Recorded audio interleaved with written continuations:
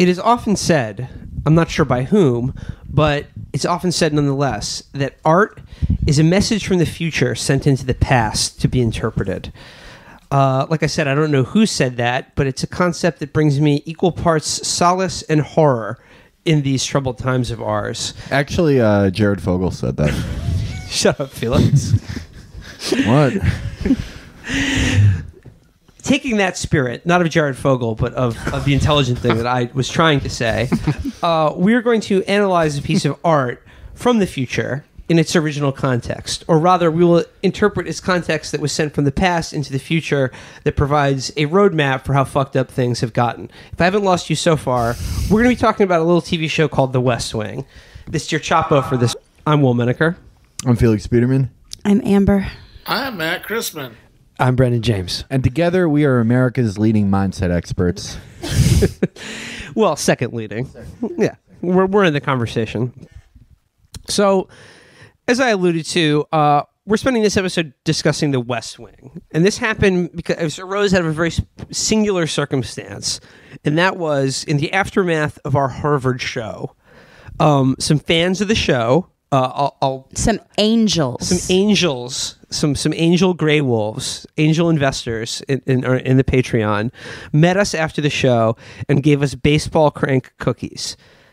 Yes, the cookies were delicious, but they also packed a powerful punch of THC related product and chemical. They were weed cookies, folks, and they had frosting to look like the baseball crank, and they were great. And they absolutely did the job. And Virgil just ate them like they were cookies. He did not know they were edibles. We did not tell him which is... Wait a second, Brendan. I feel like we shouldn't have to, though, when they handed them to us. Brendan, you told him, right? They stank I told him of multiple weed. times. They stank of delicious stank. And he was like, these are very good. Cookies, this is a classic dessert. Yeah. But then he had the greatest, most sitcom reaction I have ever seen anyone have after he'd eaten them. And oh no! Oh no! Ooh, this isn't good. And it was so perfectly cartoonish that I thought he was doing a bit. Yep. But then he was like, That's no, just I him. honestly didn't know. And it was so funny that it transcended laughter. Like, I couldn't laugh at it. I just had to say, that is the funniest thing I have ever seen. It was also true that I had one, and I'm just apparently completely drug proof because they did nothing. Like, weed has never done anything to me. You'd make a great narc. You'd be a wonderful That actually proves that Brendan is a cop. Exactly. Shit. Well, as I said, we were gifted these incredible cookies after the Harvard show.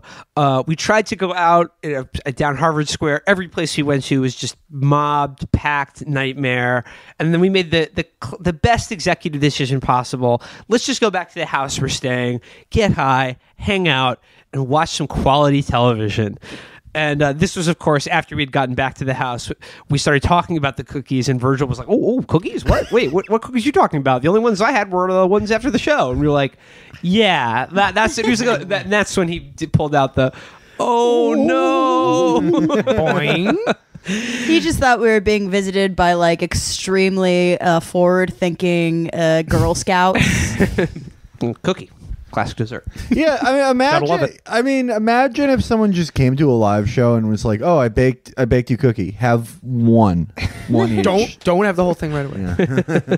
Oh, that's normal. In our celebration, we decided to watch The West Wing, Which I had never seen a single episode of. Me neither. But me and Matt are experts.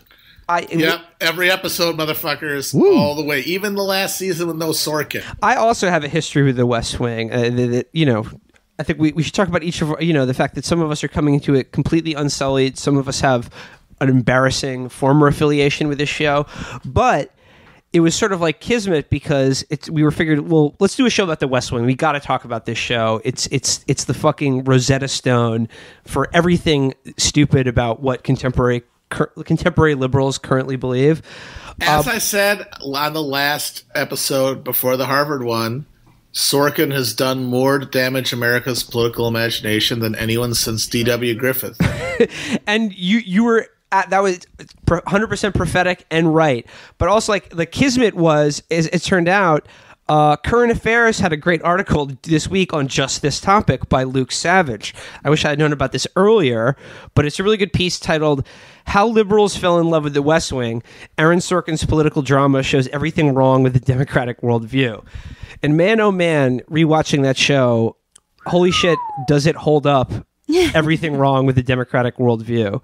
And it was sort of like, this show first came on TV in 1999 in the sort of twilight of the Clinton years, and then transitioned into the George W. Bush administration. And I remember when this show was first on TV, I loved it. It was appointment viewing with my mom and dad. It was like family TV time, watching The West Wing. And then George Bush became president, and I lost, like, I stopped watching the show because I was like, some part of me was just like, this is liberal fantasia. We can't delude ourselves in this world anymore. A little girl has lost her faith in democracy. I can't keep lying to myself that like people I like are in charge.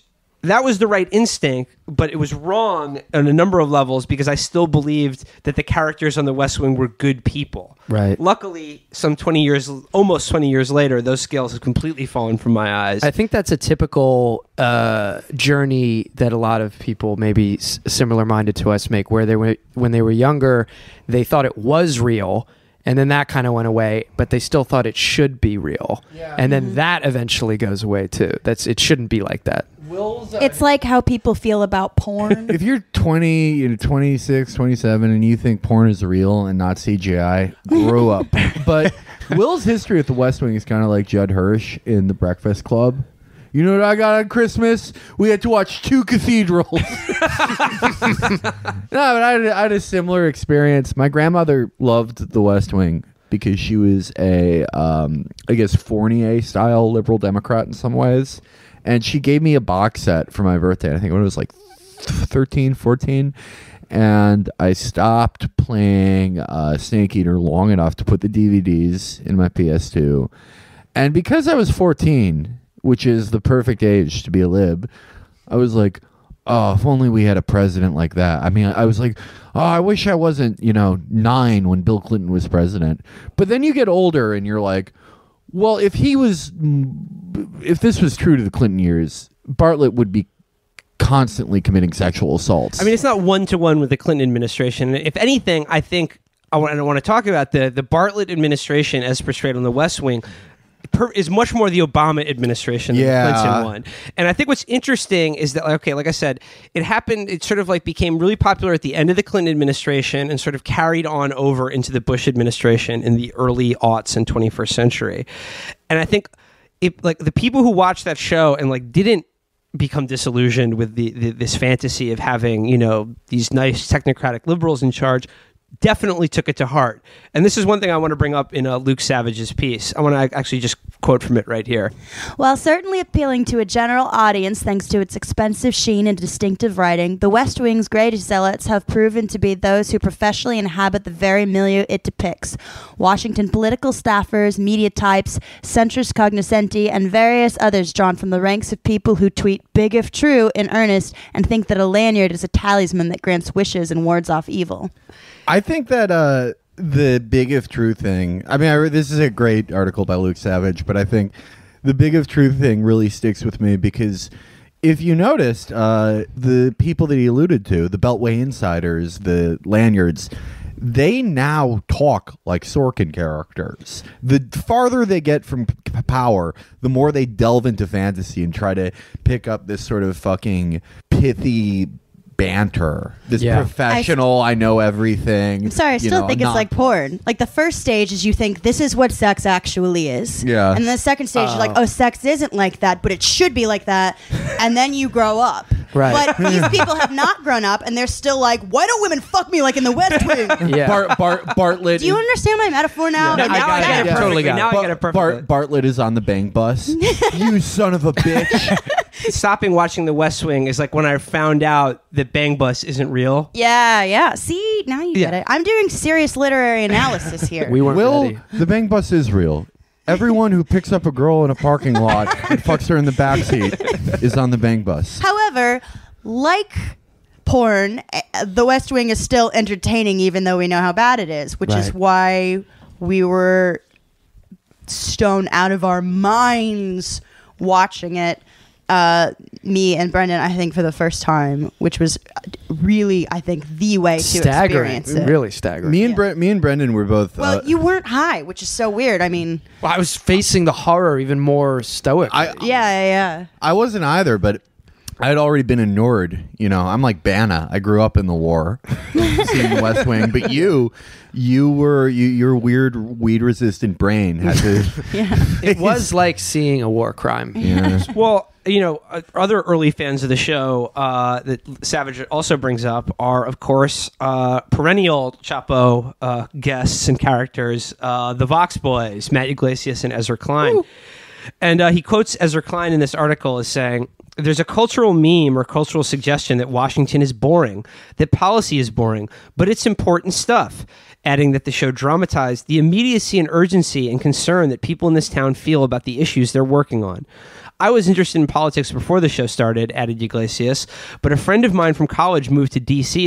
at the same time as me after graduation, and we definitely plotted our proposed domination of the Capitol in explicitly West Wing terms.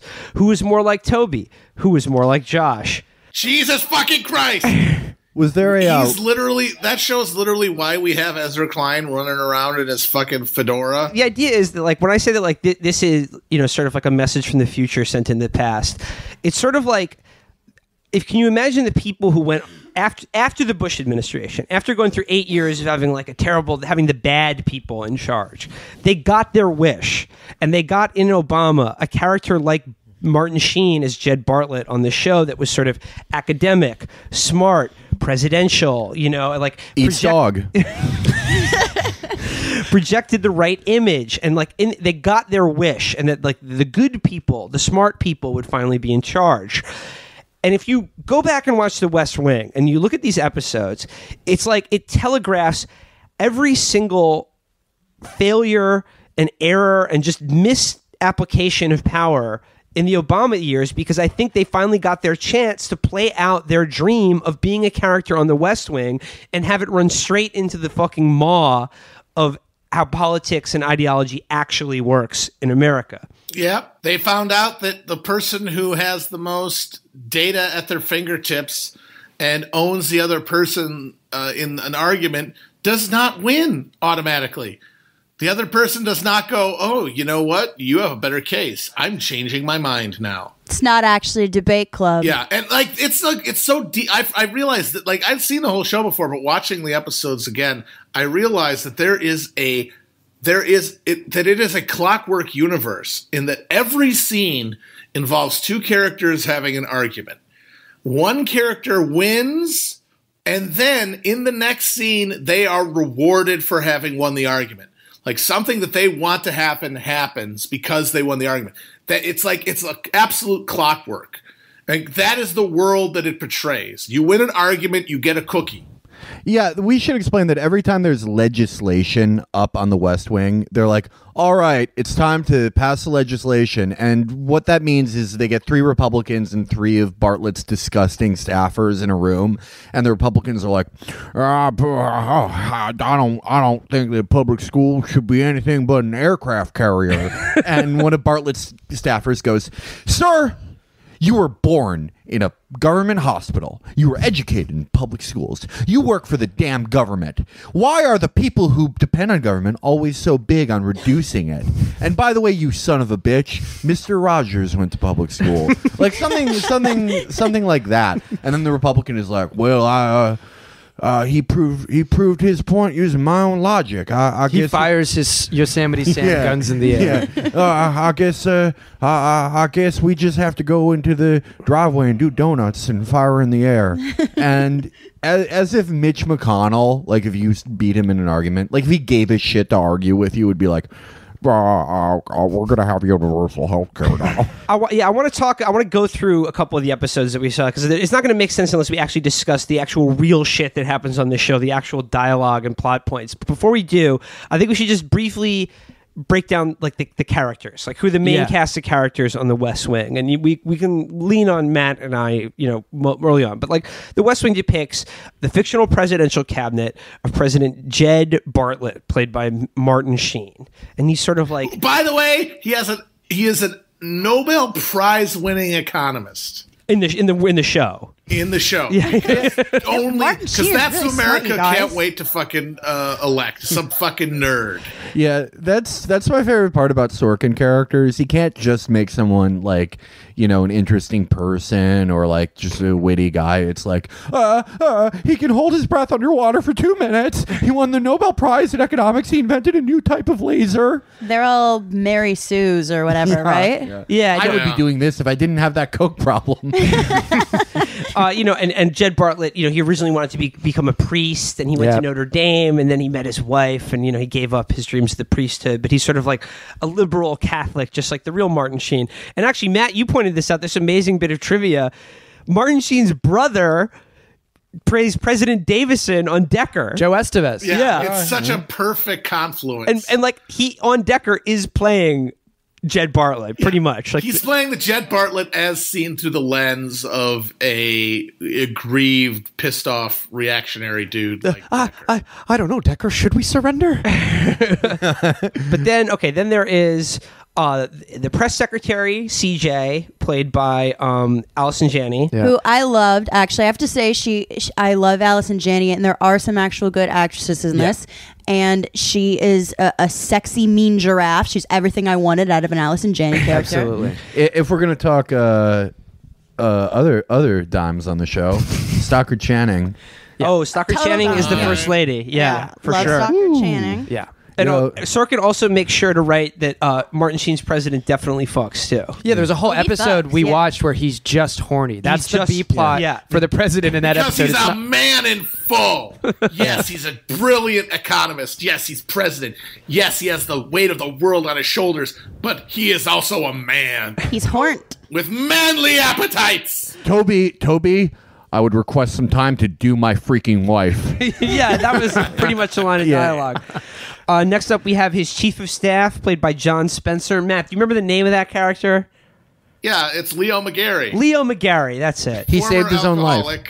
Yeah, former alcoholic, former labor secretary in a previous Democratic administration. And at one point, when Jimmy Smits is the Democrat who runs after Bartlett's 2 terms is up, his vice presidential nominee. Oh, okay. So, which is an insane thing that would never happen. A fucking chief of staff being the vice presidential nominee, but never mind. Next up, we got Deputy Chief of Staff Josh Lyman, played by Bradley Whitford. You got huge asshole. Yeah, probably the most insufferable character. Yeah, he's the Rom character. No, John Larroquette is the most insufferable guy. He's not like a main character. He's just not one on episode. There that much, like though. he's you watched. Okay, like, but he really sucked all the air out of the room. He really chewed on the scenery. He's very Oberman. If there's an Oberman movie, he's very he could play Oberman. it. Yeah. Rob Lowe is head speechwriter, like head of communications. Huge prick. Sam I think he's supposed to Seaborn. be like George Stephanopoulos. Awful asshole. Wait, there's one more character, and that's Toby Ziegler, played by Richard Schiff. Huge asshole. Oh my god, awful. I hate Toby so fucking much because he's the guy who's like the curmudgeon. He's always yelling, but that's because he cares so goddamn much. But what you find out over the course of the show is that the things he cares so much about are bombing the Middle East and cutting Social Security. There's an entire episode halfway through the run where it's nearing the end of Bartlett's second term, and it's all about Toby saying, look, we have a limited time left. We have to be courageous. We have to do what's important. We have to do what this country needs. We need a Social Security Reduction Commission. And he spends a whole episode trying to get together a bipartisan coalition to cut Social Security because it's going to collapse. He's a huge shithead, and I hate him. He could be one of the most repulsive characters, sort of stealthily the worst one. They're all pretty bad from what I saw. And the least annoying is probably Charlie, who is A, the only black character, and B, a fucking butler, basically, for the president. Oh, yeah. And he's the least obnoxious, mostly because he doesn't have any, like, shitty policy to get super self-righteous about. Oh yeah, Dule Hill is Charlie, who's like the president's like body man. He's the Reggie Love character, right? Yeah. wasn't that Obama's? Yeah, this is Obama's guy. It was his dog catcher. This is the guy who wrapped Obama's turbans. So that's the main cast of characters. It's like, it's the West Wing of the White House, and like every day, every episode, it's like, they're breaking down like there's policy, there's procedure, there's the ins and outs of government. Walk and talk. Walk and talk. That was the signature move of the show, and because it's written by Aaron Sorkin, and he left the show around like I think the 4th or 5th season, but he has the writer's credit on all but I think one episode of this show.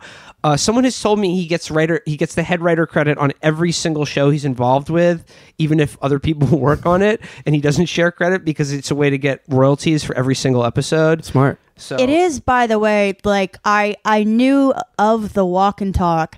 I did not know that his entire approach to trying to make what was essentially an office place, seem like dynamic and active was just never stop moving the camera ever. You got the dolly. Actually, use it. It gives you vertigo after a while. It's insane and it's ridiculous. Yeah, if you've ever wanted to watch GoPro video of somebody in an office, it's like the Naked Gun intros with the siren going through like a women's shower and like a family's house. Well, gotta keep it fast paced. Gotta keep it moving. Gotta keep it. The country's at stake. Gotta keep it. Every character on this show, like, and every line of dialogue is just a stage on which they can demonstrate their superior knowledge of statistics related to OSHA and the Department of Labor or just anything.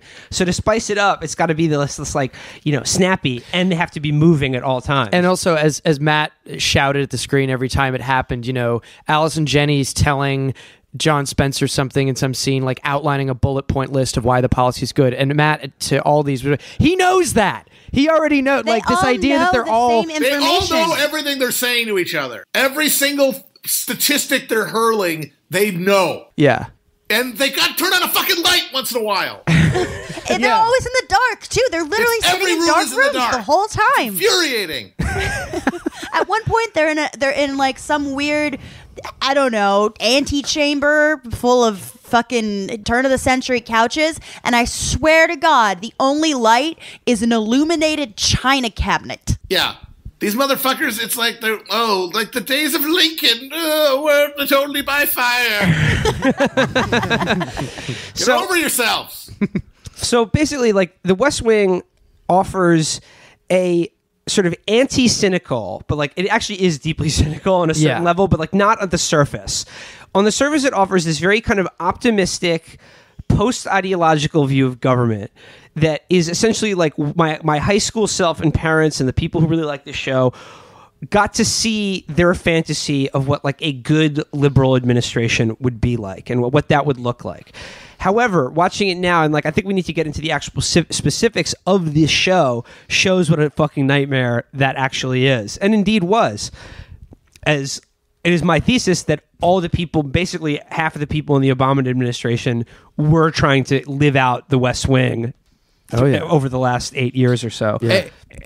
So in the first episode we watched, the premise is that a Republican, like sort of pre-Tommy Lahren and Colter, goes on cable news and debates with Sam Seaborn. And before we get on, the anchor is like basically saying what Aaron Sorkin says to every woman, where he's like, all right, don't try to know too much. You're on your period, by the way. You can't do math, you dumb bitch.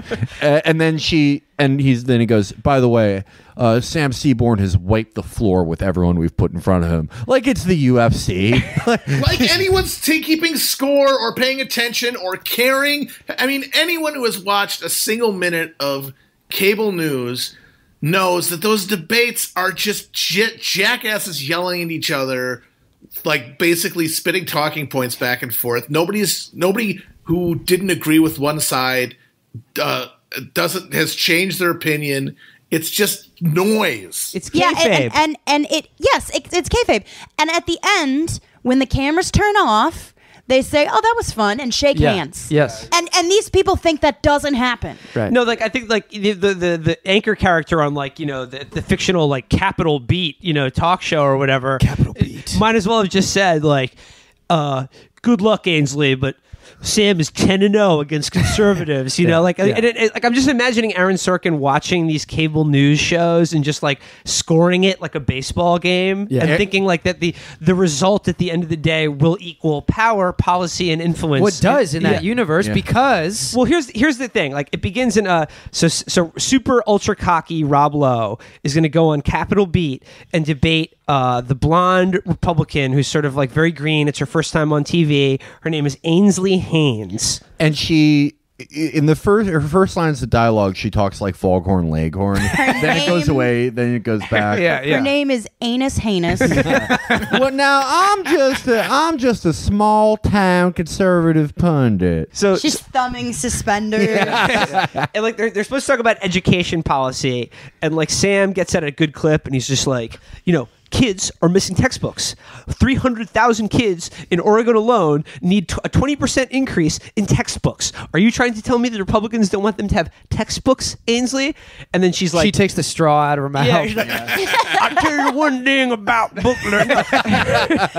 So then, like, it seems like she's going to fuck up. But then... Oh, this is what we call in old school a reversal, because she absolutely dunks on him and just like, you know, rat-a-tat-tat, just fires off even more stats and even more logic at him, and he's trying to get a word in edge. Ainsley, and she just doesn't let him get a word in, and then at the very end, she's just like, well, I may be a Republican, but I know that Erictown is in California, not Oregon, and it's like, oh shit! I mean, that's what's so funny, because that's how so many of these debates end. Because he wants so badly, Sorkin, to have a clear winner, to have somebody who is the champion of debate, and that's hard to do because like these are often irresolvable issues, and exactly and it's hard to like have a definitive winner. So they always have one of these people who is otherwise shown to be unimpeachably brilliant, just be a complete dipshit about one point. And then the other person owns them on that, and then they walk away winning. And it's just he has to basically like kneecap one of the members of people in the debate in order to get the clear winner that he needs to reward in the next scene. And during, like, while the Capitol beat is going on, it cuts to the West Wing, and as Sam is, like, choking on air, Josh gathers everyone. He goes, hey, everybody, come quick. Sam's getting his ass kicked by a girl. And everyone's, like, you know, chittering and chattering, and they're like, oh, this is so great. We love to see our guy get embarrassed on TV by, you know, he's only the head of White House communications, and he's looking like an absolute dick on national television, but, you know, whatever. It's the funny thing in the Sorkin universe is everybody talks exactly the same. It doesn't matter if you're just like a far-right nationalist psycho. You'll still be like, oh, and by the way, 34,000 FEMA camps are being developed. Where is that earmark in your budget, Mr. President? That's how Alex Jones would talk in the show. Oh, and by the way... I was actually going to suggest that we do a West Wing Alex Jones. If we pull up a script, we could do it. Oh, and by the way, President Demonic Goblin... Last time I checked, the Third Amendment means that I do not have to quarter troops in my domicile. So, why don't you go to your local library before the homosexuals overrun it? So the A plot on this episode is that the president, Jed Bartlett, you know, sees this clip of Sam getting his shit pushed in by this like smart, brainy, hot Republican, and is just like tells his chief of staff, Leo, let's hire her. Yeah. I was so impressed by this 30 seconds of her that I saw in cable news and the 3 op-eds of hers that I've read. I really like the way she thinks. I like the cut of her jib. We need to be challenged. She is morally and like existentially opposed to everything my administration wants to do. But I want her on this team. But people praised Obama for that reaching across the aisle shit the entire time. And it's like, you idiot. You're playing to win. And then what does she do? Does she take her newfound celebrity and cash it in to be a $5 million a year talking head on Fox News? No, she takes $40,000 a year job in the basement of the White House. Why? Because she loves the country. She has a sense of duty. duty. Like she has a duty to help it make it great. They appear working with people who she has fundamental ideological opposition to. Yeah, by the way, because we were high and they kept saying the word duty over and over, I wasn't even high. You weren't even high. Quite silly. It was very funny. We have proud to announce that we have hired Marine Le Pen. Let me be clear. We may disagree on the humanity of Algerians, but we both love democracy. Now, I have to have dog Giro. It does tick me off when she draws the Prophet Muhammad, but that is her right. It's the prophet I was raised to worship. So another thing I loved in this episode was that Ainsley goes back to her like Republican frat house or whatever, and they're like, I'm gonna love watching you own these libs every day on cable news for the rest of your life. High five, Anus. Woo, woo. And then she's like, yeah, like, can you believe it? Like, ha ha ha. And then, like, she goes to the White House for the job interview and is, like, very indignant. She's like, I can't believe it. This administration that thinks they're better than everyone and just, they believe in the Bill of Rights, except for the Second Amendment, and just goes on at this clip of things. And then they're just like, okay, all right, fine. You're again, like we said, 100% opposed to our entire agenda, but the President of the United States is offering you a job in the White House. Yeah.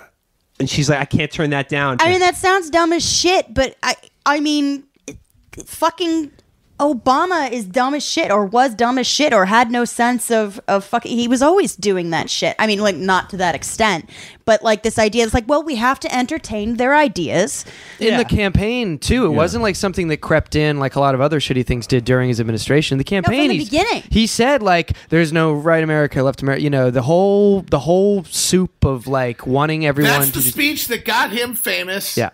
And that was the speech that made every Democrat in America fall in love with him. Yeah. And it was said at the 2004 convention, right as the West Wing was, like, ending its run.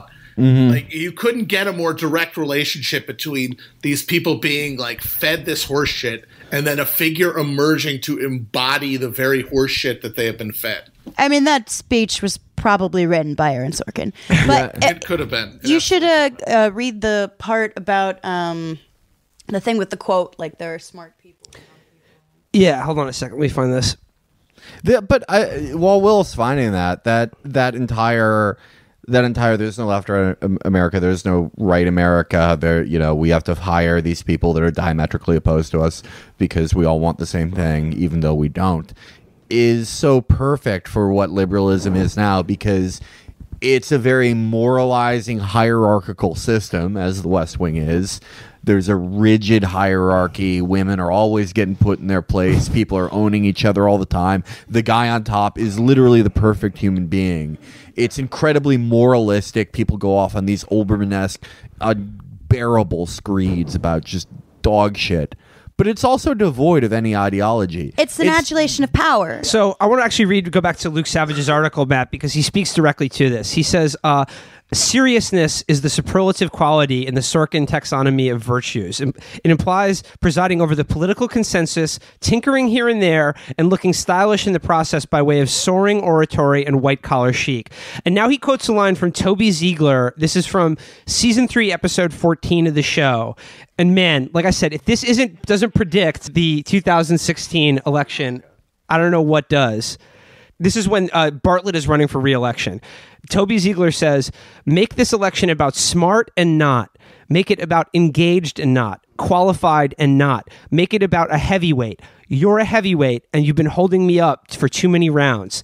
That perfectly encapsulates the attitude of Hillary Clinton's entire campaign, and the people who still are angry about, like, the fact that she was, quote, the most qualified candidate ever to run. This is Aaron Sorkin talking to you when you hear this shit. And that was in a scene, right, where it's about to be the final debate or whatever, like literally a presidential debate. Is that correct? Yeah, no, that's the thing. Okay, so, all right. So when they have Bartlett run for re-election, I think that was like, I don't remember the year. It was sometime around like 2002 or something like that. He ran against James Brolin playing the governor of Florida as George Bush. A dopey, malaprop-riddled kind of lunkhead who talked about fancy elites and how he was one of the people. And running into the last debate, they're like neck and neck. And then there's that speech that Toby gives, and then they show the debate. And it starts with their question is that's in the air is he going to be too know-it-all? Is he going to be too smug? Is he going to try to be folksy? And the first thing he says is he just owns the shit out of the dumbass governor of Florida. Everybody goes crazy. Josh Lyman actually yells, "Game on!" And then the very next episode is Election Day, and it is a obscene blowout. They win by like 200 electoral votes. They win like Montana and Louisiana and shit. They just destroy him. Why? And it's directly, explicitly argued in the show, because he was smarter than him in the debate. Like anything in debates matters, by the way. Look at what just happened in this election. 3 debates shitting himself. Yeah, like Remember the little Hillary head wobble when she's like, "I'm winning." Yeah. Trump is just up there like, I love Geraldo. I've met him many times. And people are like, yeah, this is fine. Well, this is what we talked about, like we were watching this show over and over again. Like I said, I had to stop watching this show when George W. Bush was president, but it is so much funnier now to watch this shit and these people be lionized and held up as like, this is what government should be, now that fucking, yeah, like you said, Matt, Grimace and the Hamburglar are literally roaming the corridors of the White House. Yeah, Sorkin should be forced to rewrite this show with the current White House. And it's just like Michael Flynn and Jason Miller just hissing at each other in the hallway. You're a fucking cuck. Yeah. I'm a solid 6 inches. 6 inches above average. Fuck you. But they're roaming a hallway briskly. Yeah. Say it. Yeah. Well, not Bannon. Bannon is like waddling. Bannon is on the ceiling, leaving behind a slime tray.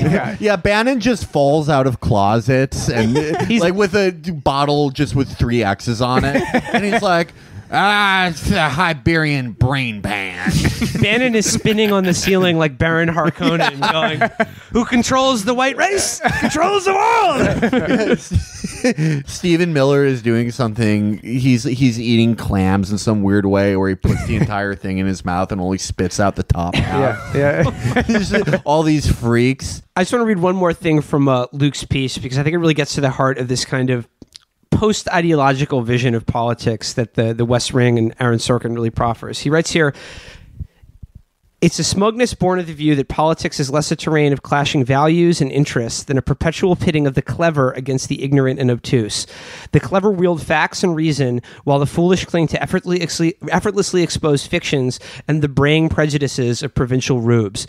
In emphasizing intelligence over ideology, what follows is a fetishization of elevated discourse, regardless of its actual outcomes or conclusions. Categories like left and right become less significant provided that the competing interlocutors are deemed respectably smart and practice the designated etiquette." Yeah. Well, I think it really speaks to the idea that the ideological hallmark of neoliberalism is that it believes it is post-ideological. And we spend so little time talking about it. It's just assumed. It's just taken for granted. But it does come from, I think, a very specific text. It comes from The End of History and The Last Man, from Francis Fukuyama. And he said, if I could just read this short bit, sums the whole fucking thing up. "What we may be witnessing now is not just the end of the Cold War or the passing of a particular period of post-war history, but the end of history as such. That is, the end point of mankind's ideological evolution and the universalization of Western liberal democracy as the final form for human government." Yep. So we've figured it out. It's all done. This is our final form. There's no longer any ideological battles. We're post-ideology. It's just people with problems, and we just need to get in a room and hash it out. It's not that we have completely different values. It's not that we have completely different morals. It's not that our ethics are diametrically opposed. It's just we need to have a debate, and it's just about steering the ship, which is clearly going the way it needs to go and will go henceforth. Yeah. You can see what a brainworm this is for liberal consciousness when you look at the last election. What was the argument for Hillary? She has the best resume. She's the most qualified. It's this vision that politics is just the ultimate version of LinkedIn. Yeah. They do. It's LinkedIn with Debate Club. Yeah. Yeah. And if you look at what they're actually arguing about on this show, it really does. It's like you get that late 90s vibe of like, well, what are we actually doing here? Yeah. You know, we are just polishing the brass. Like they spend an episode talking about like ergonomic OSHA regulations. Yeah, they're polishing the brass on the Titanic. Yeah. There's also one of the last ones we watched. There's some B plot where a Pennsylvania senator has been voted out because of a nuclear test ban treaty or something. Yeah, it's the people, the voters in the Pennsylvania election, like every cast member of Banshee is like, you voted wrong on the nuclear policy treaty. And then the setup here is it's a lame duck session of Congress, and Toby is doing a full court press to get this nuclear test ban treaty passed. And like the former Democratic senator of Pennsylvania has been voted out. He's always been applied because of his support for this test ban treaty, what people, so people in fucking Fayetteville are really concerned about. Yeah. Lucas Hood is canvassing about it. And he meets with Toby and he's like, yeah, you lost a vote. You lost my vote. And Toby's like, what? I don't get it. You've been a longtime supporter of this, and your opponent, is you hate him. And he's like, yep, absolutely right. And if he gets on the Foreign Relations Committee, I pray for all our souls. But I can't vote. I have to abstain on this. I'll do whatever you say, but I can't vote yes on it. And they're like, why? And he goes, because I respect the voters in my state. They voted against me because of this treaty, so I cannot in good conscience vote for it during a lame duck session, sir. Meanwhile, you have the fucking state government in North Carolina like trying to reduce the number of judgeships so that the new Democratic governor can't fill them. They never get to a moral argument either. They're just like, here are some facts. Well, here's some other facts. Well, here's some other facts. They're never like, what you want is evil. People will be sick. People will die. The morality is saved for the meritocracy points. The meritocracy and the reverence of authority. It's the only thing they believe in. And norms and tradition. It's this liberal fucking obsession with power. They're obsessed with it. It's the only thing they respect. It's their god. And that type of adulation of power that Amber just mentioned, you see how ill-equipped it is once the pretty long reign of general power that the Democrats had in the American system ended.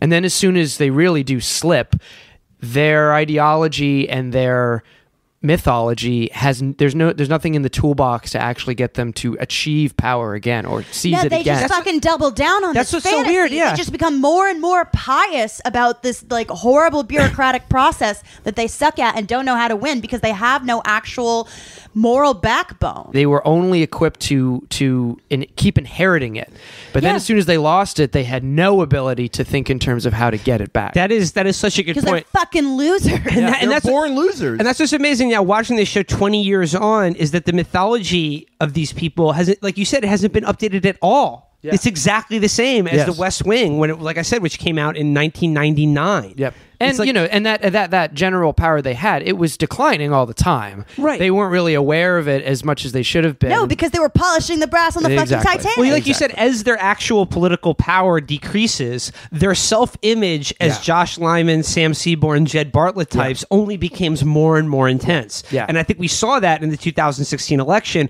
which disastrously the Clinton campaign did try to make about qualified or not, smart or not, and they paid for it, and now we're all paying for it right now. But like, here's another great example from the show about like the Pennsylvania senator of like these things that happen, like these conflicts that come up and then are instantly resolved through goodwill or just respect for American institutions. On one of the episodes, there's a general. He was a cigar chomping, hard ass. Yeah. And he's retiring, but right before he retires, he's going to go on the morning shows and slam the weak national security policies and military defense spending cuts of the Bartlett administration. Like a Democrat would ever do that, by the way, would ever cut some military spending. Yeah. So and also like even the military at this point is like, we have enough things. Yeah. Like IRL, they're like, no, we got a lot of shit. The CJ, Allison Janney's character, is like, get me that general. Bring him to my office. He calls Allison Janney kitten. That's how you know he's bad. Yeah. Listen up, you bitch. and first the general sends his aide de camp or whatever, and Allison Janney's like, who are you? If you're not the general, I don't want to talk to you. And he's like, well, general sent me, ma'am, and he's just not very happy. And she goes, you tell general that he's a coward. And then he goes away, and then the general like comes back, of course, because if you call a military man a coward, he's gonna, say it to my face. Yeah. Say it and to he the back uniform. and he's like, "You stupid gash! We need enough tanks to stack higher than the Eiffel Tower so we can beat France." He was like, "I was playing Martha and the Vandellas into Manuel Noriega's compound while you were eating box at Vassar." I was perforating Iraqi 17-year-olds who were running away from us. Don't tell me about courage. And they had this whole back and forth or whatever where she's just like, with all due respect, I think what you're doing is a cowardly move to do this to the commander-in-chief or whatever. And he's like, "I don't respect you," whatever. And then she's like, "With all due respect." Yeah. Because she never breaks respect. It's like, you don't need to respect these people. So, like, this conflict isn't resolved. He's like, "I'm doing it." And she's like, "All right, fine. Like, but like, you've lost the White House or whatever." So you think that like, okay, this show does set up, okay, like let's say this is an intractable political problem, like the entrenched military industrial complex. And let's say a hypothetical Democratic president who would like to reform and maybe spend more money on schools and healthcare. It gets to the end of the episode and CJ goes into the Oval Office with with Bartlett and goes, "Sorry, sir, General, Buck Turgidson is going to slam you on Meet the Press this weekend. I couldn't get him to stop." And then Sheen just goes, "That's okay. Let him say what he wants. He fought in a war that I wanted no part of. I think he's earned the right to speak his mind on television." I didn't want to go to Grenada. I was too afraid. But like, he's talking about Vietnam again. Are we, why is that a good thing? You know what it is? It's when they go low, we go high. Yep. He's like, the general, if he's going to go low. He earned that ear necklace. Yeah.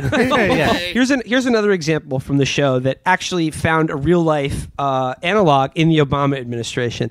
I watched this one today to prepare for the show, but in one of the B plots, it's Josh Lyman and his Republican friend, who's like a Republican senator or congressman, who's coming to the White House to just talk shop with him. And another one of these, let's sit down and have a beer and hash it out. And they literally sit down and have a beer at the White House. And the issue they're talking about is gay marriage and whether like there will be federal cover for Josh is like, "Look, we already threw it to the states. That's fine. We're just, you don't need federal cover to define a marriage as between one man and one woman." And the guy's like, "Yes, we do. And this bill's coming for a vote. And the president's going to sign it." And then Josh goes, but you're gay." And he's like, "That's right. And I'm a Republican, and I believe in the Republican Party." So they have a late night beer summit at the White House. And Amber, it's exactly what you said. Like, there is no morality here at play. It's just this intellectual chess match where at no point does Josh just say, "Of course we're against fucking religion. These are people's lives you're talking about, you asshole." Right. And the guy goes, "I believe in 95% of what my party believes in. I believe in strong national defense, balanced budget, limited government. That's more important than my personal life." And he says what is essentially one of the dumbest lines I've ever heard. When he asked Josh, "Ask the question. I know you've been wanting to say it this whole time. Just ask it." And Josh goes, "How could you belong to this party?" Not like, what's it like to be gay? That's weird. No, it's like that's the most obscene question, is questioning his party or sense of loyalty to the party or whatever. And he goes, "Josh, all you anti-gun people, I've always wondered, why don't you just join the NRA en masse? Then at the next meeting, you could have a vote, get rid of guns." And I'm like, what? It doesn't work like that. Yeah. You could look, if black people just join the KKK en masse, right, and they're just gonna carpetbag hardcore. I'm pretty sure. No. I'm joining NAMBLA to reform it. I'm pretty sure the bylaws of the NRA would prevent any such vote from ever happening in the first place. Yeah. Why would they have a vote? They would just not let you in the NRA. All right, this is our annual ceremonial vote. Do we take away the guns or keep them? I don't know why we do this, but it's Charlton Heston actually invented it in the deepest throes of Alzheimer's, and we have to respect his wishes. We do it every year. Guns win every year. Sure hope no one enlisted in the last minute. Bunch of libs. And the final hubris of this worldview is that, of course, Bartlett's triumphant foreign policy achievement over the course of the show is that he solves the Israel-Palestine conflict. Yeah, spit Oh Because my God! if you have people in a room together, because that's the fantasy it always has been of the people who pretend. They think the that president is Mary America is some fucking sort of Poppins. honest broker in the Middle East. Is that if we just get everybody in a room together and just like point out what their real interests are, we can get them to agree to something that's mutually beneficial. And of course, if you believe that, you're going to create a world where Jed Bartlett can roll into Mesopotamia and be like, hey, what's all the fuss and fighting about? Have you guys, hey, Hamas, those are some pretty bad post hoc ergo propter hocs you're using there. And then they all drop their guns and he fixes the Middle East. Matt, can you explain to me and to the listeners the most incredible plot twist in the show that I never got to? Not even plot twist, just plot point regarding the Supreme Court nomination. Oh, God, it's so good. All right, so at one point, Bartlett has 2 Supreme Court vacancies. I think like one person retires and then the other one dies suddenly. So jackpot. You can reshape the court for a lifetime. Right. But the thing is, I mean, not really, because he does have restraints because he's like Clinton in that he has a Republican Senate. So it's like he has to consider the desires of the Senate. And he has his heart set on this firebrand liberal jurist played by Glenn Close. He wants her on the court. But she's a outspoken liberal, and they've said they're never going to let her on. And so they give him this list of like more mediocre justices who are not as outspokenly liberal as her, but also not as accomplished or brilliant, but who could probably get confirmed. And he's like, this is boring. This is not inspiring. This isn't why I got into politics. But then at some point, I don't know why he shows up, but William Fincher plays this guy who's basically the opposite of Glenn Close, and that he is a brilliant, extremely accomplished jurist who's super, super conservative. And there's a scene where they're debating, and of course it's sparkling. It's just the fucking sparks are flying with all this intellectual firepower. And finally, Bartlett makes the decision that he's going to nominate them both to the Supreme Court. And that because he's giving the Republicans a conservative, they will let him put on the liberal. And it's like, it doesn't matter that this guy has insane retrograde views and he would masturbate to juvenile executions if he could. He's fucking brilliant. His insane fascist opinions are going to be written with such razor-sharp prose. Which is, of course, what real-life liberals always said about Scalia when he was arguing that you should be able, to, drown your child if you think they're a witch. That his fucking opinions were so fucking smart. How long was fucking Scalia in the ground? Yeah, it was a while. And Obama sort of did the Bartlett and was like, oh, well, if I put up a moderate judge and you vote against them, all the voters are going to see that you're just obstructionist. Yep. And Mitch McConnell was like, fuck you. It didn't matter. Yeah. He was like, well, I'm gonna do it somewhere down the middle, and we're all gonna agree that this will be a nice compromise for all of us. And they're like, no, we'd like Satan. Yeah, I mean that going back to the Israel-Palestine episode, that's sort of the perfect example of what a ridiculous worldview there is. Like, you have this one side that's like, well, we got our land taken. We're routinely murdered. Like, every few years, you just strafe us with fighter jets and blow us up. And the other side is like, well, we're a harsh ethno-state that will resort to espionage for population transfer. Not even strictly Jews anymore. Just anyone that's white to outbreed the Arabs. And the idea that a Rhodes Scholar guy comes in there and he's like, all right, well, you two actually have a lot in common. Yeah. It's just so... Which actually don't pay attention to the fact that my fucking country is arming one side in this fucking massacre. To the teeth. Yeah. Yeah. But I think that one of the reasons that they have this delusion, the show does, is because of its fundamental misapprehension of conservatism. Because most people didn't get to the last season. I fucking watched the whole goddamn thing. And in the last season, Jimmy Smits, running to replace Bartlett, plays a Latino Texas congressman, not even a senator, a congressman, who kind of upsets a bunch of more establishment figures in kind of an Obama-esque way to get the nomination. And he runs against Alan Alda, who plays a libertarian senator from California who is a admitted atheist and is pro-choice. Also divorced. I guess I don't remember that part, but like I remember every character. The is idea divorced. that a Republican Party would ever nominate someone like that is genuinely insane. And then in the election, it's a very close race, and Jimmy Smits just squeaks it out. He wins Texas. The Republican wins California. Totally reasonable expectations. And then in the crowning achievement of the show, the last episode, the perfect cherry, Jimmy Smits decides to nominate his former opponent as Secretary of State. You know that, like, in the original draft, they were like, "What if they were co-presidents?" What if President Jimmy Smits takes a special pill developed by the Pentagon to become gay, and they get married, but it's actually not recognized in California as a compromise with the Republican Party?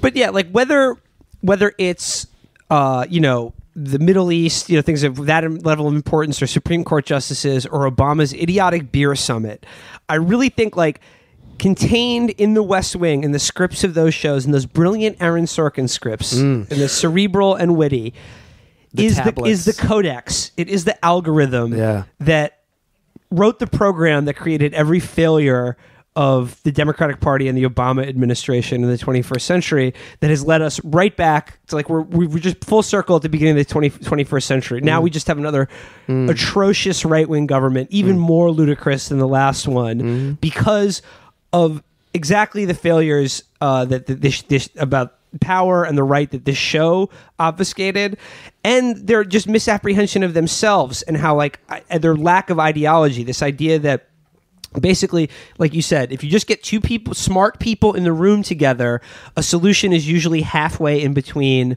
what they actually believe. This idea that there aren't any like really intractable political problems in our society.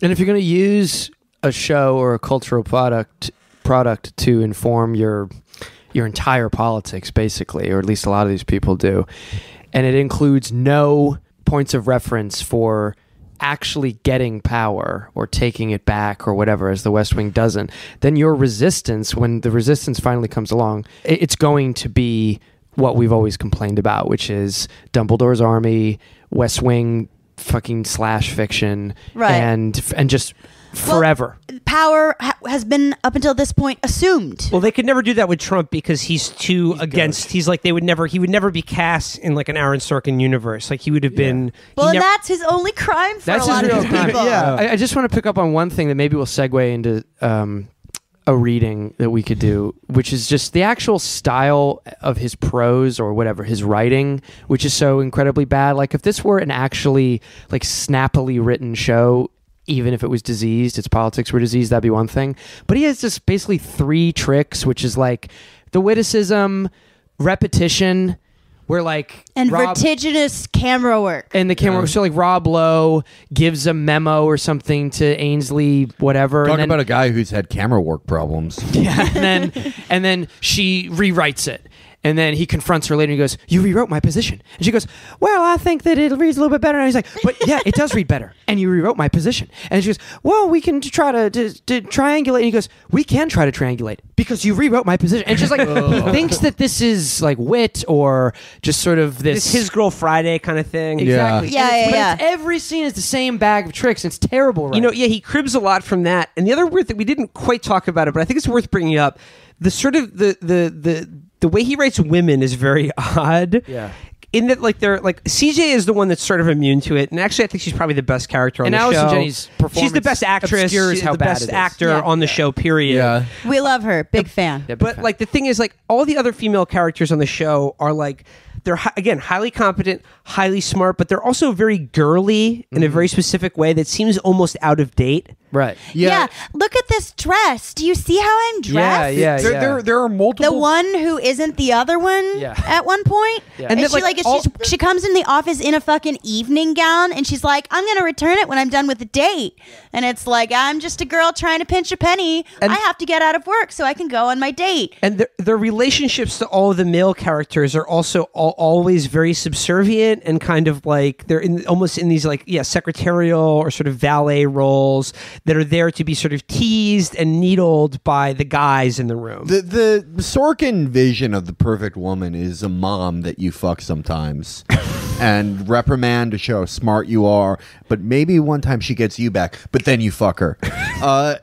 Multiple times in the show, female characters just have what I can only describe as sort of hysterical breakdowns because they have to do too much work. I mean, the Allison Janney, yeah, the Allison Janney character, who's like the most like together, like no bullshit, you know, actually witty character. Like at one point, like when they hire Ainsley Hayes, she hates it, which is the correct opinion. But she's like, I'm screaming! I need my laudanum right now! Yeah. I'm in hysteria!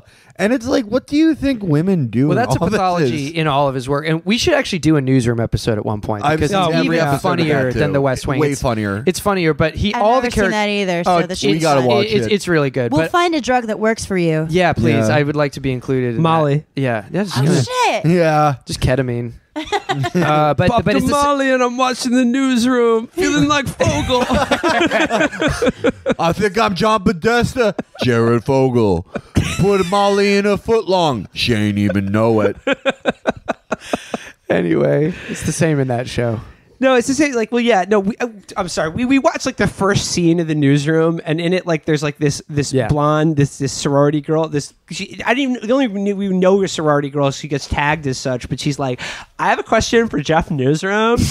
Why do you think America is the greatest country in the world? And then immediately he's like, America is not the greatest country in the world. We are 39th in education, 57th in child mortality. That's behind Estonia, by the way.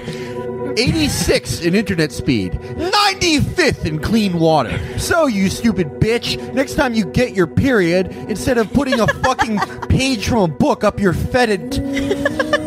Try reading that and using a tampon instead. Go fuck your vapid football player boyfriend, you piece of shit. slight exaggeration, but I could really. That's what it is. I could really basically. jump I want to in. watch this show. No, we have to watch it, but we shouldn't get too. We shouldn't reveal all the secrets of that Yeah. different project.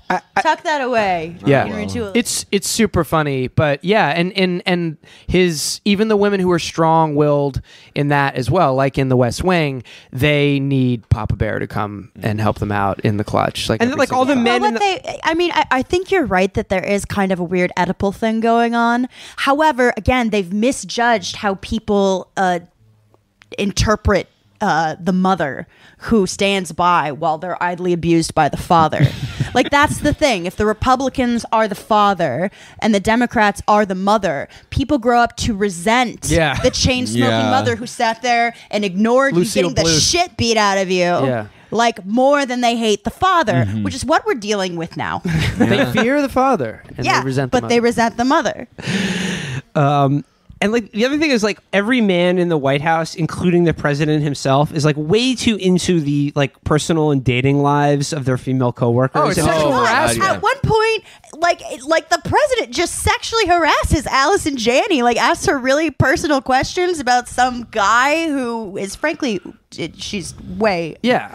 way hotter than. It's a press secretary, or it's a reporter, and she like has some dance with him. He's like, "You're trying to bang this dude, or what's going on?" Yeah, and it's just like that's sexual harassment. That's the one thing that Trump does I don't do. even know who she would report to. Who's HR? That's the one thing that's the one thing Trump picked up from the show. He's like, say anything about it. I'm gonna ask Sean Spicer who he fucks.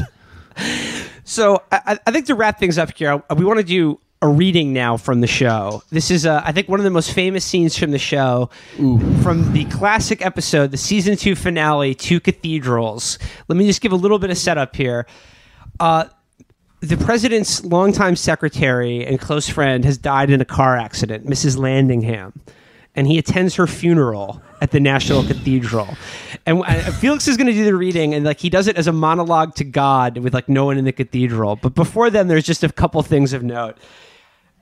It's a beautiful So service. this woman old as hell. Yeah, she was And only I also- 90. Super We also mad that we she also watched died. it out of order. So we saw the episode where she dies, and then we watched other ones where she's still alive. But I thought she was a ghost walking around the White House. I'm like, wait a minute, oh my god, this is some kind of. You're like, no, she's not dead. That's a Sorkin thing. He loves ghosts. He does. He does. He love does ghosts. love ghosts. He's like, oh, it's gonna be like Shakespeare. I'm like, Shakespeare, there's Yeah. ghosts. There are a lot of ghosts in Newsroom. You will see. He does talk to Mrs. Landingham's ghost at the end of the episode. Like the crisis is he doesn't know know if he's going to run for re-election because he's been diagnosed with MS, and like that's the Sorkin's version of a character flaw. Is a fatal illness. Yeah, a disease that he has no control over. So okay, right after there's just one thing right after the funeral where Leo, his chief of staff, says to the president to console him. And again, this is Sorkin's weird writing and like weird idea about like gender and stuff. Like this is like it's one thing to say he doesn't know or talk to any women, but he also clearly doesn't have any male friends. Yes. Oh yeah. So it's like the president's best friend. This is what he says to him to console him at a woman's funeral. This is a respectful thing to say of a woman who's literally in a casket. As you're watching him right now, he goes, "Mr. President, she was a hell of a broad." I'm sorry for your loss, Commander-in-Chief. She had some capital city knockers. She had gams for days, Mr. President. Wait, so one more thing. After he has like the Oval Office ghostly encounter with Mrs. Landingham, where he decides he is, damn the torpedoes, damn my MS, I am going to run for re-election. Oh yeah, The Hillary Protocol. Because he goes to the National Cathedral and goes, "God, I feel great." Yeah. No, but like there's a hurricane hitting Washington, and he walks out of the Oval Office into like sheets of rain. And they're like, "Mr. President, there's a press conference waiting for you." He's late and walks into a full press conference of the national media, soaking wet, eyes wild, like hair messed up. And they're like, "Mr. President, is everything okay?" And I was just thinking, like, in what world? Wait, no, you forgot. Also, they asked, "Is Mr. President everything okay?" And he's like, "Could you repeat that?" And then there's like a 30-second pause. He kind of smiles like to himself, looking in the distance. And we were joking watching this scene, like there's like a 30-second pause. The leader of the free world is soaking wet. The Dow is just plummeting. Like Goldfish are spinning in the bowls. Instantly crashing. China is taking Taiwan. Yeah. But like in Aaron Sorkin's world, like this is just really like that wily fox. Yeah. He's just, Jeb Barton knows when to hold them, but he's got an ace up his sleeve, and it's just like, dude, this is you're a madman. Like what the fuck? And his answer to the question was, "I ain't feeling no ways tired." And the Dow doubles after that. He's like, "Oh, thank God." To close out the show here, I want Felix now to play the character of President Bartlett. We made him wear a black turtleneck. Yeah. He's got mood lighting. He's got a spotlight on him. He's sitting on a stool in the middle of a stage. So this is Jed Bartlett's famous monologue to God from the episode Two Cathedrals of the West Wing. Felix, Jed, Mr. President Bartlett, take it away. Hey, what the fuck?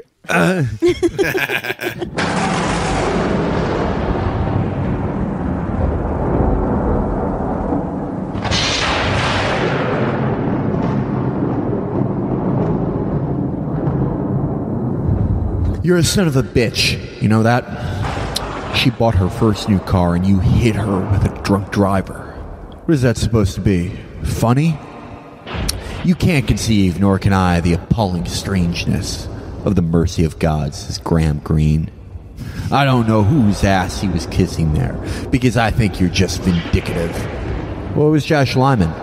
A warning shot? That was my son. What did I ever do to yours but praise his glory, praise his name? There's a tropical storm that's gaining speed and power. They say we haven't had a storm this bad since you took out that tender ship of mine in the North Atlantic last year. 68 crew.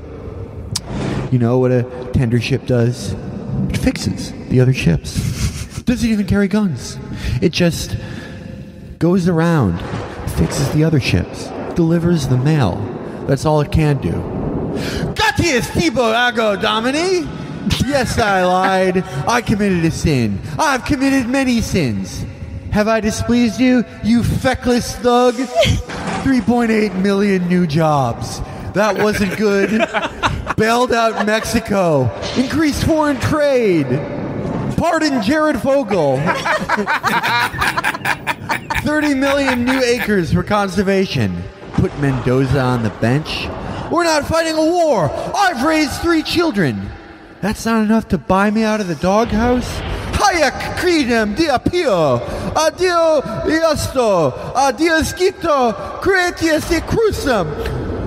Tortus in terra servus, nuntius fui, officium perfeci, cruciatus crucem, crucem, gambete, ping pong, pizza, racismo, perfecto. You get Hoins. And go to stamps.com if you fucking hate going to the post office, sir. Then right immediately after his Latin soliloquy, he lights a cigarette in the National Cathedral, takes one drag, drops it on the floor, and just steps on it and goes, Bartlett out. By God, you feckless thug, you asshole. Imagine if Obama did that. Oh my God. Like he's smoking in the National Cathedral. There would still be Breitbart articles about it. Yep.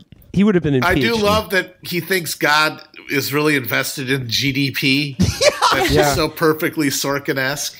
Yeah. Like God's like, ooh, wow, unemployment is down 2.5%. I guess he will go to heaven. Even in his fantasy, God is a bureaucrat. Yep. Yeah, like God is like, well, he did reorder the organization of the Import-Export Bank, so I think I won't kill a 90-year-old woman. It's like, oh, President Bartlett has created 3 million new bullshit jobs in America at the expense of 30 million lives elsewhere in the world. Good job, sir. So, like I said, I think that little soliloquy to God there is the perfect bit of West Wing lore, the perfect bit of Aaron Sorkin writing, because it reflects like how a liberal sees himself in the universe. Just sort of ranting at God and being right, goddammit. Yep. Yeah. Narcissistic personally, but cynical about humanity. I think actually Virgil had the best line when we were all watching this. Like Netflix, or like when the show's in syndication, like either at the beginning or like in a crawl periodically throughout the show, so you just have like, warning, this is what libs actually believe. Yeah. So what do you say, guys? The West Wing? The Best Wing? Yeah, Best Wing. Yeah. So stay tuned for the sequel. We'll The Newsroom. We'll do a newsroom show. And we're writing a West Wing spec script, but it takes place in the presidential palace in Ankara. Cool, actually. Yeah, that would be fucking awesome. We just have to learn Turkish. I mean, the women would be treated exactly the same. Yeah, basically. by the way, Anyway, guys, till next time. Okay. You can explain the Bin Laden episode. Ooh, boy, that's a bad one. And then we'll fucking, I don't know, get to the finale of the first season where it comes back to the sorority chick. Yeah. Yeah. And then we'll go to cut to the last end of the year, end of the show. We need to talk about Jeff Newsroom. The prison dad in prison. Dad in prison. Campus and rape. the final. And then the finale. Yeah, that's it. And then the finale. Yeah, okay. Okay. It's gonna be. This may go to an hour and a half. That's fine. People love it. Okay. They're hogs. They love to sop it up like slop. Our fans are all SOPs. I'm so glad that I won't forget to edit this part out.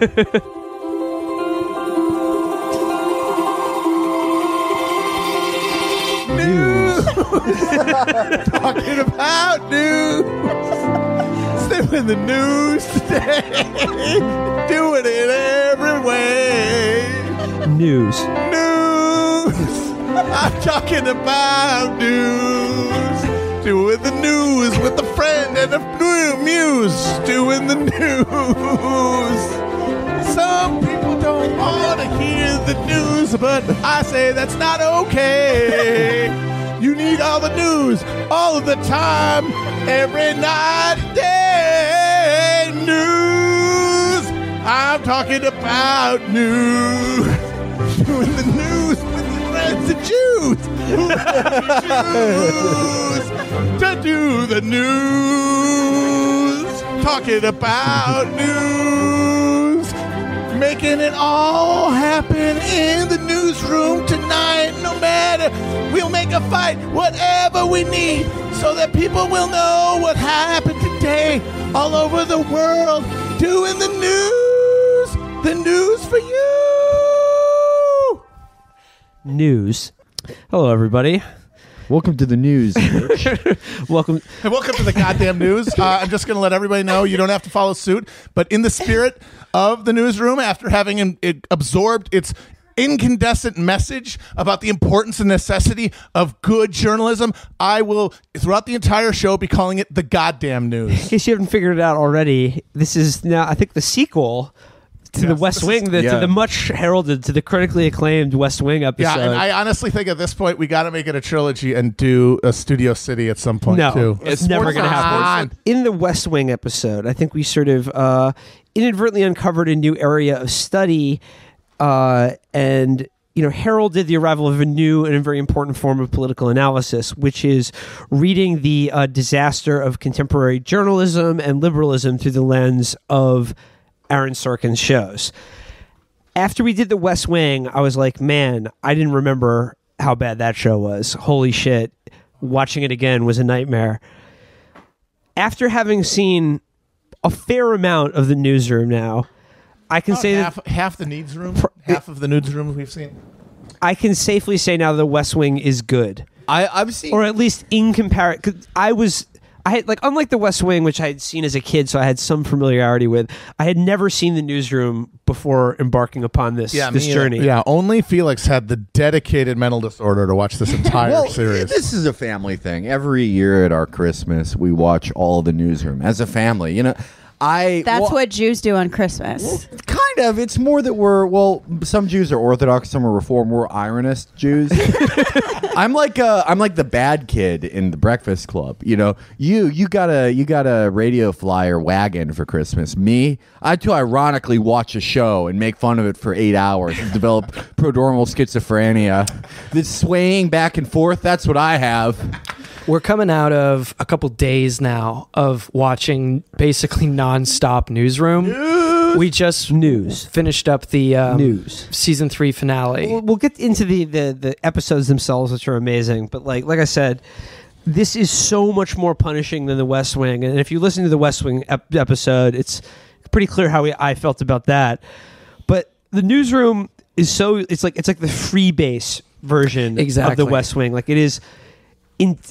Instantly and intensely, addictively sanctimonious, just treacly. It's the China White of Sorkin. Yeah, and there's one thing that actually kind of made one of the things that made me appreciate West Wing more is he got dinged really bad when that show was on for the cliche of the walk and talk, people speeding through hallways while delivering dialogue, and people like, oh boy, what a crutch, but. Newsroom doesn't have that because it's not in the wing of a building. It's literally in a room. So most of the conversations are had by people sitting or standing and not moving. And holy crap, I had no idea how much difference that makes in terms of pacing. Like those conversations just drag. They're so agonizing. But when they're walking, it works. Walk and talk works. You feel more kinetic. The bottom just falls out in this show. There's no more pretense to historical moments being designed by smart people. It's just a petty, gossipy media class. And because that bottom falls out, it's just sort of wackiness and attempts at witticisms and banter. And that's the worst, whatever you want to say about the rest of them, the worst type of Sorkin. Yeah, so the thing about the West Wing is that they wrote a world.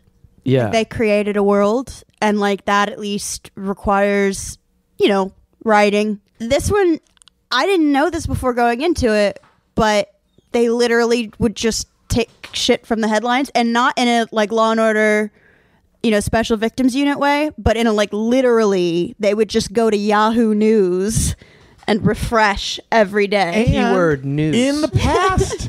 This show actually takes place in the past. The first season. Yeah, because it wasn't. They weren't keeping up with the fucking cycle. It debuted in 2012, and all of the events happened in 2011. And so you basically somebody said it's like watching the old news with the director's commentary. Yeah, it's they just didn't hire writers. Yeah, yeah. I mean, it was it's for the people who were like, oh my God, I wonder what it was like when they were putting together coverage about the Tea Party. Yeah. All this shit that you don't remember, barely care about from the last 10 years, you're just like, what if there was a sanctimonious sexist guy running around? It's worse than that. Old man who shits himself constantly. It's so much worse than that because it's like reliving the news stories of the very recent past via the medium of cable news, which is vomitous enough as it is.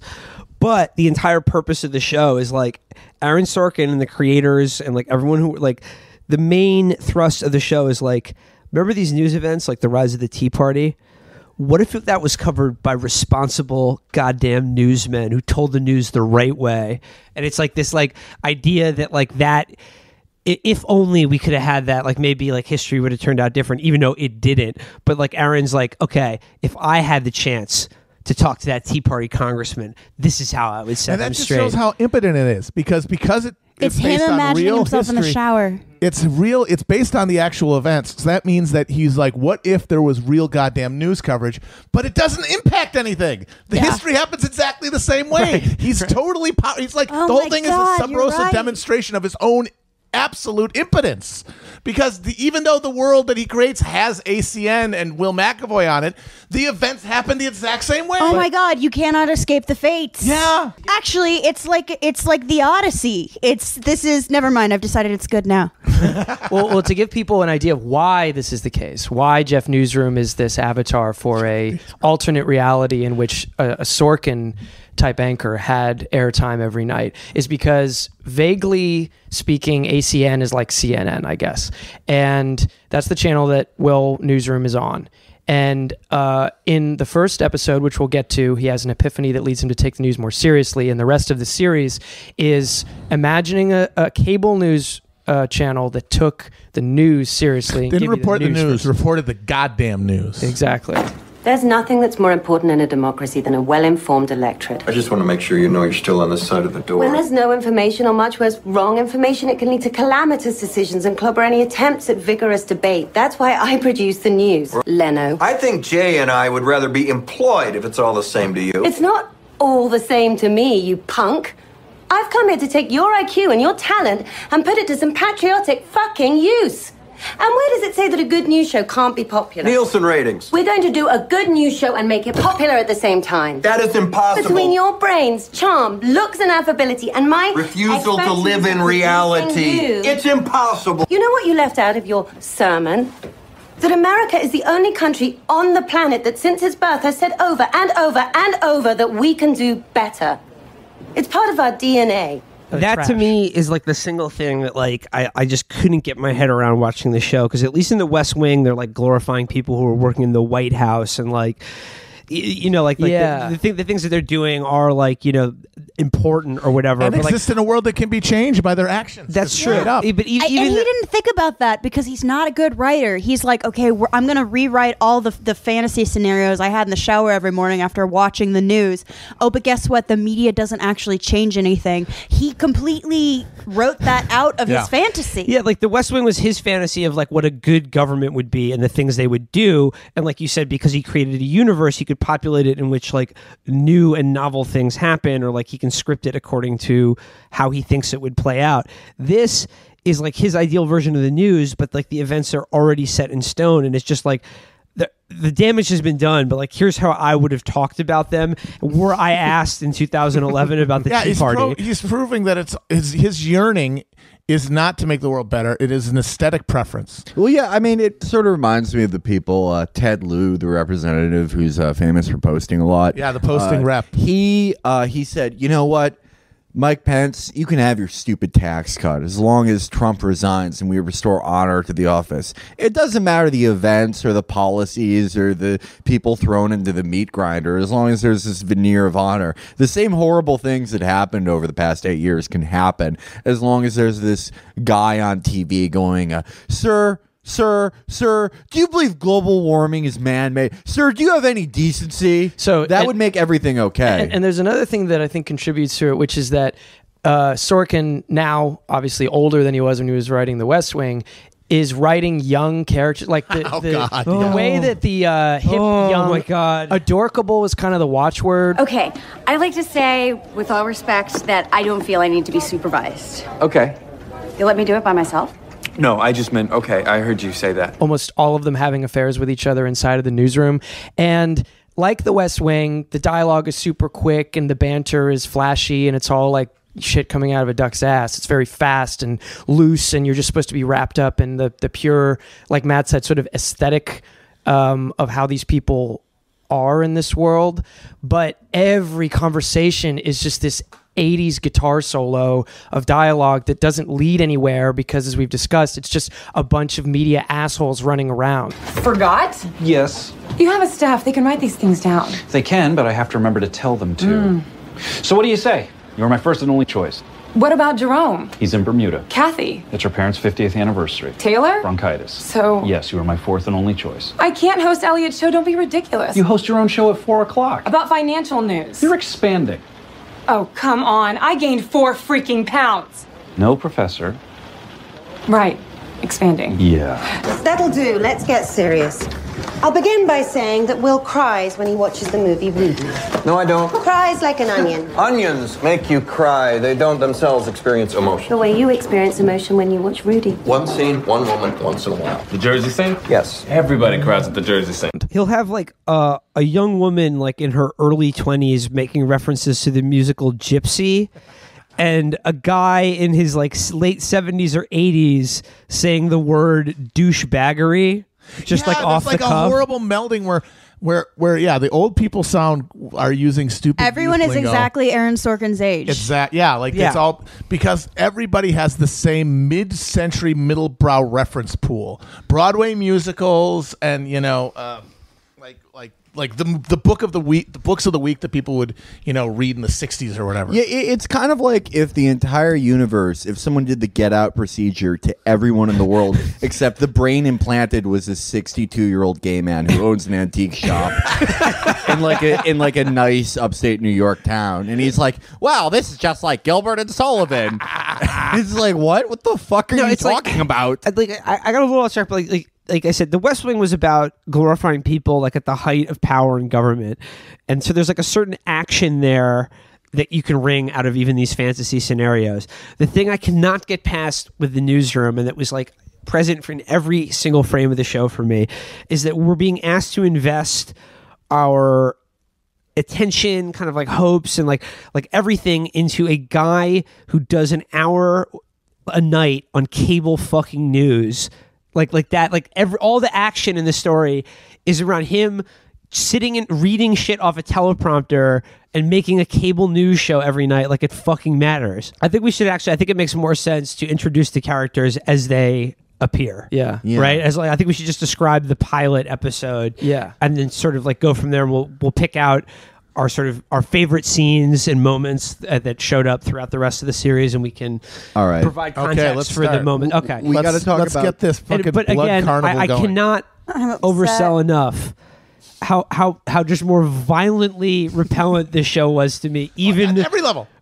Even like compared to The West Wing. Well, I mean, it's slower. It has worse pacing. The dialogue is somehow worse. The misogyny we'll talk about is way more rancid, and just like the literal actors are uglier. Like that, it's that level. Like that, there's two young guys who are the younger like male leads. Don and Jim. And they are both fucking trolls. Specifically Don, who looks like he's got jaundice and tuberculosis. Yeah, he looks like Eugene Toombs from X-Files. Yeah. No, and then Don, the other one, looks like the lesser Cuomo brother. Yeah, he looks. That's Don. That's all Don. That's all Don. The opening scene, like the pilot of the Newsroom, we've actually already described back on the West Wing episode, because Felix, you showed it to us after we were watching the West Wing, and it was like 3 minutes, and like again, my eyes were bleeding while it was going on. Like I couldn't process what was happening. Then we finally got down to watching this whole pilot, which is like an hour and a half long. It's so long. To refresh your memory, the show begins with Jeff Newsroom on stage, flanked on his left and his right by just the typical ignorant, backbiting, back and forth, liberal and conservative political commentators. And they're blah, blah, blahing, like, having the same old debates, the same old arguments that don't elevate anyone, and they're nasty and they're insulting and they're dumb. They're for dumb people. People are asking questions on stage, like, do you think war is justified? And Jeff is giving sort of pithy responses. He's like, I think the New York Jets are justified. Yeah. The house is packed, by the way, because people, of course, would be like, the news guy is talking to a conservative and a liberal? Where else could I see this? But so up to the microphone comes sorority girl, and she goes, I wish when Southie was the president. She's like, Jeff Newsroom, why is America the greatest country ever? And triggered. That's his trigger war because Jeff Newsroom, he takes out the chopper, sprays everyone with truth. Canada has freedom. Japan has freedom. The UK, France, Italy, Germany, Spain, Australia, Belgium has freedom. So 207 sovereign states in the world, like 180 of them have freedom. All right. And yeah, you, sorority girl, just in case you accidentally wander into a voting booth one day, there's some things you should know. And one of them is there is absolutely no evidence to support the statement that we're the greatest country in the world. We're 7th in literacy, 27th in math, 22nd in science, 49th in life expectancy, 178th in infant mortality, 3rd in median household income, number 4 in labor force, and number 4 in exports. We lead the world in only 3 categories: number of incarcerated citizens per capita, number of adults who believe angels are real, and defense spending, where we spend more than the next 26 countries combined, 25 of whom are allies. Now, none of this is the fault of a 20-year-old college student, but you nonetheless are, without a doubt, a member of the worst generation ever. So when you ask what makes us the greatest country in the world, I don't know what the fuck you're talking about. Yosemite? But then the real, so you're like, okay, this is statistics. It's Sorkin being like, oh, I've actually read all the data, and he's rattling off this stuff. But then the really infuriating part is halfway through when he's done yelling, he goes, so we're not the greatest country. Sure used to be. Goddamn right. And then the second half, we stood up for what was right. We fought for moral reasons. We passed laws, struck down laws for moral reasons. We waged wars on poverty, not poor people. We sacrificed. We cared about our neighbors. We put our money where our mouths were, and we never beat our chest. We built great big things, made ungodly technological advances, explored the universe, cured diseases, and we cultivated the world's greatest artists and the world's greatest economy. During Jim Crow, we were... That's so good. Yeah. Back when the country was ruled by men in short-sleeve button-up T-shirts and crew cuts. Yeah, back when there were honorable public servants like Bull Connor. He says some line about, like, men were men, and, like, America, we knew we were the greatest country, so we didn't have to tell anyone about it. That was never the case. With we always NASA and the space program. Yeah, we spent $1 zillion to kill a monkey in outer space just as out of competition. Own the Russians. We trained killers in South America because they were rude to a fruit company. Like there was always imperialism in the shut the fuck up, Jeff. No, there wasn't. It only happened when the news became snarky. The showed up. Am I right? Yeah. The Dulluses were actually they founded Gawker. So you see. Just in that first scene, like something comes over Jeff Newsroom, and it's his like road to Damascus moment. Well, also he has what you think is a hallucination of Emily Mortimer. Yes, which brings us to prompting him, like the second lead. Yes, Mackenzie McHale, who will become his producer, his former lover. All these people Scottish. His former lover, who will become his producer on the newly revamped. Wow, I bet Newsnight. There's going to be a lot of conflict. Amber has a great point. They are all Scottish. This is like Jim Webb was a consultant. We're the purest Americans.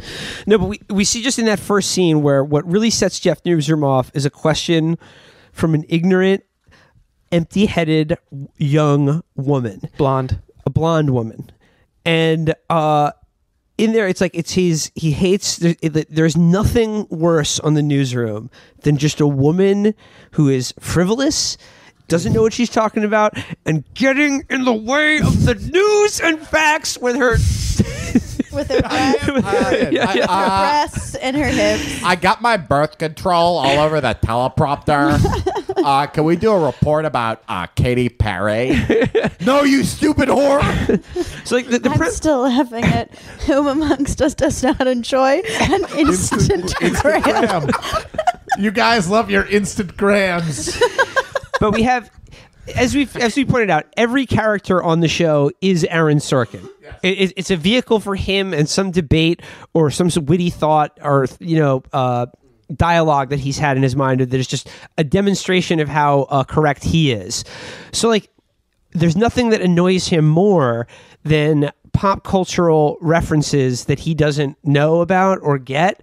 So like anything that a woman is interested in, and even the slightest, can be dismissed wholly out of hand instantly by Jeff Newsroom as just being like, what's not the news. He knows who they are. Like Aaron Sorkin knows who they are, but he resents having to know what they are. Right. He resents that like there is like a celebrity culture. Oh yeah, he just burns them up. Why do I know this? The goddamn Kardashians are. Yeah. I don't know who all the he's that UN general guy. secretaries are, but I know the goddamn Kardashians. Like, and the setup here is even more monstrous because, like, General secretary. Jeff Daniels is supposed to be this once great man who is like aspired to be Walter Cronkite, but like he's just been phoning it in, doing bullshit stories about the weather or Lady Gaga or whatever, but he's dying inside. And this one stupid broad just lights a fire him inside off. him and sets him off and to tell the But truth. enough about his ex-girlfriend. Yeah, to tell the truth. And then it's like a big moment. It blows up, it goes viral, and people are like, "Oh wow, like who's It gets this? thousands of hits on the web zone. Who's this? Who's this Jeff Newsroom character?" And like as we were watching it, the idea that would happen, like a figure like Joe Scarborough or I like think Chris like Matthews, Keith Olbermann very- is who he was like Keith more Olbermann overtly and Matthews modeled and on. Lawrence O'Donnell kind of all in yeah, one. like if one of those figures were to appear at like a college campus and was as fucking rude to like that person for no reason, like the headline would not be like, "Wow, brave newsman tells the truth." Yeah, it would be Olbermann is unhinged. Yeah, What the detestable asshole loathed by all. That's the thing. The Jeff Newsroom character is so monstrous and so unlikable, but the show clearly thinks he's great. Well, because I think Sorkin is somewhat self-aware that sometimes he's being a little bit sexist or he's being a little dismissive of the people underneath him, but that he's part of an his ornery charm. guy. He's too busy with the damn truth to worry about the And niceties. he's old school He's old too. school. There's There's that scene. Uses his underlings. Yeah. He at one point he calls a South Asian employee Punjab and just yells it That's across true. the fucking office. Yep. And people are like, "Wow, he sure doesn't keep it politically correct." Like you just yelled racism across your office. So Sorkin is he rails against Gawker all the time, and it's like Gawker existed for someone like Jeff Newsroom. That's the exact villain that they would have taken on rightly. Yeah. And I guarantee you Sorkin was one of the people who watched The Sopranos and was like, "I like Tony because he's the boss." But he's a better person than Jeff Newsroom. Tony is a better person to his underlings. Is certainly more morally conflicted and like has nicer guy. has nicer qualities Better than Jeff people Newsroom. skills, Yeah. He wouldn't be like abusive to someone underneath him. So that then- would be considered low class for Tony Soprano. So He's then nicer to women. in that first episode, I guess the thrust of it introduces us to all the characters, which is that there's going to be a news show where news is taken seriously, and Emily Mortimer is his ex, who there's a complicated past. It's tough, but she's the best goddamn. She's woman the for best the goddamn goddamn wife. job, Oh, yeah, no, so we and, like, gotta do it. Goddamn She, like news. she comes in and like she's being shepherded by the other major character, the Sam Waterston character, Yes. who is A terrible. Orville performance. Redenbacher. I'm sorry, we all love DJ Matt Jack McCoy. Jack McCoy. We all Yo, love Law DJ and Jack Order. McCoy, spin that fucking track. We all love DA, Mr. Law and Order, Sam Waterston. Nah, But I don't. goddamn, All prosecutors are rats. Drown them all.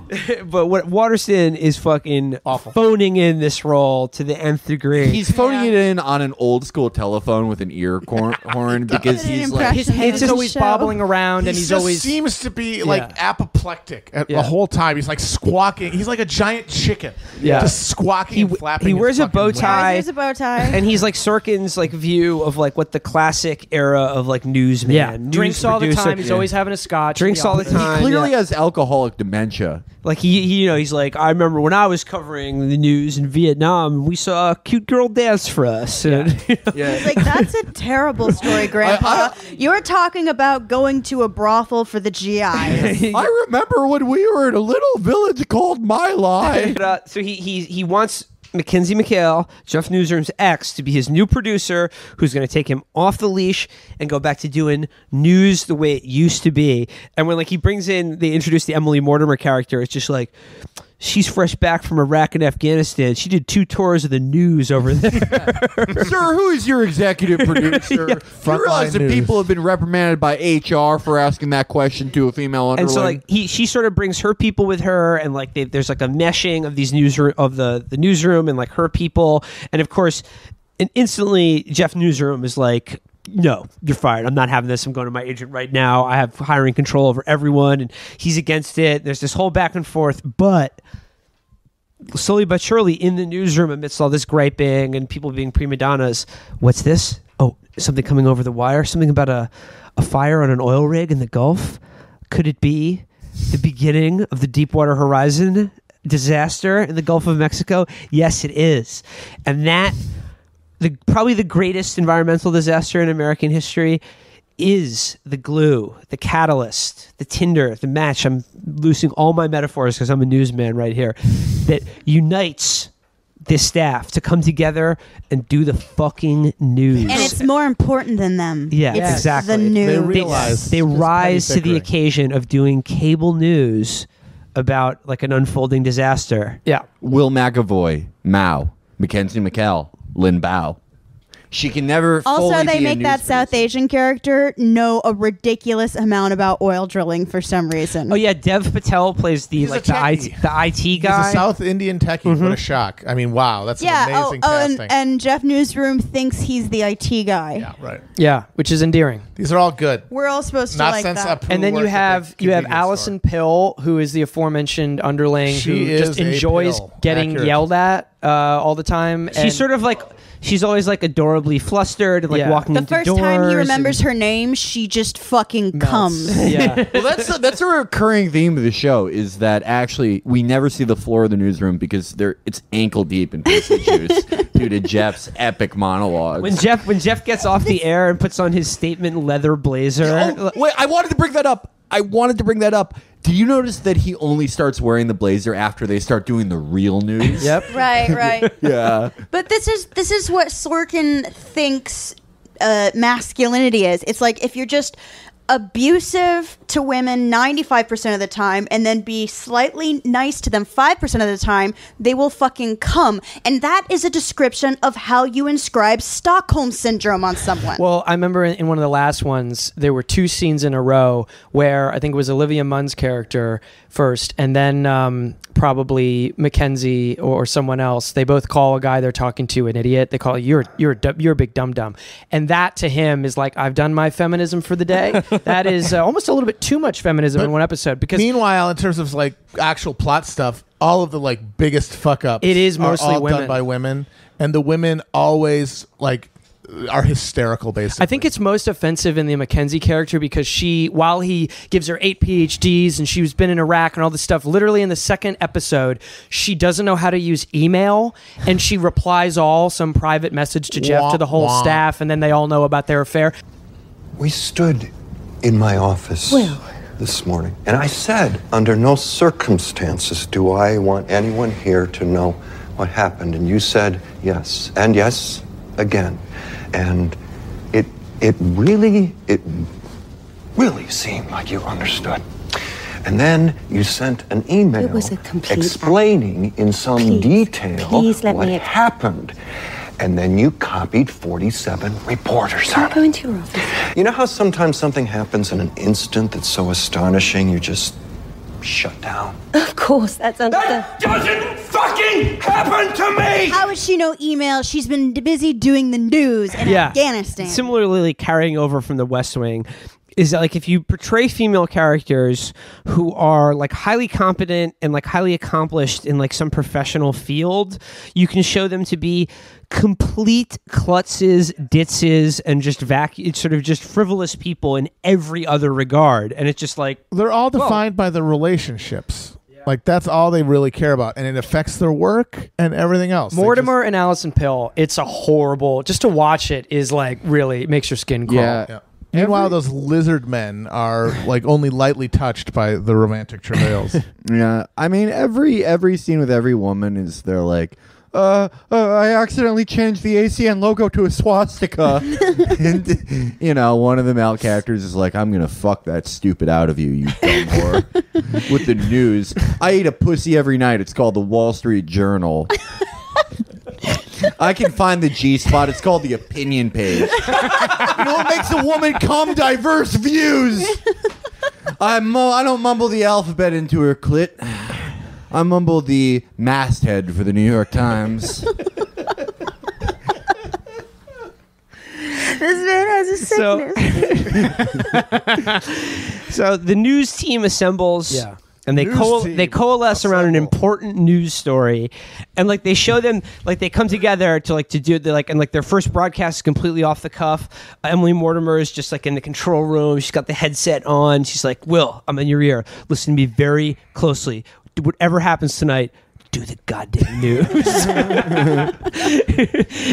and they just like they do some bullshit where like he like interviews someone from like the Interior Minerals Department or some government geologist, and he's like, sir, do you have adequate funding to inspect every oil rig? And he's like, I guess not. It's like, thank you, sir, for your time. And then like he gets to the end of what is a completely standard hour of cable news. If you've ever watched anything on CNN or MSNBC, it would be exactly the same. He gets done. He says, "Thank you. I'm Jeff Newsroom, and good night." As soon as he does, the entire newsroom, from the control room to like the people on the floor, give him a fucking standing ovation. And I was just watching this like, why? Well, wouldn't you? He just did his job. He gets paid the millions. goddamn news. What the fuck do you want? But he did it for real. He did the goddamn news. This is the overarching thing from like the incredible like opening credit sequence, which like cuts in pictures of like Murrow and the very first thing you see. It's all a montage of old news footage, and the first thing on the screen is all covering the entire screen is the word news. Yeah, it's amazing. I mean, the thing about them applauding for him doing a competent news broadcast is like, what was he like before this broadcast? Like during 9/11, he's like, so how does this affect the celebs? Is DMX all right? They're like, Jeff, we're getting reports of a plane crash in Lower Manhattan. No, I'm doing this Summer of the Shark story right now. Thank you very much, little Missy. Watching this show and the again absurd regard it has for fucking cable news people. Remember we were complaining about how the West Wing held like the White House communications director in a disgustingly high regard. This show is doing it about Keith Olbermann. Yeah. And it reminded me of something that Alexander Cockburn once wrote about like the difference between American and British journalists. Is that like American journalists still like have this idea, largely probably because like Woodward and Bernstein, probably that like journalism is like a high calling, or that it's some sort of like crusade to make like the world a better place. And he said, you can't find a single journalist in England who isn't completely shit-faced by 3 or 4 in the afternoon because like they can't bear living with the shame of what they actually do for a living. Yeah, I mean, in the early half of the 20th century, journalism was considered basically a racket. And it really was Watergate that gave these idiots the idea that they were like a fucking holy paladin waging a war for truth. Yeah. And that is the metaphor that Sorkin and the show goes with, is Don Quixote. Yes. It's like Jeff Newsroom as Don Quixote, and then he's waging a war, as he says over and over again, for civility, or decency, or something like that. But And again, like, Don Quixote was delusional. Yeah, that's why it's a Does comedic anyone book. read that book? It's about an asshole, like a guy who behaves like. I mean, I guess Jeff Newsroom. They're windmills, you fucking asshole. Someone take him home. So I think now, like, okay, you know the setup. I think we know most of the main players. Yeah. So I think we're just going to take you now through our greatest hits of our last 72 hours of torturing ourselves with the newsroom. So we described the pilot episode. The next episode I'd like to talk about, I think, is episode 3 of the first season, which is about Jeff Newsroom choosing to do a show in which he apologizes for doing the news badly in the past. And this is happening in the background of the rise of the Tea Party and his sort of one-man crusade against what's happening to his Republican because he's Party. a good Republican. Yes, exactly. They say that every episode. Rockefeller Republican. No, that he makes a point of saying over and over again, I'm a Republican from Nebraska, but you know what? Like, these Republicans, they're not real Republicans. They're radicals. The Tea Party movie was hijacked. He goes in this whole thing about how it was hijacked. Is this the one where they compared SDS to the Tea Party? Yes. It's just like the SDS, Those the Tea Party. radicals that wanted to, desegregate. And then he goes like, he's like, look, I'm a Republican. I believe in like limited government and like common sense. I just don't think hurricanes are caused by gay marriage. Like, I believe hurricanes are caused by barometric pressure and not gay marriage. Yeah. You know, those moderate Republicans like Nelson Rockefeller, who puts black people in a cage forever for having 10 grams of marijuana. Those respectable moderates who expand NATO to every end of the earth and drop fire on Vietnamese children. The logical one. But like, yeah, like they have to belabor this point that he's like, you know, a socially moderate Republican. Like it's going to make this fictional character's owns of fictional Tea Party representatives all the more weighty because it's just like, I'm not just some dumb liberal woman. And it is a West Wing, it's a plank of the West Wing ideology, obviously, because as Amber said in that episode, it shows that he's not ideological, that he's gone beyond he's not confined to the ideology of right or left, because he's a Republican, but he's actually going out exactly. of the, Well, going he does after have Tea an Parties. ideology, and it's the fucking news. Yes, yes. And in the background of him doing the news and going real hard at these liars and prevaricators on embarrassing in his own party. Yeah, embarrassing congressmen on his cable news show. The higher ups at the network, the corporate, the bosses are like, this Jeff Newsroom's gone too far. The way he's embarrassing politicians and getting ratings on our cable news show. It can't happen. Jane Fonda is the, I don't know. Oh yeah, Jane Fonda, head of the network. Yeah, she can hang out with the guys, and she's quiet for most of this episode. She's just watching her assistants attack Sam Waterston, and Sam Waterston refuses to stop doing the news, and they plead and beg. Finally, Please it ends. stop doing the news. And then finally, I won't. It ends, and he's bobbling his head around, going like, you know, we're doing it the way we're supposed to. I've been doing news ever since the Kaiser ascended. No, and at one point they say like Jane Fonda gets mad with him and she goes, yeah, you're doing the news for the left, and he goes, no, news for the center, and she scoffs at him like, what the fuck are you talking about? And then he goes, the facts are the center. Yes. And Jane Fonda eventually says he's saying too many things that, you know, we answer to corporations and the corporate overlords that we Charles have. and David Koch. Yeah, Koch. And you think about what Jeff Newsroom has been saying up until that point. It's like that the Constitution is good and gay marriage is okay. And it's like, these are not things that this is what corporations are threatened by. It's not like he's going up there saying that, like, you know, we need to seize the means of production, or like, you know, like a moderately liberal opinion on labor.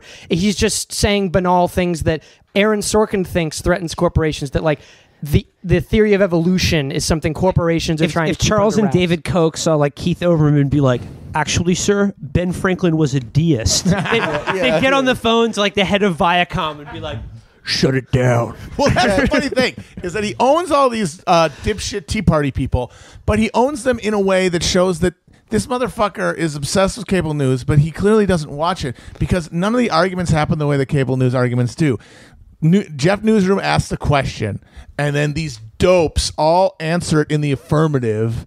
Like, well, would you agree with this? And they say, yes, I would. And he goes, well, would you agree with this? And they go, of course. And they're like, well, if you believe in this and this, then what about this? And they're just like, well, and it's like, that's not how cable news conversations it's his happen. fantasy. It's just his fantasy. Yeah, but it's like, he's like, oh man, he'd say this, and then I'd say this, and then boom. Well, yeah, it's like all it is. It's like verbal Krav Maga. It's like, well, you know, 75% of the time in a specific Boeing model, if a guy pointed an M4 at me, I'd disarm him. It's the same thing. If you follow my leading question, you know, would Jesus Christ pay his taxes or something? Like any of these fucking trained Republican lizards would go down that path. Yeah, because they all, when you ask them a yes or no question, they just filibuster and speak like orthogonally to the question until their time is up. That's what they do. And I just want to like make a point about like Jane Fonda gets this like interminable monologue that again is this like very ham-fisted reference to the Ned Beatty scene in Network, and I'm sure Aaron Sorkin has like, you wouldn't have to search far for him saying something like Patty Chayefsky is considered a hero of mine, personal hero. Yeah, personal hero of mine. But what she does is tell this like incredibly labored joke about Jesus and Moses playing golf that takes fucking forever and like not connected. It doesn't and isn't connected to anything. It's And just a very realistic interaction with an old person, to be fair. But to the point about Network, I think it speaks to like the mind at work here, the mind of the genius himself, Aaron Sorkin, who I'm pretty sure interpreted Network as a movie about how this Howard Beale character was just just had his moment of truth telling, and he told too much truth. Not that he was always a fucking hollow, buffoonish figure, mentally ill. Yeah, yeah, very obviously mentally ill in the movie. Right. So then, like, Sam Waterston's character is getting pressure from the suits because Jeff Newsroom is going too hard at the Tea Party, and she's like, I have business in front of this Congress. So there's that going on. And then Jeff does his, like, a personal comment now. In the past, I've covered stories about pregnancy, Lady Gaga, the wage gap, childcare, healthcare, the female nursing, orgasm, FGM, wandering wombs. But I'd like to apologize. And, like, one of the things he's like, in the past, I've done stories that did not, like, lift us up to a higher ground, that did not tell the truth about our strength as a people. And I'm like, these aren't facts. Like, what are you talking about? He also doesn't mention the Iraq War. He doesn't mention Iraq War or Wall Street or any specific failure of any of the specific actual failures of journalism. Because he doesn't think that's when he thinks that, he's really thinking of, like, having a segment about the Kardashians. For him, that's way the Kardashians, like, being on the network news channel is worse to him than the Iraq War. In terms of, like, I think you're probably journalistic right. malpractice, Yeah. he absolutely cares more about that. Absolutely.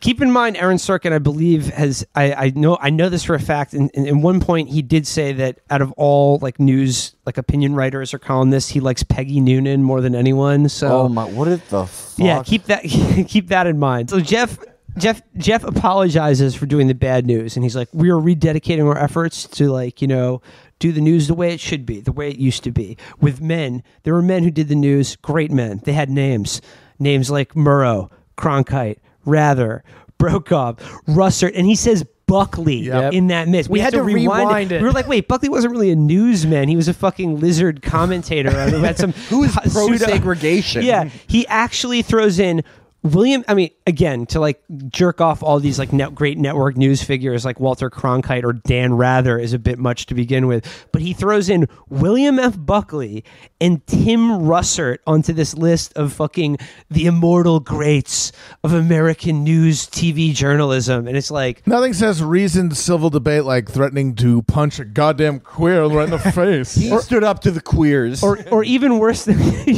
that, Tim Russert's fucking appallingly weak, like, if pantomime. You want to complain about the news turning into, like, empty entertainment, that was Russert's entire deal. Was how do I turn these interviews into appointment television? And it was pointless gotchas that made people momentarily awkward, but did not impose any actual insight on it. And then talked about his dad for, like, the other half.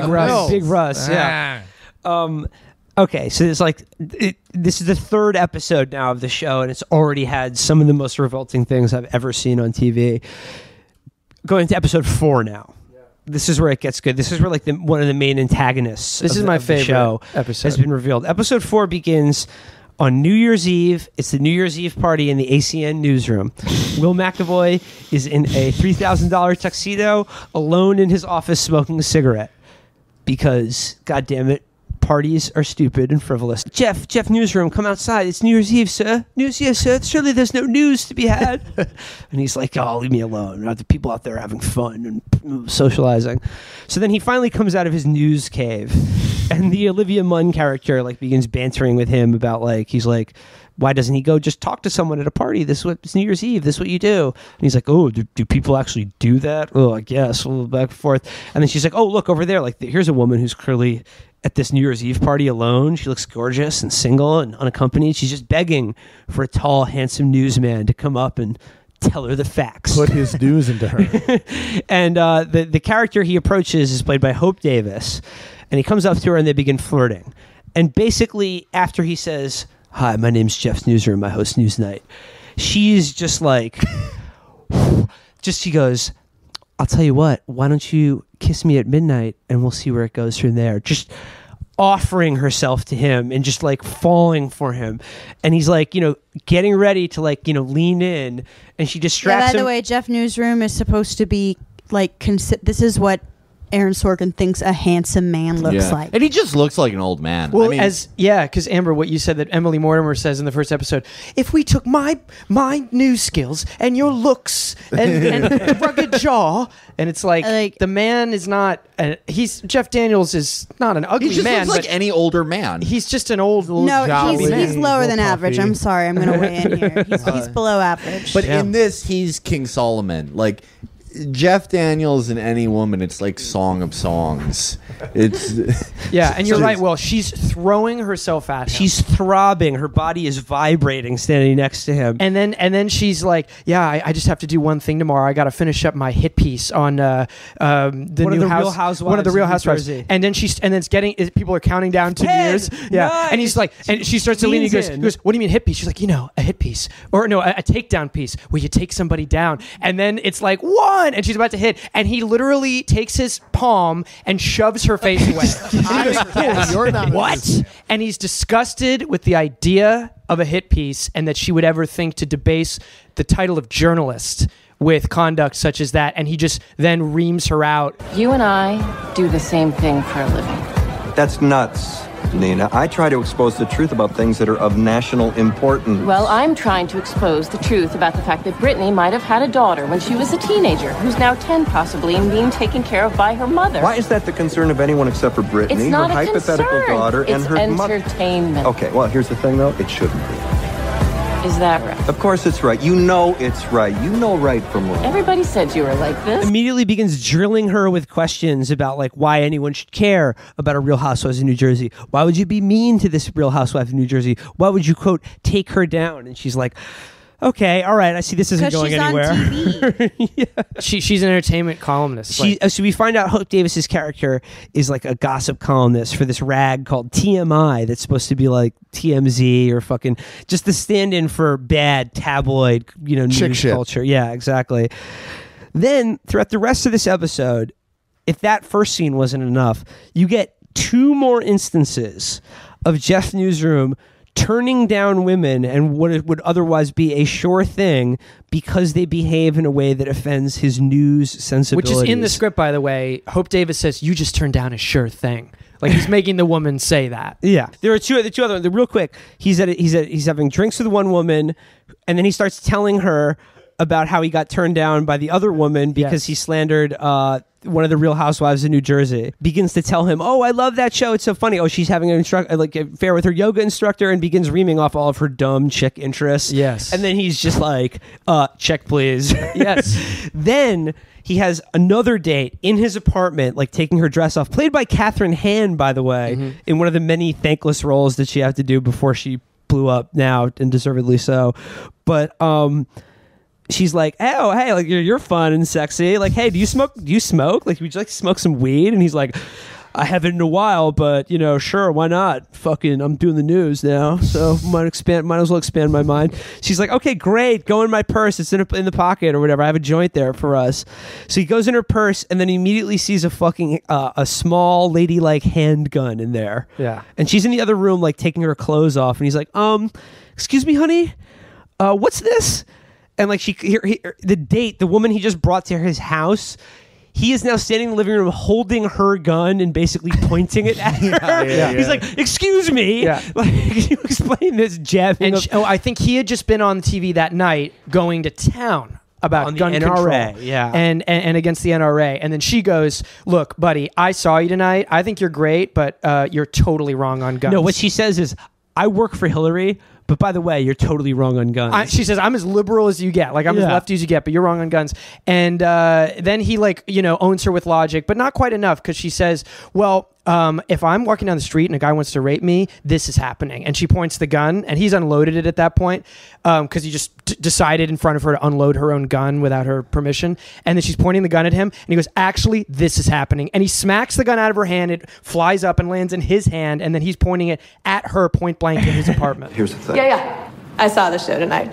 I'm a liberal's liberal. I worked for Hillary. You were dead wrong on guns. I didn't take a position on guns. I took a position on lying. I came out against it. Well, if I'm walking the streets of Manhattan at night and a guy your size wants to rape me, then this is going to happen. Actually, statistics show that this is going to happen.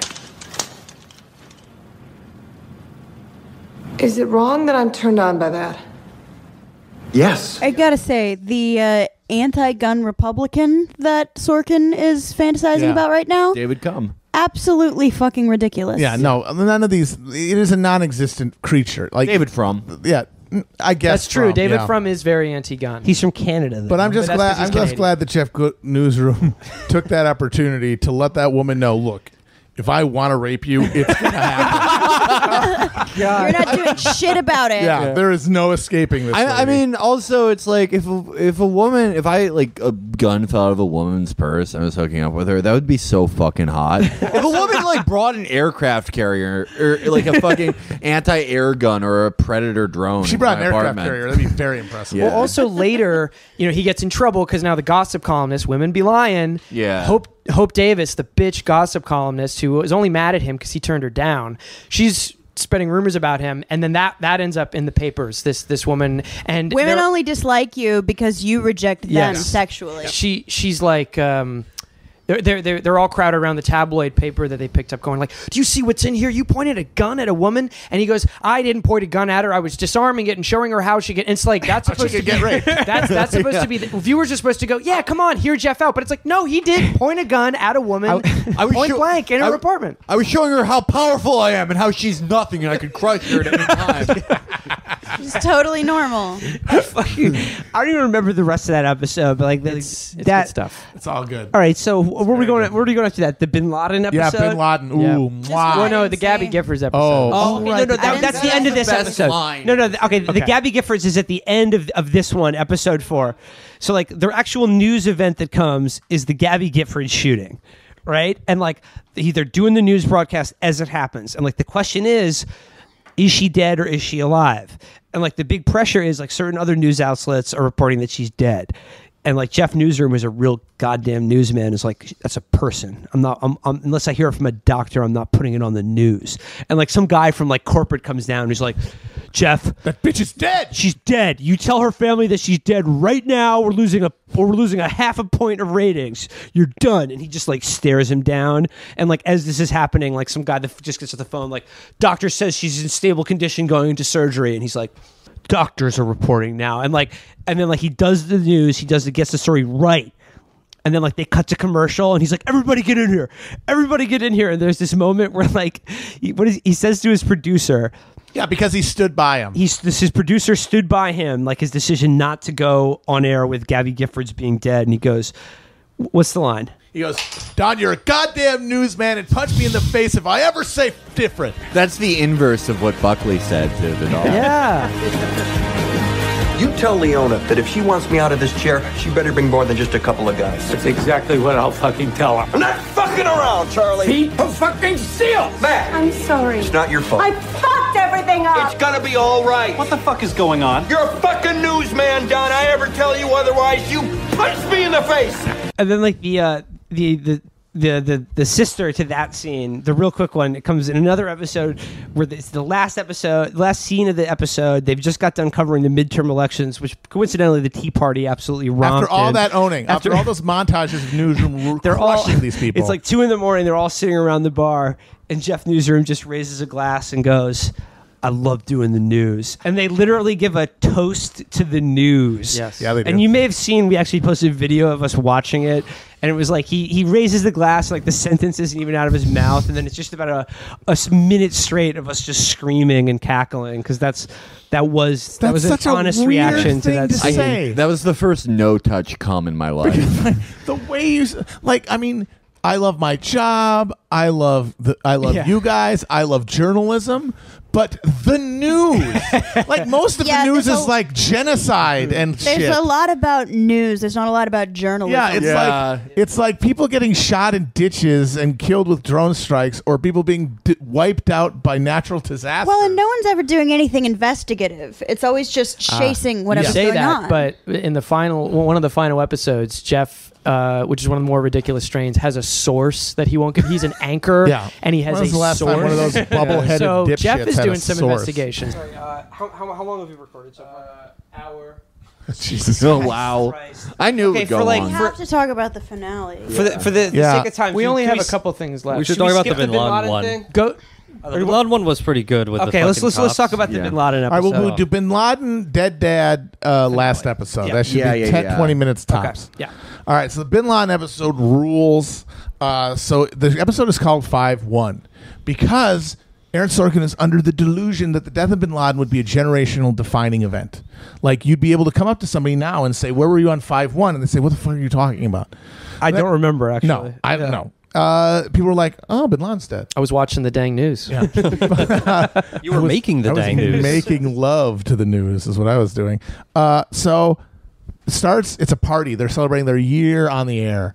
And by the way, it looks like a terrible party. It looks like Of course, it's a media party. It looks like the party you dream of going to as like a nerdy freshman in college. Yeah. Like they're like jostling, like Newsroom's playing a guitar. Yeah, they're playing Guitar Hero. There's a guy playing chess there, and this is the most depressing, saddest It's so part. sad. And Jeff Newsroom has acquired edibles from the non-white news employee. They're like, yo, Jeff, you down? Yeah, and he accidentally eats too Say many. the N-word, Jeff. Which is just a classic move. I ate too many drugs. Yeah. And so then while they're there, Sam Waterston gets the news. The news man gets the news from a source that something big's coming, and then they find out that the president's going to be speaking in about 2 hours on breaking into all broadcasts. So they're like, something's up. So they have to go back to the studio because they're the A team. Whoever's there, fuck them. The A team has to go there. All of them. Yeah. And Jeff Newsroom has a bodyguard during some episode arc where people want to kill him for making the news, and so he runs out of his bodyguard's car. His bodyguard's black, and the bodyguard comes out and yells like, "Jeff, come back here! You can't go on these streets. You're on drugs." And these two racist cops come up to him and force him up against the car and frisk him and shit. And that's important later on. Can I bring up what Matt brought up just before I go to the bathroom about the B team? It wasn't the B team of the news they interrupted. It was like a TMZ show. There was this woman in this like thin cut top who was out there, and she's like, Madonna got no boobs. And then Don, the lizard Cuomo, runs out. And he's like, "Get the fuck off my set, twat!" Because they have to do the news. He's not. No, he's on the airplane. Oh right, no, it wasn't Don. It was the other freakish man. Yeah. So Jeff Newsroom is running high through the streets of Manhattan to get back to the news. Among Us. And Sam Waterston's trying to confirm with his sources so they can say what it was before the announcement by Obama. And then 3 of them are stuck on a tarmac on an airplane, including the lizard man. And they're like, we got to get off, but they're stuck on the tarmac. They can't get to the fucking gate. And they're like, oh my God, our phones are blowing up. Things are happening. We got to find out. And the lizard guy keeps wanting to get up to go to his talk to his other person, and this stewardess keeps saying, you can't do that. It's fucking FAA regulations. And he's just an abusive shithead to her the whole time. Another woman stopping him. And then he's like, hold on a second. I have a box cutter. Let's charge the cockpit. And if you remember the first episode of The West Wing, there's also a fucking scene where the guy proves his point by logic that you can use your phone on an airplane. And it's just like, that's Sorkin's ideology. He's mad about airplane regulation. Well, he's been told to turn off his stupid phone 1 billion times, and it fills him with rage every time he has to do it. So while that's happening, eventually they get to the studio. Will McAvoy has an awful like high scene where Jeff Daniels pretends to be high, and he's like, I'm high. He literally says, like, I'm high. Yeah. And he's giggling. It's like, it's worse than Reefer Madness. It's brutally terrible. And then finally, they're like, oh, what about it? Do we say Aaron Sorkin only does uppers, to be fair. And they're all like, should we go forward? And finally, the big triumph of the episode is that they report that Bin Laden's been killed 5 minutes before the president comes on and says it. So it's like, holy shit. Which is the whole stupid, supposedly stupid ratings chasing ideology that he's railing against, is that you got to be there first. And so, they were right too, but the speed of 5 minutes shouldn't matter. Wait for him to fucking talk. What difference does it make? It also typifies how low stakes and boring this fucking show is. Super There's no show. drama It's or very tension boring. about the things that happen. We all know how that went down. It's just the most dramatic thing that can happen is, we fucked up the news, or we got the news 5 minutes before a competitor got the news. I remember now what the closest thing the episode does to a justification for why they care. Somebody says to Mackenzie, who cares? It's 5 minutes. And she goes, I hate Bin Laden. And I hate the idea of having him alive for even one more minute. Oh my God. That's a good reason to jump the gun. Yeah. It cuts to the other newsrooms, and they're like, I can't believe he's dead. I'm going to miss him so much. He got me into news at those videos. The end of the episode is one of the most despicable things I've ever seen on television. First, you see the B plot on the airplane where the guy's screaming at the stewardess, and the stewardess gets the pilots, and the pilots come out because he just got the news that Bin Laden's dead on his phone. And then he just looks at the pilots and looks at their stripes. There's a close-up on the stripes on the pilot's fucking shoulders, and then of the little jewel pin. Yeah. And the jewelry that they wear. And then he says, gentlemen, there's something you need to hear. We got him for you. And then, even on the plane, the guy is still cruel to the stewardess for no reason, while congratulating the pilots. And it's like more fucking flight attendants died on 9/11 than pilots. Yeah, they're also on planes. Actually, no flight attendants died on 9/11. That's the weird thing about it. No Jewish flight attendants. Triple parentheses flight attendants. You know that Donald Trump's daughter-in-law got him to go to the flight attendant country this week. So, but my theory is that the whole episode calling it 5-1 and all of this shit, it's just the liberal posturing that took place after they got their asses kicked in 2004, Absolutely. where they're like, how may we be jingoistic? Oh, we got him, and it was the black president, the college professor president who got them. And then the end of the fucking credits, the end credits, there's no music. It's just Obama's speech announcing that we got Bin Laden, the speech that nobody remembers or cares. No one cared. But like, to the point about like, it probably bums out the people who are fans of the show a lot that, like, you know, killing Bin Laden wasn't as big a deal as 9/11 itself. It's like, I'm sorry, that's but the moment when we shouldn't redeemed. they balance each other out? Yeah, that's the moment we totally redeemed ourselves as a country. And it just reminds me of in the episode we just watched from like the very final episode of the show, there's a scene where like the guys who take over the website get fucking owned by Dev Patel, who like comes back from vacation or something to be He like, wasn't on vacation. He was hiding out because he was like Snowden in this timeline. oh, okay, all right. And like he walks in on them when they're trying to come up with a listicle of like the 9 most overrated movies, and he's like, yeah, I see what you're doing. You make me sick. Every day I look at these lists where you're taking down fine movies like Avatar and The Curious like, Case what of Benjamin about- Button. Why is underrated? Why is that better than overrated? Oh no, why not underrated? Why not underrated? Why? Yeah, his overrated? problem wasn't that it's bullshit listicle content, but that it was negative. Yeah, bullshit listicle. because the real the real protagonist of that scene is not on stage. It is the writers and directors of those fine films who have to read bullshit negative criticism of it. The only thing that's germane about the ending of the first season is that they bring everything full circle by having the dumb sorority bitch come and work for Jeff Newsroom as his intern to be It's basically amazing. his I saw servant. that and I almost died. I had a Felix instantly grammed it. Because like when you think of what that video did in the world that they've created, it was like 1 billion hits. It was a hugely viral video, and it's him just screaming at this woman and just destroying her. It's humiliating. I mean, I can't imagine how humiliating that would be. But because of his principle and belief in news that is revealed over the course of the episode, she comes to work for him. She's like, I will let you spit in my face, and I will literally carry water for you. At one scene, they show her like giving him a water in between takes because of how awesome you are at the news. Sorority girl. Don't be scared. You're the girl, right? I'm Jennifer Johnson. Just graduated Northwestern? Stay calm. A year early. You asked me that moronic question, and then my world came apart, and she came here, and I landed in the tabloids, and I got death threats, and my job is constantly in jeopardy, and you ruined my life? Again, just stay calm. Yes, that was me. What the hell are you doing here? This is what Sorkin thinks of women. If you abuse them long enough and then show them one smidgen of kindness, literally how you inscribe fucking Stockholm syndrome upon someone, that's how you build lasting relationships with female colleagues. There's an ingredient you're missing in there, though, which is logic. Yeah. He abuses her with logic so that she sees the logic underneath. He just beats her with a ruler and a dictionary. Yes. If you abuse them with logic, they will be buried alive with you in your news tomb when you enter the news afterlife.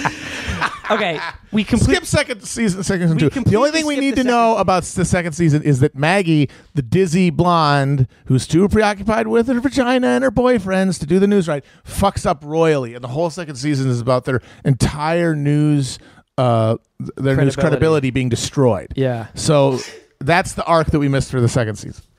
Okay, and then the third season is truncated, so we saw most of it. Yeah. There's just there's two things. Stop flicking the letter. That picks up on the mic. Sorry. Children.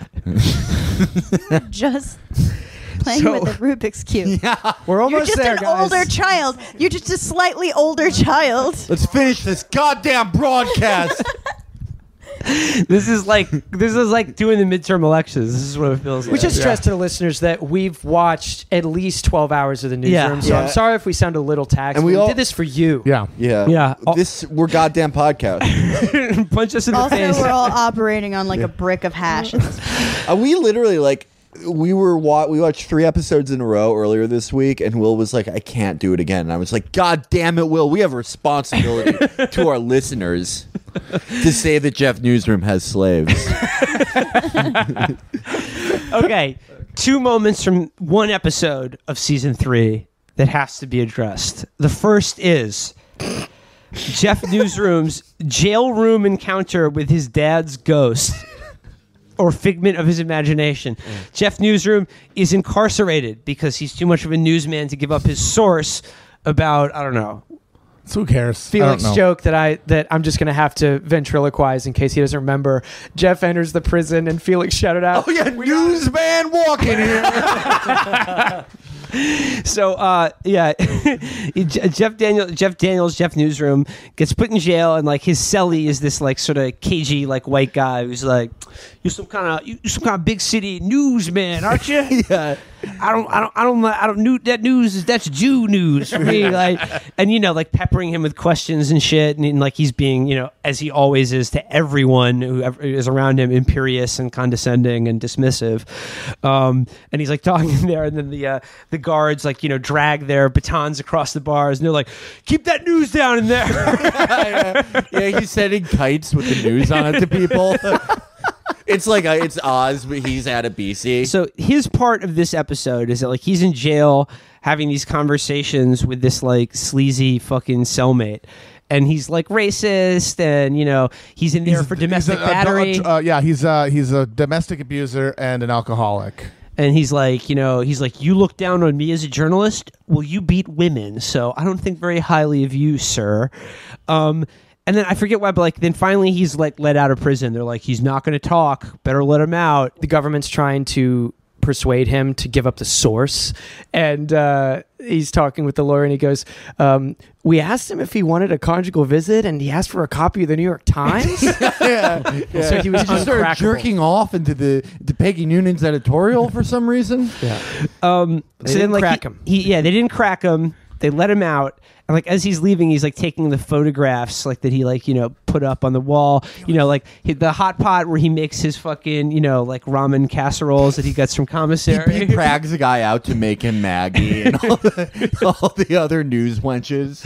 They're like, hey, this is weird. I've been pragged out in feds before, but he just yelled at me. He didn't fuck me. And like he's taking the photos off his cell wall, and then you realize that like one of the photos is like of him and his dad in childhood, and like his cellmate was his father. Yeah. And Jeff Newsroom was debating the ghost of his own shitty parents. He did not at any point acknowledge. It was a surprise. Yeah. So it's like it makes no sense. So he's projecting this fantasy. Who is his father? Because he looks like the picture. So that means he knows what his dad looks like. But he either didn't recognize him, or he was pretending it wasn't his father. And then the father didn't recognize him as his son. Because he's interviewing his own son. How does... It does not make sense. It's Oedipal. I mean, everyone has that. Like, I want to own my dead dad in a debate with logic. Everyone does but you would that. own your dead dad. You wouldn't own a dead guy who the audience later finds out is your dad. I'm not, dude. It's like fantasy. It's like, you know, when you're with a woman for a long time and you pretend to be Emmanuel Macron and he pretends to be your drama teacher. Is it possible that the explanation is that Aaron Sorkin is a bad writer and that he just thought that would be a great twist and then just kind of had to reverse engineer it without actually making it work? If you thought that that was the most ludicrous part of this episode, you'd be wrong.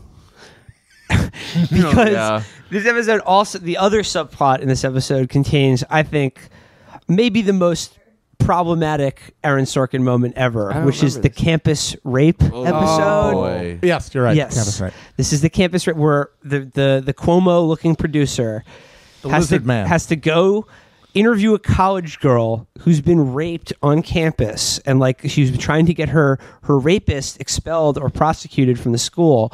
And what she's done is set up sort of like an open source website where, you know, women who have been assaulted or raped can name their rapist like on campus and like, you know, be like, don't date this guy, kick him out of school, etc., etc.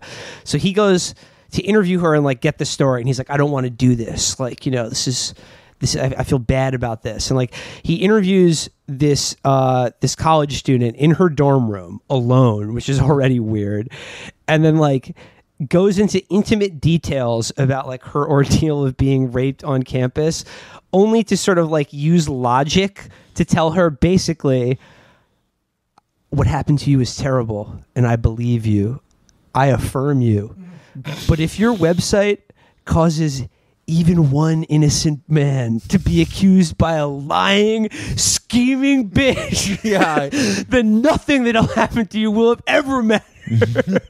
And she agrees with him. And she's like, I think you're right.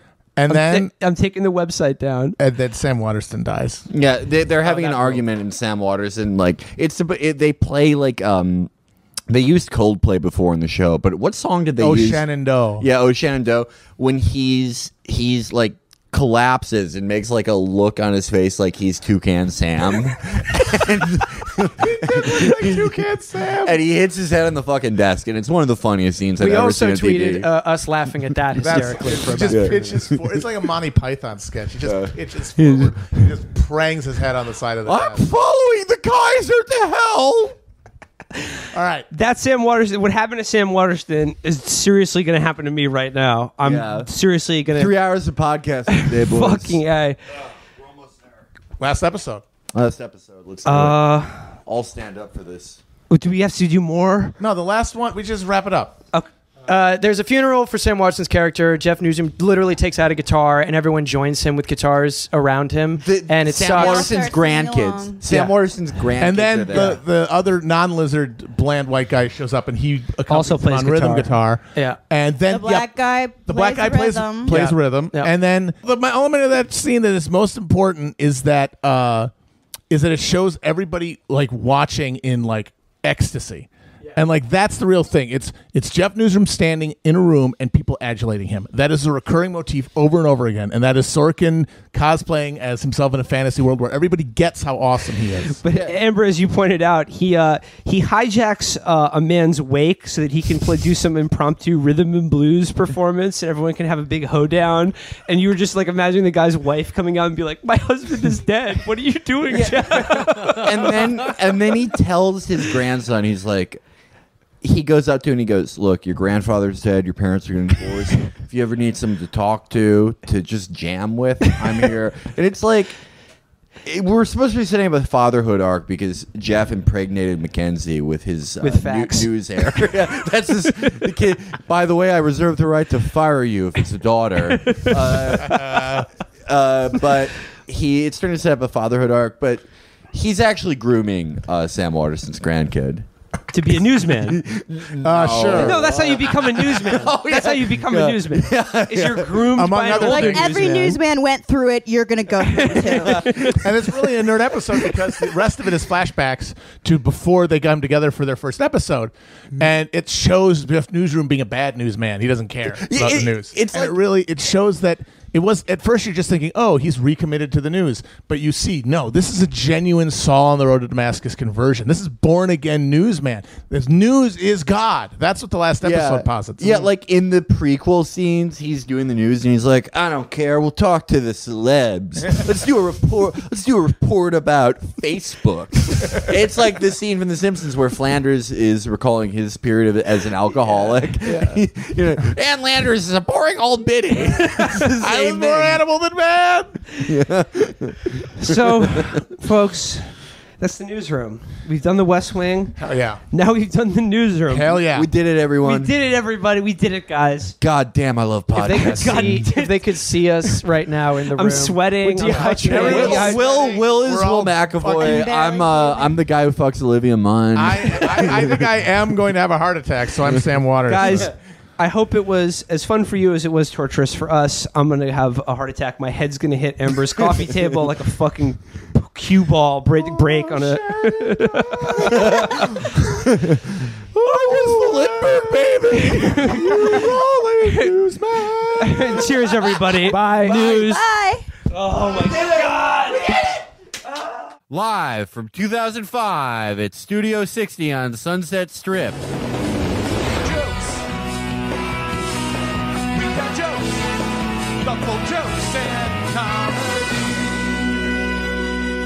That's what we would say if Studio 60 and Sunset Strip, the Aaron Sorkin epic, was a real show. The show that they do, the fucking sketch comedy show, but not the actual show, Studio 60 on Sunset Strip, which is Aaron Sorkin's mind palace about a world where a West Coast produced Saturday Night Live ripoff is as important as high stakes and as courageous to do as going into a cathedral and calling God an epic cocksucker. Live from the year 2016, it's Devil's Island, and Donald Trump is the latest inhabitant from President Hillary Clinton. That's what you would be hearing if they had allowed Studio 60 to run more than one season. It's true. They could have spoken so much more truth to power. Live from 2016, the religious right is no longer a factor in American politics. Everyone read Richard Dawkins, and we're all epic atheists now. And they did a bunch of mushrooms, and they realized that we're all just part of one big universe, man. So, gang, we're now completing a trilogy with this episode. The trilogy is complete. The trilogy has been complete, and the prophecy of Sorkin has finally come all full circle. The crimson-rimmed eye of Sorkin has opened. Yeah, the Aaron Sorkin universe is probably the only thing more expansive and more like creative and cool than the Matrix universe. Absolutely. Because it's like, all right, what's politics? Boom, West Wing. What's the news? The newsroom. Okay, but what's the last piece of civilization? It's late night live sketch comedy. Yeah. Sketch comedy. And now we have it. It's Studio 60 on Sunset It's comedy Strip. in general. I guess, I don't know if we'll ever do Sports Night, but... No, I mean, Sports Night is his least bad show, largely because it's only 20 minutes. Okay. But it is... I did watch it when it came out, and it is hilarious how super important he treats what is just a ripoff of SportsCenter. It's amazing how important he treats... I mean, it's just like packages of bloopers. Of like guys getting hit in the balls with a fucking soccer ball. It's amazing how important he treats everything. Yeah. Like if Aaron Sorkin you could con Aaron Sorkin into doing a show about the production of America's Funniest Home Videos, and it would have the same like gravitas, the same like, oh no, a nuke's about to be launched, musical cues, the same long tracking shots of people going down a hallway. You could literally do it with anything. This is a man who's constantly on edge. I know that I rail against uppers a lot, but this is what uppers do to your brain. He views every cultural production with the gravity of the early space program. It's all as freighted with import as landing a man on the moon. It's just, yeah, okay, so obviously we've done the West Wing. Yeah. And, that's where he brought his like incredibly, pompous sense of, moral certitude and like righteousness and just like, if just if we just say the right words. I mean, but that was literally about the American president. Yeah. That was a show about the White House. It was obnoxious, but so it was obnoxious. The but like, self-seriousness was at least earned by the stakes at hand. yeah, they're running America and the world. Yeah. The Newsroom, hilariously, that's like the Newsroom is like the most uncut Sorkin that we'll ever on HBO, ever see on HBO. He's totally in charge. And he of it. lends the same gravitas to a fucking cable news show. Yeah. Literally, it's about Keith Olbermann's TV show. Yeah, and how is he going to dress down George Bush's shameful antics tonight? Yeah. And that was obviously absurd, but nothing compares to bringing that exact same attitude to a fucking sketch comedy show. SNL. SNL. To Saturday Night Live. And the thing is, not even SNL, because SNL exists in this universe. It's a show that hasn't even been on as long as SNL. It's an SNL. It's basically like Mad TV. It's not even a show about SNL. It's about Mad TV, only without as many hilarious characters like the Asian lady and the mentally handicapped child. It's like Aaron Sorkin's so amazing because he refuses to, like, he makes fictional universes where everything is the same except his guys. Yes. Like Reagan was president. He was there's the same timeline in the West Wing, except for a couple presidents. In Newsroom, it's not that Jeff Newsroom is a Keith Olbermann, Jake Tapper composite character. Those guys exist. They just respect it. Like, they respect Sorkin's guy more. Yeah. He's the best version of any of them. Right. It's truly insane. It's like if Dragon Ball Z existed in a world where like the UFC was real. It's like it is how a 6-year-old would make a show, because it's like, all right, is this a concurrent? Is this like, you're highly fictionalizing, combining things because you don't have time to show everything? No, all the guys are real and they respect my guys more. I mean, if you want to go back and listen to the West Wing episode 101, Newsroom episode, episode 111, because I know we talk in those episodes about how like the major Sorkin motif is that no matter what he's writing about, no matter what character he's writing about, like the main character is always him, and then like a smart but strong woman who must be brought to under. Yeah, she must be brought smart to heel for a woman. Yeah, but she also has all of those annoying woman feelings, and she has to kind of be dressed down and reminded of her place. It's like the Aaron Sorkin, like the major theme in all of his work, like where it doesn't matter what he's writing about.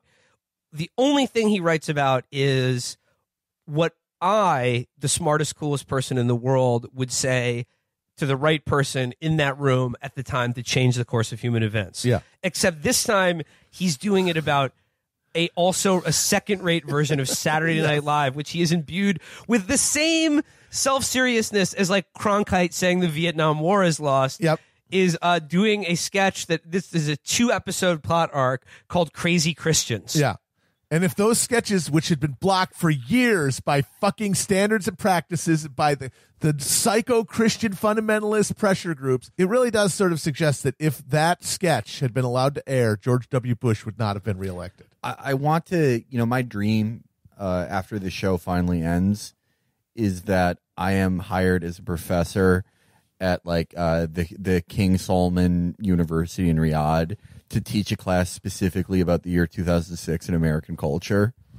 And my starting syllabus, it would be The Interpreter with Nicole Kidman, Collateral, yes, and then Studio 60 on Sunset Strip. This is a truly lost era, and nothing captures so much why we have forgotten it like this show. This isn't there are, I assume, 9 hours of this extremely short run show. 20 hours. I'd say at least half of it is about just triggering the fundies. Oh no, that's the whole thing, is they're battling because the network is always telling them you can't do that. It's too. They actually say this in the opening, in the pilot. It's too funny and smart. You can't put that on air. And it's never. It was not really about the money. It's not about the advertisers the way it was with Newsroom, where, oh, you're going to get the Kochs mad at us. It was, we're going to get so many letters from fundamentalist Christians that we can't allow it on air. So in his universe, all of the good comedy is being prevented from going on air because the studios are scared of Christians. I mean, I can't underscore this enough. Like the way the West Wing was all about, here's my fantasy version of like the American, capitalist imperialist state being run by good people. Yeah. Here's the smart people. The good. This is how I would run the country. Mm-hmm. Newsroom, even more hilariously, because it was like just a remix of news events that had happened like a year prior. So he was like, this is how the world's best fucking newsman would have responded to the Gabby Gifford shooting or whatever. He would not have said she was dead. The import of all of this is like that this matters. Yeah. This matters, goddammit. Like, you think television is just a boob tube that you watch? It's like, no, it's about so much more than that. And I can't underscore how much that is played to the hilt about this show, which is, again, Saturday Night Live. So if you want to, we've made fun of Saturday Night Live a lot on this show, and a lot in the Trump era, the way, whether it's Trevor Noah or fucking SNL. Sam B. Yeah, so all this whole genre of every fucking late night show. Yeah, late night political comedy about, Donald Trump or whatever. And this idea that now that we've imbued late night TV comedy as being the correct opinions offered about the president Trump. This started in the Bush administration with the Daily Show, but now it's reached a real apotheosis. Yeah. Comedy is just saying the true thing about President Cheeto. And it's amazing to watch this show, which is from as we said, 2006. Mm-hmm. And again, this is the patient zero for all of this ideology. We come back again to Aaron Sorkin as being the guy that you know what? It's corporate television, but damn it, the people who work there care. And if the right people were in charge, this would be a better country. Yeah. If we had TV's dumb, but if we had smart TV, people would be better. And people were waiting for it. People watch smart TV, but they are not getting it from the cowards at the network. And what he's really saying though is people need to be watching Aaron Sorkin TV shows. Correct. Obviously. Well, there is something accidentally genius about this, though, I believe.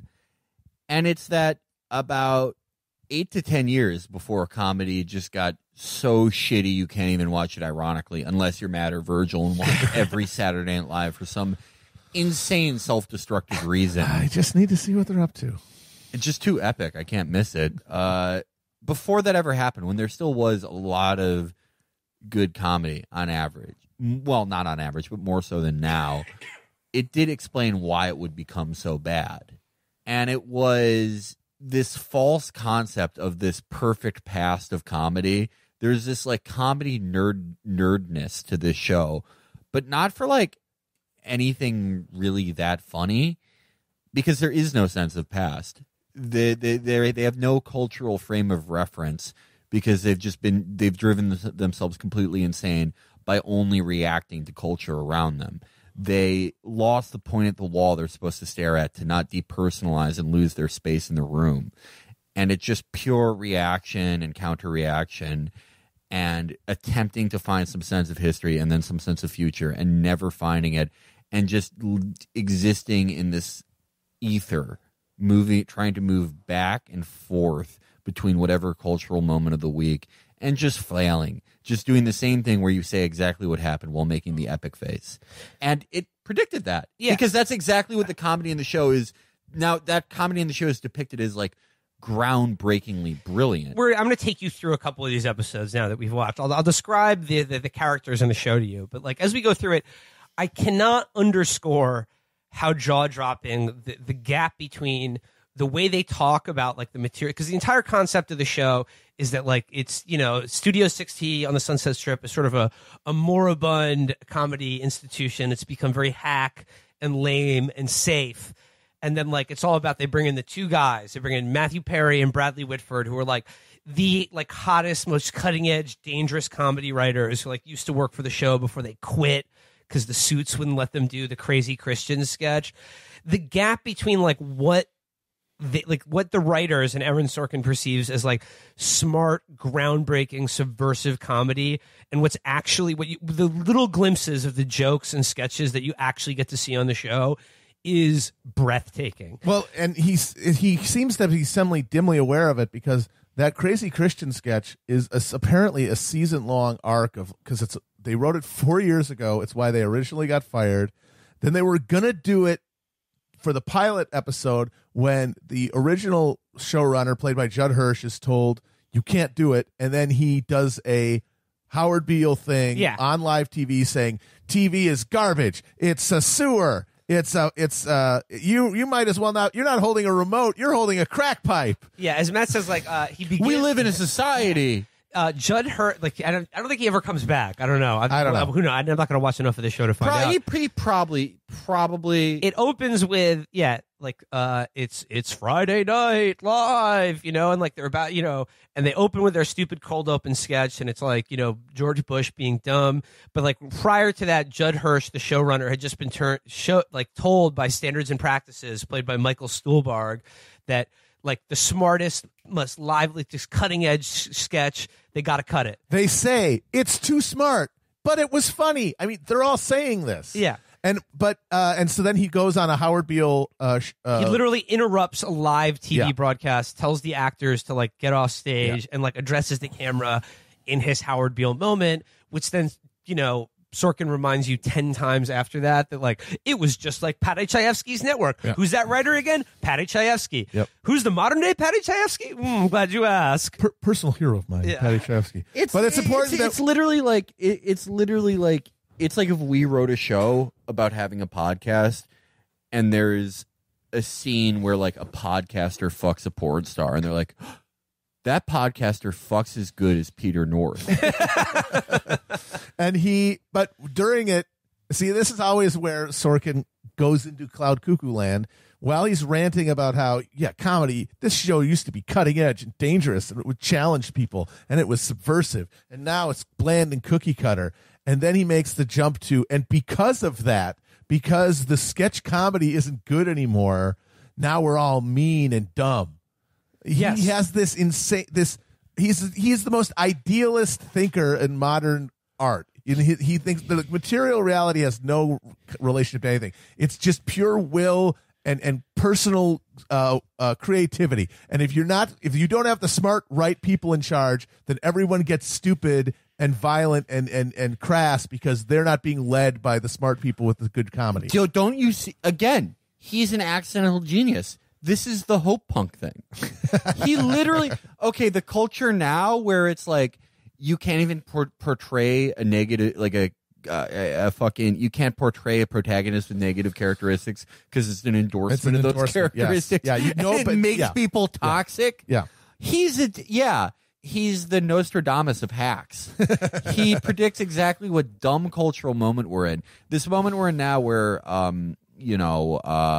watching whatever Netflix show where people are nice to each other makes you a good person. Watching Parks and Rec helps make you a good person. He was so ahead of the curve on that. Now, because he's Aaron Sorkin, instead of like making it easily digestible for the bird brands that live in this country, he just made it not smart, but incredibly clunky and incorporated Gilbert and Sullivan into it. It didn't take off. But he was just, he was a bit too early for his time. It's like, where did America go wrong? It's when, the politicians stopped, sitting in a room and hammering Reagan and Tip, that was and then now it's all bad and stupid. And it's like, he's about like, TV got done when, SNL lost its balls. And it's just like in what universe was Saturday Night Live ever like a truly groundbreaking or like dangerous TV show? They're big. When they started, Gerald Ford was president, and their big hook on him, the guy who pardoned Nixon, was he falls down all the time. They're one of the funniest sketches they ever did. It was Eddie Murphy, and it was like, what if Mr. Rogers was a black guy? That's literally it. There's nothing groundbreaking about it. Sorkin isn't a comedy writer, but he sincerely believes, in the same vein as a comedy nerd, that like whatever bullshit Saturday Night Live was doing in like 1983, where it's like, so he's a football fan, but he's really fat, was just, no one had ever seen anything like it. So so Judd Hirsch has his Howard Beale moment, and then it's like an all hands on deck. All like the network brass, they get in a big room, and the new president of the network is a young woman played by Amanda Peet. I think her name is like Jordan Breen or something. Jordan McNeil. No, Jordan Breen is our friend. No, but this is another thing we noticed about Sorkin. Yeah, this is really good. That was a good observation by very good. Sorkin in all his shows. So there's, the classic, there are two types of females. there's the dumb bitch, and which is most women. Always a name, like Sarah, Tammy, some Amanda, some shit like that. A lady name, a girly but then there's girl a name. Sweetie Pie. Yeah, Sweetie sugar toes, belly button. But a serious woman will be given sort of a unisex, tilting towards masculine first name. Jordan in this show, and Sarah Paulson plays the Christian Chenoweth-esque Christian star of the show. Her name is Harriet, but they all call her Harry. Yeah, and she just broke up with Matthew Perry's head writer character, and they have a tension thing throughout it. But she's Harry on The West Wing. C.J. Craig. She was C.J. Craig. Mackenzie on The Newsroom. Ainsley. He only respects a woman character if she has a neutral to masculine name. And Felix, another thing you pointed out in the Sorkin verse, like in addition to that dichotomy, there's also sort of a hierarchy where, like, there's the main character. The main character is the strong woman who's named like Sam or Brett or something. Yeah. And they're like, this is our new producer. She's a perfect 10 out of 10 dime. She has the same beliefs as a 65-year-old Democrat from Connecticut, and her name is Steven. That's one awesome character, Aaron. And then the other women are like these frail, mousy, like, just homely, like little doormats. Yeah. Just scurrying about, and like it was like basically like the difference between like royalty and like a serf in the medieval era. Like the mousy women, like a fast talking, smart, and energetic guy can legally kill them. Yeah, no, the smart woman who is named like Joseph is just storming down the hallways. All right, I need Monkey W. Bush sketch by yesterday, and by yesterday I mean yesterday in the because it's network TV in the frickin' Greenwich time zone. Do you get me? Okay, good talk. Actually, not a good talk. Okay, talk to you later. We'll see if that one's better. I have a feeling it won't be. And then cut to just a woman who's basically wearing a potato sack. She's shot from like the ceiling down to make her look even smaller, and she's like, I'm gonna put the lights up. Like the lighting fixture could fall on her and kill her, and it wouldn't affect the episode. So there's an all hands on deck meeting in which the new studio exec Jordan Breen, played by Amanda Peet, faces off against the other studio suit Steven Weber. Steven Weber's in something. He's going to play an asshole, and he's a prick in this. No different. And the Amanda Peet character, her hot idea is like, hey, our big problem is not what Judd Hirsch said on air. It's that what he said is true. And that, like, this show is Haec, and it hasn't been funny for like 10 years or whatever. And like my big solution to that is hiring the two best writers, the best writing director team in the world, Aaron Sorkin Mark I and Aaron Sorkin Mark II, that essentially represents, himself. The duality of Sorkin. Only they're both smart-act Jewish guys who are drug addicts. Who are pillheads. And so it's not even the different sides of Sorkin. It's just clones. Oh, no. Matthew Perry's character is on pills, and Bradley Whitford character is on blow. Yeah, that's how he divided it. And they're introduced, like, being given the award for best screenplay at, like, the WGA, the Writers Guild Awards or something. And, Bradley Whitford gets a phone call, and they're like, we're offering you the show. And then there's this weird subplot where, like, they're oh my God, I totally forgot about. Okay, the subplot is that, like, when they're offered this job, Matthew Perry thinks that, like, they're just moving on to, like, their next film project, but he doesn't know that Bradley Whitford actually can't be his director on that because he just failed a drug test for cocaine. Yeah, and like the studio won't bond him, like he can't be insurance. Like, no insurance or something. I'm sure there maybe are rules like that. I don't know too well. But it does seem to be implying that you can't be a Hollywood director and do cocaine at the same time. Or, like, they'll just be in the middle of filming something, and then, like, so the studio guys will come around and they'll be like, I'm sorry, Mr. Bay, can you pee in this cup? And he was like, oh, what the fuck? I didn't see this coming. Can I he's like wiping fucking, like, pure shit off his fucking face. Can I tell you guys off his face? Can I tell you guys why I think this plot device is in here? And I believe Aaron Sorkin thinks it's a real thing because he wanted to direct a movie about Amelia Earhart or something, just some bird brain idea he had, where it's like, all right, we're gonna do a movie about a girl who's a robber baron, and she gets taught by J.P. Morgan, who's played by Bradley Whitford, and even the studio is like, this sounds like shit. We have to tell him that we drug tested him. And he's like, oh, this is a thing that happens to every screenwriter and director. We find out from people watching expository television that the project that they were going to direct and write together was about Nikola Tesla. Again, I'm starting to believe that Sorkin is a prophet. Yes, but like he's like the things he prophesizes are only stupid. Yes, and like our culture can only get dumber. Yeah. Who does that remind you of? Oh my God! How come it's only like us and him who have the power? It's really not good. No, and like, the E1 boys. But we're like cursed. We're like Cassandra, and like this is horrible. I can't believe what's happening. But like Sorkin thinks he's like charting a way to a new golden future. If only more people knew about epic Nikola Tesla. Knew about smart people, high IQ geniuses like Nikola Tesla, and like that world has pretty much come to pass. Yep. And it's awful. It sucks. It's terrible. So much ass. We're living in the world that like it is now the we're job. living in the future we always dreamed where of. It is the job of Saturday Night Live to like correct the president and like stand for truth and the American way. Yeah, no, it's every show is Studio 60. Every television show with comedy on it is Studio 60. Everyone is his heroic knight errant comedic geniuses, taking down the chuds and the hypocrites in the news. When you turn on TV and you see like just a full 5-minute replay of like the Senate Armed Services Committee talking to some fucking dumbass that Trump put in charge of ISIS or whatever, in charge of fighting ISIS, and then Sam B comes on, or Trevor Noah, or Seth Meyers, whoever your person is, and they're just like, just the sound of a lawnmower starting up, but just clogged with grass, just that smug humming. You're living in Aaron Sorkin's mind. He's looked into a snow globe, and now you live in it. Yep. Just to give people who are avoiding this stuff for their health a little taste, I saw a joke that Trevor Noah did last week about Howard Schultz and his amazing quixotic effort to become president.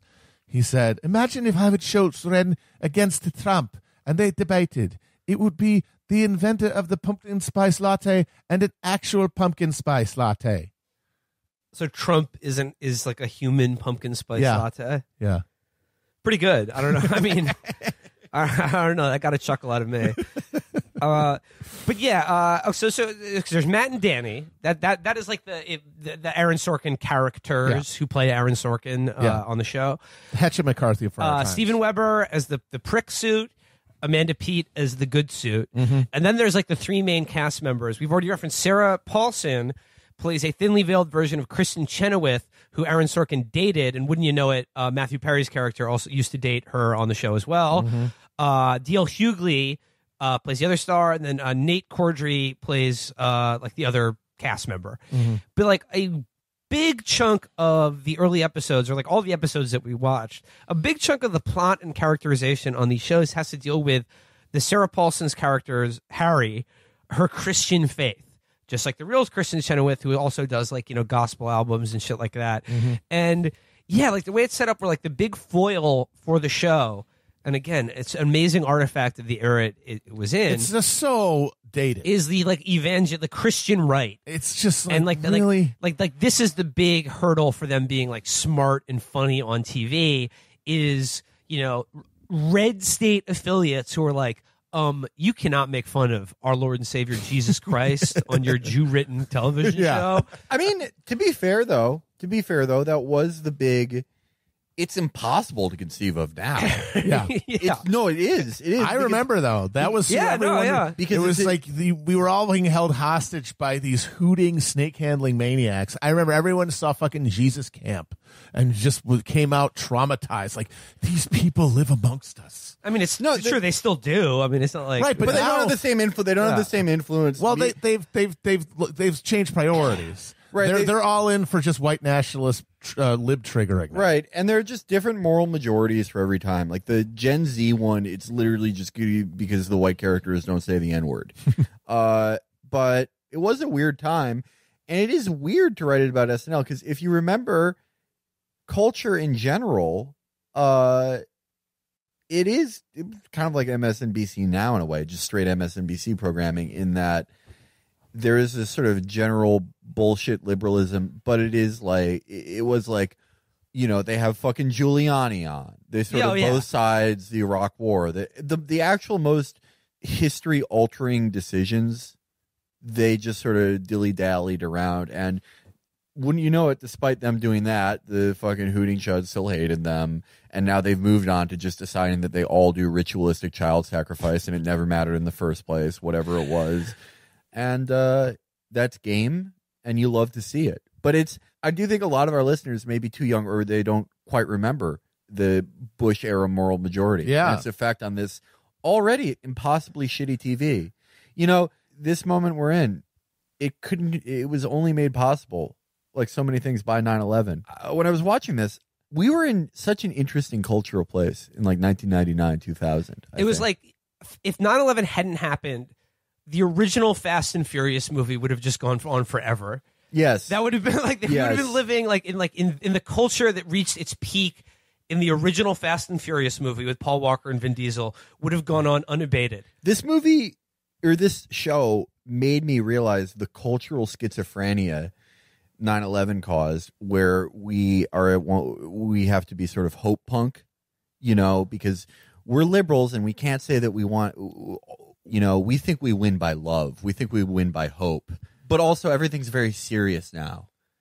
Everything's serious. But also going to the mall is fighting the scourge of evil in the world. And it just caused this mental breakdown of the culture, where the only funny things were just instances of people totally giving up, of people like, let's see if this bullshit will get made, like Tropic Thunder. They probably didn't think that could get made, and then it just somehow got made. Or like just. But Tropic Thunder is a good movie, right? Though. That's what I'm saying. Yeah, I'm saying the only good things. Yeah. Or like fucking like Step Brothers, things that had nothing rooted in the cultural moment of the time. Everything tied to that cultural moment is just shit. It's meaningless. It's fucking garbage. And actually, I mean, every like good comedy and everything kind of good, it just sort of tried to follow a through line of pre 9/11.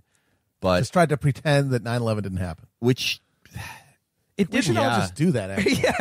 If you want to write something, as we've said, if we had just pretended collectively it never happened, everything would be way, way better now than it is. I advise against anyone going into any media, any entertainment. But if you really want to write something, if you think you have something great and you have just that ability that you either have or you don't, that you can write things that are like evocative and fun to people, and you want to make people laugh, you want people to read it like 5-10 years from now and laugh, nothing to do with the cultural moment. Nothing. Fucking nothing. Because it's faster moving and shittier than ever. And what are you going to do about Trump? What are you going to talk about? How are you going to talk about Trump in a way that's indelible or memorable, including our stuff? Our stuff, can't do it. I think our stuff we do about Trump is funny. I think people that listen to us and enjoy us think it's funny. But I think it's one of those things where it's like, you're not going to go back 10 years from now. No. I don't give a shit, because it's not the same as like a movie or something. Yeah. I think I don't think that many people go back and listen to like podcasts 10 years later. Yeah. But I am saying this show has given me a renewed appreciation for truly how much damage 9/11 did. Truly. I would say Aaron Sorkin's done more damage to America than 9/11. Well, that's a chicken and egg. Would Aaron Sorkin be able to do so much damage? Well, the West Wing was before 9/11. But it really hit its stride after 9/11. Because of the Bush, remember the fucking Isaac and Ishmael episode that they did after 9/11? Because 9/11 didn't happen in their universe, because it's a different time frame. It was like Mark Wahlberg. Yeah, because so the plane is about to hit WTC2. And Bartlett just takes like a window cleaning lift up and goes, "E dominis u patris Allahu Akbar, you son of a bitch." No, what is it? Where's the line in the Quran that says it's okay to crash a plane into a bunch of innocent people, sir? He's like, "My God, you're correct." He's like, Muhammad Atta is like, "I never thought of it that way." Yeah, he's like, "I've made zakat more times than you have this year, you son of a bitch."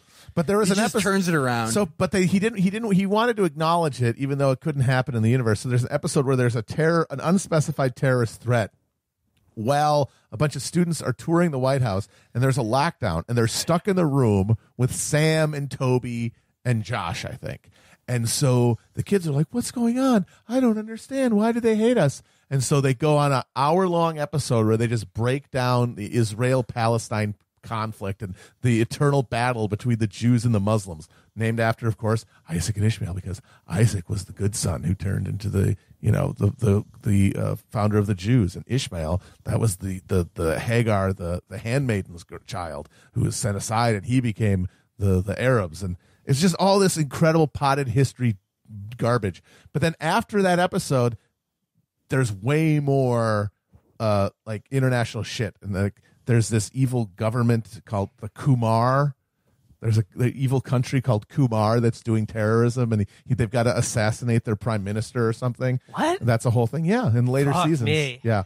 So as soon as 9/11 happens, it gets diffused, and then of course there's the amazing run where he runs for re-election against James Brolin doing George W. Bush, and their famous debate episode where they say, you just show everyone how much smarter you are than him and how much more competent you are. And then he does it, and then he blows them out. Oh, what about the episode where the terrorists kidnap the president's daughter? Yeah. And he steps down so John Goodman can be president? Goodman, yes, the Speaker of the House. John Goodman's like a Newt Gingrich maniac, and he becomes president. Well, we'll for get like to a day. I guess Sorkin likes John Goodman playing right wingers. I mean, who doesn't love John Goodman? Well, that's because when he closes his eyes and sees a flyover person, it is all 350 pounds of pre-skinny John Goodman. Like, that is who he thinks every American looks like. Let's be honest, though. John Goodman rocks. Good taste by the pimp Sorkin. For real. I just want to bring up a couple other things. The first episode ends with like they've agreed to do the job, and they're about to have like an all cast meeting, and right before they go out, Matthew Perry says to Bradley Whitford, he's like originally kind of reticent about taking the job, and he goes, "It's a good studio. It's got a good feel. A lot of history here." And I was like, yeah, no shit. You hear what happened to the poltergeist girl here? Yeah, but no, that same idea that the ground that we trod upon is hallowed. Yeah. Because John Belushi played the Japanese deli guy there in the 70s. Do you know how much fucking cocaine and heroin was sniffed off this table by fucking Do you know how many strip girls got their asses grabbed? This is the place where a bunch of people's nephews wrote the sketch "Gay Jogger." I mean, we make fun of and also greatly admire Mad TV, but Mad TV is indistinguishable from the so-called the golden years of Saturday Night Live. It's the same premise, just straight up flatly offensive character. It's just in your face, and it's not like trying to be poignant and tugging at your heartstrings. And smart, goddamn smart. Yeah, it's. I mean, there's a little bit of a fascist in every American, and what is fascism but wishing for a perfect past that never really existed? And I can't think of a greater example of that in entertainment, a type of entertainment fascism, than wishing for classic smart SNL, which was it was just Mad TV. Now, in episode 2 opens with like a big press conference where, again, like they're announcing North and South Korea have been, because reunified. in this universe, the network they're on, and remember, this is a network that coexists with all the networks in our reality, coexists with Saturday Night Live. They even mention Lorne Michaels on the show, so that it still exists. On this network, their flagship show is their late night sketch comedy show that airs once a week at 11 o'clock at night.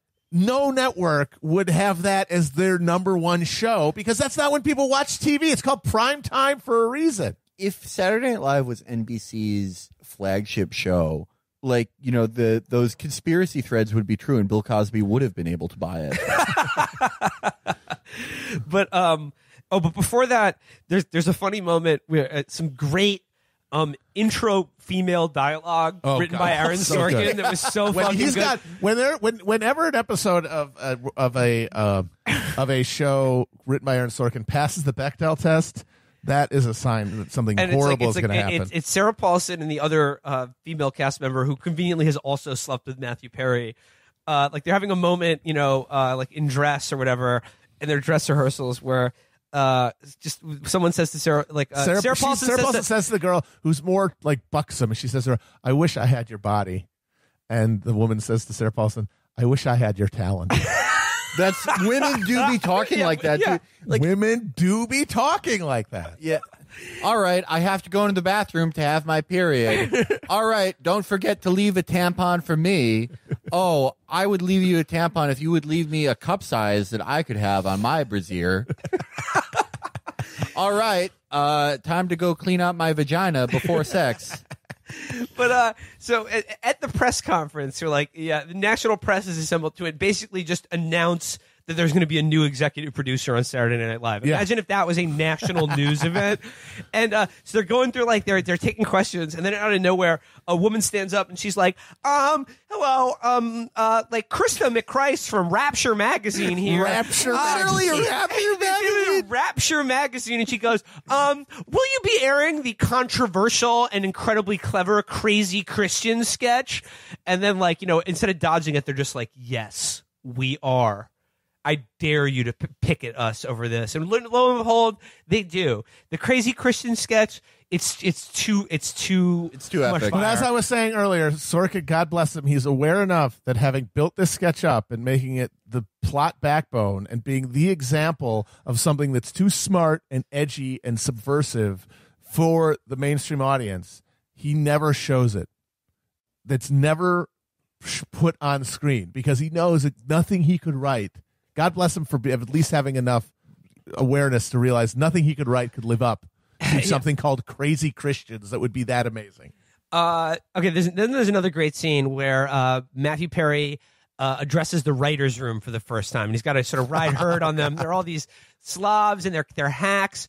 And like Bradley Whitford, the director, like introduces Perry to the writer's room, like to give the troops the speech. And he just goes, all right, I'll only say one thing. This isn't TV camp. So, like, if you bring good ideas, they'll get on the show. If you don't, they won't. Not everyone gets to participate. Don't cry about it. Like, just be better. And if you're a woman, shut the fuck up. Shout out Elena Smith. No, yeah, and then Perry sits down. They're like, "Oh, what if we have a sketch where Bush opens the Department of Lies?"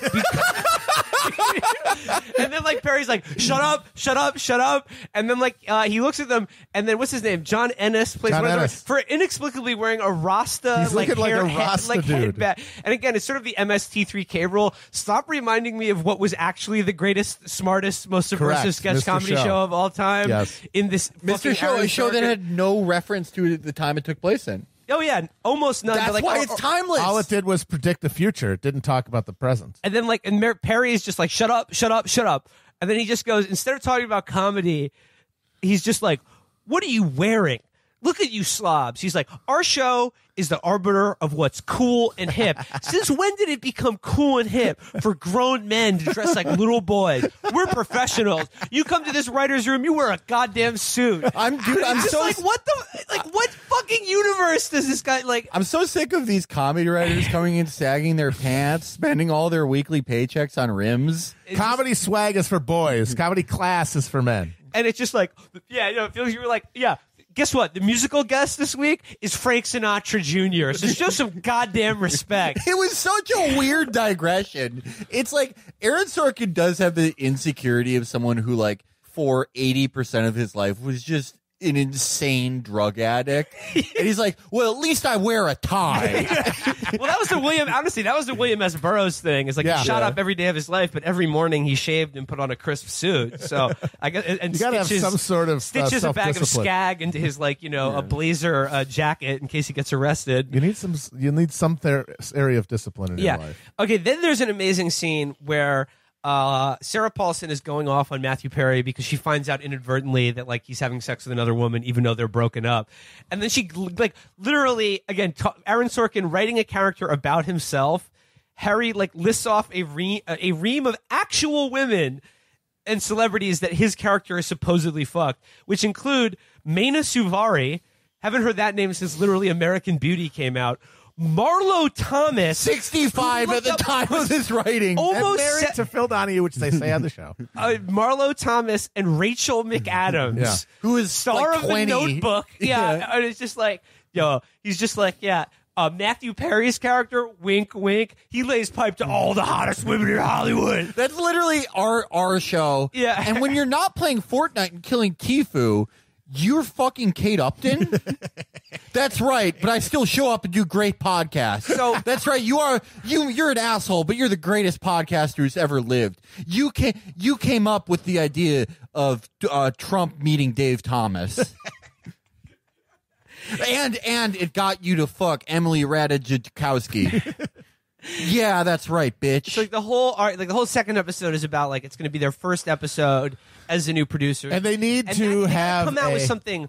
They got to come out with fire. The cold open. This is has their to be chance. amazing. It's reintroducing the show to the audience, acknowledging what happened, promising a new generation. And it has to be smart and funny and brilliant, edgy, brilliant, cutting edge stuff. And I need to stress that they had said on the show multiple times that this Friday night show is the arbiter of what is cool and hip in our culture. It's what everyone talks about around the water fountain on Monday, on Saturday morning, when they go into work on Saturday morning. No, but this is cool. This is hip. You guys have been brought on, Matt and Danny. You guys are the dangerous, edgy, cutting edge comedy writers. Yeah. So what do they come up with? This is one of the sketches we do see. What do they come up with? And it's the climax of the second episode. Climax of the second episode. What do they come up with? I swear to Christ. Oh, boy.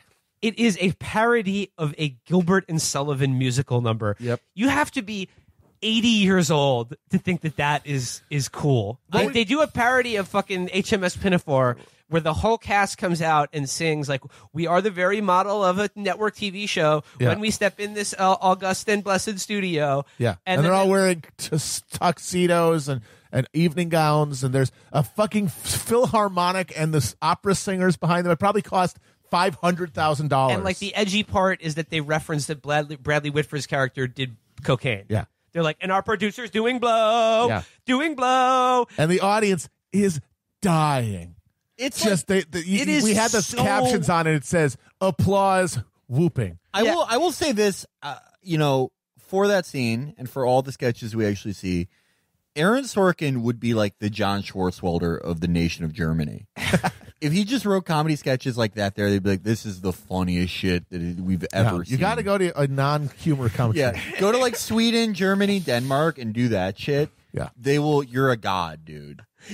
One of those nations where everyone is 90 years old, no matter what time they were born. Where everyone's 90 years old, and it's nighttime for half of the year. Yeah, but it's just dude, we need to make sure we sneak this bystanders and practices. We're gonna have a plump boy put sausages in his ears. It's this Gilbert and Sullivan shit with that would be what would be funny to a dinner theater office, a dinner theater audience in Branson, Missouri. Well, no, those guys are too unlettered for it. It'd be more like somebody in the Catskills in 1955. Yeah. It's Shecky Green. Yeah. Right. This is the comedy you would show your Jewish uncle who's recovering from an ulcer. There's when he has the brainstorm to do the Gilbert and Sullivan thing, while he's realizing it, he says to the room full of people who are all trying to think of what to do, he goes, "Who is the first? Who invented frat comedy? W.S. Gilbert." What? That just... William Shakespeare was the first rapper, I'll tell you that. Oh, dude, that's so awesome. Gilbert and Sullivan also invented racist comedy with their the Mikado. The Mikado, yeah. Japanese people. Dude, I'm so sick of these fucking SJW cucks trying to cancel Gilbert and Sullivan. If you're a MAGA patriot, we're gonna put on our own production of Pinafore. We're listening to Baby It's Cold Outside, Gilbert and Sullivan, all that shit. Fuck you, We're cucks. gonna watch The Jazz Singer. Yeah. Enjoying all this shitty old crap to trigger people. I love musical theater, you fucking pussy. They're just miserable watching Showboat. They're going up to the Broadway cast of a Gilbert and Sullivan's a MAGA psycho. I bet the liberals hate that you do that. They're like, what? It's all gay New Yorkers. Don't ever let them take this from you. So that's the first two episodes. It ends with them doing this Gilbert and Sullivan cold open. to rapturous applause. Huge success. One more thing about episode 2. There's another through line that's carried throughout all of Sorkin's work, and that is, and he was doing this 15 years ago, which is insane, or like a decade ago or something. No, yeah, like a long fucking time ago from now. Going at the trolls, going at the bloggers who are writing in their pajamas, which is literally a line on the show. And then the Nate Cordry character basically says, like, what's wrong with credentials? I like credentials. I like when the media was credentialed and not just some, jerk in their mom's basement or whatever. This was when the trolls were just bloggers. I don't think Sorkin's on Twitter, but I imagine him logging on. He would melt. He would have a stroke. He would have a stroke. He would die. The most like lame dick rose emoji, like, hey, my dude, you've been corn cobbed. He would just, you son of a bitch. He would just turn on the hardest Gilbert and Sullivan and just start nailing drywall, just going beast mode. The name was it's called someone called Bernadette's blog was like 30 or 60 on the Sunset Strip is a bore and old, and then they're just like, I should only read this in the pages of the New York Times or the Wall Street Journal. Yeah. How dare you? By the way, I like that the guy on second rate SNL is like, I prefer experts. But the guy whose big claim to fame is that he has a great Bill Frist impression. Yeah. The Sorkin classic is like, it's like the nerd character is like, oh no, Ronald's web rings that gave us a 5 out of fail. And then the older character is like, who cares? And then goes, Sorkin, because he doesn't know any media figure. Like, he's only worked in media, but no one's less acquainted with the business of media. His idea of what blog traffic was in 2008, he's like, oh yeah, well it has 200 million unique readers a day. Oh my god! Rapture magazine has 10 million readers. No, there's a scene with Rapture magazine where Amanda Pete's character is like, since when do we let Rapture magazine into our press briefings or whatever? It has a circulation 4 times the size of Vanity Fair. I just love the idea there is an evangelical Christian magazine that is just out. Yeah, it's on every newsstand when you're waiting to fucking buy your food at Kroger. Mrs. Breen, this is I'm from the email forward chain newsletter daily. I'm from the wretchedtrollhive.net. Yeah, I'm from that word actually just means ignorant person quarterly. You know what? This show exists in Donald Trump's mind palace of the importance of media. But Donald Trump literally knows the business of media so much better than Aaron Sorkin. If he wrote this show, there would be weird stuff, the Graydon Carter character would be like, ooh, I'm such a sissy, time to make another bad restaurant. But he would know what a network executive does. He would, because that's the only thing he knows. Despite ostensibly only being a real estate businessman, he knows this stuff. Aaron Sorkin should have hired Donald Trump as a consultant to this show. It literally would have made Actually, it better. There is Donald Trump is name checked during Judd Hirsch's rant. It's another prophecy where he says, we're being coarsened by our media and it's making us all want to be Donald Trump.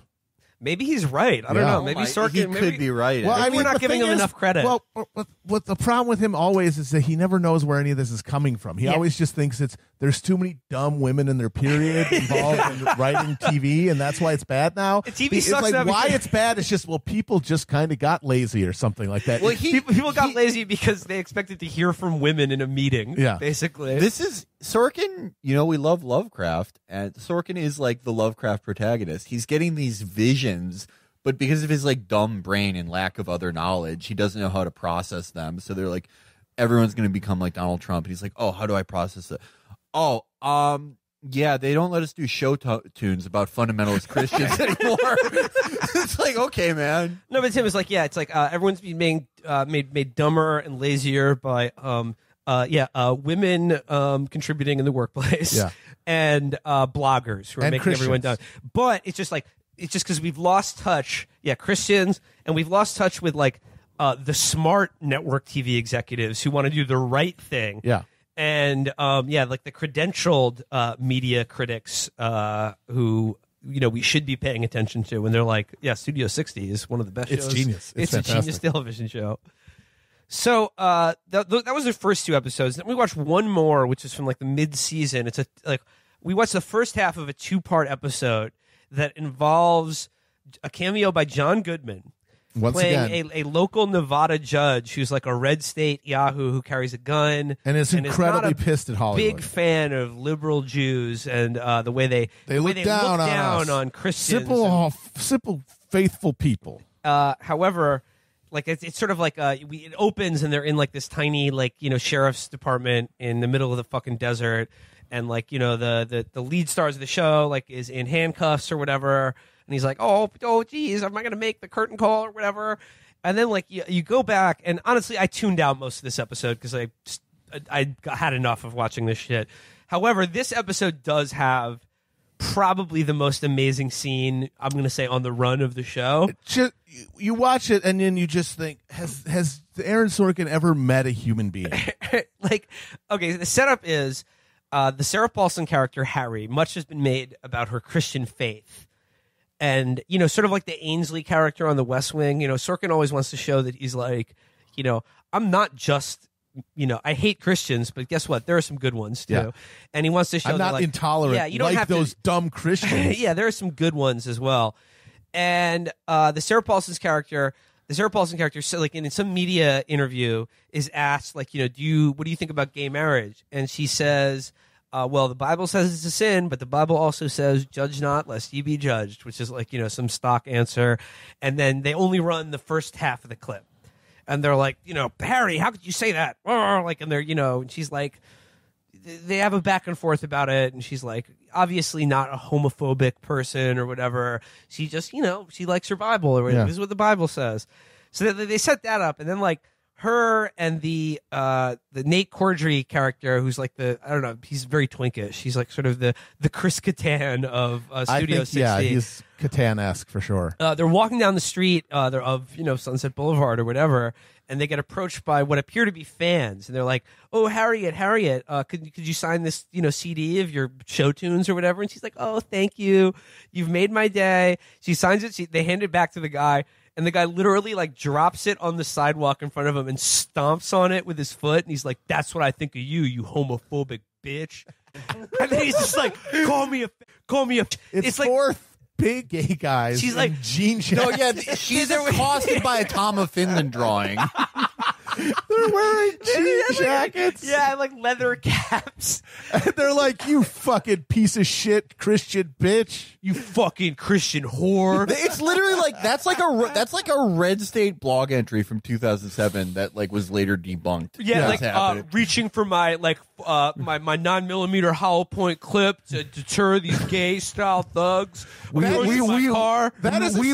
several insurgent style homosexuals. That is a story that somebody wrote into Rob Dreyer's blog about. Yeah. Like, see, they are literally, and then, as they said, like, they're explaining, they're like, some gay bullies attacked Harriet. Over the course of the episode, they call them gay bullies, gay toughs, I think. Gay hooligans. Gay hooligans. Yeah, like fucking soccer fans. And then, like, the Nate Cordry character sort of intervenes and is like, "Come on, back off, guy," and sort of like pushes him away. And of course, like, he falls down a flight of stairs or whatever. And he's like, "Ow, my arm." All incredibly convoluted. Then he ends up in jail in Nevada because he had like an outstanding speeding ticket there. And they extradite him. To this small town in Nevada. And then then there's this whole other fucking subplot where like the whole fucking network and like their lawyers have to fly there because I swear to God, they're trying to do a $20 billion deal in Macau, and they have to cater to this Chinese guy, this Chinese billionaire and his teenage daughter, who's only interested in getting piped down by Chris Kattan. Yeah. She loves that little fop. She loves him, and she wants to meet him. And so since he's in Nevada, they got to take them to Nevada for her to meet him. And of course, once again, Sorkin only writes about himself, is referencing the time he got arrested for flying to Vegas with mushrooms and cocaine. Yep. So we run into John Goodman playing a right winger again. And I'm going to admit I was shitting for like 20% of this episode. But does it? Yeah, he does like a whole.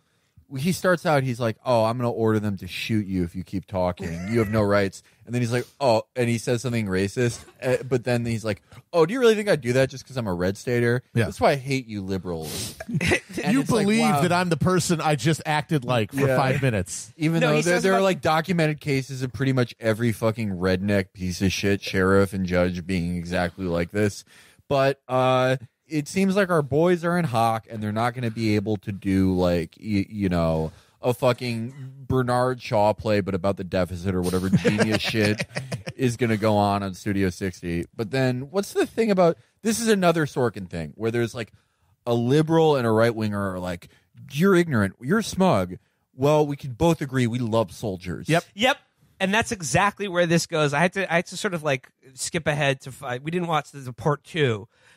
But wouldn't you know it, everything resolves itself when it turns out that the Nate Cordry slash, I don't know, Chris Kattan character, the one who had the speeding ticket in Nevada, got the speeding ticket because he was driving to see his brother before he deployed again to Afghanistan to build schools and hospitals. Of course, I'd teach. And the then women like to John read. Goodman is like, yeah, like respect, like like I'm voiding the charges because I feel like it, because your brother's a troop, and like they all come together over their love of the troops. That is a thread throughout all of Sorkin, is this idea of all of our cultural conflicts are really petty, and we could really transcend them if we just got together around our imperial warmongering.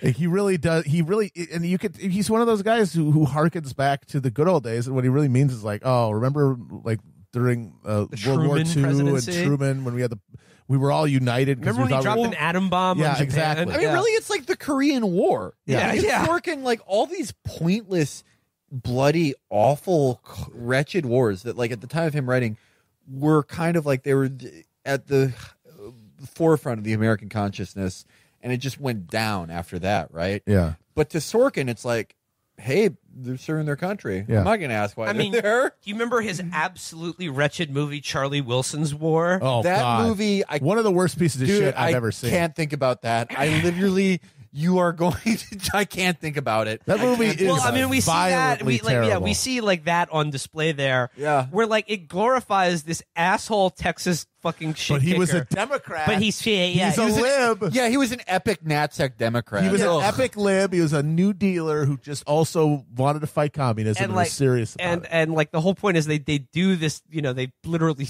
supply Stinger missiles to, you know, what would become the Taliban. And, and at the end, it's like all made okay because Philip Seymour Hoffman's character just tells him like, don't forget about him now. Got to build schools. Got to build roads. And they're like, oops, we guess we forgot to do that. That was what we fucked up on, and not not the doing it in the first place, not helping trigger the invasion of Afghanistan, because we were people forget this. We were arming motherfucking Mujahideen before the Soviet invasion of Afghanistan. Yeah, just telling the fucking insanely drunk Me Too congressman, like, hey, don't forget to build a society over there. Okay, gotcha, man. Yeah, that's the CIA's due diligence. Yeah. Hey, drunk, unreliable dipshit. Be sure to like create an entire like secular or semi-secular civil society. Okay. Yeah, I'll do that right after I finish having this meeting with a guy whose job it is to throw acid in the uncovered faces of women. Yeah, and then I have to settle 38 sexual harassment lawsuits in my own office. No, Sorkin is a guy who would be like, he's like, I can't help but be the only one who thinks, like, can I be the only one who thinks that if the troops got together, they could do a late night comedy show that would be the best thing ever? It's true. No, Sorkin him and Bill Maher have basically the same brain.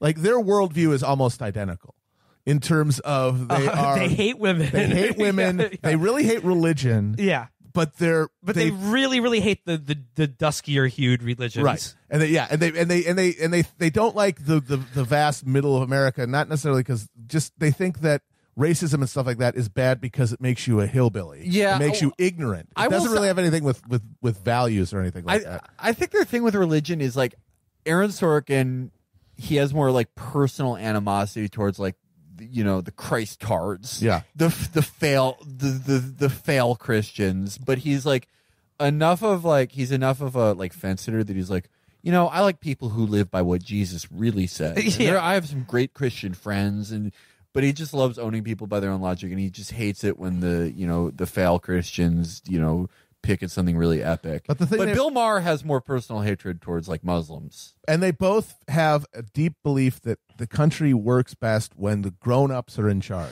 Well, that is exactly what Aaron Sorkin just said when he was interviewed by Fareed Zakaria about AOC and like this new crop of Democrats. We said, I think it's time for them to grow up. And the Democrats, we referenced this before. He said, like, we have the opportunity not to be like the dumb party.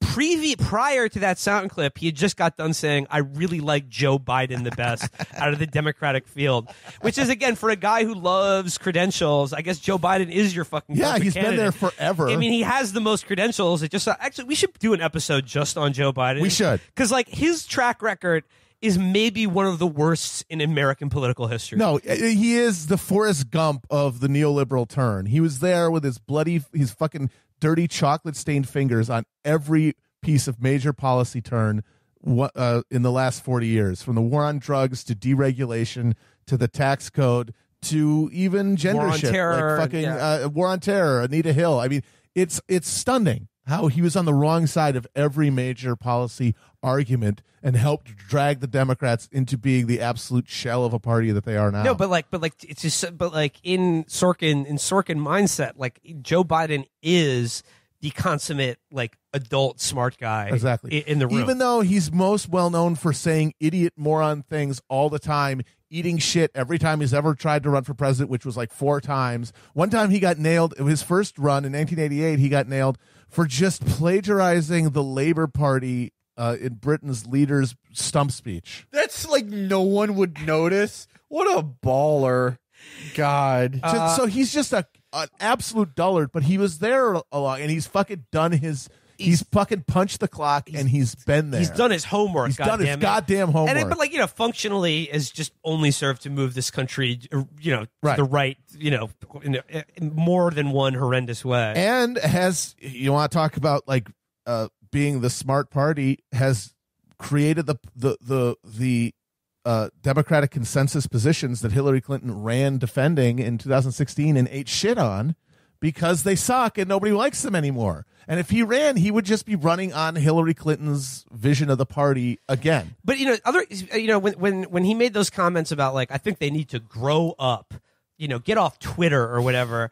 It's funny. He immediately backtracked on that and said like, oh, I actually do really like Ms. Cortez or whatever. But like, the funny thing is like, people pointing this out, like Alexandria Ocasio-Cortez is like a character he would write that is like a smart, plucky woman who what she really needs to is to just be like kind of lectured and reined in by like an older, smarter guy. Yeah. Log off of that Twitter, young lady. Yeah, exactly. Log off that Twitter and get in the room with the people that you're gonna have to be a darn legislator Quit with. standing in the hallways and talking to these yahoos and get inside that room and talk to the people who matter. Why don't you just have lunch with Mitch McConnell and you might understand something, young lady. Yeah. You know what's a great dumb guy trope is like, oh, I'm gonna fuck some sense into her. But that's like literally WMD. Yeah, that's literally Sorkin. And he would call her Alex. You're right. Yeah. Oh, my God. Yeah. Jesus. Another. He made it happen. Yeah. He created it. The He's lathe the of heaven. Yeah. Lathe of heaven.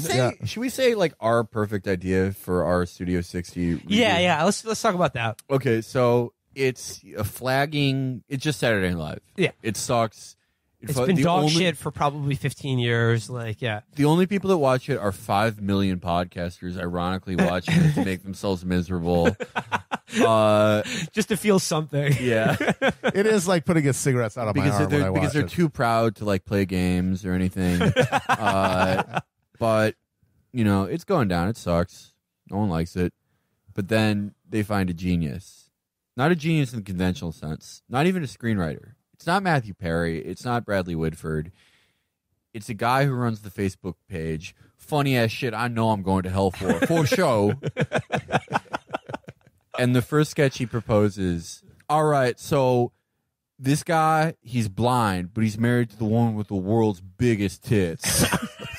And it just all, Saturday Night Live turns into that.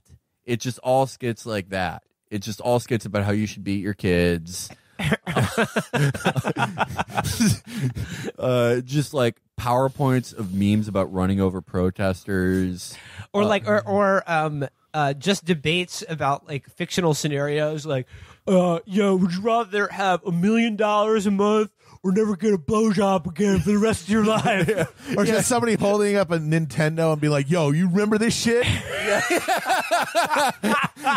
And the guests are like, it's Tom Hardy, but he's dressed up as Venom, and he can't be out of character Venom the entire time because the guy who runs the page really thinks he is Venom. And Josh Brolin as Thanos. Yeah, and it's like it brings America together. Like, you know, a right-wing senator and like the Alex Cortez go on because they've just both this shows. Everyone in America can now relate to this show. Because it is funny ass shit. I know I'm going to hell for faux show, and that's our show. We're pitching it right now. You know what? It would be better. It would be better than everything they have because, as we were saying, the final rebuke to this show has now happened. It took over a decade, but we now live in the world that he envisions, where all of the best comedy minds are dedicated to being smart challengers of the status quo who speak truth to power, and it fucking sucks. The only way you can really, it's all terrible and stupid. It's the most ineffective, utterly shit. Toothless, toothless and ineffective. All these guns were trained on Trump for 2 years to bring him down, and it did not stop him from winning. The utter impotence of his worldview is shown in everything that has happened since. That's the series finale of funny ass shit. I know I'm going to hell for show. Is it takes down Donald Trump, which is what makes him such a tragic figure, because we are realizing that he did have a dim view of what was hoving in to the reality, but he couldn't contain it in it. He couldn't conceive of it, and so he's just doomed to provoke the most absurdly impotent response to it. This vision of like ambitious, earnest, smart people in a room together fixing all the problems, and it absolutely failing every fucking time. Just eating shit. Hate to see it. Eating plate after plate of shit. I mean, I think that pretty much puts a bow on the Sorkin trilogy. Yeah. I mean, like, fascinating, like a man who, I think we've proven, like, really has created the world we live in, but it's like a monkey's paws type scenario where we get he got what he wanted, but in a grim, ironic way that's doomed us all. He is the man who says outside the bar, "You're so lucky I'm on parole and my wife is here." He comes back, he's not on parole anymore, his wife isn't there, and he loses the fight soundly. And I think it boils down to his just lack of any material understanding of the universe. He does not get material determining causes of things happen. He doesn't think that way. Because he's a liberal. Yeah. He just thinks it's about smart people and dumb people. Yep. Like that. That's it. Like, That's it. There's no interests. There's no conflict. There's just smart people and dumb people. That's the real conflict. That's the real battle. And if you put the smart people in charge, they would fix all the bad things about comedy, about news, and about the world sports, we live in, and about politics. Literally, yeah. And it's like everybody who was in that fucking Obama White House is exhibit A through F. That is 100% incorrect. And everybody writing, all those Harvard assholes writing for Saturday Night Live are exhibit B through Z. You know what? You know what the next Sorkin show is? What's he going to fix this time? Yeah, what's he going to fix? It's not going to fit. It's just going to be a straight up story about like an honorable podcast network. And you know which one I'm talking about. The fucking Crooked Media. Yeah. Oh, God. God. It's going to happen. Oh, no, he's going to do that. No. Oh, he's going to be, because you know what happened? Because this is real. Sports Night came about because he was on coke in a hotel room one night, and he was just watching TV, and he came on SportsCenter, and he saw the repartee. This was the heyday of the Dan Patrick Olbermann era, Patrick, when they're just like doing all the bants, and they're super clever. And he's like, "This is fascinating. How do they do this?" And so then he just did a bunch more coke and like got into that. If he gets zooted up and listens to a few pod save episodes, he's going to be like, "Oh my God, this is it. Smart people in a room trying to make sense of the world around us and get people interested and passionate and voting and informed. What is it like to do that?" Okay. That means we're going to get an Aaron Sorkin show about a fucking podcast We're going to get an Aaron Sorkin show about a podcast network that's like a thinly veiled take on the Johns. Oh, God. But in the universe of that show, my there tummy is going to be hurts. his version of our show. Yes. Let's go. Yes. Let's go. Yes. These And we're pieces the of bad shit. These piece of shit, these foul-mouthed idiots who don't know anything. But he's gonna like greatly they're gonna be like, oh, you got roasted on the drug audio hour, and they'll be like, who cares? And they'll be like, they have 100 billion downloads a day. They make $30 million a second. It's on the crack Patreon. smoking Hitler hour. Yeah, and they're like, what? People listen to this? Dude, we have to get on as ourselves. I'm volunteering right now. Yeah, me too. Put me in, coach. Absolutely. Oh my God, that's gonna happen. It's gonna happen. We are willing it into being of him willing it into being. I mean, it's because Cricket Media is fulfillment of his vision. Like they are living in I'm his thinking world. about that Dan Pfeiffer book where he's like, what can you do? You start fact-based media. It's like, there you go, man. Yep. Oh my God. Fucking A. Shit. I cannot wait for this to happen. Oh my God, it's gonna rule so hard to happen. Oh my God. Holy shit. Oh, hell yeah. So, do you guys want two other predictions? Yeah. Yes. David Mamet drama about esports. Like Red Belt. No, that's but it'll that's literally going to happen. No, but he's going to get it. He's going to get it as wrong about esports as he did about jiu-jitsu and Red Belt. Yeah. Like they're going to be in the LAN competition, and they'll be like, my downloads are too fast. I need to double my RAM right now. They're like, this player's cheating. He's using LimeWire to listen to MP3s for free. Arnita Sarkeesian will be in there as the villain. Yeah. Representing the SJW. And she's lying like Wayne Leander. Yeah, exactly. And then finally, I think HBO show about the occult. Prestige TV show about women in the occult that lasts one season that everyone says they watched but didn't. These are my cultural predictions. All right, let's see if they happen, folks. If there was a parlay, I would put like fucking $1,000 on a parlay right now. Easy. That's fucking easy money. Bet DSI, get on that shit. Yeah. Well, boys. All right, I think we put him to We bed. hated to see it. Yeah, we hated to see it. Hey folks, it's Will Menaker here. Welcome to your Chapo.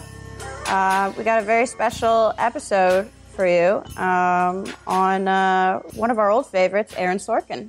So this might actually be worth 2 episodes. I didn't get all the way through it because there's a lot. There's a lot. He speaks very fast too. So an hour of Sorkin is like 3 hours of a normal person. That's true. I think that's the exact ratio. Yeah. So I actually, in my insane boredom, decided to subscribe to the Masterclass series, which bills itself as an online education outlet. But it's more of kind of like a venture capitalist celebrity seminar thing. It is deranged bullshit, which I knew going in, but I wanted to see like what this economy was. And also it has some really good people on it, which is insane. Yeah. It has like David Lynch. That's how they got everybody paying attention, because they came out of the gate with huge, big people in all these fields. Yeah, well, they also had Kevin Spacey and Dustin Hoffman at some point, but those have been removed. What? Yup. Yeah.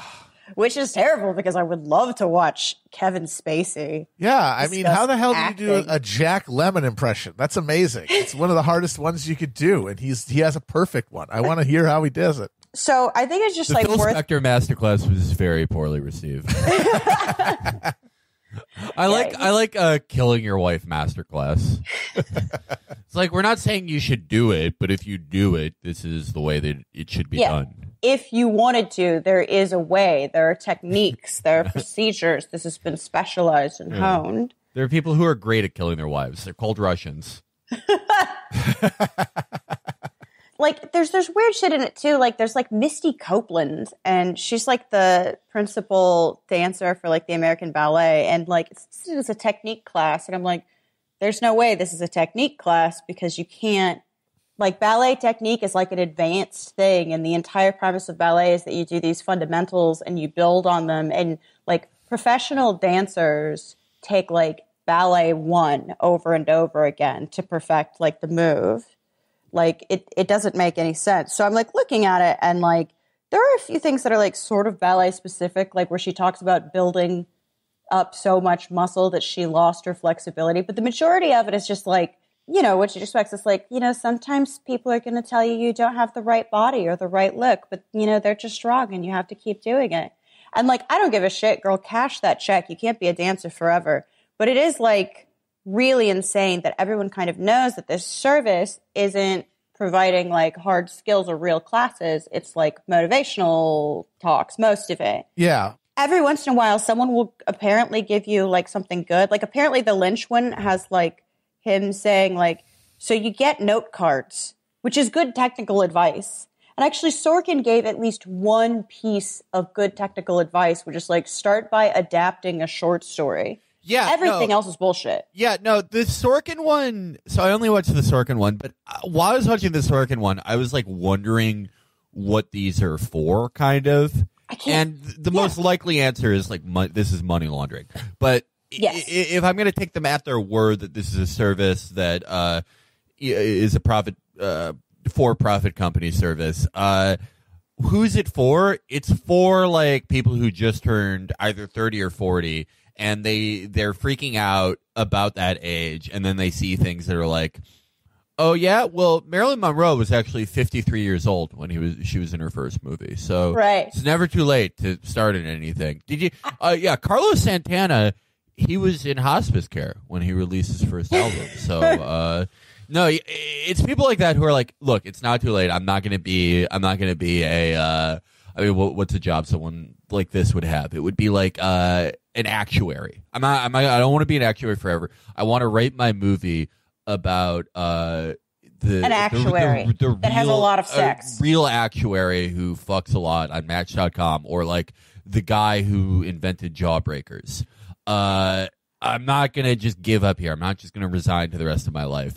It's made for like sort of nervous, solidly middle or upper middle class people who want to pursue a creative ambition. So most of the advice they get isn't real. It's just to like allay an anxiety by virtue of them doing this class and like shitting out whatever creative effort they're taking the master class in. Right. And like the other thing is that like because this stuff is a lot of it is very craft based, or at least it was initially. Like writing is a craft, dance is a craft, things like that. It doesn't make any sense to put it this way, because the actual way to do that is to like do it like if you want to write a novel, you should read novels and start writing, and like that's not interesting advice. And then you should discuss novels with other people, and like you have to like do the thing. And these people, I think the people who like this are still kind of rubes that believe in some sort of meritocracy, and they believe that if they like take the class and follow the instruction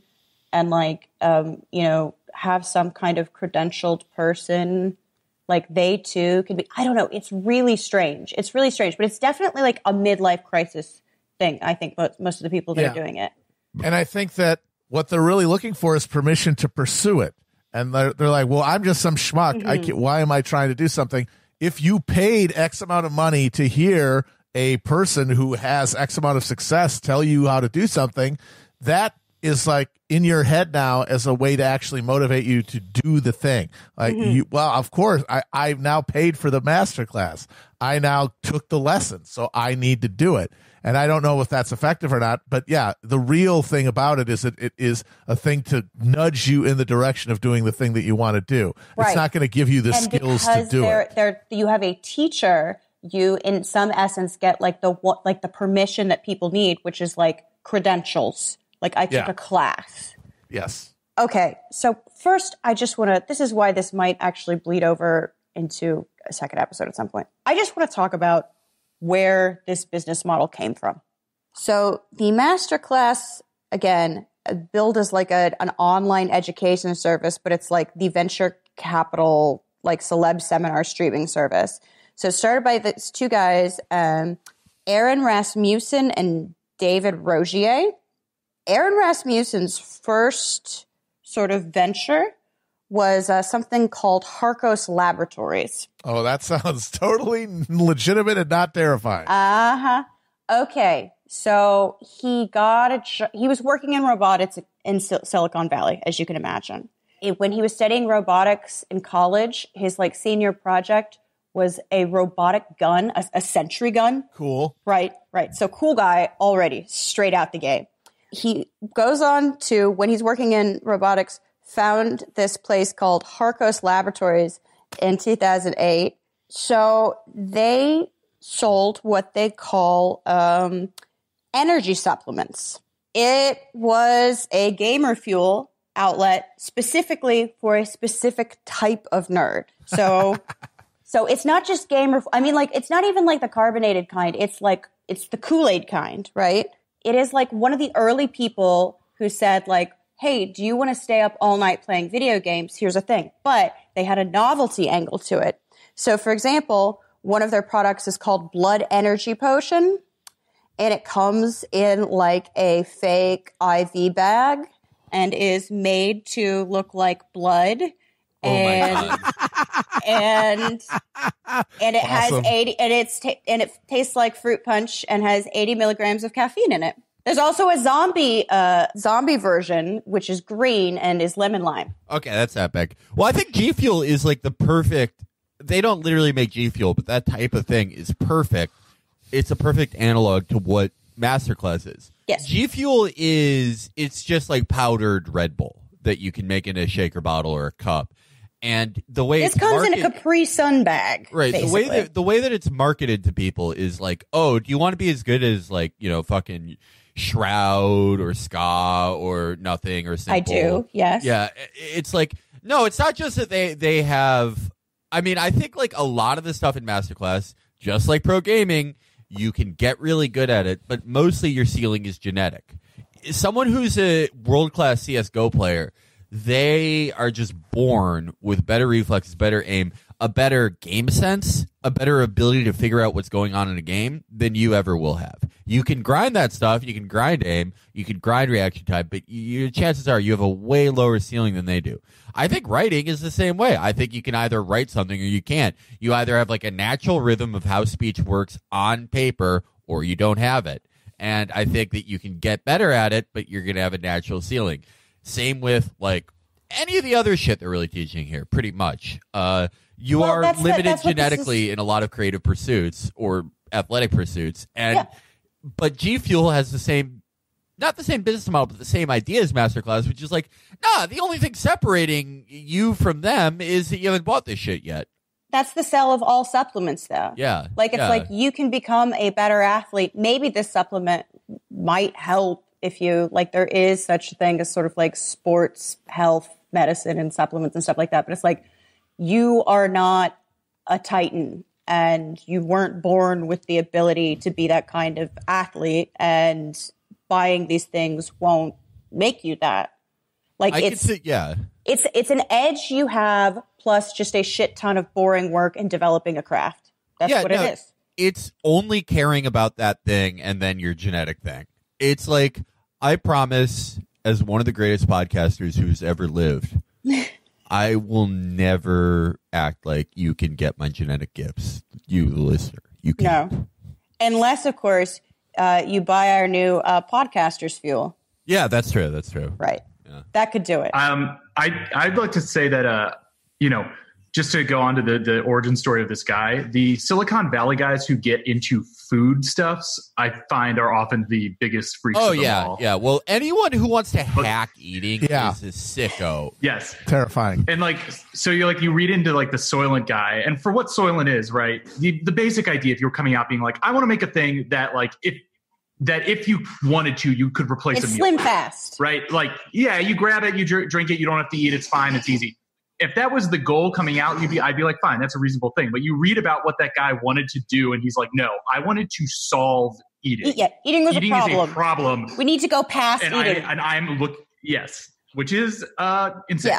Yeah. So this stuff did very well, apparently, on paper. I would love to know whether or not it actually did well. As we well know from WeWork, there's a lot of sort of speculative. I mean, like, Silicon Valley gets to value its own products. So it's very possible it didn't like really turn a profit. Then again, I could totally believe that like every, accountant that had like a Walking Dead party wanted this novelty fake blood at their party that had a bunch of caffeine in it. And it comes in a little bag. It comes in a little bag. Like, that's the thing. This is the sort of thing that, because it's 2008, mind you, so like nerd culture and nerd novelty products, huge. Yes. Hell yes. Yes, that is what they look like. Yeah. This is blood energy potion. I went with potion. Taste in the back of my mouth of 2012. I'm seeing that. Yeah. Wow. Wow. Just like I have a completely clear iPhone case. I'm reading articles on Slate about Bodies and Spaces. I guess canceling Patton Oswalt. What am I doing in 2012? You're calling people a fuck waffle. Yeah. Like that's all that's going. It's all just like coming up 2008. Yeah, I'm reading oatmeal comic strips. Feels good. Right. It may actually did make money. I could totally believe that. Like that time period, there was a rush on very stupid nerd products. I demand my I mean, for a while there was a thing where you bought yourself birthday gifts every month and they mailed them to you. Remember that? Oh my god, yeah, loot boxes in real life. That was awful. Loot boxes. Yeah, if you wanted to become a millionaire in 2012, what you had to do was like make a type of bacon called like man strips that came in a fake first aid kit. Yeah. Yes.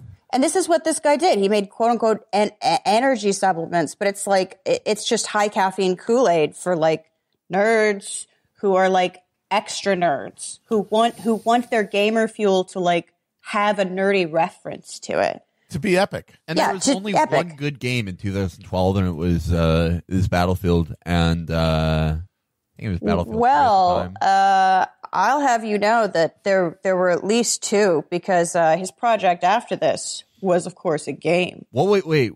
What was the game? You're going to be so mad at me. Oh, no. So he crowdfunded an audio-only video game called Blindside that has no visual to it because you're blind in it. Everyone in the world is blind, and you have to navigate the world. This is what every goddamn fucking game was like at that time. Like, something awful happened where everyone who made games, like, they all went to Sarah Lawrence at the same time. And they're like, what if we inverted the tropes of making these fun to fucking play? It almost... What if we subverted enjoyment? Games, but not fun. Yeah, it was almost like the death of, like, the FPS and TPS genre because...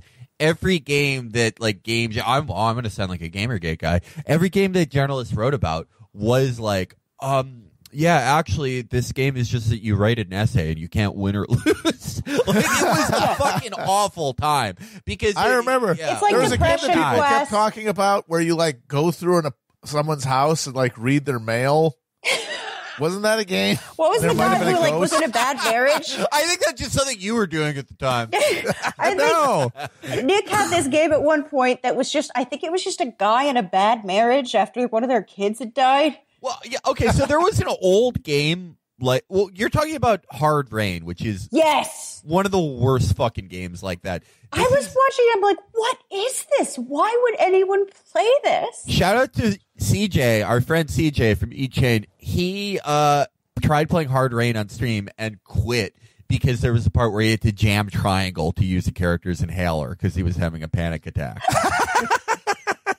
He had to collect spoons. I quit because I was like, I got too sad playing it. Well, there is one older game that's like this. It's called Shenmue, but Shenmue's like brilliant. Shenmue has like an amazing plot, and it's actually like, I think there's a different. I can't fully articulate this idea, but I think there's a difference between someone who hates their art form, so they want to, invert it, and someone who actually just really believes in their art form, so they take it to the furthest possible extent. I think an example of the latter category is someone like James Cameron, who he loves action movies so much, and he's not inverting them or subverting them. It's just like, oh, he's showing you all that you can do with that. Shenmue was the same way. It wasn't like, this wasn't made by some fucking asshole who hates video games like a lot of these games were and wants to like, oh, what if you never actually played them?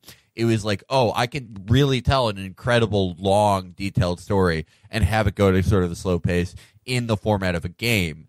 But games like Hard Rain or like this asshole's Blindness Simulator, they're made by people who fundamentally do not enjoy games and don't understand why they're fun. So this guy, I think, is just such a fucking grifter.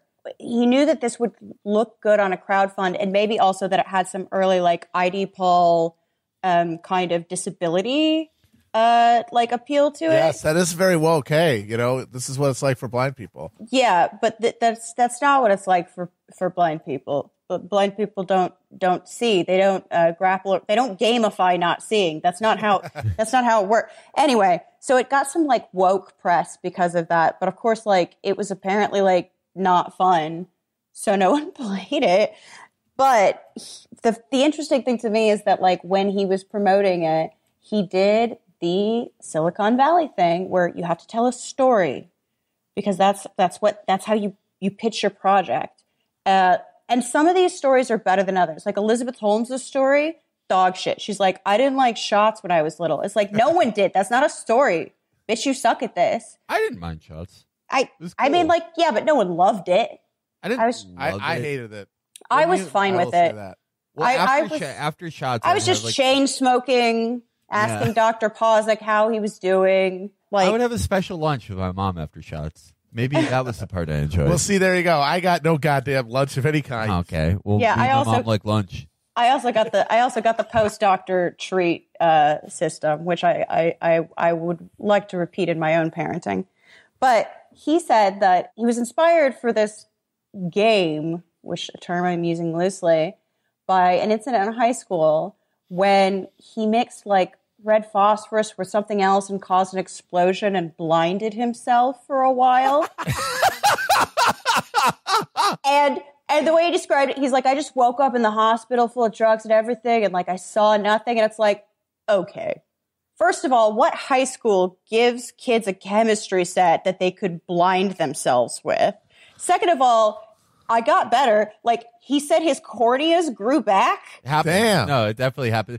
He's Wolverine. I'm assuming that there are tons of people who can confirm this story for him, right? Oh, yeah, definitely. 100%. So needless to say, I'm skeptical, especially because like when he talks about when his story for the, you know, zombie blood and like one of them also looks like little hearts, you know, like health hearts. You drink the little health heart. The story he said for that was like, he started out by saying, like, we were working 16-hour shifts in robotics, and we're like, how are we going to stay awake? And then later he said, well, we were playing a lot of World of Warcraft.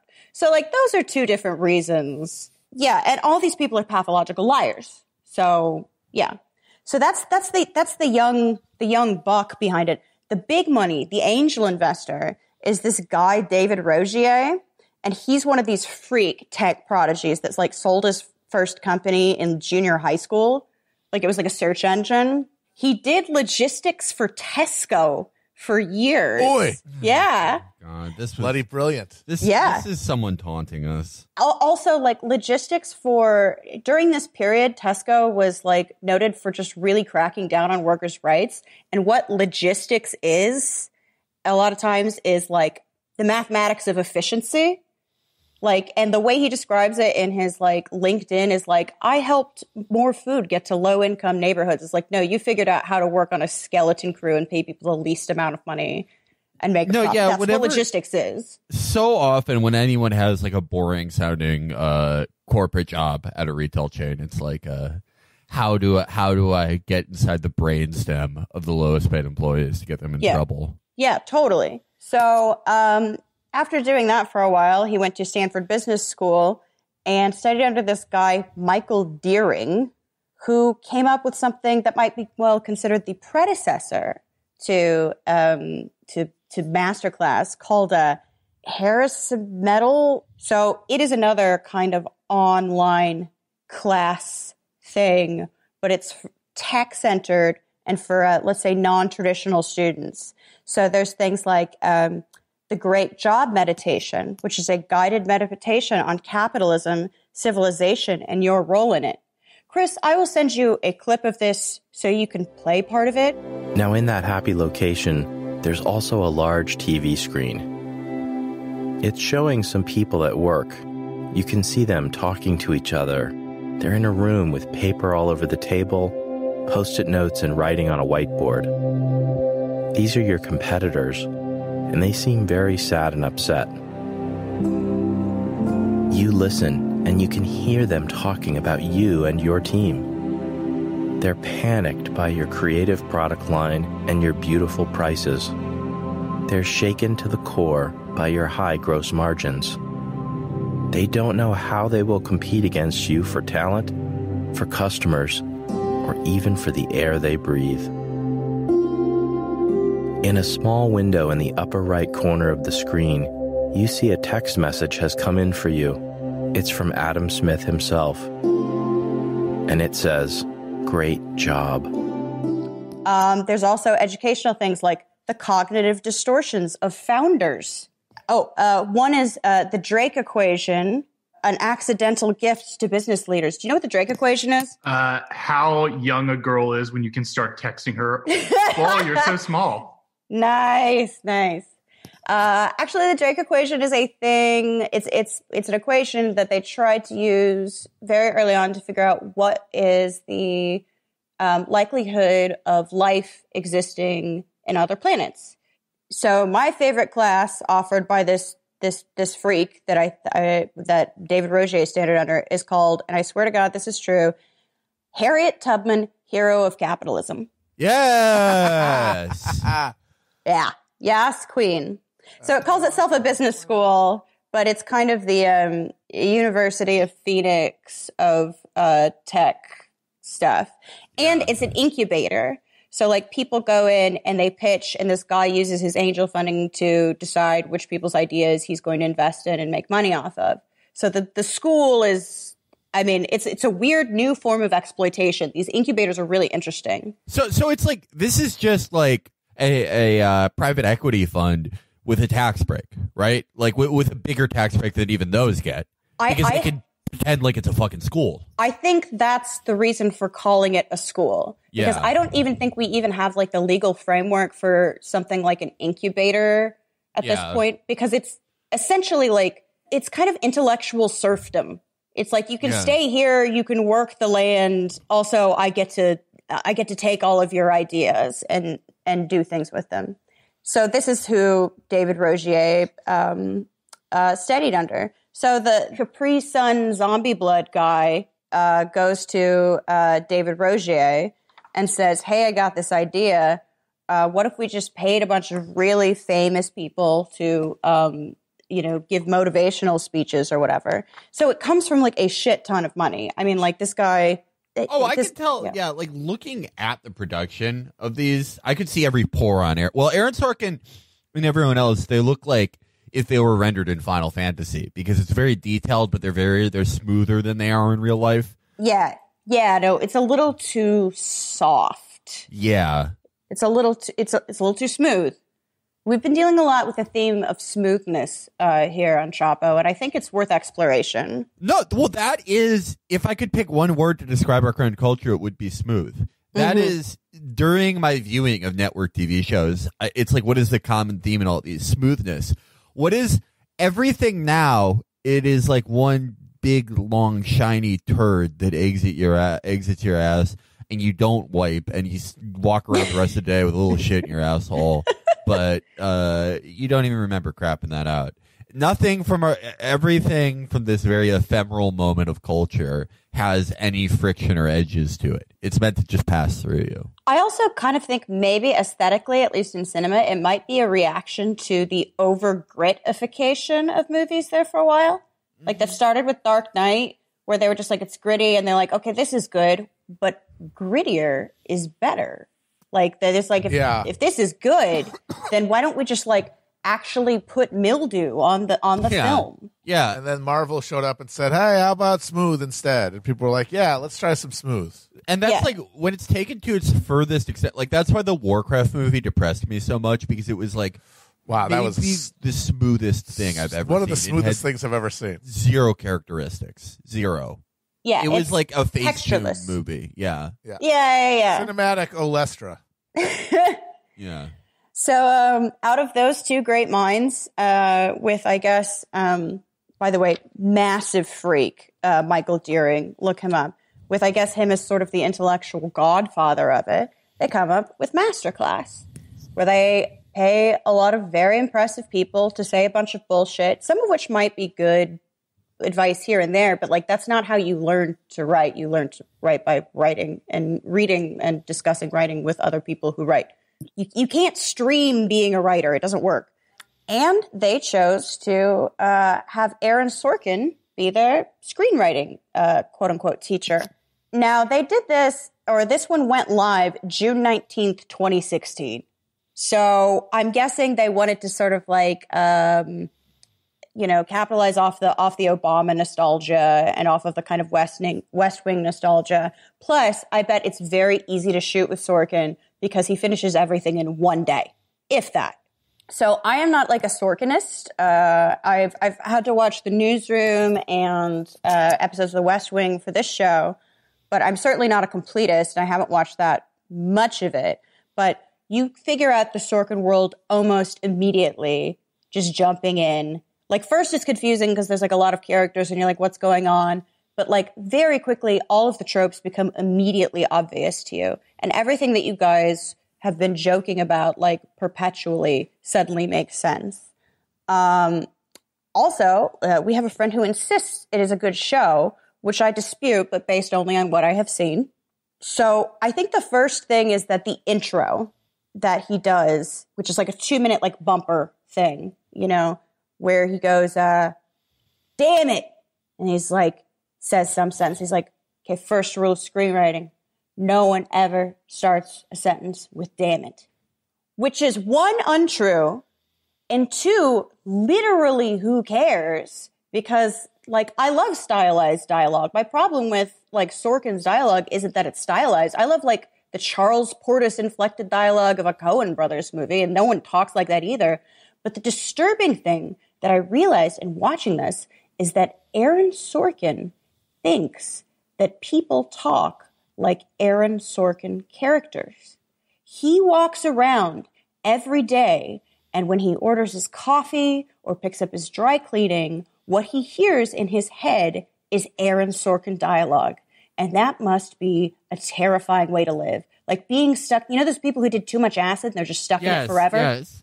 That's him. That's his life. Yeah, whenever he cracks his back, like there's a little like in his spine, it releases just like a fucking typhoon of walk and talk dialogue, and he thinks he's there. He thinks he's in the White House. When I was watching it, and it shows like they pay for the rights to this to like use old Aaron Sorkin bullshit. And it's like when I was watching it, I was like, what is, because having now watched a ton of modern network TV, I'm like, well, I can't argue that a lot of these Sorkin shows are way better than these. They're way better than fucking This Is Us or Council of Dads or a million little things. But it's like, because they're a trick. They have a trick. Like Sorkin dialogue has like a rhythm. It's like a play. It's not. I thought he knew that these aren't realistic how people talk. He doesn't know that. Like when I was watching it, I was like, well, I don't like what Sorkin does, but it's like clever and it digests easily because it has this false rhythm that people's actual fucking speech does not have. But this psychopath thinks that like when Obama would have conversations, it was like this. Yeah, which must be a terrifying way to live. Honest to God, again, I'm only halfway through this thing, but I'm coming out of it with a great deal of pity for Aaron Sorkin, who apparently lives in a hell world where everyone is walking and talking all the time. That poor guy. And okay, so like full disclosure, I am not a medical doctor, obviously, just as a disclaimer, nor am I a counselor of any kind. But Aaron Sorkin in person is, shall we say, a bit high energy. Yes. A bit frenetic. Yeah, he says in the first episode, like the prelude, he's like, I apologize in advance. Yes. I prefer communicating by paper. He's like, I'd rather put it on the paper. And I relate to that. I would rather, me personally, I'd rather be posting. Like, I don't consider myself an amazing speaker. My medium is posting. Right. And this is the weird thing, too, because, like, for like the podcast, like I'm a writer and you're a poster and Matt and Will are great extemporaneous speakers, but we just sort of like ramble until we say something funny. But it is a separate thing. And I kind of had this weird crisis when I heard him say that, because he's like, just so you know, I never go in a straight line. And he does. He has a very rhizomatic thought process where he zips around. And I was just like, oh, shit, that's me. Oh, shit. Oh, shit. And because that is totally me. That is you too. And then I was like, and he's like, I'm better on paper. And I'm like, oh shit, what if this means that I'm not actually a good writer either? I'm just a better writer than I am a speaker, and I'm a dog shit speaker. So it's just a comparison thing. So I had like a little bit of an artistic crisis listening to him. Also, though, I don't want to get sued. Okay, I know what you're going to say, I think. Sorkin has talked about his relationship to cocaine before. Oh, yeah, he got busted in an airplane. Yeah. Or in an airport. When was that? That was like during the West Wing. Well, he says he's clean now. Who am I to argue with that? I will say this I don't want to accuse him of anything. I mean, we don't want to get sued. Have a Zoom deposition now, but he seems like he's taking gamer fuel.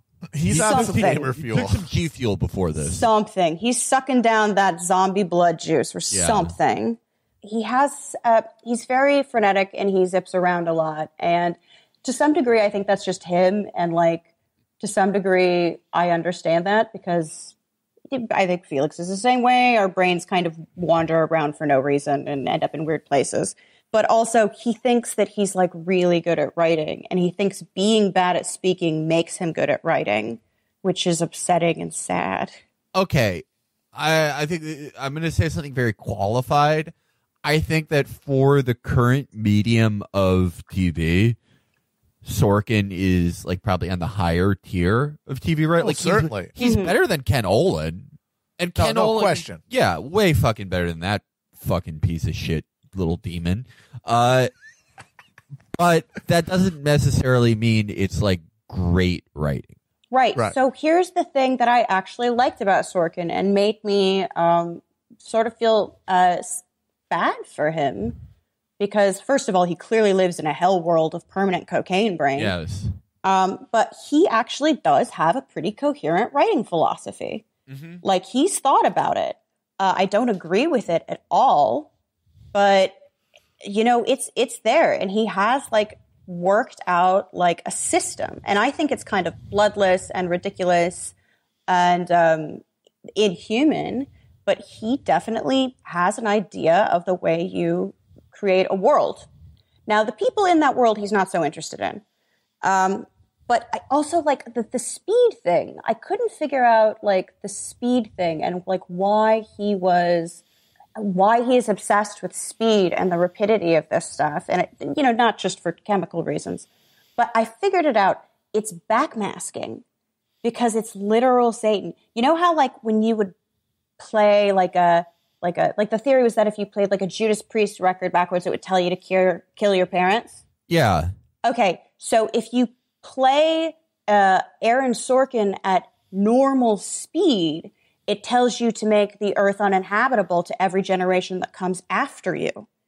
So it's kind of a reverse move for it. Like, that's my theory, is that there's all hidden liberal death cult shit in his speed. But, okay, yeah, again, I don't agree with his writing philosophy, which I believe is hiding an evil satanic message, but he definitely has one, and it's really weird to watch him describe it.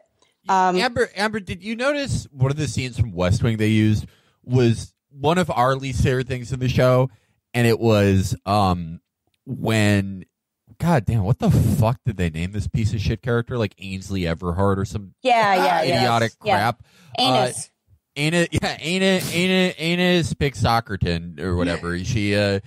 She's a Republican babe who owns Sam Seaborn on cable news, and they're like, you need to work for the White House so we can have a team of rivals. And that scene is like very demonic. That's a very, like, the thrust of that scene is super demonic, because it's like, for what purpose would you have that person there other than to think of more creative ways to institute austerity? Right. That's totally. it. Yeah. And he brings these people on, and the entire, like, he sort of tries to do a comedy thing with it, where he's like, she's saying she thinks she's going to get dressed down, but actually the guy's trying to offer her a job, and then she's like, wait, what? You're offering me a job? What? Yeah. Well, that's the other thing. It's like, why would you be, if you were a Republican, why would you be surprised? surprised? Would you be invited to a Democratic White House to get yelled at? And if you thought that, why would you come? Be scared of that? Yeah. No, it's like, Do you think like you're not my boss? Fuck you. Yeah, like what? Like that the Democrat would just call Republican like TV commentators in to be like, you have to be less mean to the people we sent on TV. Right. Well, I and think, the honestly, idea, the way they is that thought she about it is like- respects the office Exactly. so much. Yes. Yeah. She respects the White House so much and said being yelled at by the president, even though he's a dirty, baby-eating liberal, would still be horrible, which, of course, we know. No, of course not. You'd be like, fuck that guy. I'll go do a citizen's arrest on him for eating adrenochrome. Yeah, no conservative, like if Obama invited them to the White House or like if Hillary didn't want, they wouldn't be like, oh yeah, I would be honored to face the president. Well, I They would hope be you like, don't yell at me. Yeah. Yeah, I mean, like, that's the thing is that Sean the most Hannity unrealistic part about that is that she's a Republican and would put up with that because, like, fucking, like, certain Democrats would just pucker the fuck up. For anyone but Trump, they would pucker the fuck up. yeah, if President Marco Rubio invited like, God, I guess Rachel Lawrence Maddow. O'Donnell, yeah, one of those freaks to the White House, they would be like, sir, it is my honor to be in this office. Absolutely. And get yelled 100%. at and be like, we had a 100%. discussion. But no, that it was insane. And I actually do the coded messages of the West Wing. I do think it is a demonic message because it's like you're sacrificing the poor people at the altar of like intellectual curiosity. If this, I mean, we've seen what happens when Democrats bring conservatives into the White House over, you know, what they say. It's tax breaks for Latino business owners. Yeah. Like those weird, like, pet projects. More creative ways of booting people off of the already thin social safety net. And it's so people like this can feel good that they're working on some grand project. And that grand project is just eliminating the idea of ideology. Right. There's no disagreement. Right. So, like, eliminating the very idea of politics, flattening it down to a negotiation, something to be mediated between power brokers. And, Yes. like, the weird thing is that, like, I was hoping that he would, like, sort of, I mean, like, that's the most interesting thing is that you want him to discuss characters because he clearly doesn't understand what people are. And so, like, you're wading through his kind of pathologically digressive speaking patterns. So, okay, that is, like, the first module or whatever.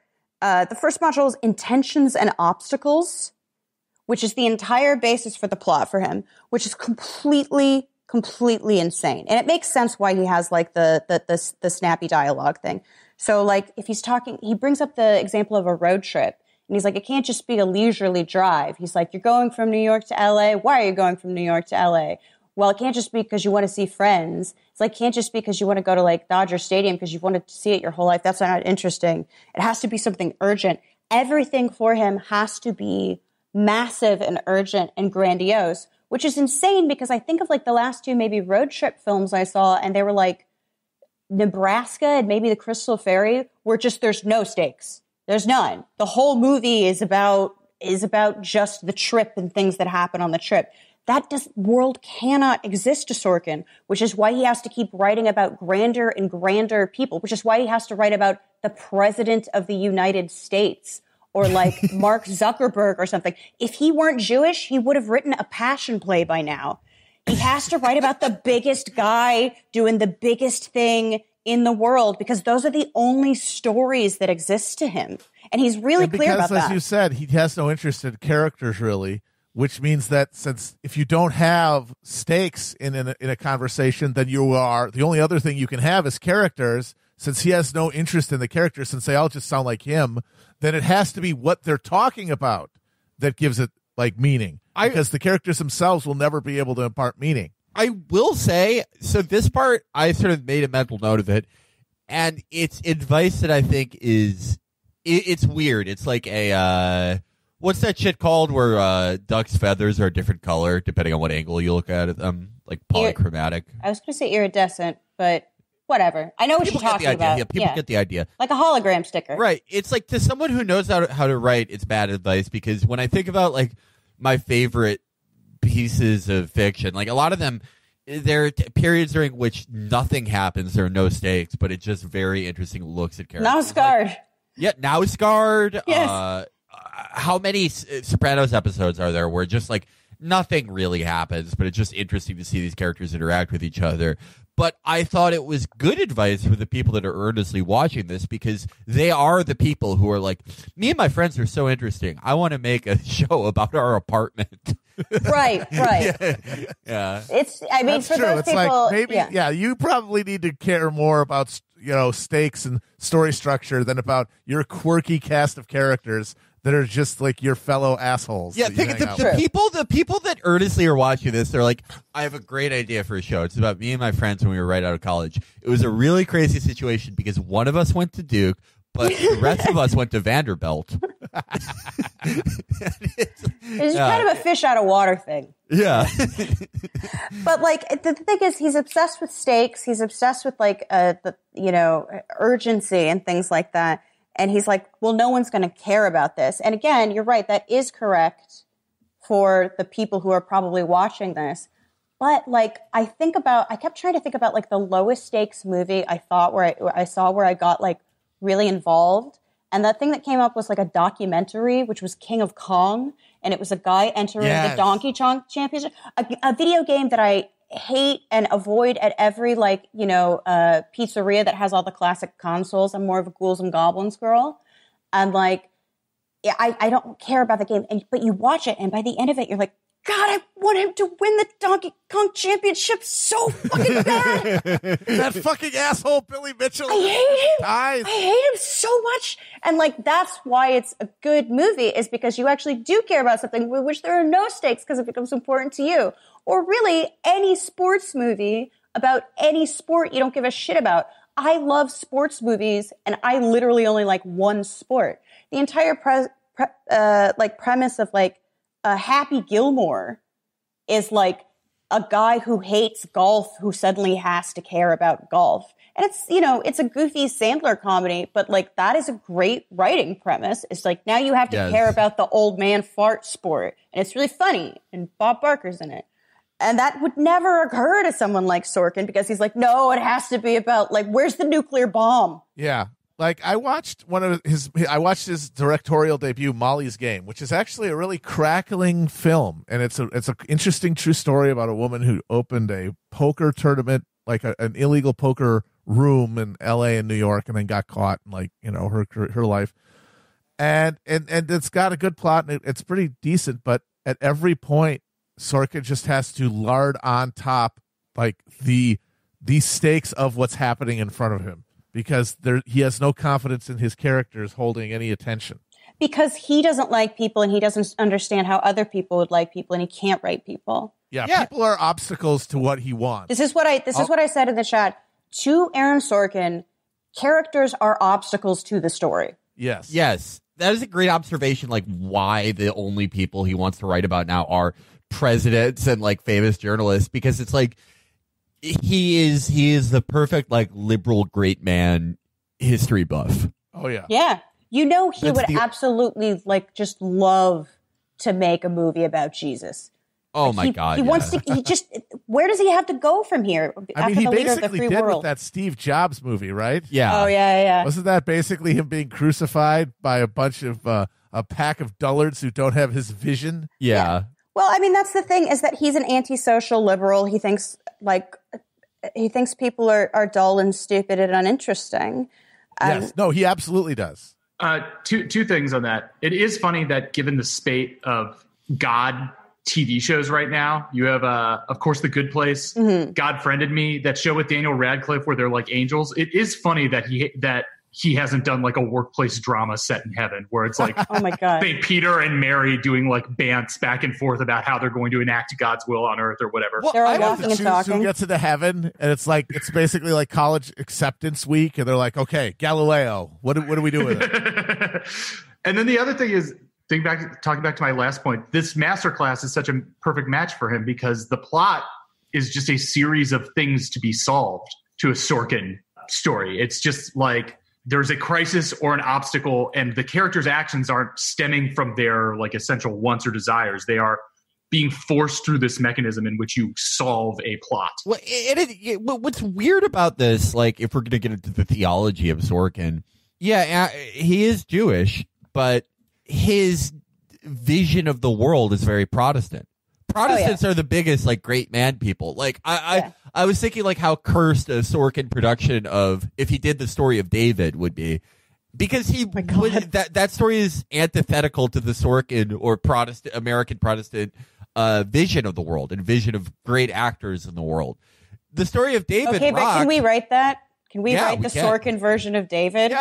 Yeah, it would be hilarious because the point of 2 Samuel is that, and the story of David is that David's an awful guy, but that God is so powerful that he can channel his will and his actions through this awful guy whose one redeeming trait is his unwavering faith in God. David is terrible. He sucks as a guy. But he loves the damn news. I mean, he loves God. I mean, but like that's the thing. Like all David's interactions and like interpersonal actions are like, wow, he's an awful guy. But all Jeff Newsrooms are like, wow, he'll go out of his way for anyone. Like Protestants love like, I don't know if this comes from like German forest fables or whatever the fuck, but like they love their little fables about their great men. They love the cherry tree and I cannot tell a lie or whatever bullshit about like John D. Rockefeller saving a penny every day. They love it. They love it. Yeah. Like Grimm's fairy tales. Yeah. Just middle European bohunks. Just like imagining very tall men chopping trees down with their blue ox friends. This is a real hot one I'm coming in with, but the most Jewish movie made in the last 30 years, Gattaca. Go on. Gattaca, it is the story. It is 2 Samuel. It's like, no, this guy like sacrifices every interpersonal relationship, but because he has this unwavering faith in the heavens, in getting to the heavens, he achieves it, but at what cost? That's the Tanakh. There's something there. Yes. Okay. The other thing is that he says that if an obstacle is easy to solve by a rational person, you have to, quote, plug it up, which immediately brought me back to like that scene from Carrie. But like, but he's like, if the obstacle could, if it has a quick and easy fix, it's not interesting, which means that he hates self-sabotage.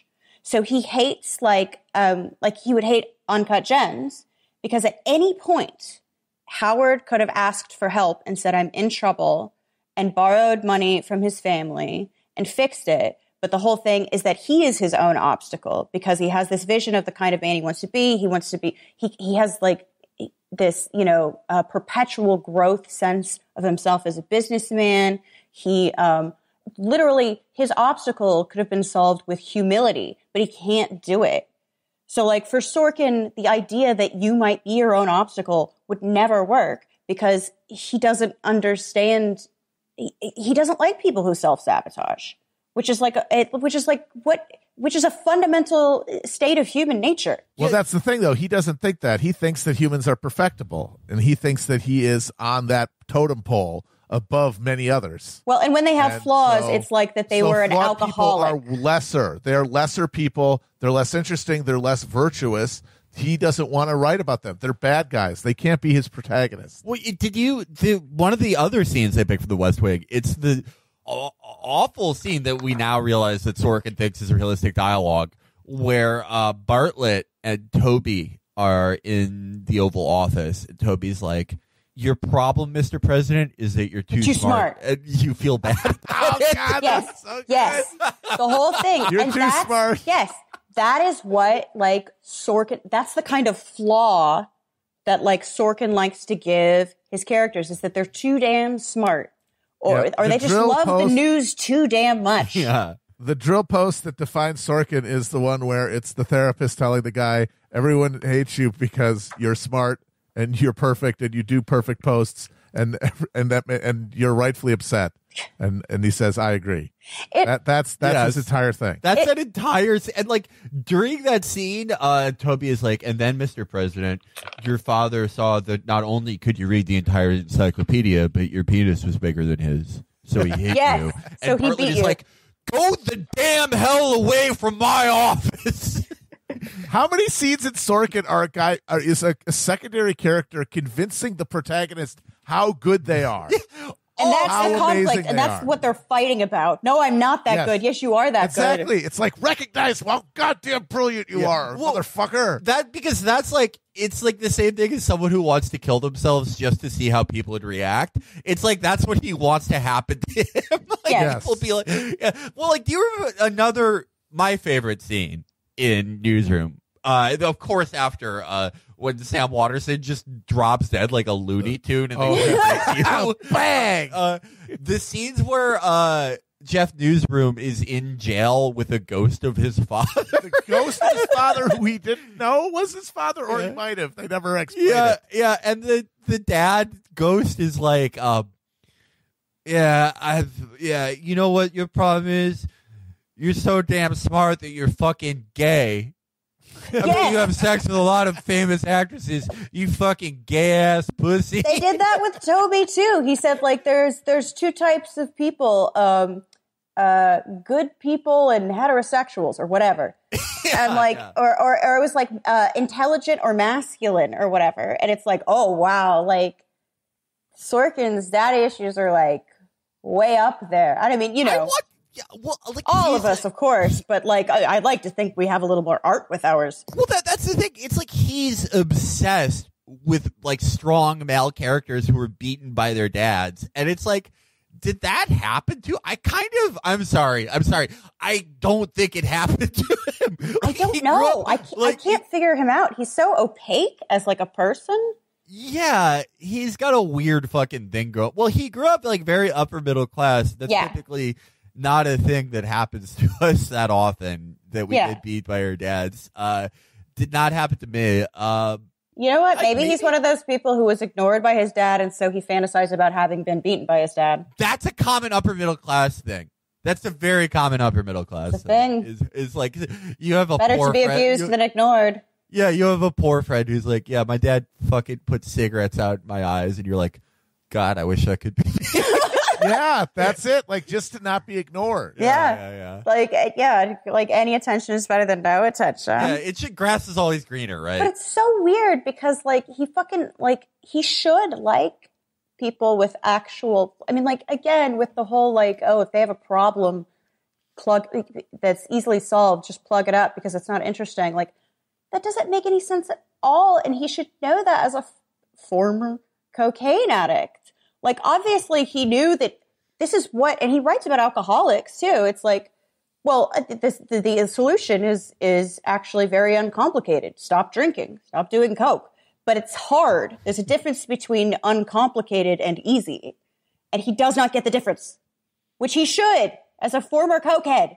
Because he's a machine. Well, do you think he's like he's putting things into the fly machine where it's like, he's remembering all the people who are like, Aaron, you have to stop doing cocaine, and replacing it with like, Aaron, you're too smart. Well, that's what that's what you sound like when you're on cocaine. Yeah, exactly. Yeah. That's the same thing. Like the cocaine is like his smart fuel. It's allows him to be productive and think even faster. It's his go-go juice. It's his gamer fuel. And so if you're telling him don't take it, you're telling him not to be smart as he could be. Yeah. No, that's true. Okay, I'm trying to read my own notes here, which I did not write on cocaine. I just have bad handwriting. You handwrite your notes? That's I do. Yeah, I try not to look at screens. That makes all the sense. time. Yeah, I have the UV blocking glasses.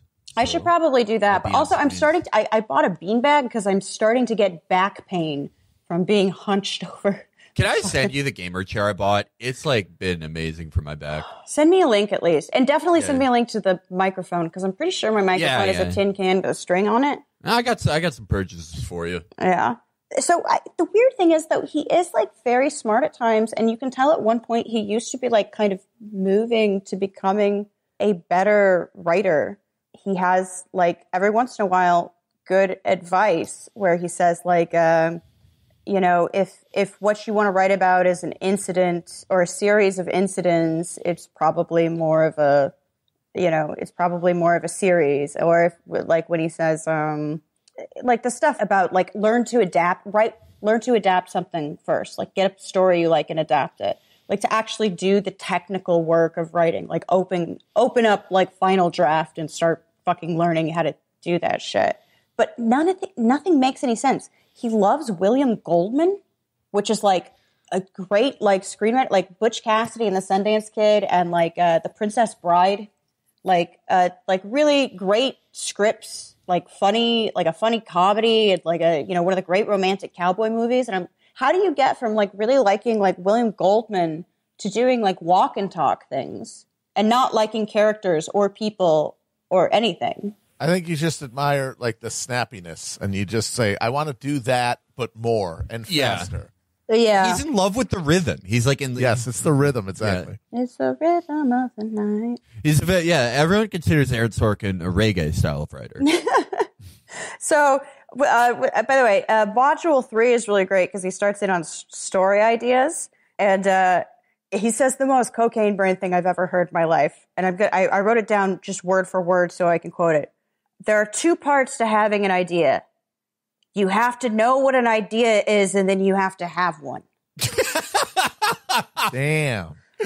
God damn. My man said I invented thinking too. Double thinking. And then he goes on to say something that's so sympathetic that, again, I start to feel bad for him, where he says he wishes he had a second shot at everything he's ever done, which means he regrets his entire career. Ooh, that's perfect. That one of his shows is about him looking back on news that he experienced and then redoing it with his commentary on it. God, he's a man who lives in regret. Racked with the idea that he could have done a better job. He could have been more clever. He could have been more frictionless in the moment. He's going to do Citizen Cocaine. Nice. Perfect. I mean, like, it kind of like lets me, like, it allowed me to have like this, like, very like pitiable affection for him, because like he clearly doesn't like anything he does at all. No. I think understands that as like kind of a pathologically discursive person, which I am, which Felix is, like he's not actually very good at communicating a lot of the time, which is like why teach a class then? That's like a separate skill than writing. Like just because you could do something doesn't mean you can teach people to do things. Like, did you guys ever hear about this very famous Marlon Brando acting technique? Yes. No, it's a perfect example of this. Right. Marlon Brando, genius. Fucking amazing actor. But like quite a few actors, total idiot and doesn't know why he's a good actor.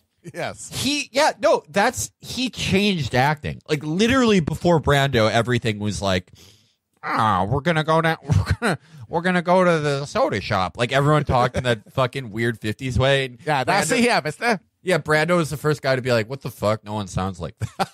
Yeah. And he changed it forever. Yeah, but they sound also like big fat marble-mouthed oafs. Yeah. Yeah, but also, buffoon.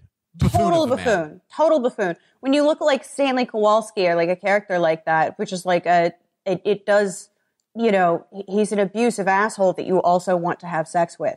Like, it's a very complicated and like layered character. I mean, partially because he looks like Marlon Brando at his prime, but it's like this very layered character. Marlon Brando couldn't tell you why he did what he did, but he just did it, and he's really, really good at it. It's the same thing. Like, this is Louis C.K. before he did the material that was like, my daughter's a stupid and I love her. Yeah, he had this observation on Opie and Anthony that I thought was like, it stayed I love with Louis me. on O&A. Those were the fucking, those were so with Patrice, yeah. God damn, I know. I wish I was 16 again, playing Counter-Strike and listening to those. But he said like that he was getting into sports, and he said this thing that like it was hard for him because he loved sports, because he loved watching the story of these amazing, like, brave people doing these incredible superhuman actions that were absolutely brilliant in and of the moment. But then when they would ask them to talk about them or ask them to describe it, they'd just be like, sometimes you have to work really hard to get the touchdown. Yes. Yeah, and it's the same shit. Yeah. Sorkin also says he wishes he was still a playwright, and I kind of wonder if, like, he hadn't have been given free rein to write about the biggest things in the world and have, like, grandiose, like, cocaine ambitions, if maybe his writing would have, like, shaped up. Yeah, he got successful too early, and he was able to just indulge himself, and he kind of, I think, lost probably any rigor that he had and perspective. Oh, he briefly returned to playwriting for a rewrite of To Kill a Mockingbird, which I saw on Broadway. That's right. Yes. And I did a whole episode of Joel and Dave Anthony's West Wing thing. Which I will be doing after this. This is part of my research. We're doing a crossover, folks. And so I saw that. And the thing about it is two things. It's like I think he wanted to do it because he took the play that was most already like a Sorkin thing and wanted to be like, now how can I Sorkin this up by just making the dialogue more snappy and stuff? Condensed Sorkin. Well, and Catherine Liu writes about this and like To Kill a Mockingbird, whatever. I loved the book as a child, but like when you grow up and read it, you're like, oh, this is Cold War propaganda about how there are good poor people and bad poor people. Yes. Yeah. And some people don't. There is a deserving poor and an undeserving poor, and also lawyers and technocrats are what is going to solve these problems. Those are the heroes. Would it surprise you to learn that Sorkin's take on it is that Atticus Finch is basically a god who solved racism through owning people with facts and logic?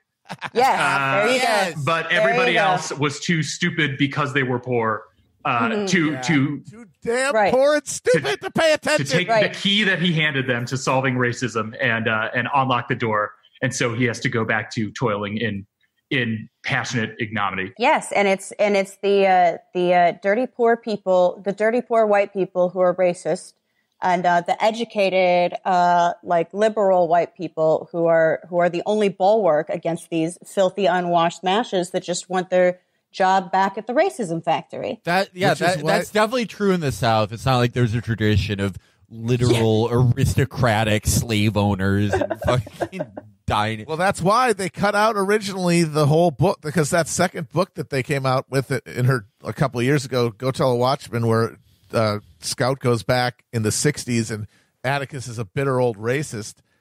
That actually, like, that's more realistic. He's a Southern lawyer. No, thank you. No, thank you. No, he's a perfect angel man. Yes. But yeah, okay. So, like, he gets to the point where he's talking about SportsCenter, which is a show that or Sports Night, because he was addicted to SportsCenter. And the sentence. You love the banter. The sentence he said, I wrote down this as a quote. He said, I was watching a ton of it, and I thought, I bet working at SportsCenter would be fun, that you could meet some friends and get a girlfriend there. And I was like, oh, I'm so sad. Oh, I feel bad. Oh, poor sweetie. Well, I'm so sorry your father didn't pay attention to you. I wish he did meet you. Boy. This is very uncomfortable for me because these are all thoughts I had when I was like 15. This is very uncomfortable. Thank God you found the internet and opening it. Holy shit. Thank God for... No, these are all just like upper middle class, like youngest child thoughts. It's... Holy fuck. Also, this would have been in the 90s, and like there are a lot more like sports journalists and sportscasters now that are women. But how many women, like what girlfriend? There was like what, like one blonde? Like, well, Sorkin loves that. Like the one like sassy, like busty hot chick who hangs with the guys and can keep up with there them. are like 3 of those on Sports Night. I'll have you know. Felicity Huffman plays one of them. Sorkin, that's probably more than were on SportsCenter at that time. Well, they're behind the scenes. Yeah, he thinks that there's like just this like woman with the perfect like hip to tits ratio who can tell you all about the Red Sox, and she would appreciate his bookish but firecracker. Fuck this, dude. He loves a dumb blonde Republican shiksa. That is his favorite woman in the world. He wants to have like a snappy. He doesn't want to have sex with an Anglo-Saxon. He wants to have like a snappy. He wants to skip past the part where they have sex, but at the part where they're in bed and they're arguing. And he's like, "Well, you people seem to think that you have to take guns to every sporting event." Yes, you remember that she dated. At least we actually have sports. You would make everyone the winner. Like he wants that. Yes, you know he dated Christian Chenoweth for years, right? Yeah, that is wild. He was a Christian, and their relationship was the inspiration for the relationship between Sarah Paulson and Matthew Perry on Studio 60. He actually lived that out. My God, like having a Christian girlfriend that he could argue with. She's Southern too. Yes, she's Southern as well. Yeah, he I would love to write my own movie about Aaron Sorkin having an unlikely romance with one of the women from Barstool's Chicks in the Office podcast. I think that would be fun. And like Sorkin and Dave Portnoy having like a tete-a-tete. He loves that though. The one girl he loves. What's the female Smurf? Smurfette. So like fucking that's fire. his. She usually that's has his, a male name, as we've discussed. That's his attitude towards. Oh yeah, you're right. Male names. He loves male names. Yeah, CJ and stuff. Yeah, no, that's what he wants. Is he wants the Smurfette? He's like, and then there will be a girl, and she will be my girlfriend. Aaron Sorkin. If Aaron Sorkin like performs some amazing deeds and is allowed, like, if the Jews get together and we change shul to be more like Protestant heaven, Sorkin will be greeted in heaven by a 70-foot tall Anglo-Saxon woman like Taylor Swift, who will like just pick him up and yell at him. Yes, that is his heaven. Yeah. So he gets to his first feature, which he describes as something that happens when the characters, metaphorically speaking, die at the end.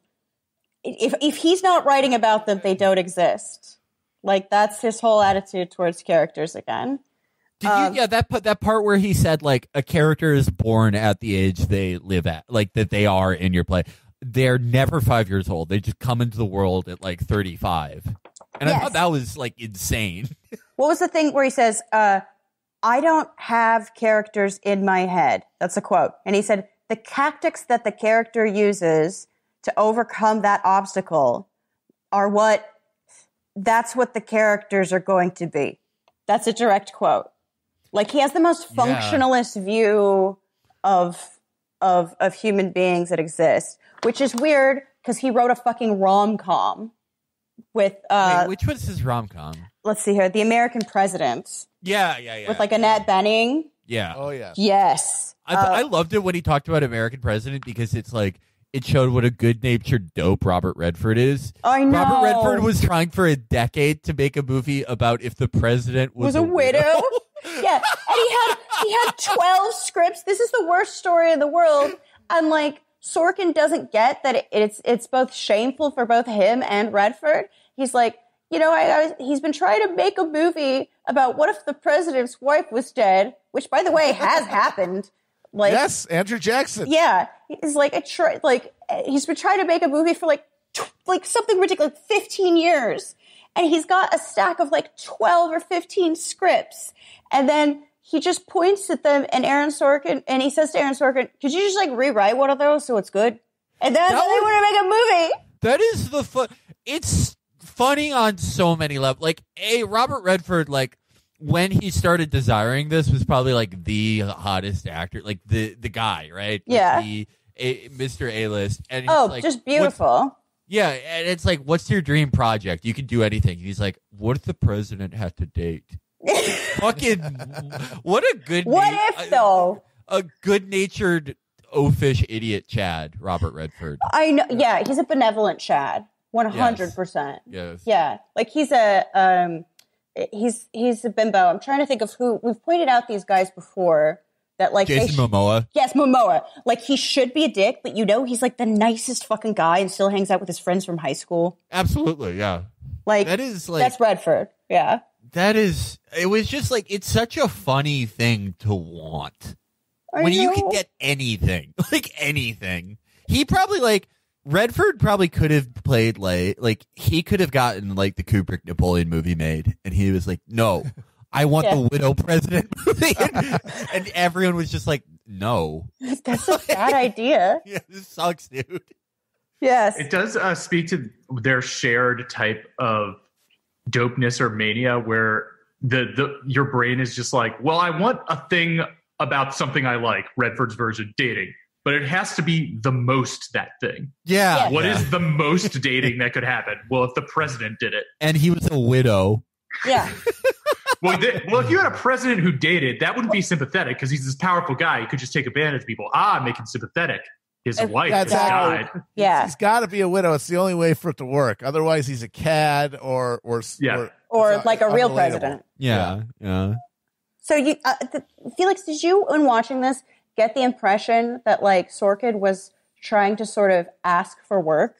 Like he was like, so I'd love to write a movie about an astronaut if someone would would like to do that. Like, Oh, that would how be has he cool. not written something about the space race? Right, because he he loves astronauts. The highest possible stakes, and he loves that mid-century high modernist America when can-do men just got shit done because women weren't yapping in their damn faces all the time. Yeah. Oh my God. I did. Yeah. Because it's like when I watch these, that's the thing. It's like I wonder. Like I was wondering a lot about the economics of this. Like how much do these guys get paid for this? Because a lot of the people in it are fantastically rich. Sorkin is an 8-figure baller. Gordon Ramsay, 8-figure baller. David Lynch, I don't know what he buys, like probably like little cursed wooden trinkets. Those can't cost that much. He doesn't have to do this. So what is the other, like they probably get paid like a 7-figure amount for this, I would assume, right? Oh yeah. It has to be.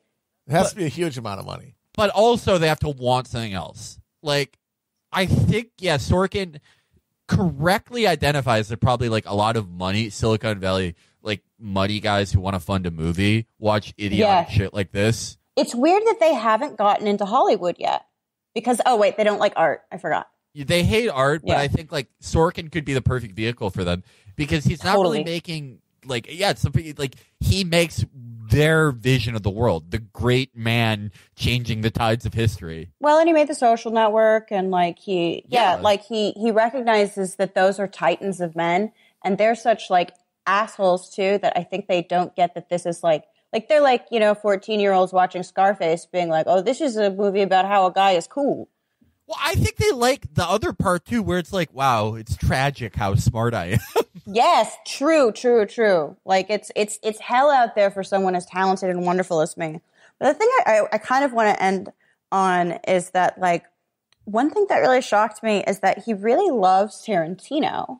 He really talks Tarantino up in this. He loves Tarantino genuinely in a way that he's not kissing ass or anything. I don't think he's capable of kissing ass. I think he's bad at most things socially, but it is kind of refreshing that like you realize, oh, all of his characters are abrasive and shitty because he doesn't know how to write someone who would be otherwise certainly not unctuous. But he talks about Tarantino and he says like, well, if you were like Tarantino, I'm guessing, I haven't asked him, but I think he was just born with a head full of great plot ideas.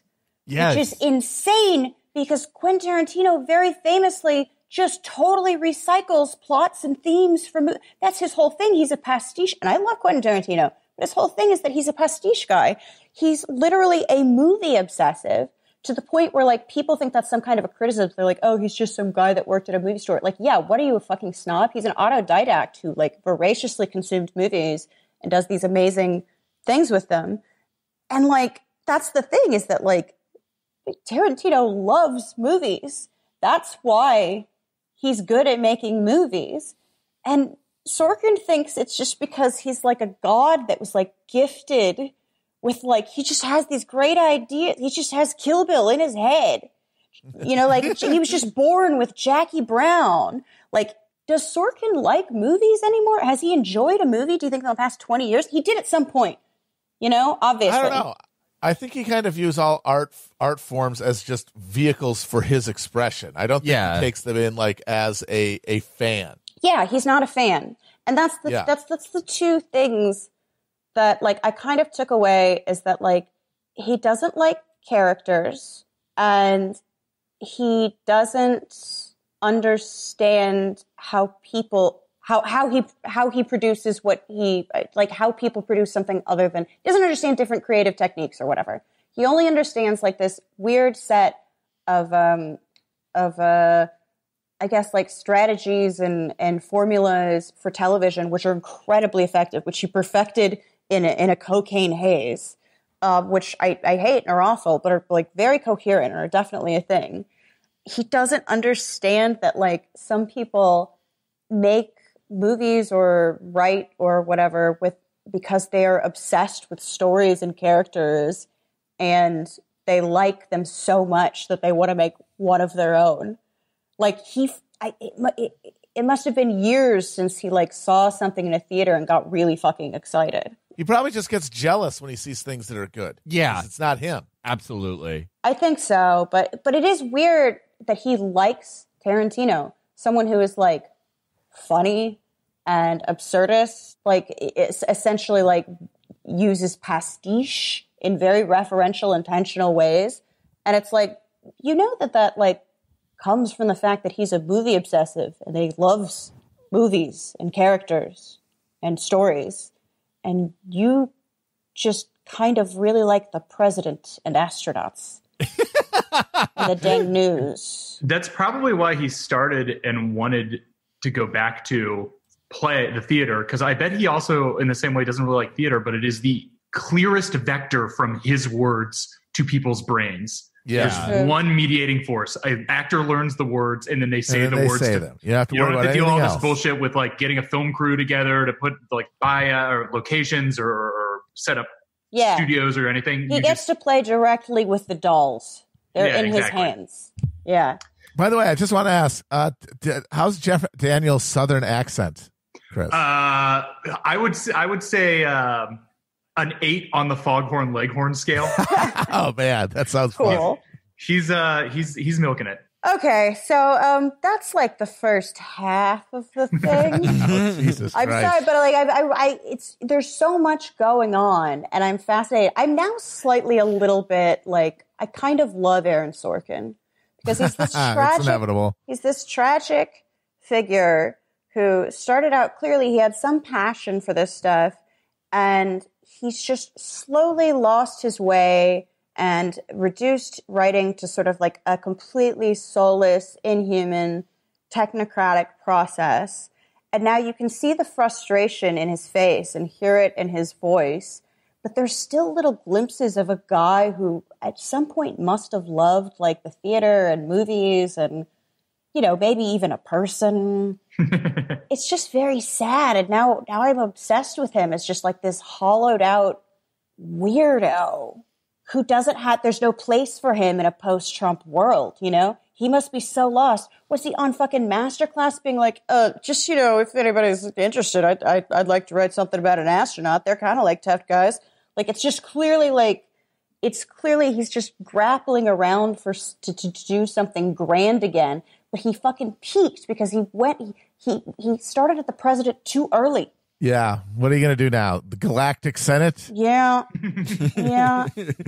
Oh, it's He's sad. like Aaron Sorkin's probably like pushing for one world government, like what the right wing conspiracy theorists of Yeah. the 90s Just thought give was me happening. a world president that I can write about, please. Please. I mean, my God, Aaron Sorkin Warhammer 40K. If he weren't such God, an Americanist, I mean, he could write like a great walk and talk about the EU. Oh my God, Aaron Sorkin Xi Jinping movie. Oh, amazing! Yeah, there are other options, Oh man, but to his him, rise, like, his rise through the ranks of the Chinese Communist Party. Oh, Think of all the halls he would have had to walk down and talk during. Okay, how about because this? to scheme This his is way like to the top of the Chinese Communist Party. Walk and talk single shot 3-day long movie of walking the entire Great Wall. And they're just talking the whole time. Yeah. Perfect. but what are the stakes? What are the stakes? That All of there China. is that they need to increase iron ore exports from the Guangzhou province. Yep. So we need this iron ore. Okay, well, do we actually need it, or does it sound like we aren't producing the required amount and everything's fine? No, I'm saying that we're going to need it for where we're going. Okay, where are we going? I can't tell you until we get the iron ore. Okay, well, there's your problem. And 3 days of that. Yeah. Pretty good. The only thing I can imagine him doing now is some sort of a West Wing reboot where the president has to deal with coronavirus, but instead of the real world where Trump is dealing with it, it's a Sorkin president. I think played by Aaron Sorkin himself. Okay, yeah. Well, I think a Sorkin thing about Trump would be good, like having those heavy Bartlett conversations, but That would be about so like funny. Graydon Carter and Yes. Nellie Amazing. Orr and like Amazing. to Toby having a conversation with Trump where it's like, your father hated you because you knew that the Oscar party was no longer hot. Your father was jealous that you had the courage to call out bad food restaurants. Oh, God. Donald You Trump, act like you're not the coolest guy in the room, but you know that you are. Yeah, Donald Trump doing the Bartlett Cathedral scene, but he's yelling at Anna Wintour. Yeah. All right. Well, that's the first half of my deep dive of the psychoanalytic examination of the state of Aaron Sorkin via his masterclass. A psychoanalysis of Aaron Sorkin. Oh, God. Absolute masterclass once again. Absolute masterclass. All right. I guess that's that. That's it on that. We spilled. Yeah. All right. The tea was spilled. We maybe did we'll it, do sis. another. Yeah. Josh. Yes, I really am quite something. I'm really quite something. I'm really something. I'm quite something. It's really quite something. It was really quite something. A famous monk once said, I don't always know the right thing to do, Lord. but I think the fact that I want to please you Pleases you. Hi, Sam. Hi. Eyes front, mister. Eyes front, mister. Well, that was predictable. That was predictable. That was predictable. Follow me. Come with me. But I don't think you're fit to handle the defense. So I do hate you and everything you stand for. You don't even know me. You've only known me for 4 minutes. Ordinarily, it takes someone hours to discover I'm not fit to handle a defense. It usually takes people a better part of an hour to hate me and everything I stand for. I'm the press secretary, boo-boo. I don't have that kind of time. Well, that's why you're the press secretary. I wish I learned how to. I wish I was just a skateboarder in my career. I hate this industry so much. Everyone in it is so bad. They look like shit. They're shit. Dog shit. Assholes. Skateboarders are moral. Absolutely. No skateboarders ever done anything wrong. Yeah. They're just fucking gleaming the cube. Sometimes they solve murders. Remember that movie? Skateboard culture also generated one of the greatest, probably the greatest piece of comedy of the 21st century, Jackass. Yeah, that's all. exactly. You enjoy if you enjoy Jackass. That's right. You enjoy skateboarding. Dude, you know what's an awesome Tony Hawk, also one of the most fun video game franchises of all time because you can One of play the it greatest. being a total idiot and slowly build up your skill level and be on any number of drugs and Oh, yeah. still be good at it. Tony Hawk owned. Man, you know what's a great feeling as a kid when you just fucking you're at your friends and it's like 2 a.m. or some shit when you're like 12 or 13 and someone has the CKY video that they can put on like either on their computer or like just on the TV. When it went on the TV, it's like, oh, this shit fucking rocks. I have like a Proustian reaction to the CKY like theme.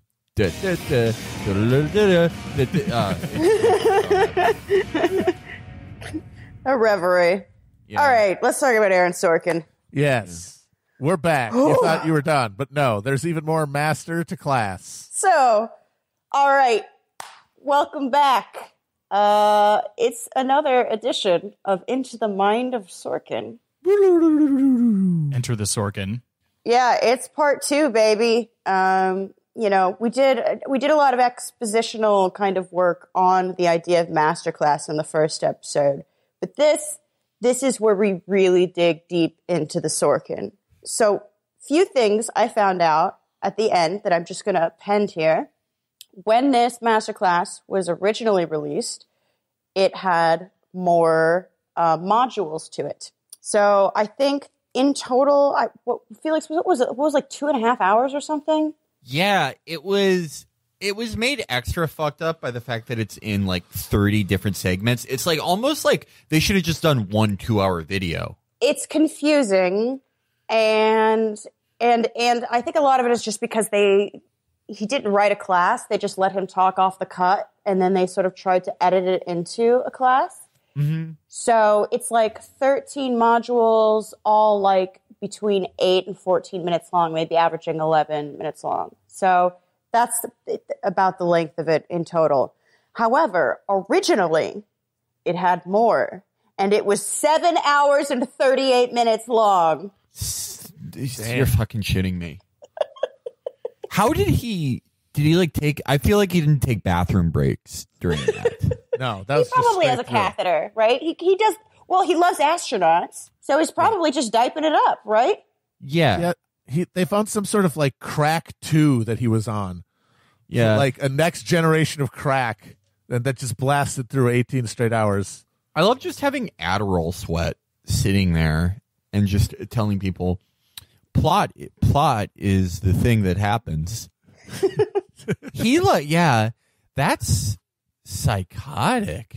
7 hours and 38 minutes. He loves talking. That motherfucker loves talking. Oh, That he loves talking. motherfucker loves to speak. And he's not good at it. Although he admits that he doesn't like it, or he admits that he's not good at it, which is kind of funny. But he clearly enjoys it. Yeah, it's a nice little stroll for him. Yeah, he's I think I don't know. It's like someone who they admit they're not a great cook, but they just enjoy the act of cooking. It's fun to them. Yeah, and they take pictures of their ugly food, put it on Instagram, looking at some of you. Yeah, this is like when someone makes an extremely wet chicken dish. One day. Oh, God, no, the wet chicken. We all know what I'm talking about here, right? This is for anyone on Instagram or any social media platform. If you have chicken, I don't care how delicious it is, it will look gross and wet. Don't post it. I only posted, I made fake fried chicken this week, and I only posted it because it's like the breading makes it look not fried. wet. Yes, It that's hides the the thing. wetness. That's the thing. But a roasted chicken will always look disgusting. It will always look disgusting. Yep. Anyway, back to Aaron Sorkin, the roasted chicken of television. Wet meal. The large wet meal. So I think where we left off was sort of dramatization and story. Okay, well, first he says most screenplays are 120 pages. His, because they're more dialogue and dialogue takes up more space, are 140 to 150, or they were when they started out. Now they're 180. He just wrote a 201 page screenplay. So when he wrote his first draft of that rom-com, it was 385 pages, and he delivered it to the studio in a shopping bag. I feel like that's a very classic screenwriter thing. Like every screenwriter will tell you, listen, the perfect screenplay is 120 pages long. Mine, 200. Or mine, 450, but yours, 120. Yes, exactly. The rules I don't think apply I've to heard me. that Tarantino writes 400-page screenplays, but I assume that 100 pages of that is just descriptions of what the main character's feet look like and stuff like that. Also, apparently they're handwritten, and he has to have them psychotic. They have to have them transcribed from his apparently barely literate scrawl. You know who also did that? Tom Fontana, the guy who wrote Oz, the most insane show ever written. We really should do an Oz episode sometime. Matt, well, look, I take physical notes, but I'm the only person who I expect to be able to read them. Yeah, because a screenplay is like a manual for making the movie, and to have to translate it from somebody's insane. Especially, can you imagine what Tarantino's handwriting looks like? No, I've seen some. It's awful. Matt, we should do a This Is Sus about Oz. Oh yeah, Ooh. Absolutely. That show was the first attempt to make a good show. It was like a mutant preemie baby. It was like the rocket that killed Laika. Yes, it was for this first Soviet space flight of Prestige TV. Sacrifices had to be made. Operation just barely got out of the atmosphere. Yes. Okay, so the 385-page screenplay, when he had to explain it, he said, well, I fell in love with, and I thought he was going to say blow, but he said my own voice, which, one causes the other. Blow does tend to make you fall in love with your own voice. So he brings it to Rob Reiner, who's, legend in the field, puts together these very, classic, beloved films, and he says, okay, let's keep the rom-com part and lose literally everything else about the president being the president. And so he took what was cut, he scooped up what was on the cutting room floor of that, and literally that was the West Wing. Which, by the way, was apparently never, when it was pitched as well, also was considered... They considered doing a high concept thing where you would never see the president and it would just be an office, which might have been cool. Because if you think about someone like Iannucci and the thick of it, doing the office politics of politics is very fun.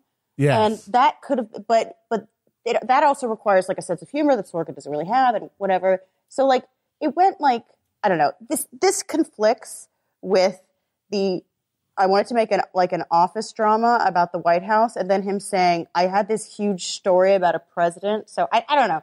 I think he really bounced around with what he wanted to do. The only thing he knew for sure is that he loves the damn president. He really does love the damn president. It's hilarious. Yeah, that he wrote 2 president things. I mean, one, like as we talked about in the first episode of this, was a vehicle for Robert Redford's terrible idea. So bad. Absolutely, he's such a awful bimbo. idea. What a benevolent bimbo. I love it. He's a great bimbo. Like, you know that like the most beautiful women ever were like just trying to just like fucking get some of that pipe. Oh, yeah. And he was like, "Can I tell you something?" And they're like, "Yes, yes, yes." Like, it's happening. And then he's like, I've been working on a movie about if the president was a widow and had to date.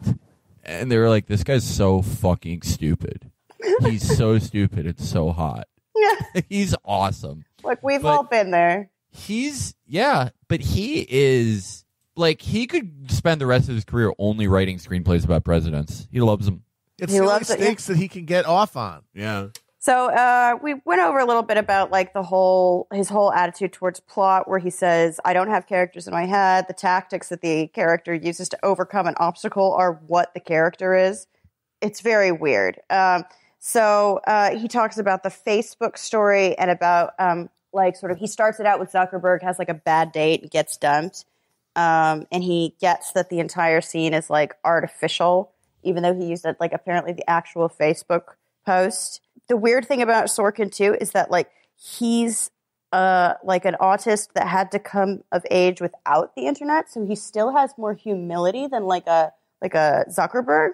So his whole like thing with Zuck that works for him too is like, people don't like you, but actually it's because you're smart. So it's the exact same kind of thing. He gravitates towards assholes that like have a skill or whatever, and you know, whatever. His argument is that they're just so special, that's their persecution. He does the don't write long biographies thing. He says, "Don't write things about the character that have nothing to do with the story you're telling. I think you're getting involved with magical thinking," which I think is how you would describe the purpose of being a fiction writer to like a 5-year-old. Like having an imagination. It's magical thinking. What? Like you, closing your eyes and imagining another person who isn't you with a different name and history and manners of speech. That's insane. It's madness. That thing about like people hate him for being smart, I realized like, oh, that sounds familiar, and it's because literally he says that out loud in everything he makes. So I sent you guys the supercut. There's literally a scene in all of his things where like the president or the great man's friend is like, people want to kick your ass and kill you for being so smart. Like there's just no subtext, just out there. Yeah, and he literally, among many other pieces of dialogue, repeats it word for word across multiple projects. I mean, he is an insane self-plagiarist. The supercut. No, he has so many ticks and like easy little pieces of filler that he throws into these scripts. Yeah, like this is not prime filet. This is some fucking dog chow. Some of it was there's a lot of sawdust in those fucking burgers. She's got legs that reach all the way down to the floor or something like that. Oh yeah. Yeah, where else would legs go? Why would you even want to say that once in one project? Let alone remind people. It's cute when like it comes from a noir movie in the 1930s, but like he with him it has all the charm of like the swing dance revival. Yes. Yeah, and it's like very weirdly like non-sexual. It's like, I'm convinced they used to say that because they didn't invent tits until World War II. Yeah, no, it makes sense. She's got gabs from here to Tuesday. Yeah. What is that? I don't know. Psycho. The legs thing really does like confuse me. Like, I mean, I get that there's such a thing as an attractive leg, but I don't know that anyone ever really got. Was it maybe just a euphemism for ass? Matt and I discussed this once. Here I have a very thoroughly thought theory about this. So the legs thing was because when you think about things that could be revealed in women's clothes, it started with like ankles and then slowly up the leg to the knee and stuff. So that was the thing that was being covered and revealed. So it was the thing to lust over. But eventually, tantalizing. It was the erotic like stand-in. But by World War II, as Felix points out, you get like the bikini, We're in and now Titty Town, baby. the entire leg is revealed, which is why all that eroticism of the leg has to go either to the ass or to the feet. And the feet. And now you have guys who are obsessed with asses and North feet. or south, depending on your personal preference. But like it was like sort of, you know, a tribe is in a fertile plain, and then, you know, the temperature shifts and the climate changes, and all of a sudden they can't forage there anymore, and so they have to move and find a more suitable place to go. And so that horniness, that energy, that erotic fixation has to go. Do they go up into the valleys or down into the mountains? Or up into the mountains or down into the valleys? Do I go go down and like look at the feet and imagine what they look like under those shoes? Or do I just imagine about what that butt looks like? That's what foot fetishism is. Yes. Like, there was a decision made in the 40s where it was like, all right, guys, tits or feet. And 90% of men went tits, but the 10%. Yeah. Really, the hipster perverts. Yes. Yeah. Well, this is the 10% that runs media, banking, government, the feet guys. They do seem to be disproportionately invested in high levels of influence. Chris Eliza, the greatest big journalist time. in the world, the most respected. Dick Morris. Yes. Andrew Cuomo. No, not Andrew Cuomo. Elliot Spitzer. Yes. Probably Foot Andrew guy. Cuomo. I would bet. He looks like one. Do you think Sorkin's a foot guy? Oh, yeah. I think he's totally non-sexual. I think that's why he writes about legs, is that he's not sexual. Yeah, the way he I says that. Gams. I think he sees sex as like the necessary evil you have to do to talk to a woman more. Yeah. To hear yourself speaking to a woman as much To as tell her possible. to explain something to a woman. Yeah. Right. All right. he likes- After I'm with her. done with this boring He doesn't like act. feet. He likes pumps. Yeah. He likes like women's shoes because he's paraphiliac. He's not actually interested in sex. Yeah, and like it's a nice court shoe. She would wear this to court. Yeah. Yeah, no, exactly. It evinces power and authority. This is a shoe of a woman with a brain who knows what she's doing, but also is not as smart as me. No, yeah, that's Slightly his less fantasy. smart than me. Okay. His fantasy is lying in bed next to a woman who's like 20% less intelligent than him. Yes. But like still by that math, you know, more intelligent than 99% of people. And he's Exactly. like, we don't write stories anymore. Right. Just doing that for 5 hours. Before we move on, can I ask one question based on the previous discussion? Is Aaron Sorkin the most successful, least imaginative writer in the business? Because not only are all his stories about the same guy, Zuckerberg, Steve Jobs, the president, Atticus Finch, the guy whose biggest weakness is that he's too good. They are all clearly also stand-ins for himself. Of course. So all he does in terms of the scope of his imagination is imagining different guys he's like and how cool they are. Yeah, Yes. that's a good point. He might be the least creative creator in Hollywood history. Yeah, well, Just like- he also says that, again, there's no history to it because, you know, that would be too private for Aaron Sorkin. He's not, you know, he's not a New York personal memoir girl. He says your character was never 5 years old. Your character only gets to be 5 years old when the character says, when I was 5 years old. And then you saw him sort of grasp for a memory. And he goes, I saw my father kill himself, just as an example, which is like, could anything else have happened Wait a minute, at 5 is he years kidding? old?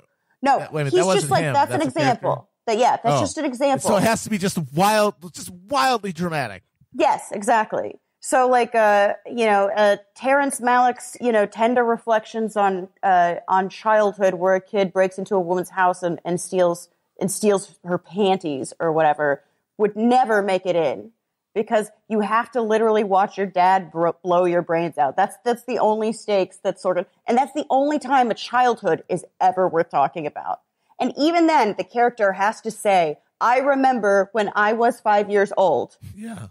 This is funny for me because I'm currently editing Felix's the 2 hour This Is Sus about a million little pieces, which is another thing that apparently just takes a suicide as just like a cord of wood to shove into a fire of storytelling, you know? Yeah. Yeah, I mean, I guess some people think it's a very rich, like a jumping off point. Again, because if you don't write characters, like it's a very traumatic event.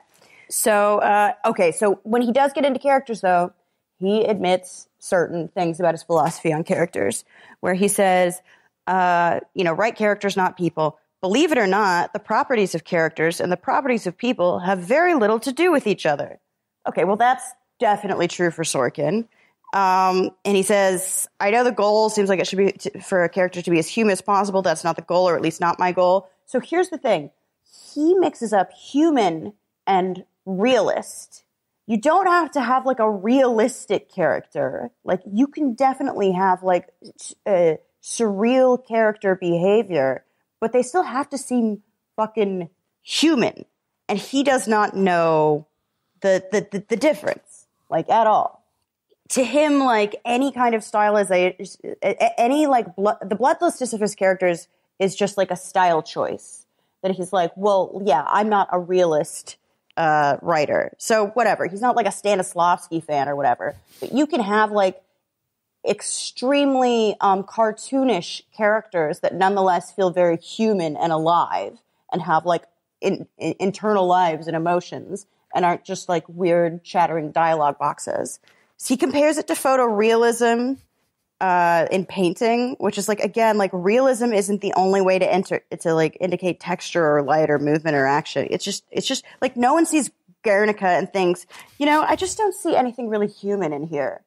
Like, it's not like fucking realistic. Like, that's not what it is. Like, it's very stylized, but it also has like a lot of like life and human emotion in it, which he doesn't understand the difference. In general, I find any artist whose vision of their art is to attempt to make it as most like the real world as possible, very suspect. Why would you want that? Reality sucks. Yeah. Yes. In fact, it bites, as some people have said in films. It's like that fucking Lion King remake where they tried to make it exactly like... I actually saw that movie. Yeah. That was Smooth Lion King. I felt like I was staring into the apocalyptic eye of oblivion. I mean, it was so horrifying. Just this literal monstrosity. This thing. No, we're going to make them all look like real animals. Like, why? Why would you do that? Why would you do that? Also, they don't look like real animals. They look too smooth. Well, but even if some of them look real, and it's just like a real lion with its mouth moving, and it's like, what is this? It's like its face is totally inexpressive. It can't dance or move around. It just stands there and mouths the thing. Why would that be more interesting to look at than something like with a creative, animal or animated style? There was a PBS version of The Lion, the Witch, and the Wardrobe where they had a big lion puppet that talked. That was cooler than the fucking like reanimated Lion King. The thing that that haunted me after seeing that movie and has haunted me since is, so they have everyone's favorite characters, right? Timon and Pumbaa, the comic relief, the meerkat, and the boar, right? Well, Timon, the meerkat, voiced this time by Billy Eichner, whenever he spoke, the meerkat would stand on its hind legs. Now, apparently, because of course this is very realistic, when a meerkat stands on its hind legs, it kind of presses its hands against its chest, and it looks kind of stiff, which meant that every time he delivered lines, he looked like he was being electrocuted. He looked like he was being compelled to stand that way, and it wasn't natural. Which presumably what would have happened if they had to use a real meerkat, but it was animated. They made it look gross and alienating and and stiff and like pained. They made it look like that because in their mind it's like, yeah, but it's realistic. Yeah. And it's like, what are you doing and why? I mean, this is where I do respect Sorkin too, where like he's like, yeah, like realistic stuff. I mean, whatever. There are some like old weird like Russian films and like early French films or whatever where they do like sort of hyper realistic kind of stuff. But those are like a specific style choice. And also they're not really real. They have the appearance of being real. And like, but he doesn't know the difference between real and like alive. Like just because it's stylized, just because it's like not real looking, doesn't mean that it can also be completely flat and bloodless. Those aren't like the same fucking thing. Yeah, no, his whole thing is like animatronics. Yeah. These wind up people spitting these pre-recorded Hall of Presidents. Yeah. That is his perfect that would be like the funnest roller coaster in the world for him. Right. The Hall of Presidents. That's his favorite ride. Yeah, that's He his loves Space that. Mountain. Yeah. So he also talks about writing people who are unlike yourself, which is insane because he doesn't write any character that's All of his unlike any other characters are character. him. I think he means that he like wrote a woman character. So that is actually what it is. He Yeah. like the subtext of this is that he's talking about writing women. And he goes into I am a straight white Jewish man. Like he literally says the thing. And he says, I'll steer clear of writing about what it means to be black in America. My contribution to equality will be having it be irrelevant to the story, which could be fine, by the way. I like, the way I like, colorblind casting in Shakespeare or whatever. I don't care if you have a black Lady Macbeth, but you're writing about ostensibly American politics where actually it isn't irrelevant to the story. It's a pretty big deal. But it's a part of the equation you've got to factor in when you're trying to explain these things. It's around. Yeah. It would be strange to ignore. So he says he tries to fix it with writers' room diversity. He also says you have to identify with your anti-heroes, which I think he doesn't really have any anti-heroes, so that doesn't really make any sense. He says I have to find it out what it is about them that makes them like me, which again he just writes himself.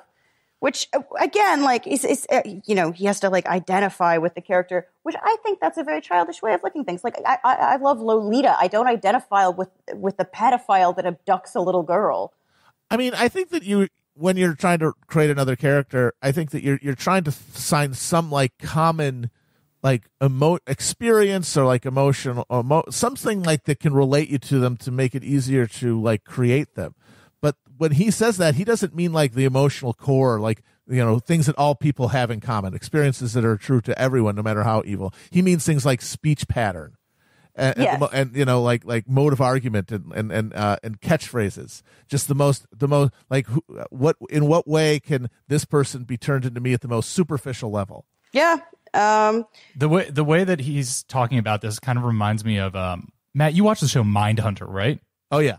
The way he's talking about interrogating these characters reminds me of the shows where the parts where they're interviewing serial killers, where it's just trying to find common ground with sociopaths. Yeah, Yes. and the one guy gets in it too much, and then Yeah. yes, exactly. Yeah, that was a really good scene. Also, when you read the actual history of that guy, it's he was so clearly a sensationalist, and they do, I think, a pretty good job building into the fact that the whole idea of profiling is kind of a fabrication. Oh yeah, it's some pseudoscience. Yeah. Totally made up. It makes people feel in control, though, because it's maybe we can prevent this or whatever. And sometimes people just got bad wiring, man. Yeah, I think that the show actually does a decent job of sort of undermining the whole project. But By the end, certainly. Yeah. So Sorkin talks about A Few Good Men. He admits that Nicholson sounds like a sociopath, but then he's like, well, but Bobby Knight used that speech to motivate his players. And it's Not a sociopath, Bobby Knight. Yes, exactly. He says he doesn't like mustache twirling bad guys, which actually I do agree with that. But also there is such a thing as enjoying being a bad guy. I remember Gillian Anderson was playing Thatcher, and she gave one of this I hate this dumb actress speak where she's I just really felt like she was such a complicated character and so misunderstood. Just be look, it is fun to play a monster. I am going to have a great time. I'm going to dig in my heels and be this horrible bitch that dismantled an entire country's workers' movement. That's cool. That's way more cool than she had an intimacy with her husband. And it's fuck off. You don't have to like her to like the parts, I'm trying to think of bad guy. I mean, A Few Good Men. I guess that's the weird thing about West Wing. The only bad guys in West Wing, who you could fully say are bad guys, are faceless foreigners. Yes, Muslims. It's when mostly. the fake Al Qaeda kidnaps his daughter or something. It's and he recuses himself from being president.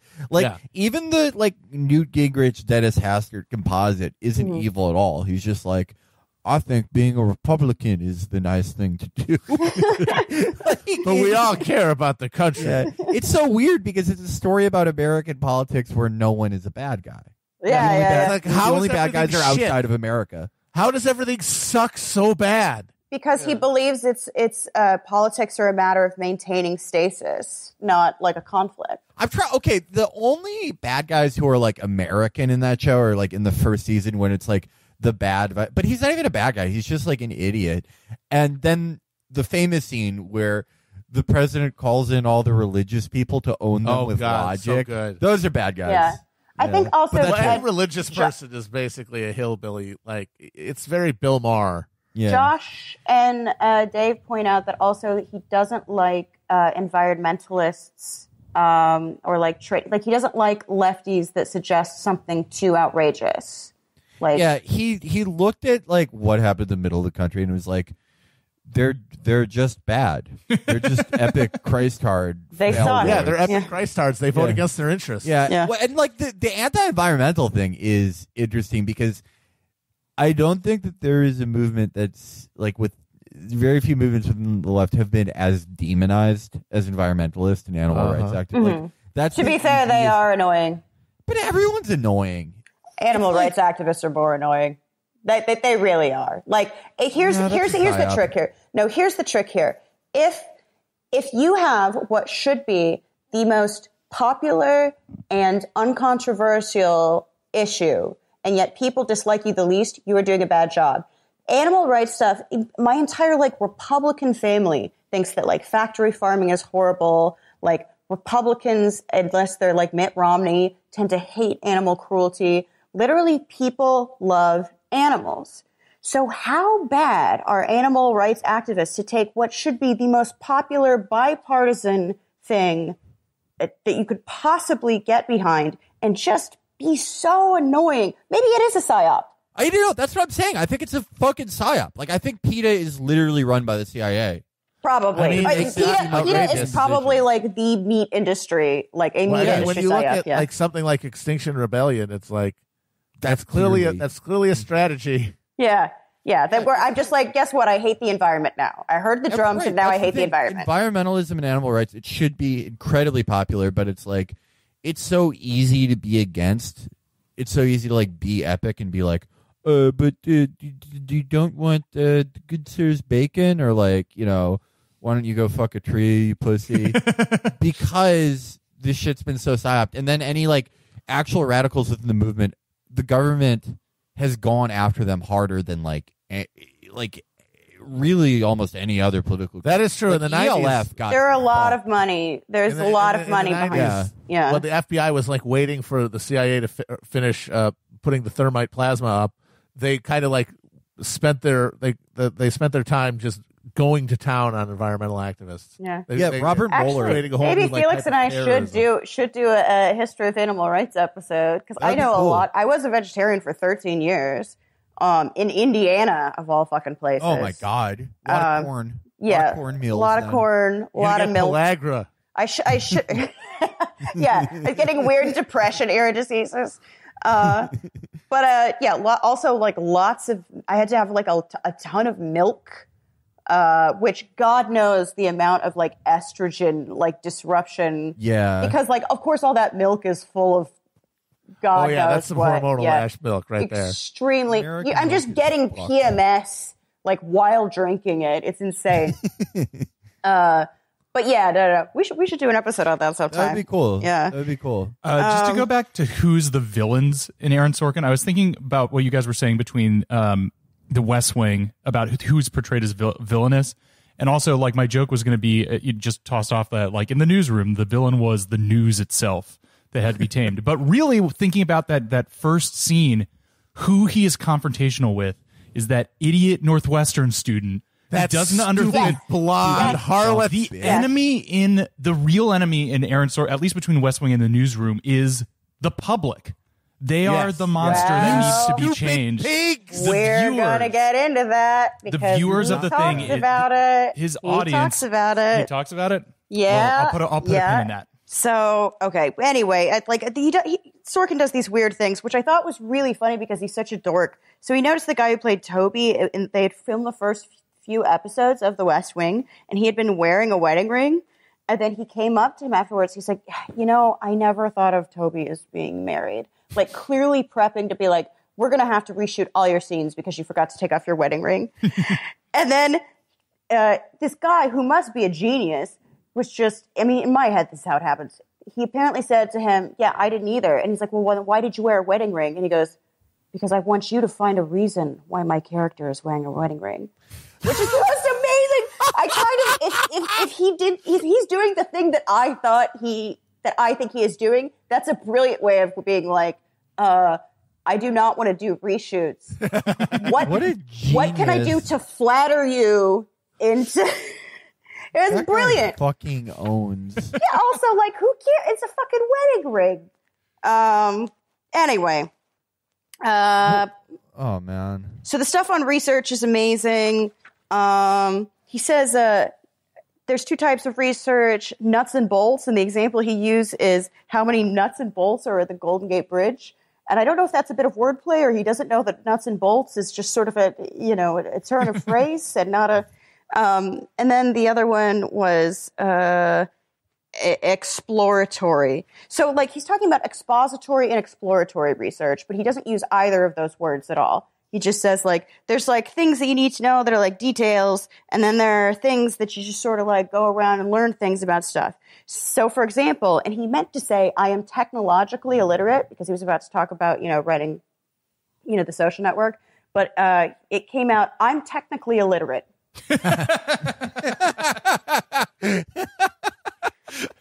And the example he used for exploratory research was, how does a computer work? Not even how does the really internet hard work. to figure out if you can't read. Yeah. I mean, he's technically illiterate.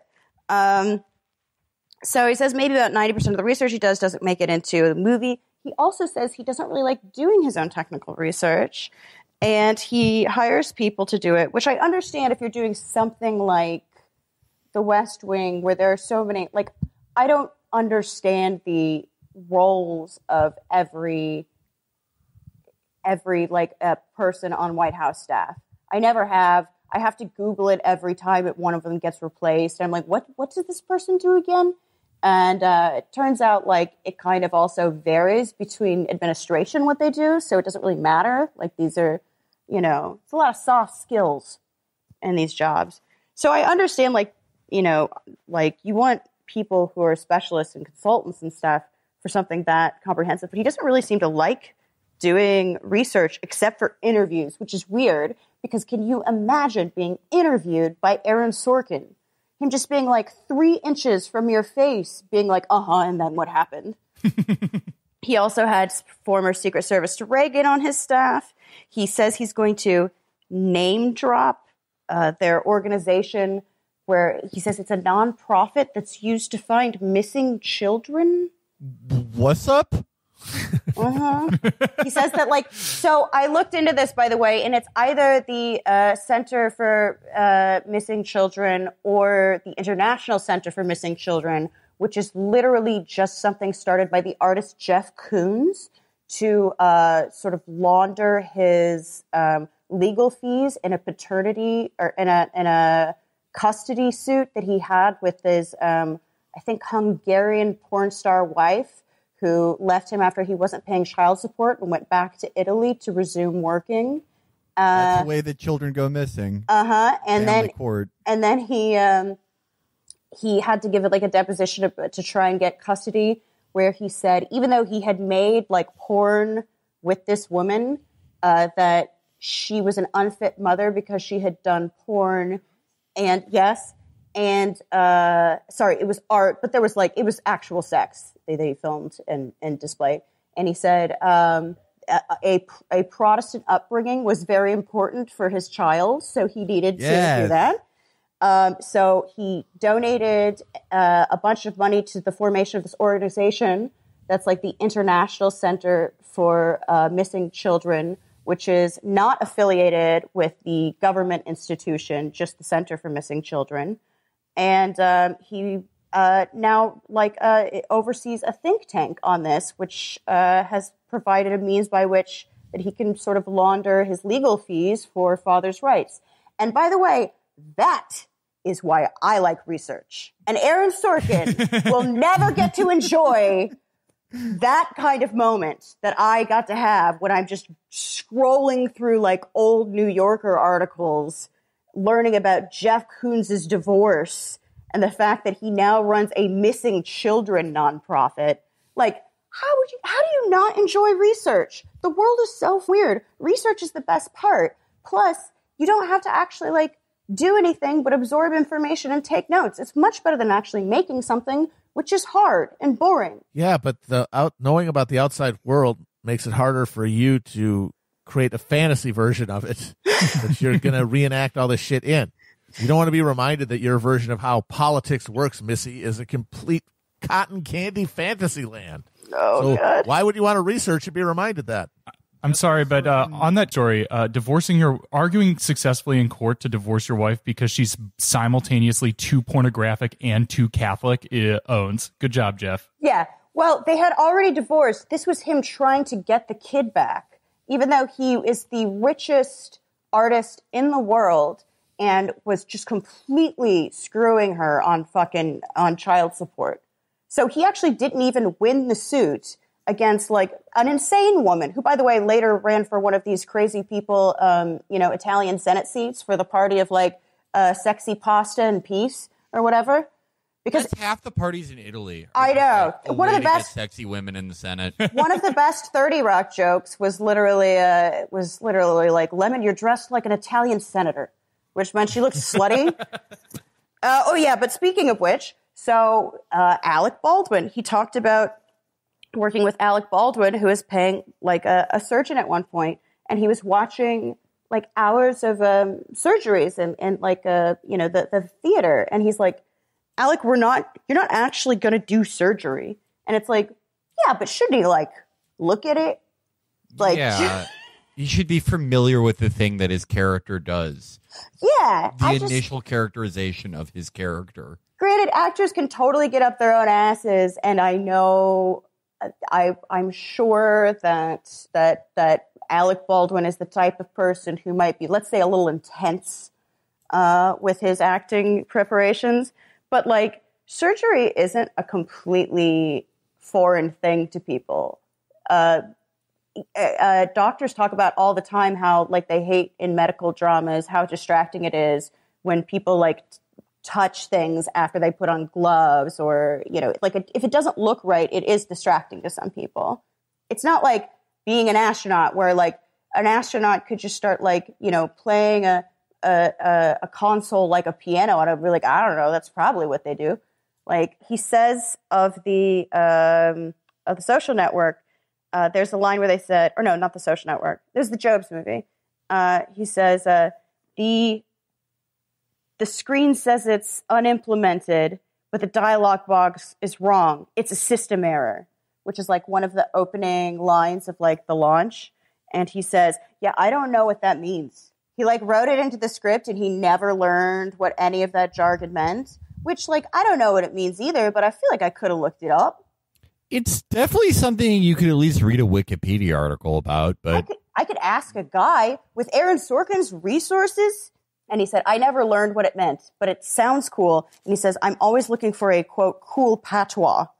But that's like what does Sorkin does use his resources and does like try to find these primary sources, but the resource how he uses them and the sources he finds are like, it's mystifying. Yeah, finding Reagan's Secret Service agent to be like, what was he like? Was he presidential all the time? Just like bullshit. Like, what was the vibe of this guy? Right. It's like no technical anything. So he says he doesn't always want the audience to know what the characters are talking about, which also I do agree with him on. Like, it's fine. Yeah. Sure. But he should know what he's talking about. I feel like that's kind of like, that's why he's the writer and I'm the audience. He talks about the more important truth. He does understand adaptation. He believes he has a Hippocratic oath where he doesn't want to write something that like hurts someone. Which what? Yes, he thinks he's a doctor. Like someone did a school shooting because of something in West Wing. I have no fucking idea. So Dylan and Eric were watching. I have no idea like what that means, and it's like, but it also proves that like he can't write about a bad guy, like he can't make them really bad, because he says it would be like an assassination. I guess. Yeah. I mean, he loves writing about true stories, and in the true stories that he writes about, to be dramatic, people have to do bad things to other people. So, like, theoretically, somebody involved in, like, the Facebook creation would watch The Social Network and be like, oh, I look like an asshole here. That would hurt somebody. I don't believe that. I think it's just he says he doesn't want to write really, really bad guys. And he believes that he can't do that. But it's like sometimes people are really, really bad. There's some bad seeds. Yeah. Some people got bad wiring. I think, honestly, that he doesn't want to write bad people, really bad people, because he's afraid he'd do such a good job that he would convince people that they were actually good, and that the bad things they did were good, and that they would go out and do them. Must be. I think you're completely inside Sorkin's mind right now. I think you are completely correct, because it's like he's like, no, if Hitler spoke with my dialogue, exactly, people would think he's cool. It would be so dangerous. Exactly right. As a speechwriter, he would all be speaking German. He would be like walking down hallways. He would be like, dang, Lana Del Rey teaching the girls that it's cool to get hit by your boyfriend. He would be glamorizing the evil. What's the Lana Del Rey thing people are mad about? People are getting mad because she said I'm something. a sexy baby. Yeah.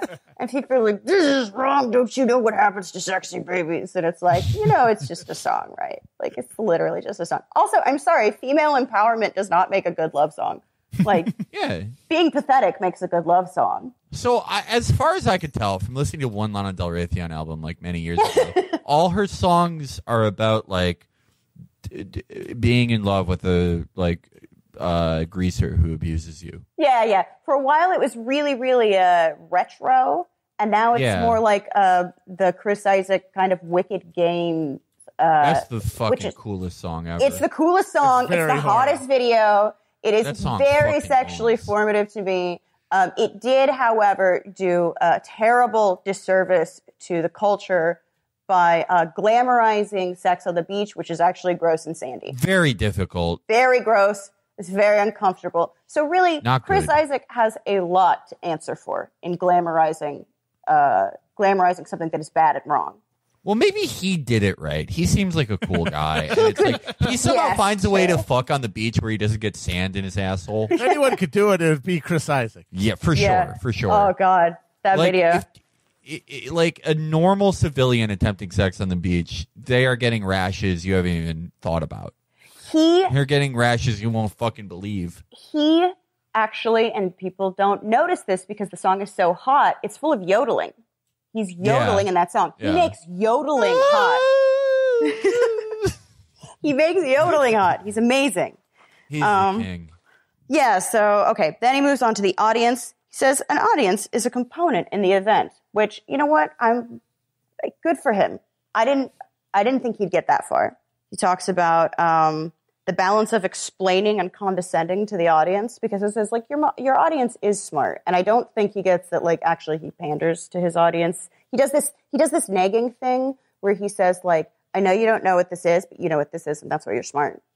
Like, it's like a weird kind of, like, manipulative thing where it's like, you're kind of a butterface, but man, that ass. Like, that's what he does with audiences. Well, it's also like, and this was kind of the thing that I was talking about earlier. It's like he seems to feel like even though he says that you don't need to like pander or like explain versus lecturing to, it does seem like the goal of an Aaron Sorkin property is to teach the audience to live a virtuous life by way of his argument. Yeah. Well, I think it's also a salesman's sort of tactic of being like, look, I'm not going to talk down to you. You're a smart guy, to get them to buy the more expensive product. Yes. I am a 100%. smart guy. Yeah. I am. I will buy the copper piping. When I was a teenager, I bought a book called The Intelligent Person's Guide to Philosophy because the title it's for intelligent people. Right. It's like, I'm reading it, therefore I am one. Yeah. I bet, though, at this point, the Dumb Bitch's Guide to Philosophy would sell much better. Oh, much more. Yeah. That would be, it would get a blurb from, like, Anna and Dasha. It would, like, it would be, every girl would be taking an Instagram selfie with their copy. Like it would go viral because we're sipping on dumb bitchin' philosophy juice. We've all been humbled, and we just want to admit that we're dumb bitches that need someone to explain the philosophy to us. Yep. Like the For Dummies series, but with like pink covers instead. Yeah. I mean, you could literally call The West Wing the thinking man's guide to American politics. Absolutely. Yes, indeed. Yes, quite. He admits that he has no natural intuition about story, and went to college for a BFA because he required an academic approach to drama, which was really interesting. He's like, no, I don't have any like natural aptitude for it. So then he gets into Aristotle. So he gets into Aristotle's Poetics, which is like the first and still like the primary text on drama, which I did end up reading, like because it's like 60 pages or something. And he has this thing where he says like rules are what make art beautiful, otherwise you're just finger painting, and I agree with that. Because even if you ignore the rules, you have to know what the rules are to break them in an interesting way. And that is the problem I realized with Sorkin's whole dialogue thing. And so I want to retract what I said before. He does know that it's not realistic dialogue. He does know on some level that it's stylized. He just has no idea how, because he doesn't know what real dialogue sounds like. So he knows that like this is like a style thing because people tell him, but like he couldn't imitate real dialogue if he tried, which is insane. It's fucking insane. Like he's figured out, I have a style, and it's like, well, but you're just one of those abstract painters that paints abstractly because you don't know how to paint well. But he says, be a diagnostician. When you see something and it doesn't work, instead of just being snarky about it, instead of just, this is a quote, joking with your friends about how bad this thing was, figure out why it's bad. Okay. We are. Totally agree with being that. a did 2 episodes about it. Yes, exactly. He's just like, but he does not recognize that humor and comedy and parody and irony are a diagnostic tool. Mm-hmm. Like that's a great way to figure out like how do you make fun of something? And just because you like some of the best stuff in the world is very easy, is very ripe for parody. It doesn't mean it's bad, but like making fun of something is an amazing diagnostic tool for seeing like what makes it fucking work. Like how many in fact, like I think like the sturdiest fiction usually, like sturdiest mass fiction, is the most reliable parody. Like the things that are most routinely parodied are things that are like pretty narratively sturdy and memorable. Like things like The Matrix that are parodied all the time, or like fucking Casablanca. They're things that people have an easy time latching onto and remembering the vital elements of. Think about like Tex Avery cartoons and how many like tropes of old movies they used where they were just like making fun of like, Betty Davis or Peter Lorre or whatever. It wasn't because they were bad. It was because they were extremely memorable. But the comedy was an amazing like diagnostic tool for like figuring out like what the essence of that character was and what their vibe was. But also, it's a great way of fucking taking apart bad art too. Yeah, that's the thing. It's like usually parodies of bad art, they're usually like very one-off because bad art's incredibly ephemeral and it usually goes right through you unless it's like sort of so comprehensively weird it has its own following. Like The Room. The Room is lasting because it's so... Like, bad art's usually just derivative of other things, but sloppy, and it does a million little tiny things so wrong that it just goes right through you, and it's unpleasant. Mm-hmm. And so, like, it's like, I don't know, like, whatever Mad TV parody of, like, whatever, like, shitty action movie, like Payback or Paycheck with Ben Affleck, that one movie where he would get his memory wiped. You wouldn't still be doing parodies of that in 2020 because no one remembers that movie from 2003, that very forgettable mid-tier, mid-box office shit. But you would be able to do that with The Room because it's so like everything about it's so baffling because it is kind of ambitious, but the creators have none of the tools needed. Yeah, it's so ambitious and so poorly executed. Yeah, which is amazing. Well, that's like we do a lot of like parodying jokes about like Christian movies for this, and I feel like those are like we can always do those because usually the thing isn't that. I wouldn't say it's that they're lazy. They're just so baffling, and they have such a different aura, like a whole different regular bad movie. A whole different film vocabulary, which makes it interesting to make fun of because you can feel the tension between what, like their literal like book of words they can use and what you come to expect from a mainstream movie. But also, parody and mockery does not, destroy like or trick an audience into believing that a good thing is bad. So like that's not really like that's almost like an unfounded fear that like you can't be made fun of because it'll mean no one understands your art is good. That's totally absurd. There was like there was an essay by this feminist Barbara Grazzuti Harrison where she just made fun of Joan Didion and everything she said was right. And it's just sort of ruthless. And she called her a hysterical Cher posing as a writer. But it doesn't mean that I don't like Joan Didion. She's like, but those criticisms were also right. Or like, whatever. I remember there's a tweet about like Come Town once where they said, and then Nick says, like, what if a Chinese guy was gay? Adam says, yeah, cool. Stav laughs like a dolphin. That is like actually a good tweet, and this was a person that like hated Come Town, but they didn't get that like, yeah, that is funny. Like you being able to make fun of it doesn't mean it's not good. Right. And like even, your whatever like cute tweet about it is like not bad and not even a poor consolidation, but something being mockable doesn't mean it's good. A lot of great stuff is really mockable because it's absurd and insane. Yeah, Citizen Kane is absurd and it's still a great movie. Yeah. It's absurd and highly parodiable and mockable, but yeah, that doesn't make it bad necessarily. Yeah. So he says read Aristotle's Poetics, which is really kind of a maybe not whatever. All right, buddy, I'm definitely going to do that. They have I did. So they have a like cheat sheet for Aristotle's Poetics, which is like totally bad. It's not good. And it doesn't understand certain things. But I do agree with him that you should know the rules because you can't there's no avant-garde if you don't know the vanguard.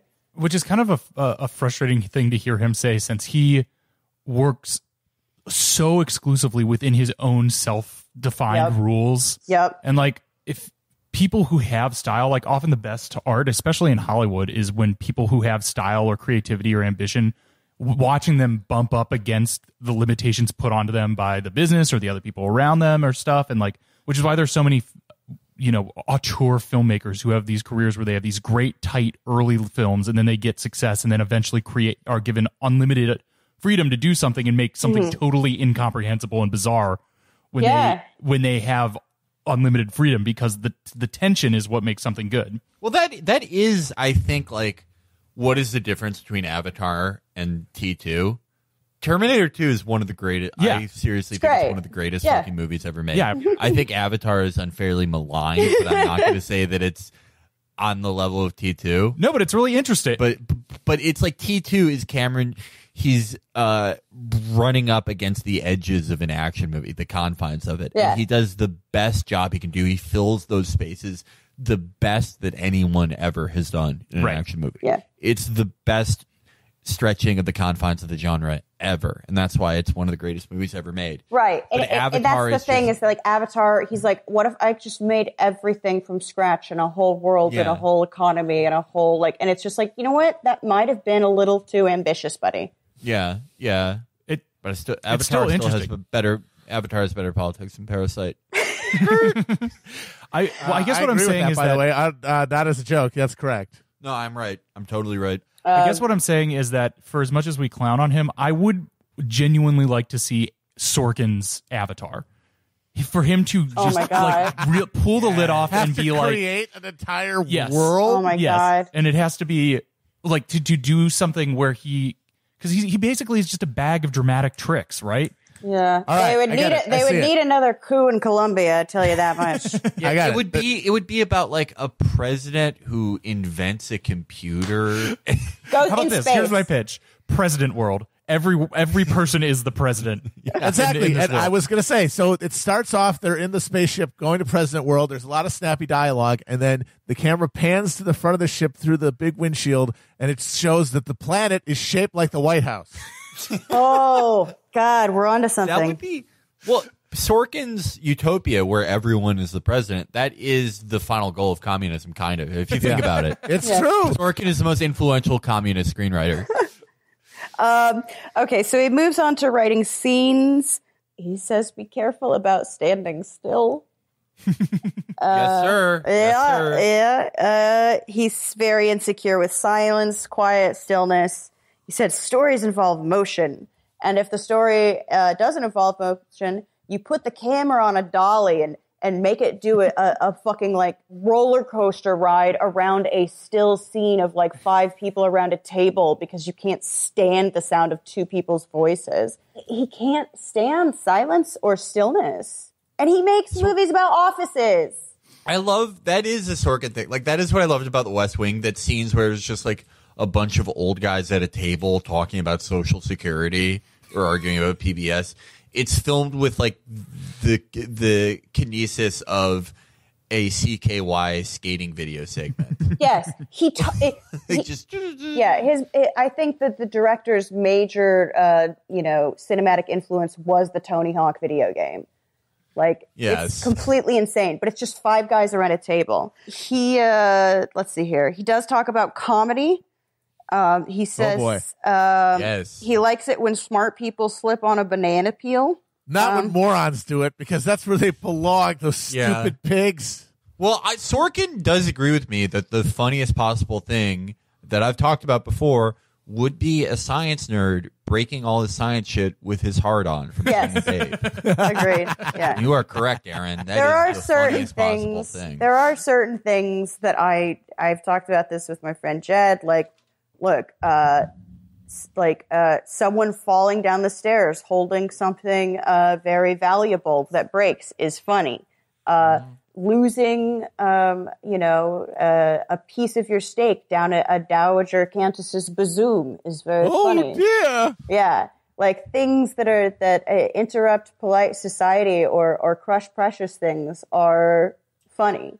Do you want to hear a good real life example of that? Yes. My grandfather was a doctor, and he was also a professor of philosophy.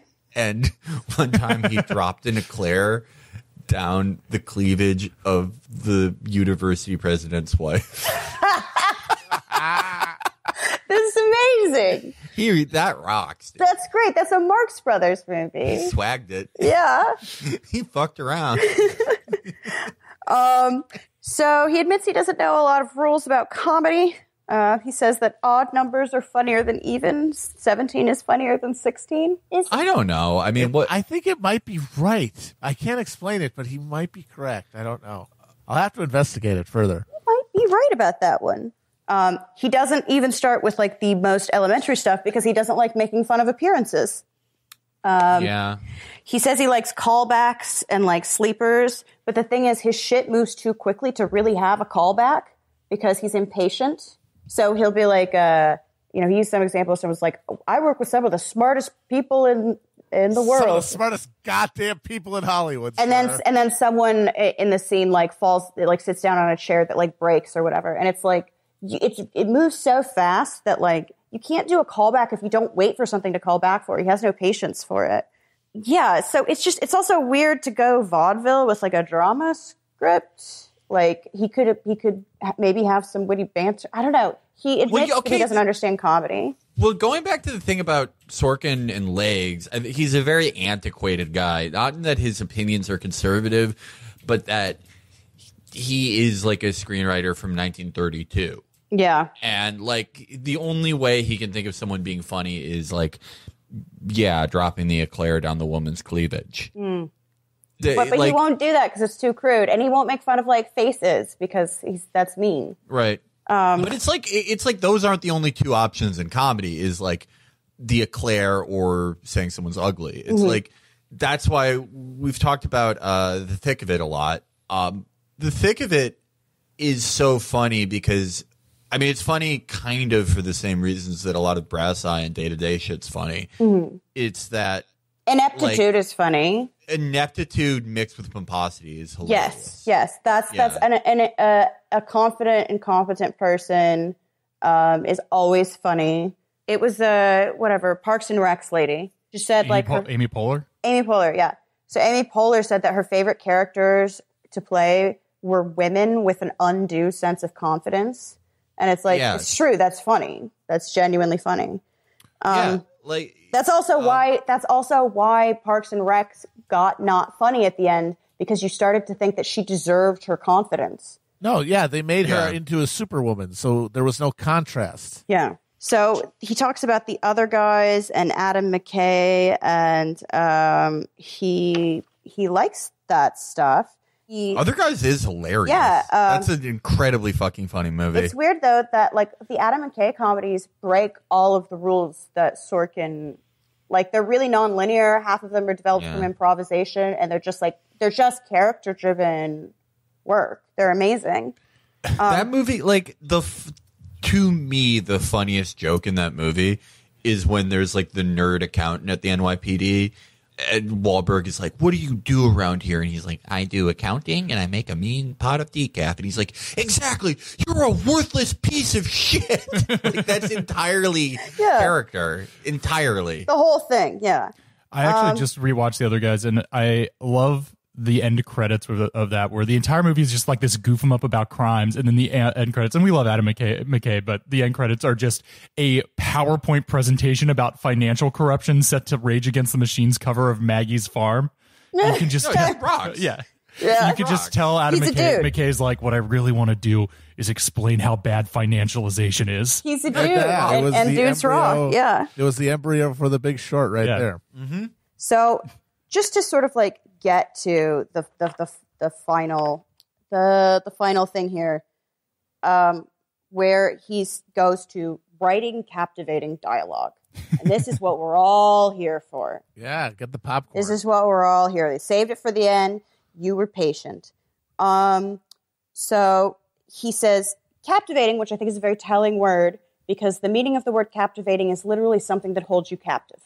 He says dialogue is the least teachable part of writing. I'm not sure if I agree or disagree with that, but that is a thing that he said. He also said dialogue is music. He says that anytime someone is speaking, it's for the purpose of performance. So study the pulpit and the soapbox. One of the homework assignments, he says, is to learn about dialogue, is to look at Obama's 2008 acceptance speech and listen to it. So for dialogue? Yes. That's not dialogue. It's not dialogue. That's a monologue. Yes, That's literally a monologue. It's not just that, it's ad copy. That's also true. You're not talking, it's not communicating to any person anything. It's just total vacuity. Yeah, but that's the thing that I realize. It's like, okay, he gets that his dialogue is stylized. He just has no idea how, because he doesn't know what real dialogue sounds like. So when he listens to people talk, he immediately, his brain has like a little Brita filter in it that filters it down into Sorkin speak, because that's all he can do now. He says that when he writes a script, he will know if actors have dropped a syllable or added a syllable. Not a word, not a phrase, a syllable. He believes that his scripts are delivered to him from God. And anything an actor does with them, even adding or subtracting a single syllable, is wrong.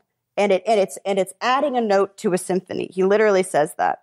He also plays every part of everything that he writes. He walks around and does his dialogue with himself. He said he once broke his nose while writing, but he didn't say, I destroyed my septum, which is what I... He says he just reads his own work so violently that's what happens. Yeah, that's how it happens. Yeah, that's how it happens. So he does like a final closing thoughts thing. And you're watching this man sort of like confusedly go through the rules of his like algorithm, which has been very successful. And this is when I'm actually kind of heartbroken for him because, one, they cut out like fucking 6 hours of this thing where he interacted with an actual classroom of like wannabe writers, and he's very sweet to them. And he's like, well, the good news is you're all writers. You're all real writers. But I actually kind of believe that he likes them and he wants them to succeed. So he's saying they're all talented. They're all whatever. They're all successful. They're all going to be successful, which is like a horrible thing to tell. You can just like a commencement speech. It's like idiotic. But he does seem to actually like them. And when he gives like final closing advice, one of the things that he never really mentions is, or that he mentions but doesn't mention it in any of the writing process or any of this process, that like you're supposed to have peers and colleagues and collaborators and, you know, people you work with. So he said, find people who you can trust who will like read your work. But it's like, you never mentioned that in any of this shit.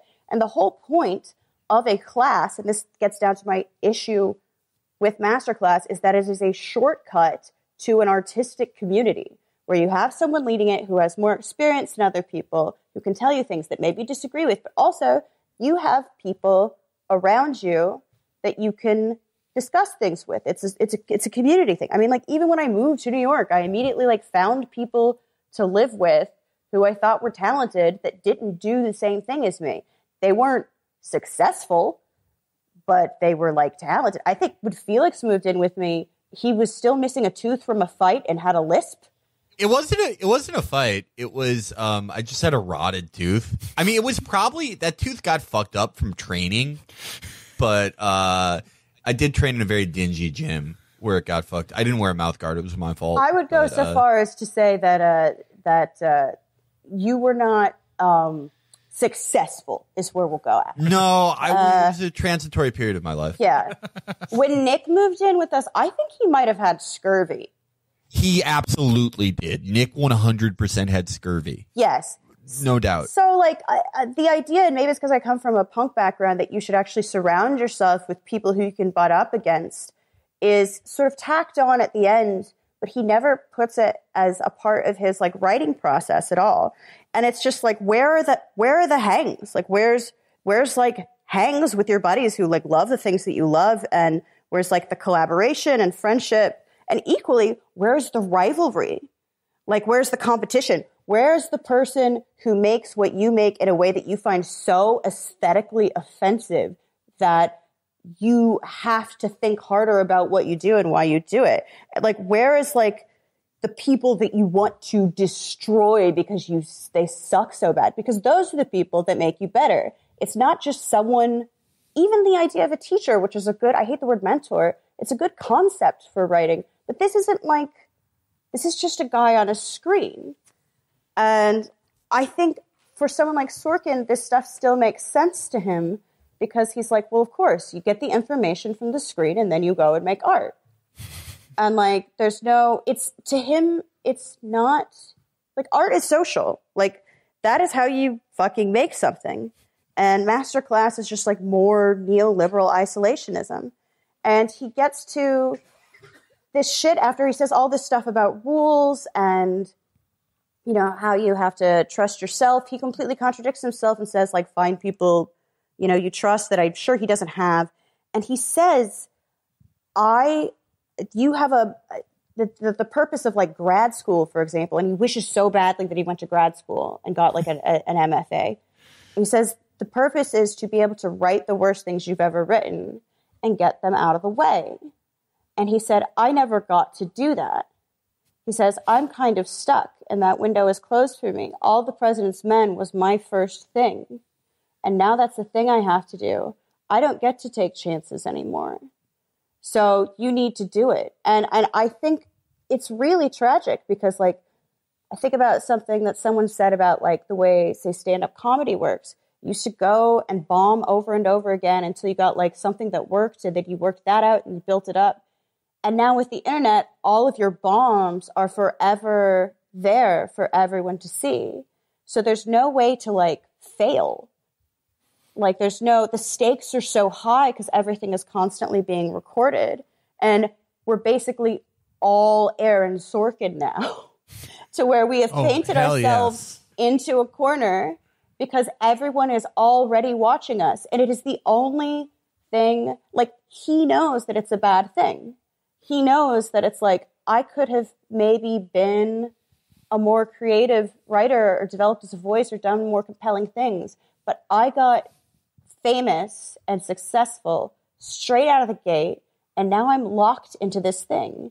And so he just keeps fucking like a dog tied to a post, just walking like the grass down into a pit in a circle, just like doing the same perimeter over and over and over again. And it's incredibly fucking tragic. And he knows it too. That is really interesting to hear his combative relationship with his own work and know that the reason that we'll never get Aaron Sorkin's Avatar is because he was successful at everything he did and now can only do that one thing. Yeah. It is tragic. Yeah. Like, you need restraints. Going back a little bit to what Amber said about like, where is the combativeness? Where's the rivalry? Where is just hanging with your buddies? Sorkin does have narrative gifts. Like, he writes a narrative better than a lot of other like shitty Hollywood writers.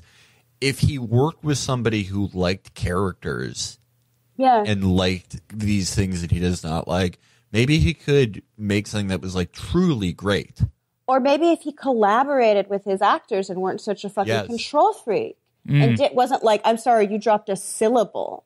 It's miserable. It's like it's got to be like, I do not get the impression he likes his own work or likes what he is doing. I get the impression he has figured out an algorithm and he's trying every day to remember what it was he loved about, you know, Who's Afraid of Virginia Woolf when he was 9 years old. He needs a homie. He needs a homie. And that's what he needs more than anything. He warns these kids about like these young writers about like the internet. And he's like, you need to not listen to them. You need to not write for other people. And it's like, well, okay, you don't write for the internet. You don't crowdsource either your compliments or your insults. Like, you should be more distanced from the audience than most people are now just because of the internet. But he took it so far to the point where he doesn't listen to anyone. He has no community. He has no peers, no colleagues, no mentors. He doesn't even let his actors drop a syllable. And he can't quite figure out why his stuff doesn't sparkle. And it's because it's absent other people from beginning to end. They're all gone. It's just him. It's sterile. Oh, there but for the grace of God, man. Yeah, go outside. Yeah. Give another person like the benefit of any respect for their intelligence when they respond to your work. Who's someone that Sorkin would respect enough to be their friend? Literally, like Barack Obama. Yeah, no, that would be it. Obama, do something good for once in your life. Right. Yeah. And because of his subject, too, though, the only people that he respects enable his worst work. Yeah. Yeah. Maybe there should be like a Big Brother program where like, I don't know, Bong Joon-ho has to hang out with him 2 hours a week or something. I wish Tim Riggins was real, because then you could make him Aaron Sorkin's friend, and Sorkin could get all these formative experiences that he should have had. Yeah, he should have done this very early on, and he missed his chance, and he knows that, and you can tell he's sort of frustrated and sad, and he wishes he could have taken more chances earlier. But like all the rest of us, are stuck. Aaron Sorkin, if you somehow end up listening to this, when quarantine's over, come to New York. We'll get you drunk in a dive bar and listen to you all your craziest ideas and tell you the most out there ones are the ones you should pursue. Aaron, we can talk about movies. Yeah. When the gyms are open again, you can go to the gym with me. Yeah, I bet he does go to the gym. Yeah, but he probably like wears chinos to the gym. For sure. I'm going to show him how to Definitely. do it the right way. He literally has, I miss I think, the a gym. sweater vest in this. He had an Under Armour Yeah, sweater yeah. vest. Tried it one. I miss the gym so fucking much. Yeah, me too. God damn it. Well, should we put a bow on this? Yeah. So I know this was pretty frenetic, but it is chaos. The mind of Aaron Sorkin. Yes. It's a little difficult to parse through because again, it was edited down from like 7 hours and 38 minutes to like 2.5 or something, and it moves at a lightning quick pace. So it was difficult to even just fit this into 2 episodes. This was my 385-page script on Aaron Sorkin. But I hope I learned a lot personally. And I came out the other side, maybe not, enlightened, but I've reached some resolution about this man who has had such an influence on narrative structure and story in America. And I have to say, Aaron Sorkin, I forgive you. Yes. It's not your fault. It's not your fault, buddy. Let's hang out. Come hang out. We can talk about movies. Thanks, everybody, for listening. I'm never doing this again. Back, and we've got a stacked show for you today to discuss Aaron Sorkin's latest masterpiece, The Trial of the Chicago 7. And what do you know it? There's 7 of us here. It's Matt Chrisman, Felix Biederman, Amber Frost, me, Will Menaker, Chris Wade on the boards, and joining us are Chapo, certified Aaron Sorkin experts, bad boy Josh Olson, and America's sweetheart Dave Anthony from the West Wing thing, and soon to be hosting the upcoming West Wing thing, West Wing reunion. So we've got our Sorkin experts on deck, and we are all on trial, or rather, we are putting Aaron Sorkin on trial for his crimes against humanity. The film is The Trial of the Chicago 7, about the famous Trial of the Chicago 7. There's a lot to talk about in this movie. I want to thank Josh and Dave for being here. But I think we should just begin by sharing our overall impressions of the movie. Just in a circle here. I'll lead it off. I may risk absolute ostracization from this podcast, but up until the very end of this movie, I thought it was mostly pretty watchable and entertaining. It was a good cast. Boo. Yeah. All right. I mean, obviously, we can get into the various travesties against history that Aaron Sorkin is guilty of perpetrating, but the thing about this movie, though, and Sorkin in general, is I really think that it's the courtroom setting in which his particular talents are put to best use. Because Brendan made this point about A Few Good Men, is that a trial is the only time in the real world where sort of epic, snappy dialogue does have real world consequences, and you can actually own someone with their own logic in a way that actually matters. So it's just sort of there's a really good point. Yeah, the Sorkinisms contained in a trial setting, I think, blunts the worst edges of it. But I mean, they still come through without a doubt, and we can get there because the ending of the movie is when it became actively nauseating to me, despite being fairly well entertained throughout the first 2 hours or so. So that's me, Josh. What's your take? I'm with you. It was pretty entertaining.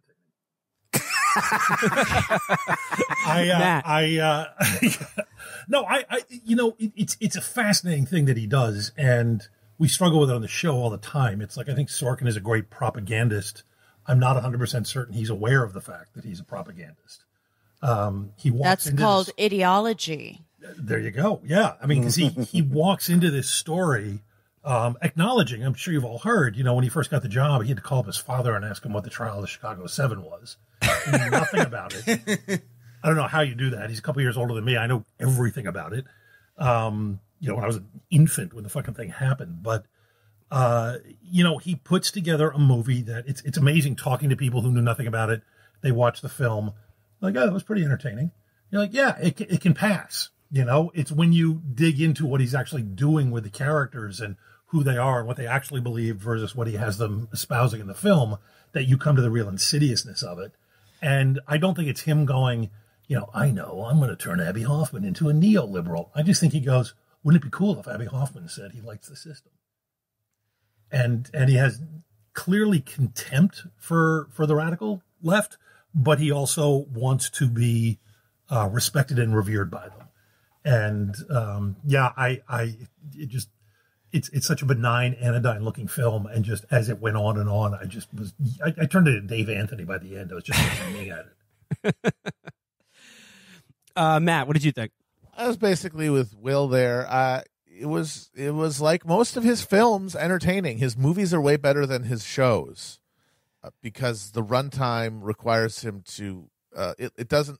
You don't wear out your welcome with the characters as thoroughly as you do with his TV people because you can only handle that much pomposity in a concentrated dose.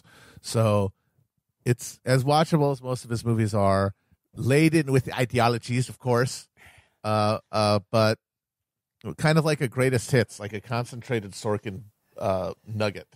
All of his like worldview consolidated into one expression. Dave.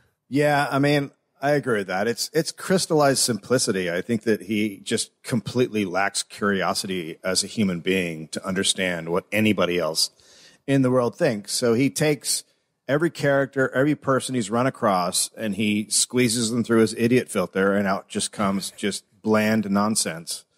I just, like, if you have any understanding of the history of the Chicago 7, I don't know how you can like that film because you're just watching something that isn't. And it's fucking crazy to watch. And just from a screenwriter's perspective, there's so many interesting moments that happen in the Chicago 7 trial that he doesn't use. And even small things that would color the characters are just left behind. And they're not even stuff that I think would fuck with his viewpoint of the world. Like when a witness comes off the witness stand and Abby Hoffman hands him a $10 bill. Well, that wouldn't undermine what he wants to say. It would make the script more interesting and what's happening in the courtroom interesting and the characters more interesting. And he just leaves all that behind. So this is one of those movies that I think if I had watched it without any understanding of the history, I would have enjoyed it. But since I know the actual story and I'm super into this shit that happened and how fucking crazy it was, I'm just watching it mystified as to what the fuck he is doing. Amber. Yeah, I was going to actually say something similar to what Dave said, is that the problem is, I realize that, I mean, one, there's the obvious obstacle that Sorkin doesn't like characters. He sees them as obstacles to the plot. But the other one is that, yeah, the actual trial is a comedy. And Sorkin can't write comedy. I remember just like getting 10 minutes in and I was like, it should have been a miniseries because it's just, you can't consolidate those events into a movie. I really think it was a bad choice. And two, it should have been a comedy. I mean, what I would say instead of watching this terrible movie is to just get the new transcript, which is fucking hilarious. He didn't include any of the cool, funny stuff in there. Like, Ginsberg was like reciting poetry. They had like Judy Collins on there and like Arlo Guthrie. Yeah. They called all of these. Oh God, I think it was Freund's at one point said he wanted to call to the witness stand Groucho Marx, and Groucho Marx said that he supported them, but that his last name might make the jury biased against the defendants. Like, it's the actual, it was real life comedy. And so Sorkin was uniquely unprepared to tell the story. Yeah, imagine reading all that and thinking, fuck it, I'm going to give 15 minutes to Ramsey Clark. Yeah. Yes. That was the recurrent theme in this. Ramsey Clark's the thought, sir. Yeah, the real factor of entertainment here is the guy behind the desk. Although I will say, among many of the excellent performances, Michael Keaton, King. And finally, Felix, your overall takes. Fans of the show and my overall struggles will know that I have gained 30 pounds during quarantine. As a result of this weight gain, I have gone on a brutal regimen of working out again back to my 2015 shape. As a result of this, I've been going to bed earlier, and I actually fell asleep after watching about 15 minutes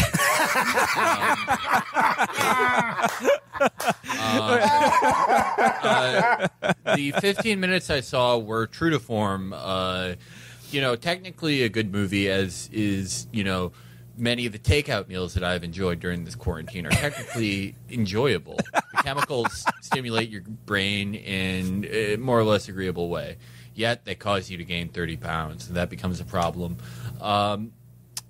Instead, I thought I would offer something else. If this is a trial of Aaron Sorkin, I present myself as an expert witness.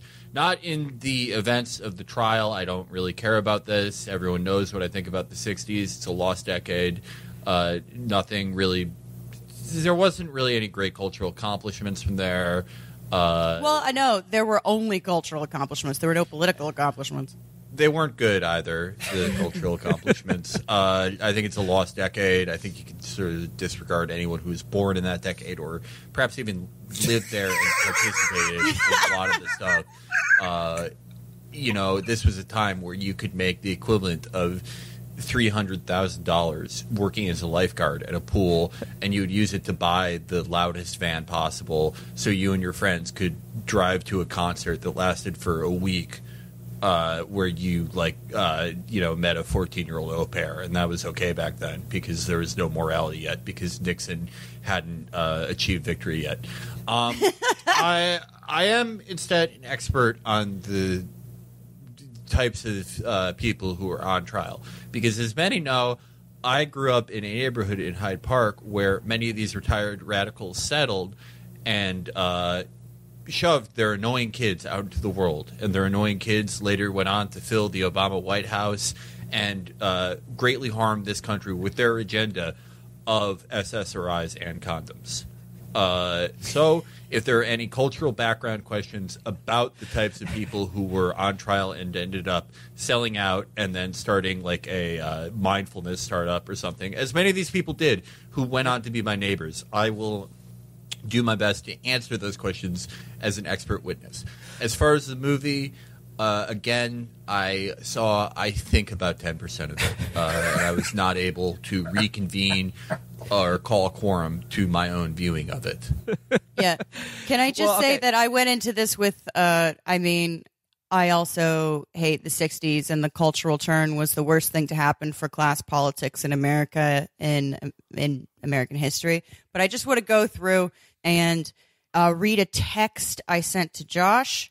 Abby Hoffman, egomaniacal aspirant, celebrity, man-child. Jerry Rubin, narcissistic counterculture hack who soon denounced activism in favor of personal introspection and therapy culture, becoming a stockbroker, real estate investor, multi-level marketing scammer before eventually cashing out as an early Apple investor.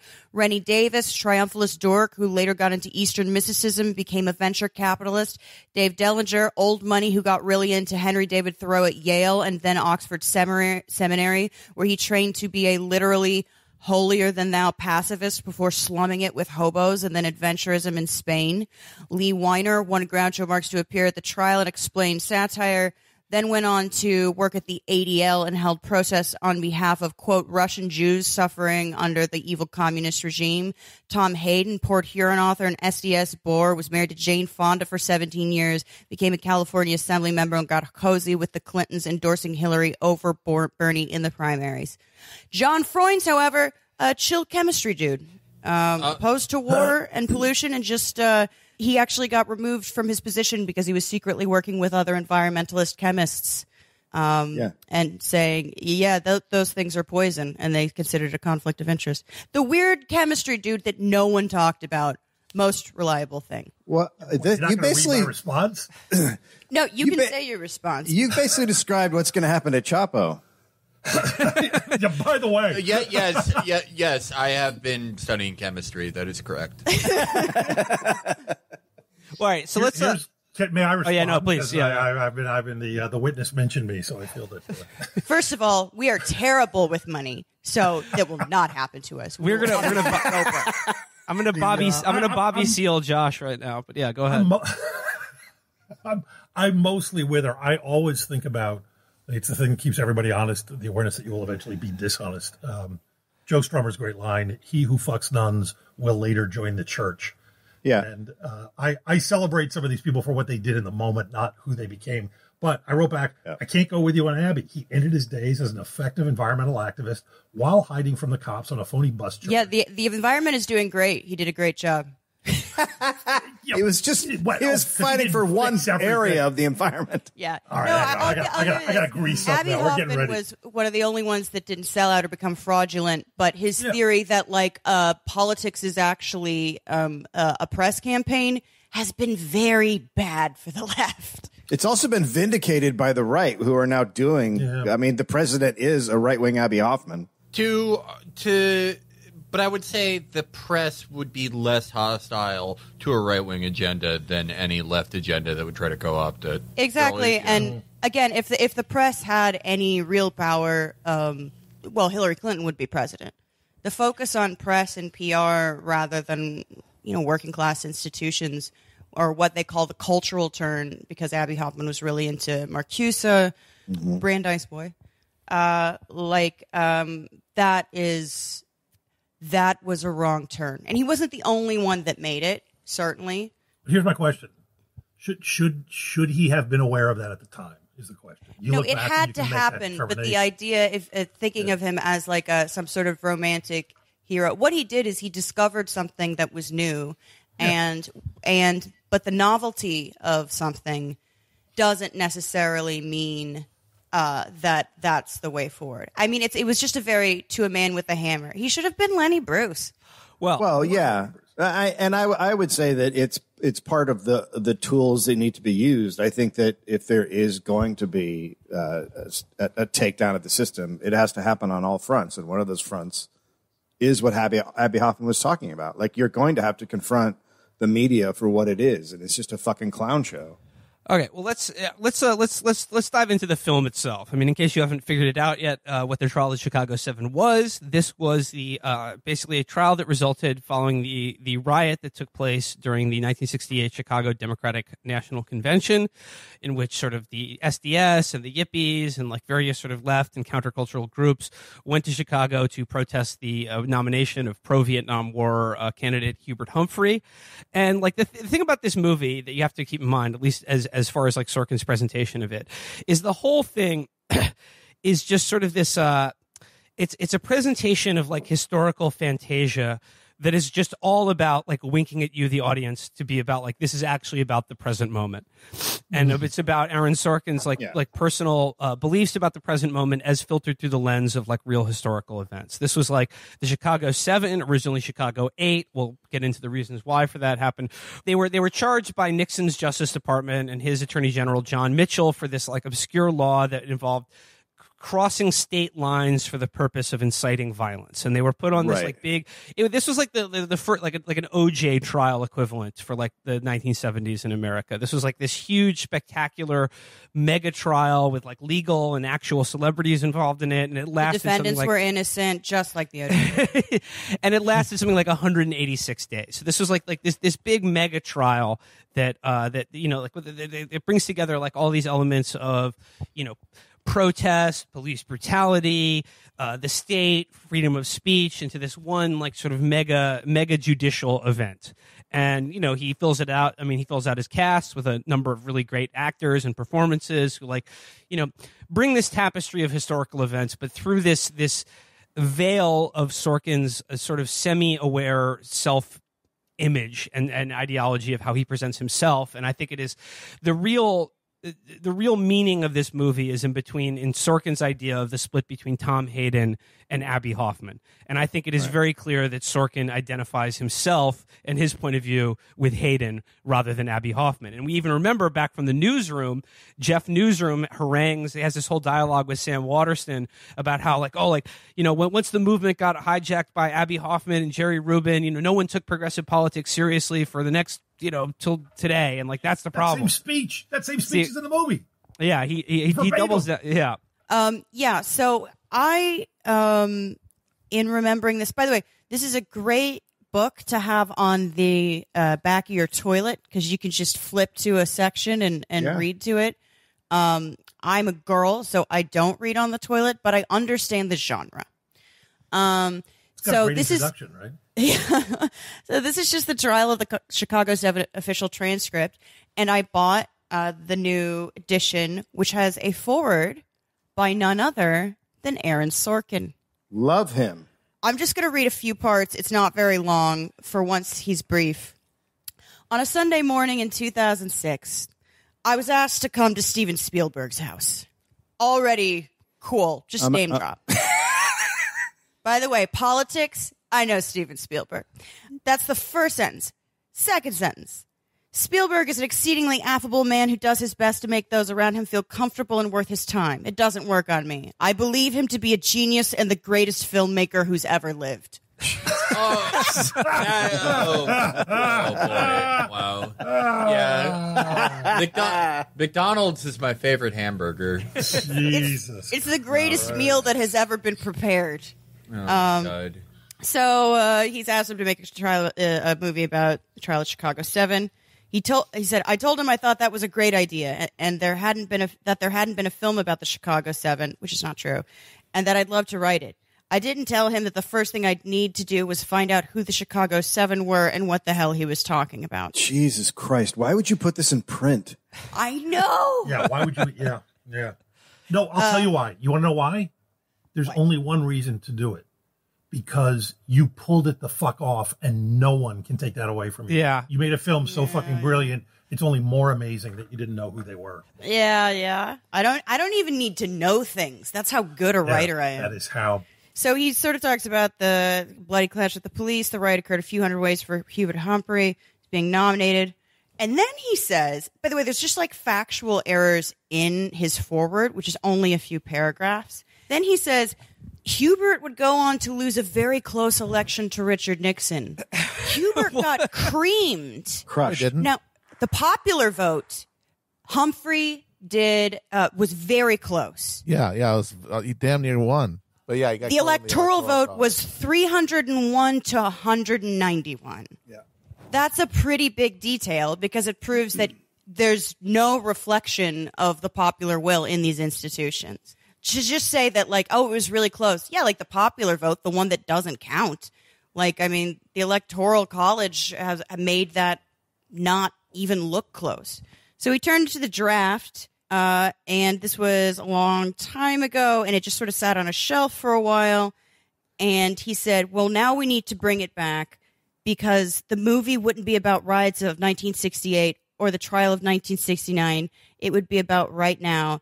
Now it was 2018 and time for another election. This one would be a referendum on an incumbent president who often rhapsodized at campaign rallies about the old days when they'd take it protesters out here on the stretcher, and he'd like to punch them right in the mouth, beat the crap out of him. So his whole thing is that, like, this moment is exactly like 1968, which is just not accurate. Not at all. It's just not accurate. Yeah. But he's like, people were also mad. That was all about the draft. It was all about the war. I mean, there were other things going on, but it was all about the war. Yeah, it was about American Empire. Anyway, just the weirdest thing that even he would be like, that he would be writing this forward. There are members of the Chicago 7 that are like still alive that could have written the forward. By the way, yeah, I follow Rennie Davis on Facebook, and he wrote some interesting stuff about the film, which we can get into later if you want. He's the character played by Virgil Texas. In the right. Hair and everything. I just love that. I just love the fact that the big Hollywood director is like, we need our preeminent liberal mind in Hollywood to get on this script, and they bring him in. And he's like, "Fuck, I don't know what that is." Like that just sums up liberals in a nutshell. Yeah. And neither did Spielberg. Spielberg knew nothing about them. It was just not his world at all. How did he not know that? He is the greatest filmmaker who has ever lived. Spielberg, let me guess what he was doing at the time. He was learning sacrifice rituals from Moloch.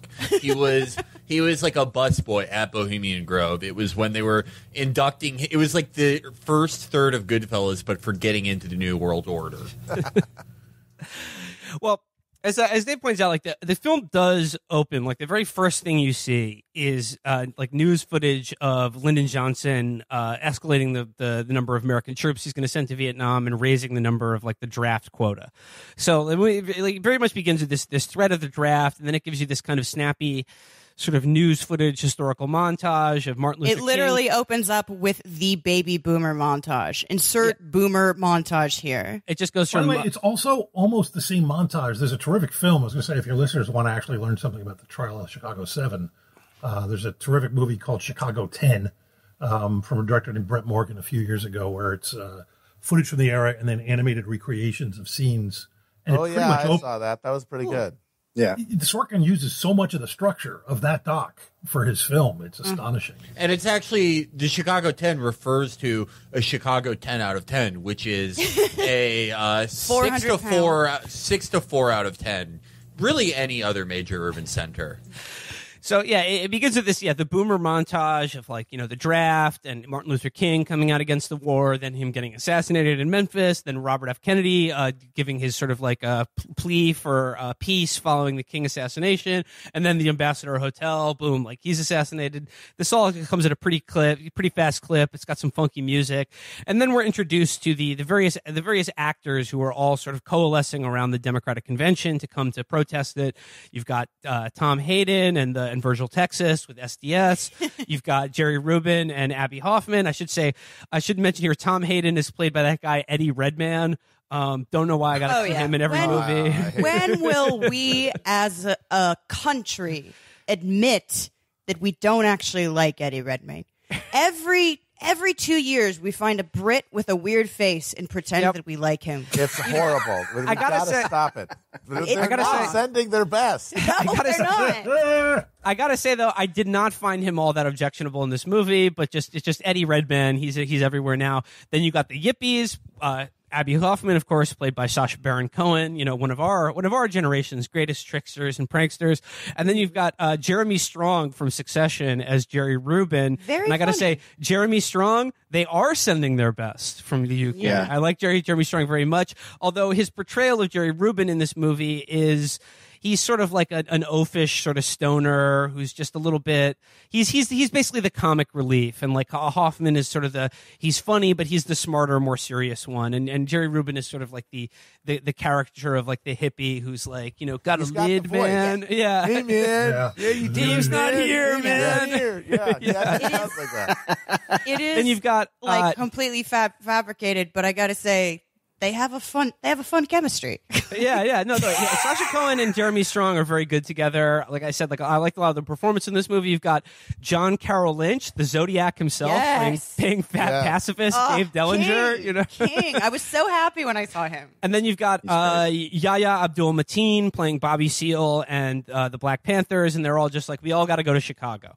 Then the movie jumps ahead until Nixon's been elected, and then the new regime is in town. And we get to see Nixon's Justice Department. And you've got John Doman playing John Mitchell. John Doman is an actor renowned for playing mega assholes like, what's his name? Rawls from The Wire. He's just sort of like that guy is like the standard go-to casting for sort of like institutionalized mega prick. Some guy who's just sitting behind a desk who's just like, these motherfuckers, I can't wait to ram the dick of the state into these fucking berries. Yeah, he took the job of, remember the guy who played the dean in Scent of a Woman? That used to be that guy, and then he aged out of it. I'm going to get this guy in my biopic. He will play the head of the Trojan Corporation. My major antagonist. You know what he has? He has Bloomberg energy, where he's very good at being like, I'm going to say something specifically to make you uncomfortable because I'm a fucking shit. He's really good at it. So we got John Mitchell brings in like this sort of the young hotshot prosecutor from like the Illinois State Attorney General's office is like, you're the guy here. He's 33 years old, and he's like, you're gonna prosecute like this is our fucking our showcase trial for like restoring law and order and manners and values and decency on like an American culture that had gone through the 60s. And the prosecutor, Richard Schultz, is played by Joseph Gordon-Levitt. And Sorkin's portrayal of this guy is right off the bat. This might be the worst thing in the whole film. Yeah, it may be like so noxious. It's so vile. Reading the transcript because you're like, that guy was a bastard. Yeah, first of all, journalists at the time described him as oppressive rage. He was constant anger and rage. Yeah, And and like wild accusations that never made it into. Every character is totally wrong in this. Yeah. And by the way, also factually, Rennie Davis wrote about that. He said he's talking about Tom Ferran, the other guy who wanted to run for the governor of Illinois, and he said apparently the cross-examination in one of the cross-examinations he ran in the trial basically ended his career in politics. He was an absolute prick. In the movie, his character, that's the one played by the other guy. I remember. And he writes, in the movie, his fictional character movie barely existed. I have no idea why, since he was the lead prosecutor and most colorful by far. The movie makes you believe Richard Schultz was the government star. I have no idea why. Yeah. Well, I mean, like, just on its face, the guy's 33 years old and being handpicked to prosecute like the marquee trial of the Nixon administration. Yeah, I'm gonna bet chances are he's not a very fucking nice, good guy dedicated to like. Yeah. No, he got that job because he's the best. Damn it. Yeah. Yeah, and they couldn't. Even though Mitchell is this disgusting political hack, he can't deny talent when he sees it. And here's the thing. Here's the thing with Sorkin's portrayal of Schultz, who's I mean, he makes John Mitchell to be like a complete prick and like a vindictive psycho who's really only prosecuting this case because Ramsey Clark, Lyndon Johnson's attorney general, waited to like an hour before he was sworn in to resign as attorney general, and he has a huge chip on his shoulder about that, about like the breach of decorum and disrespect to me, and he's like, I'm gonna take these like sort of these golden boys, these college kids, these subversives, and I'm just going to ram it down their throat to fuck with them and also the outgoing AG who declined to prosecute them. And here's the thing with the Richard Schultz character is like he's willing to make Nixon's Justice Department look like the absolute fucking monsters that they were.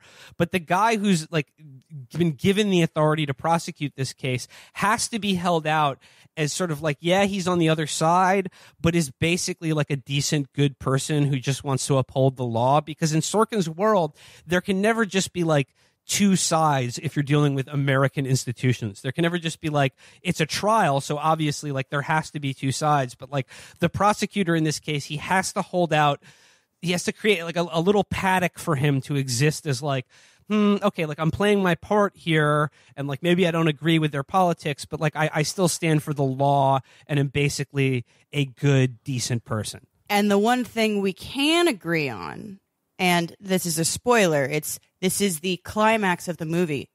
We all want to hug and kiss the troops. Okay, that's right. I want to get to that. I want to build up to that moment. I want to build up to that moment. The Schultz thing is also, Sorkin found a moment in the real story that he wanted to go back and reconstruct who Schultz was to make it make sense to him. And that's when Rubin and Hoffman bump into Schultz in the park. And that actually happened. And Schultz actually did say, I might have been on your side back in college, because in Sorkin's mind, that can't happen if people hate each other. If they're having a conversation and one guy says, I used to be you, in his mind, he can't comprehend how a guy saying, I used to be fucking idiots like you fucking pieces of shit, and I've come around and I know how things are now. His mind can't handle that. Those guys in the park bumped into each other and they fucking hated each other and they walked away hating each other and nothing happened other than that. But in his mind, he reconstructed the whole thing, the whole entire character to fit into that moment. Wild. And so like I think the movie is smart enough to just jump immediately into the trial and tell the story of like what happened during the convention, largely in sort of flashbacks that come out through testimony. I think it's a pretty good way to frame it and like keep the action going along so there's not some big build up to what like most of the movie is going to be, which is in a courtroom. So I mean, and then we get the lawyers for the defense is Bill Kunstler, played by Mark Rylance, a Steven Spielberg favorite as of recent note, but a very good actor, and he's sort of the crusading, First Amendment advocate who's going to be defending the Chicago 7. And then right off the bat, there's this whole issue about Bobby Seale. Because Bobby Seale had his own attorney who was going to represent him in this trial, who had explosive gallbladder surgery like the day before or like prior to the trial, and the judge did not issue a like a stay. He did not delay the trial. He went forward without it, without one of the main defendants being able to have counsel. And then he wouldn't let him represent himself. So it was this whole fucking, like, already off the bat, like, and the judge, I gotta say, Judge Hoffman, not Abby Hoffman, played by Frank Langella, is maybe the best character in the movie. I love Frank Langella. And apparently this movie soft sells what a prick this guy was too. It does. Which is saying a lot, because he comes across like a complete asshole in the movie and basically senile.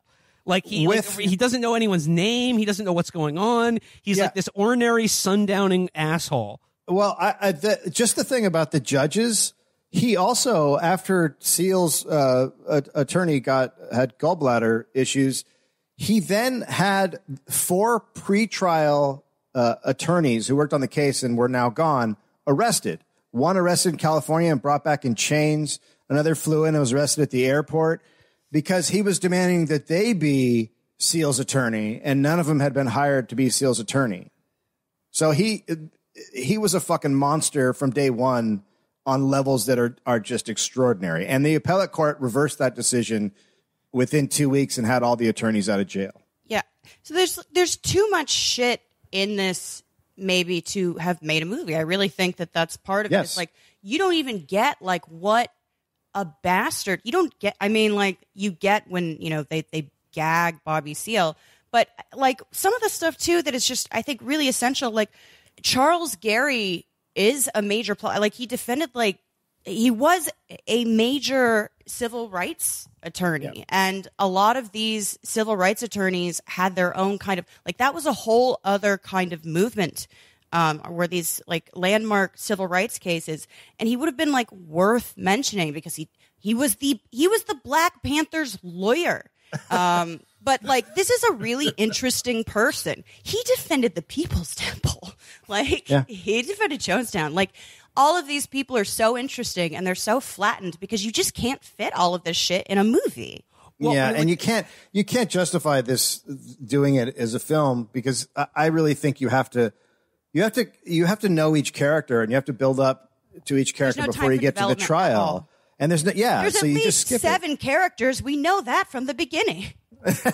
So, I mean, like, whether it's the issue that Bobby Seale was being put on trial without legal representation, and like there's this weird thing where Frank Langella as Judge Hoffman keeps telling Kunstler, like, why don't you just represent him? You're sitting next to him. And he's like, because I'm not his attorney. He hasn't hired me. And he's just like I said, in this sundowning, like, angry old man way, is just keeps being frustrated why won't, like, the other attorneys just take on Bobby Seale? And they're like, well, because he hasn't hired us. This is like illegal. We can't represent him.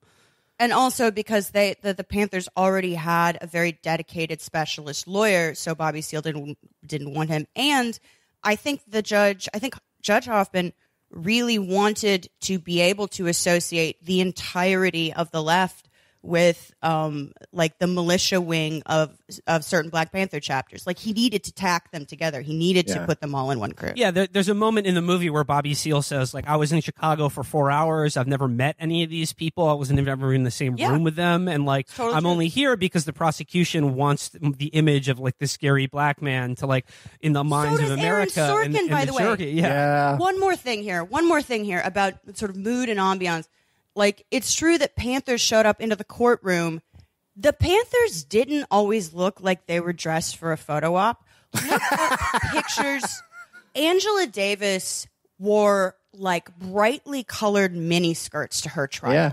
They weren't all dressed. They weren't dressed like fucking beatnik militia members 24/7. They wore normal clothes. It wasn't constant berets and black shades indoors, but he stacked, I think, the numbers of Black Panthers that were actually in the what do they call it? The theater, the audience, the gallery. Yeah. It was hard to get in. Actually, people waited all night to get in. It wasn't an easy. Yeah, it was like a new Apple. Yeah. Also, to your point, they didn't.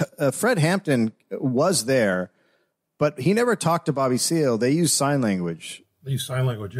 To communicate. Anyway, that just everything is so mischaracterized over and over again. Well, there's a fun moment with the Black Panthers that I love because it's so Sorkin. We do this thing on our show every week, the Misogyny Rundown. Sorkin loves nothing. He loves more then if you need to explain something to the audience, he has a character explain it to a woman who would naturally already know this stuff. And there's a scene with Bobby Seale explaining the basics of the Black Panthers to a female Black Panther at Black Panther headquarters that is just fucking jaw-dropping. It's a walk and talk. It's a Black Panther And walk and talk. it is a Black Panther walk and talk where he and I hate this term, but Sorkin owns it. I really hate this fucking term, but when you watch Sorkin, you have to own. He mansplains to her. It's fucking insane. Yeah. So, like, you know, as the film and the trial progresses, like the defendants, their attorneys, they keep racking up these contempt charges as they keep running, you know, smashing their head into the obvious show trial that's being run that they're being forced to participate in. I mean, they strike a number of sympathetic jurors. I think that's a bad framing, because I don't think they were smashing their head into it. They were celebrating its stupidity. Like everything they did was to point out how it was a political trial and how fucking stupid the trial was. And they were all like, we're going to jail anyway, so let's make this the farce that it is. That's something that's really missed. I would say that that's true, but I think one of the reasons they felt so safe is because at least Hoffman was pretty secure that I think he's like, no, this will get turned over in appeal. So yeah, they all thought that. Look, if we can get out, like, fuck it, let's just make this the circus that it is. And that's the other weird thing, is that, like, they're so much cooler and funnier and more likable in the transcripts than they are in this movie. Abby Hoffman is not a self-important, like, dickhead like he was on the stand in the movie. He's, like, funny and charming and really charismatic. And, you know, not all of them even testified. Dellinger wasn't just like this gentle giant. He was cool. He was badass. Yeah. Kunstler, by the way, was not like a settle down, fellas. He was fucking wild. He was a wild man. Yeah. All of this stuff all of the bad people are not portrayed, bad guys are not portrayed as bad as they actually were.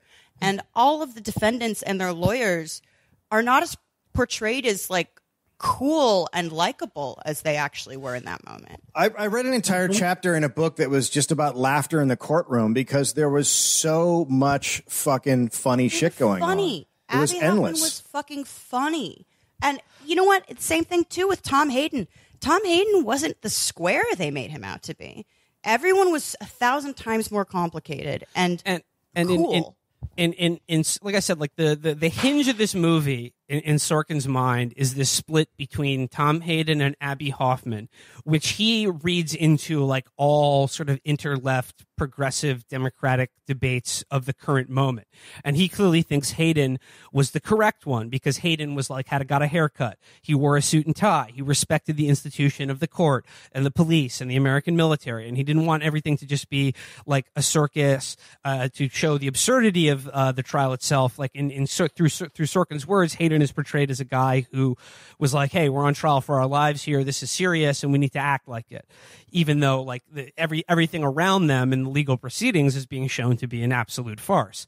I did like this one moment where they start getting into like what actually happened during the riots that happened in Chicago. And there's this whole thing where these cops catch Tom Hayden letting the airs out of an undercover cop car. And the reason he did that is because like Rennie Davis's in-laws would get mad at him if they knew undercover cops were trailing him. And he was like, all right, he's like his girlfriend's parents, not even in-laws. Oh yeah, his girlfriend's parents would get mad at him. So then he gets wanted arrested. To touch a boob. He gets arrested, and that kicks off this whole like confrontation with the police and the first like major incident of violence. Sorry, the real Rennie Davis wants everyone to know that never fucking happened. The situation with his girlfriend is bullshit. Yeah, they really make him look to be like, hey, the revolution can wait, guys. I got to get home in time for dinner. It's 7:00. Yeah. They made the squares look actually like way more square, and they made the counterculture figures look like insane idiots. Like Rennie Davis, and we'll get to this, like the real climax of this movie that made me want to blow my brains out. Oh my God. God. Rennie Davis, this is like the Chekhov's gun of the movie, is that Rennie Davis, like as soon as the trial starts, keeps a journal where he records the name of every American soldier who's been killed in Vietnam since the trial started. And like, you know, like this is like, you know, that gun is going to go off in the third act, and Sorkin uses it in the most just a repellent way imaginable. But like the real Rennie Davis, like traveled to North Vietnam prior to this trial. Like he was a pretty serious guy. And crucially, during the trial was recording the names not just of the Americans who were killed in Vietnam, but every Vietnamese person as well. And that is a huge element that where Sorkin just cannot abide, or like he cannot metabolize that into his worldview, because like there are so many moments during this movie where it just like it comes to a screeching halt, and Sorkin just wants to remind you, this is what this all is really about, i.e. the Americans who are suffering because of the Vietnam War. Another thing about Rennie Davis is he's the one who got really into Eastern mysticism and one of the ones who became a venture capitalist. But that's not so much an indictment of like left politics were inherently doomed to go that way, or there was an inherent reaction. His dad was chief of staff for the Council of Economic Advisors to Harry Truman. Like, wow. He was just going back home. Like, that's yeah.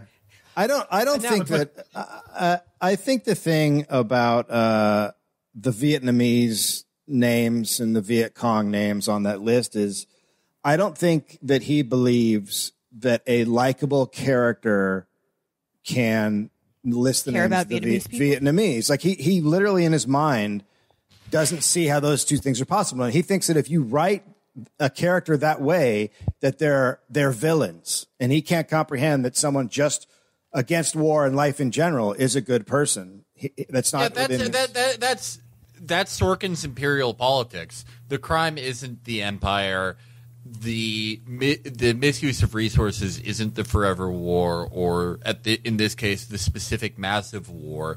It's that you have this great, beautiful institution that all of America is perfect, and especially the military.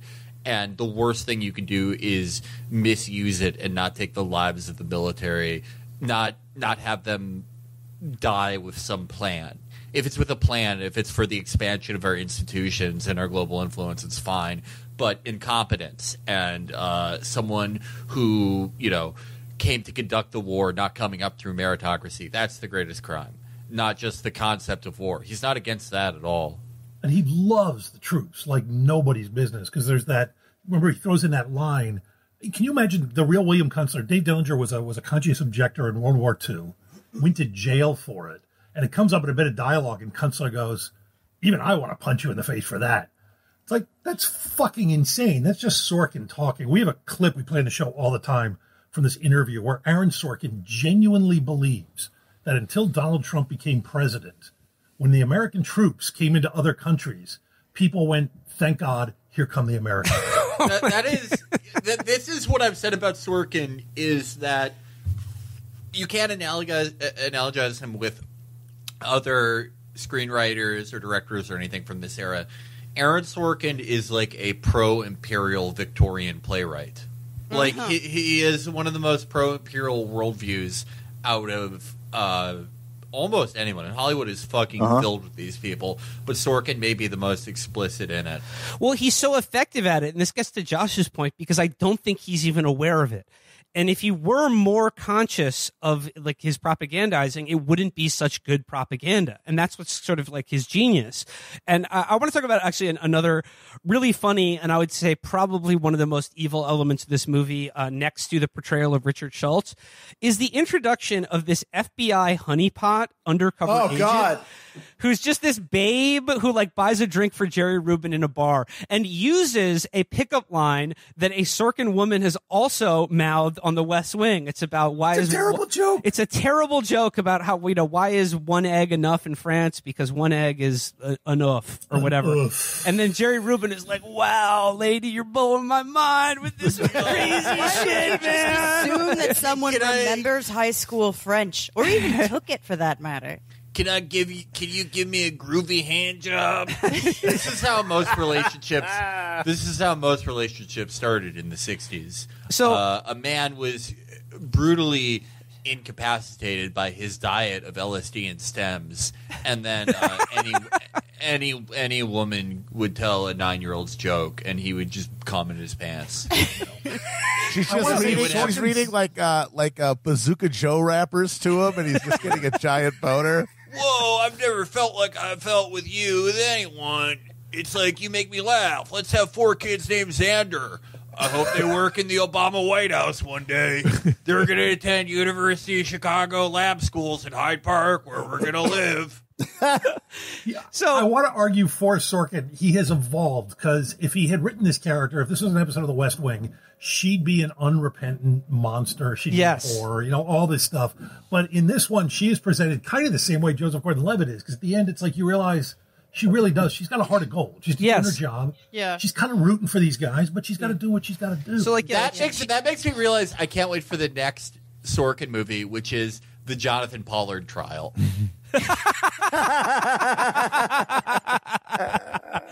Well, okay, so it's like she's this babe who goes undercover and like insinuates herself into the leadership of like these protests, and then testifies against them at their trial, and is made out to be like a sympathetic character. And then even after like he knows that he's been honeypotted by this fucking undercover Fed, Jerry Rubin's like says to Richard Schultz when they meet in the park, he's like, "How could you do that to me, man? We had a thing, we had a connection. Hey, does she still ask about me, man?" And not like, "Hey, I hope she fucking dies in the line of duty." They really made him a punchline, and whatever. Jerry Rubin became a bastard, but he was a smart person. Like he was. Yeah. I mean, I will say one of the major issues, like Abby Hoffman later in life, developed. He had basically like really crippling manic depression, but there was no like sort of record of it in his early life. So it's possible that it's idiopathic late onset, but that's pretty rare. Odds are it was maybe, he got hit in the head. No, he ran into nightsticks over and over again, even after he was unconscious. So maybe it was CTE. But also, like, it's true. You'll never find a bigger advocate for acid than me. But when they first got it, they didn't know you could take too much. It's not an everyday drug. I mean, it's not like cocaine or heroin or marijuana. Honestly, the first time I took it, I didn't know you could take too much either. But no, here's an important point, though. Portrayal of them being on drugs is like not even negative in the correct way. It's Cheech and Chong. But I also want to say about Jeremy Strong's. Did you guys read that thing that came out a couple weeks ago about this film where Jeremy Strong Aaron Sorkin talks about Jeremy Strong's method? And I was expecting this amazing performance out of him, especially after reading this. He goes, "Jeremy begged me to spray him with real tear gas." I need to know if it really hurts. Turns out it does. They deserve each other. They deserve each other. However, still very funny guy. But as to the FBI honeypot lady, she is a babe, and like she totally seduces Jerry Rubin, and she's like right there with them during the police riot when it happens. But here's like one of the few actually important lessons for the contemporary politics. If you are a leftist or socialist man of any kind, and an attractive woman is showing any interest in you whatsoever, she is 1000% an undercover agent. So do not trust it. Do not respond to her. Do not go on a date with her. Do not tell her anything. If a woman is showing you any attention, she is a Fed 1000%. Write it in blood. Yeah, as if all of these guys weren't like eyeball deep in pussy.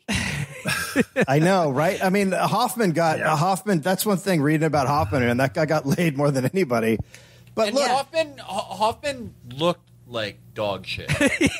I'm into it, but I like a unibrow and a hairy back. Isn't the worst thing about that FBI agent is how she's always in the shit, right, in the protests, and keeps saying, "Let's not do that. People will get hurt." Yeah. She's the one Asian provocateur who wants everyone to simmer down. Yeah. Exactly. She keeps forgetting what she's supposed to do at her job. So what is she doing? Well, because Aaron Sorkin, he wants to tailor the story of this particular abuse of power as narrowly as possible. He wants it to be about the specific actions of bad political figures, John Mitchell acting out of personal pique, not because of a coordinated government-wide persecution of the left in this country, that it went from like Operation COINTELPRO and fucking Operation Chaos and shit. I mean, we know what they were doing, but no, it wasn't that. It was just these bad people who were voted in are using our wonderful institutions for ill intent. But the people within those institutions, they actually are servants of the people broadly and just do their jobs, which means that they can never be corrupted fully, which means that the system itself is never to be questioned. Yeah, Aaron Sorkin thinks that I was just doing my job is actually the best defense for Nazis. Yes. I would. The FBI character, I love her. Like, I obviously didn't make it, but the idea. Felix, you're right. She is your ideal woman, though. She really is. But she's a waspy blonde who's like also a federal agent. I saw a clip of this, and I've already I figured out ways to impress her, similar to how other men like me impress Jodie Foster. Just kidding, but no, she that idea for a character, that is the most comedically ripe thing Aaron Sorkin has ever come up with. A deep state Amelia Bedelia who doesn't know what an agent provocateur does. And like there should be a sequel of just her where she's taking part in Gladio and the Years of Lead, but she's just like she's publishing like centrist opinion pieces in Italian newspapers about how the communists and everyone need to come together to tamper down the budget deficit, and she thinks she's doing Gladio. Everyone has to clean up her mess, but she's the best at like I don't know whatever she does in the movie, fucking some guy. They don't even talk. Felix, I wish. I mean, if you had gotten to this point in the movie, there is one segment that I did found very humorous, and I thought was right up your alley. It's the sequence where they show all of the undercover informants who were like infiltrated these protests and were like sort of ingratiating themselves, and like they're all these guys, like this montage of them in their hippie costume and then on the stand, and it's so funny because they are all like Polak Chicago cops, and they're like, this guy approaches you and he's like, hey man, I can get you grass and ludes. And they're like, cool, what's your name? And he's like, Starchild Presbeluski Bauska. That would be, I would, the Chicago PD. Oh man, I would like just a guy with like a haircut, like a tin of Spam coming up to you, and being like, "Hey, I got a really groovy babe down there. Do you want to come to my jam session? I play the tuba." Matt, did you pick up on the one North Country Midwestern accent that they jammed in there? The court reporter. She only had a few lines, but there was this moment where she's like, Bobby Seale, John Franz. Sweetheart, I don't know how you say that. So, I mean, as the trial goes on, like here's another thing that Sorkin underplays, and that is the treatment of Bobby Seale and his famous gagging by Judge Hoffman. Oh. Yeah. In reality, that went on for 3 days of the court proceedings. He was fully shackled torture and gagged in courtroom for 3 days. And in the movie, he's gagged and then immediately, he is declared a mistrial and separated from the Chicago 7. But like, there's just one moment, but like, there was 3 full days of like, courtroom sketch artists drawing him fucking shackled and gagged as he is denied any representation in this trial whatsoever. So like at that point, like, he is sort of neatly severed, after Judge Hoffman is just like, in all my years, I've never been declared to be discriminating against an African American. And then Kunstler's just like, consider me the first. And then, like his co-counsel Felix, who is played by Chuck Rhodes' friend Ira on Billions, he shows up there and he's just like, I second that, Your Honor. I have a motion and a motion to sponsor that the judge is a racist. So that happens, and then also like prior to that, wait, hang on. Okay. No, this is where my head popped off the shoulders, because they do something, and this goes to everything about Sorkin, why he's stupid and not intentional. Do you remember in the film, Bobby Seale is bereft. He's devastated because they've just found out that his good friend Fred Hampton has been assassinated. Yeah. That happened 3 months after Bobby Seale was chained in the courtroom. Yeah. He conflates the events. And in Sorkin's mind, what he's doing is he's giving the scene more emotional power. So you're already completely on Bobby Seale's side. And then when he's devastated by the loss of his friend, and then this evil judge chains him up, and you're like, oh, what a bastard. But what it ends up coming across as is that Bobby Seale's behavior is somehow more extreme than it's been up till now, because he's so devastated by the death of his friend. And he ends up undercutting Bobby Seale. He ends up undercutting the argument that the judge is just a prick. And it's so fucking awful. Because it's like, I think it's August that he gets chained up. Or no, it's October that he gets chained up, and Fred Hampton's killed in December. And he just uses this to lie about everything that fucking happens on that day. Well, he has to make his objections, sympathetic. That's only so he's only allowed to be mad if it's because he's grieving. Right. Yeah, exactly. Yeah. Exactly. It's like, and if anything, he can't be this angry at the system. He can't be this angry at the court. It's got to be because he's upset that his friend and like did. by fucking with the chronology, he gives you what he thinks is like a very cinematic moment where Bobby Seale stands up and he's like, Fred Hampton was assassinated last night. You asked the coroner about like the first shot being fired into his shoulder. He couldn't even lifted a gun, and then they're like, order, gag you. But like, if anything, like what he's doing there is undercutting the actual like how evil and grotesque, just the for lack of a word, the banality of this proceeding is, where like how easily and over like relatively nothing that this guy could be literally gagged in a court of law. He's also undercutting the assassination of Fred Hampton, who was drugged by probably the woman he was sleeping with or his friend, one or the other, we don't know, but he was fucking drugged and then killed by Chicago police using the information from the FBI. It's a government assassination. He undercuts two things at once because he's a fucking shit writer. And you know what? Even if you were like, if you didn't know how to tell that story, don't show it. Like, if you're like, I'm not going to infer exactly what happened to Fred Hampton, you know what? Don't show it. How about don't include it at all, because it didn't happen until after Bobby Seale was out of the trial. Yeah, you could very easily have made that film without Fred Hampton being in it too. It's not. Yeah, but he wanted to get all the sort of like '60s all stars in there, you know. But he didn't.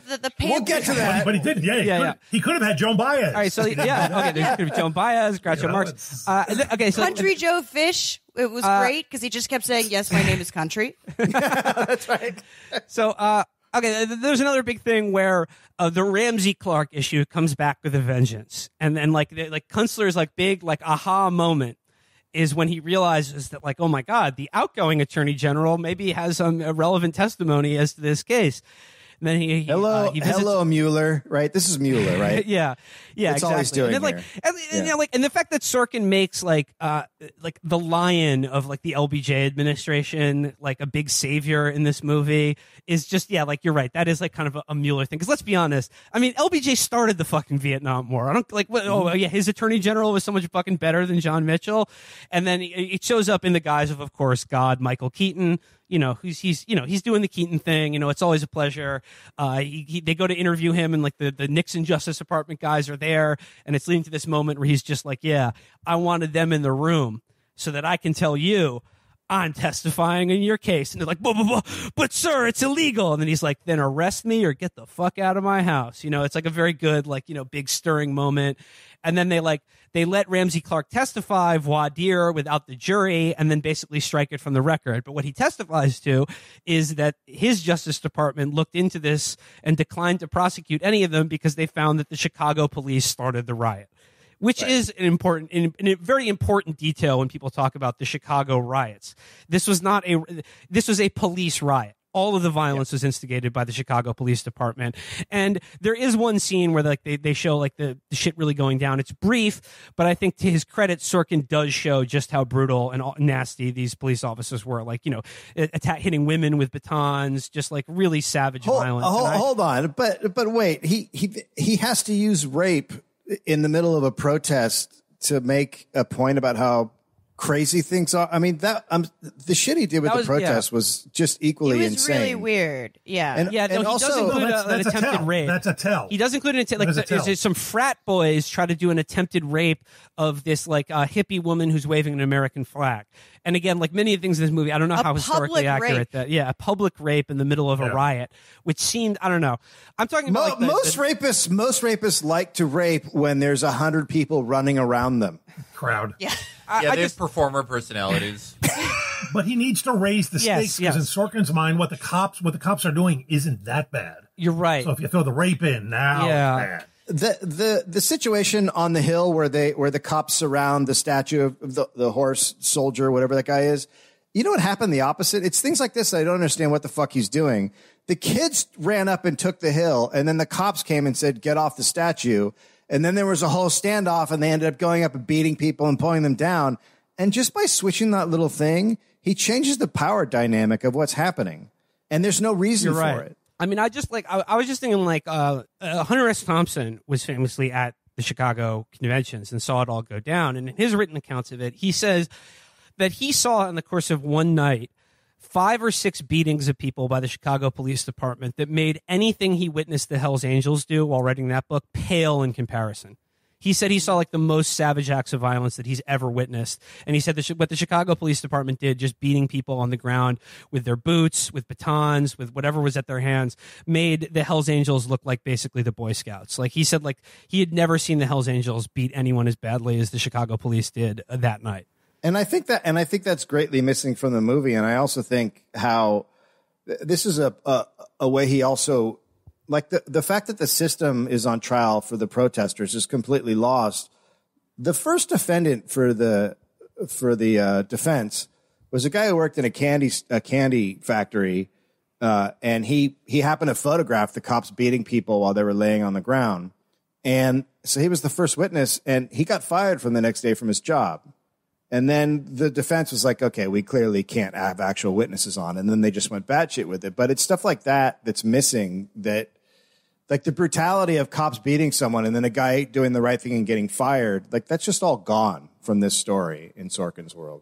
And there's another moment I found funny where it was like of the night of the actual convention, like the nighttime riot, not the Hill one, where they get a recording of Tom Hayden at the band shell, basically instigating a riot. And I thought what was so funny about that is like up to that point, Hayden is like Mr. Respectability and like Mr. Hey, like, you know, hey, the cops have to do their job too. And then he sees his friend Rennie Davis get beat up and just grabs a mic and is like, blood! We want blood! He wants his, and then like, it's very important though, because as Sorkin views Hayden as the stand-in for him, that moment becomes all about the responsibility of a writer and omitting certain key pronouns. And it's right. like Hayden's problem was that he didn't write it carefully enough, because Hayden's defense there, he's like, he had some line about like, if blood is going to spill, then it should spill all over the city, is that he said the line was supposed to be, then our blood should spill all over the city. But he comes across like fucking Conan the Barbarian, like baying for the fucking death of these cops.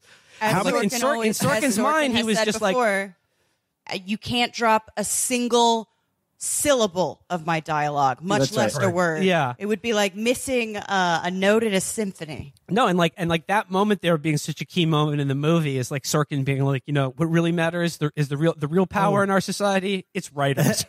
And its writers have to be very careful. They have to be very careful with their words. A big deal. Yeah. He got that. I believe he hung out with Hayden. I think he's the only person he ever talked to. And Hayden told him this. And Hayden told him that. And there's this interview with Sorkin where he talks about the great thing when you're writing something like this is to have a secret that like nobody else. And he knew the one thing he had while he was working on this that other people had not talked about is he knew Tom Hayden had neglected to say our. Not a bombshell. That was going to be the Yeah, I was wondering why all the characters, when they hear that, everything. It's everything.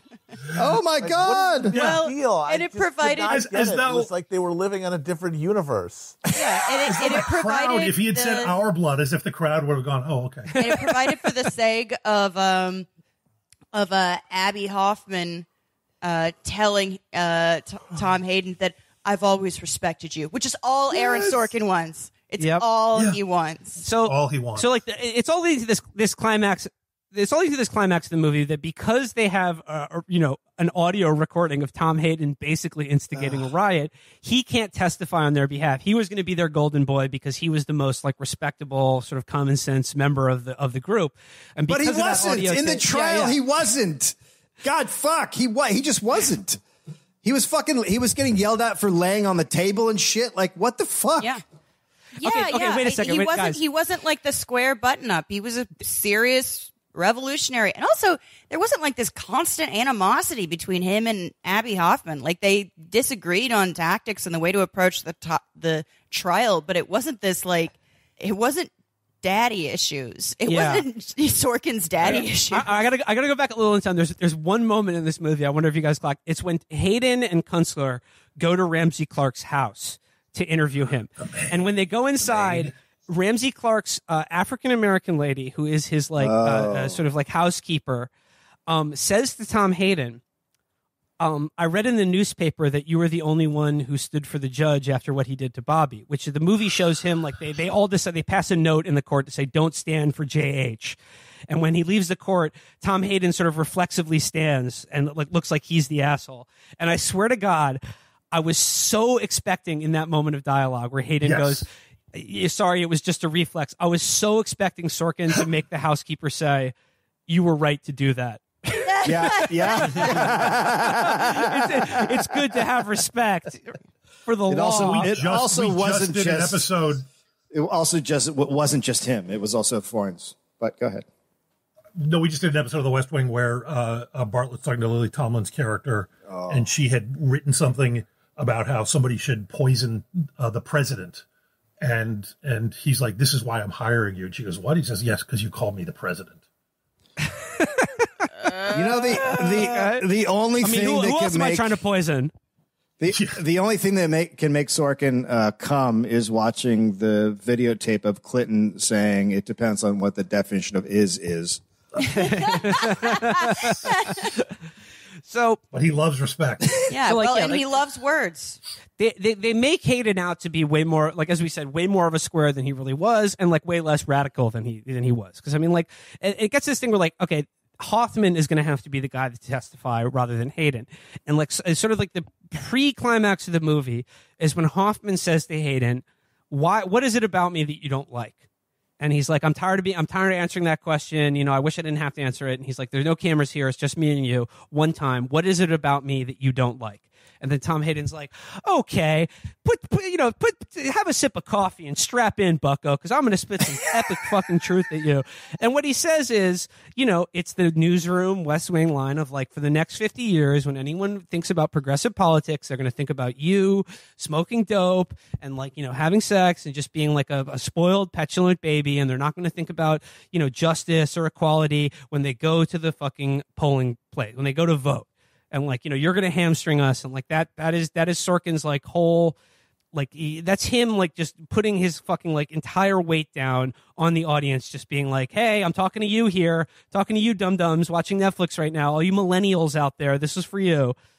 So another thing is that Hoffman is pretty vocal about saying that speeches are archaic and a thing of the past. Like that's really his idea of how this all works now, and that's why Sorkin hates him. That's why he's doing the performance art. So he is telling, with his existence and his philosophy, he's telling Sorkin, as Sorkin reads whatever he reads about him, to off every single time he reads about Hoffman is saying Aaron Sorkin, this is a grudge movie. It's another grudge movie by Sorkin, which is all he does. His entire body of work is based on grudges and settling grudges. And someday he will do a script, and there will be podcasters in there being bitty and how wrong they are. I guarantee you. I can't wait. Yeah. But that's really what it is. He doesn't believe in the speech, and Sorkin only believes in the speech. That's all he believes in. Yeah. And Hoffman was a cool, funny guy that people liked and made Sorkin look like the fucking talentless square that he was in college or whatever. Yeah. And it's funny because there's a scene with Bobby Seale where he's like, you know, in jail talking to Hayden and Kunstler, and he's like, you know, we're different. You and Hoffman got into this because you hate your dad because he called you daddy issues for you. For me, it's life or death. And like that's Sorkin saying like, oh, it's daddy issues for me too, but I'm acknowledging that for black people don't have parental psychology. They're better. They're better than I am. Black people don't have parents. Yeah, they're better than I am. Well, he is woke now. He has rights, you know, because he's done To Kill a Mockingbird, and he's now. So it's speaking of daddy issues, though, I thought, you know, I don't expect people to like focus on their identity when they write. I think that's like oftentimes, especially in our current moment, pretty fucking cheap. But the glaring absence of the intra-Jewish animosity that was a feature of that trial, and I knew it going in. I'm like, they are not going to show Abby Hoffman screaming that Judge Hoffman was a Nazi, saying that he would have helped Hitler. He called him a Shanda. Yeah, Shanda for the Goyim. Oh yes, even worse, a Shanda for the Goyim, which is like, like the exact translation is like a Jew for the Gentiles, but like meaning that like you justify their anti-Semitism. It's the nastiest, fucking meanest, most. It's a really intimate animosity. He's not like aloof. He left out all the funny shit. Yeah. He left out all the cool shit. He left out all the really intense stuff where it's like, you would have helped Hitler. That is an insane thing to say in a judge. One of his contempt charges was literally listed as cursing the judge in Yiddish. but Amber, I think to Dave's point about like writing down the names of Vietnamese people who've been killed by our military in this war, he doesn't like Abbie Hoffman and looks at this movie as sort of like a repudiation of Hoffman and i.e. people like him, people who are rude and funny and popular, but not serious. But at the same time, if he'd included the things where Hoffman was accusing the judge of like basically being, a capo, and like he would have like helped Hitler during the Holocaust, then like that would have made Abbie Hoffman beyond the pale. And he can't have that. He can't really have people like he would be too uncomfortable with that. Like, writing him as a character in a way that would put him beyond the pale of Aaron Sorkin's respectability or like, his vision of morality. And that would have made Abbie Hoffman like too unlikable in his mind to include that detail in the script. And it would have made their interaction too intimate for Sorkin to be able to write. I also think that he doesn't know what to do with the fact that the seven are putting the system on trial and exposing the system for how fucking crazy and stupid it is.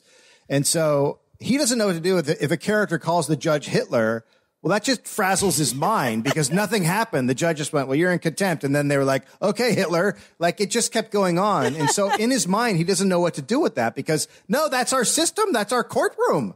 He can't, his brain frazzles. Well, this gets to like the climax of the movie where Hoffman himself takes the stand and is cross-examined by Schultz. And like this is where Sorkin is like gets to like flex his pure Sorkinism, like the soaring, majestic, inspirational dialogue. Some of it is from the actual transcript, but it's his deviations from it that reveal the hollow misery at the core of this movie. Because the whole thing is talking about, like you're saying, like the actual trial was about them putting the system on trial and making this trial itself an absurdity to show how absurd it was that they're being prosecuted and how unethically the prosecution was acting.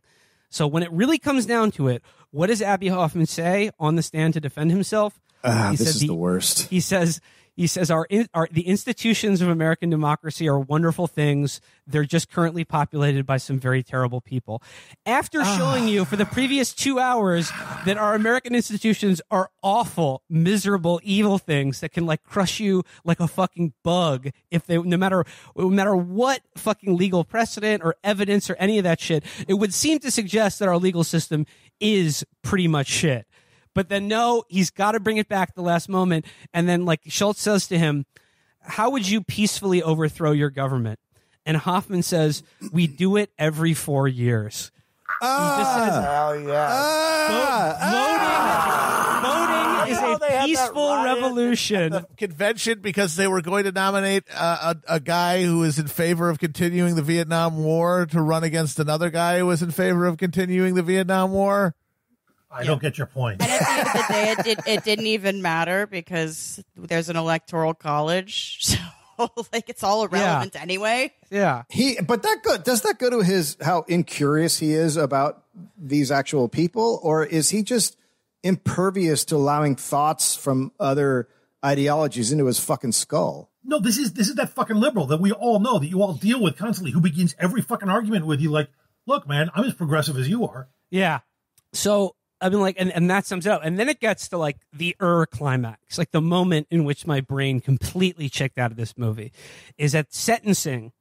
Judge Hoffman gives Tom Hayden the opportunity to make a statement before he issues sentencing. And he says, now be brief, be respectful, and be remorseful.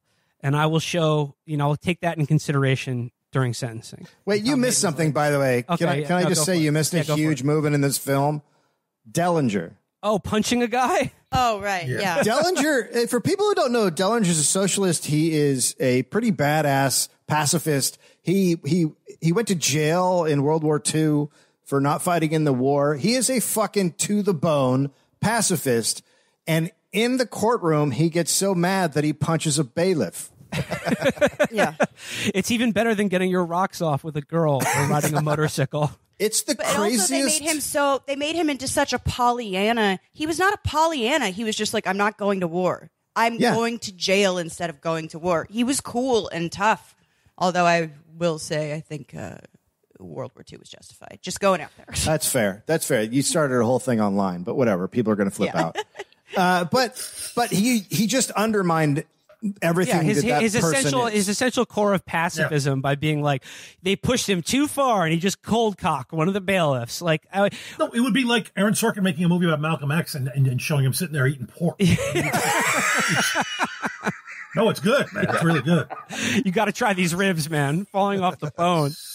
But at the end of the day, he doesn't care because he just wants that moment on screen. Like, that's his idea of how unjustified this trial was, as opposed to having these guys called the Judge Hitler and just, they had food all over the fucking table all the time. They were eating seeds and shit. Like, it was just fucking chaos. So, getting to like the very, very end of the movie is Tom Hayden is given a chance to like make a statement before sentencing. And what does he do? He brings out that journal that Rennie Davis was writing of just only the American war dead. And he's like, Private David Coleman, 19. Like, and he just starts reading all 5,000 names of the Americans who have been killed in the war. And then what do his co-defendants do? They stand in reverent, solemn, like basically hand over heart. Recognition as the judge, played by Frank Langella, is just like, order! I demand that you stop respecting. His monocle pops off and his top hat goes sideways. Oh, order! The crowd slow claps. I demand that you stop respecting our honored fallen war dead. Stop being patriotic. I'm holding you in contempt. And then the FBI lady stands. Richard Schultz stands, and his co-counsel is just like, hey, buddy, what are you doing, asshole? And he's just like, I'm respecting the fallen. And it just for him, it's just like the whole Vietnam War anti-war movement, the whole 60s counterculture is just comes to a head, and like the ultimate righteousness of their cause is borne out by their willingness to fucking reverently pay respect to our American boys who died in Vietnam. When in actuality, they draped an American flag over the defense table and a Viet Cong flag over the defense table. And then they started reading the names of both Vietnamese and Americans who were dead. And then the bailiffs and Abby Hoffman had a tug of war over the Vietnamese flag. And then they finally got it away and they left the American flag. And Abby Hoffman, after the trial, was like, did you see how those assholes disrespected the American flag by leaving it there? Like, the whole thing just had a different level to it. And it was immediately stopped. The judge immediately put a stop to it. There was no one gave a shit about it. Yeah, it was just you know, and then it tells you what everyone went on to do, and you know, blah blah blah, and then like, you know, it's just it's the Dead Poets Society moment at the end where everyone's standing on the table going, "Oh, Captain, my Captain," you know, and you know, he said, you know, you're not going to read these 5,000 names, and it's like if they included the Vietnamese names, it'd be considerably more than 5,000. Let's put it that way. And then I just say the very end when the credits roll, I had the captions on, and I think like the perfect moment for me in this movie was right as the credits roll and like a song begins to play. The captions just showed me the line, "Hear My Voice" by Celeste. Yeah, and I just love the name. I just love the perfect end of the movie is some schmaltzy cornball song by an artist called Celeste that's titled "Hear My Voice," and that pretty much sums up the entire point of view of this movie. It's just, you know, how is there not a single song from that era in the fucking movie? Netflix doesn't have enough money. They can't fucking pay the rights for any, you know, fucking going up to see the Spirit in the Sky or anything. All these hippies are sitting around and they're listening to some horrible like folk band do "Just One Look" from 1959. Yeah, I think it was actually the Avett Brothers. Yeah. Where's Fortunate Son, man? Yeah. Bring out the classic. I'm kind of glad. I don't know. I think they probably wanted to like save money on it. Can I just say about the credits though? At the end, it made me fucking insane because as a child, sort of my first political heroes really were. This is you know, I came after this era, but these guys were around. Were Muhammad Ali and Abby Hoffman. Yeah. And to sum up Abby Hoffman at the end of the movie with, Abby Hoffman wrote a best-selling book, though the numbers of copies in circulation is unknown, as the title was "Steal This Book." He killed himself in 1989. You leave out all the amazing shit that he did while he was fucking undercover. or hiding out from the police. I mean, he has such disdain for this. Yeah, he was moving weight. But Tom Hayden gets elected to this and plays in the system and does all these wonderful things. And you're like, they don't mention that he married Jane Fonda, though. They weren't elected to the California State Democratic Legislature. Nothing about the fact that he married Jane Fonda or endorsed Hillary Clinton. Yeah. The judge was also working with the FBI and was giving the FBI approval to bug the defense attorney's offices and just telling them that, yes, he would hold them in contempt tomorrow. And all of this shit was going on. And how the fuck you leave that out of a movie like this? Of course, he loves the FBI, so he can't put it in his script. But the FBI are just fucking monsters. And that's just nah. In the scene where they strike the two jurors that the night before at their sort of clubhouse, they talk about jurors number 6 and 11. I can tell they're sympathetic to us. The next day, those two jurors' houses got sent letters by the Black Panthers threatening them. That was clearly just written by the FBI. And the movie, I kept expecting the movie to make it explicit that the reason they knew that was because they had bugged their fucking office. Yeah. And it never ever is explicit about that. They're just oh, lucky guess. It's mentioned in passing in a piece of dialogue where it's you bug our offices, and it's wait, what? Wait, you didn't show that at all. It's bad. I mean, I'm sorry you like this, Will. And Matt. You're both disappointing people. You can enjoy McDonald's. You'll still get a stomach ache afterward. Dave, I just love movies, okay? It's a movie on. I'm going to watch it. Sandy Canyon 9 times over out of here. 10, I'm going to like it. I like the movies. I love the magic of movies. I like seeing actors do so I can overlook how evil it is. I don't know if you would be interested in ending on a reading of court transcripts, but I really do recommend everyone get this. Just get the court transcripts because it's a laugh riot, and it's so disappointing that this is what got made out of this trial, which was, in fact, yes, it was a major political trial, but it was a comedy. So these are a few excerpts.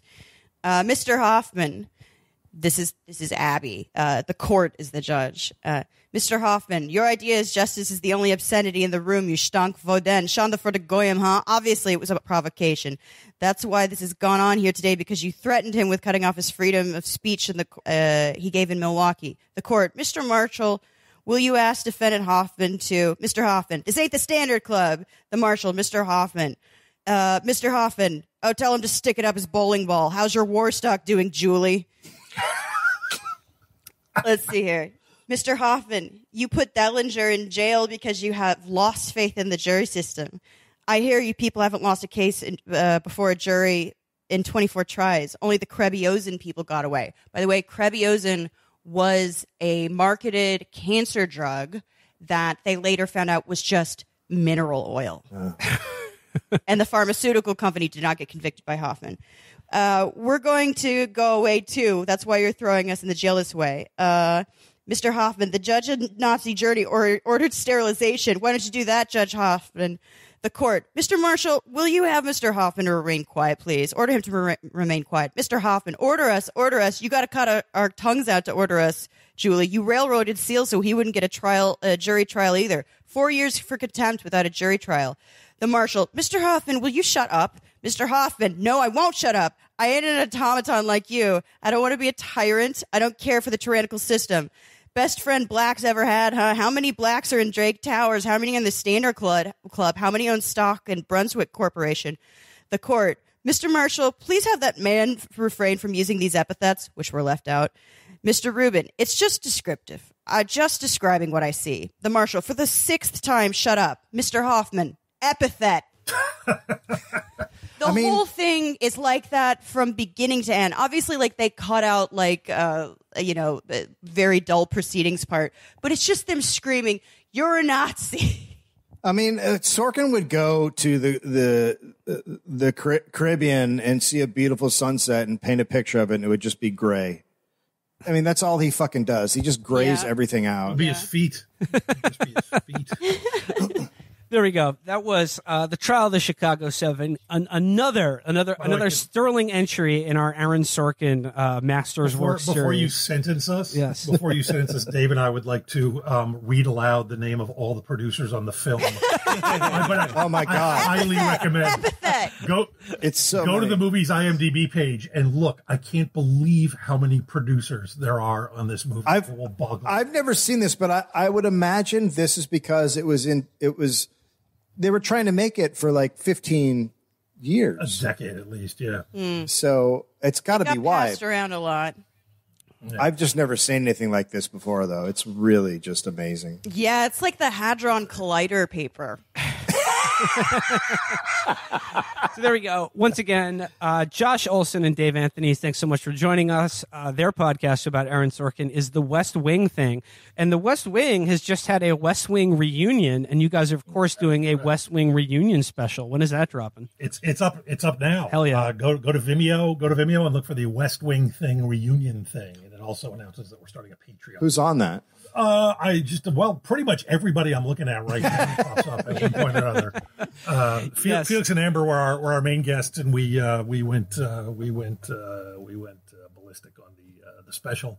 But we've got a ton of other guests. We got music from our great music guy Diesel Boots, and Will made a little short film that could give you a seizure, but it's great. Also, the Patreon isn't so that Josh and Dave could buy second castles. It's so that they can pay the tech people that produce this, and it's a really good show, and it's a great gateway drug for libs who might be questioning. Yeah, we do. We find that we get. I think it was just Dave and me screaming at each other about politics. No one would listen.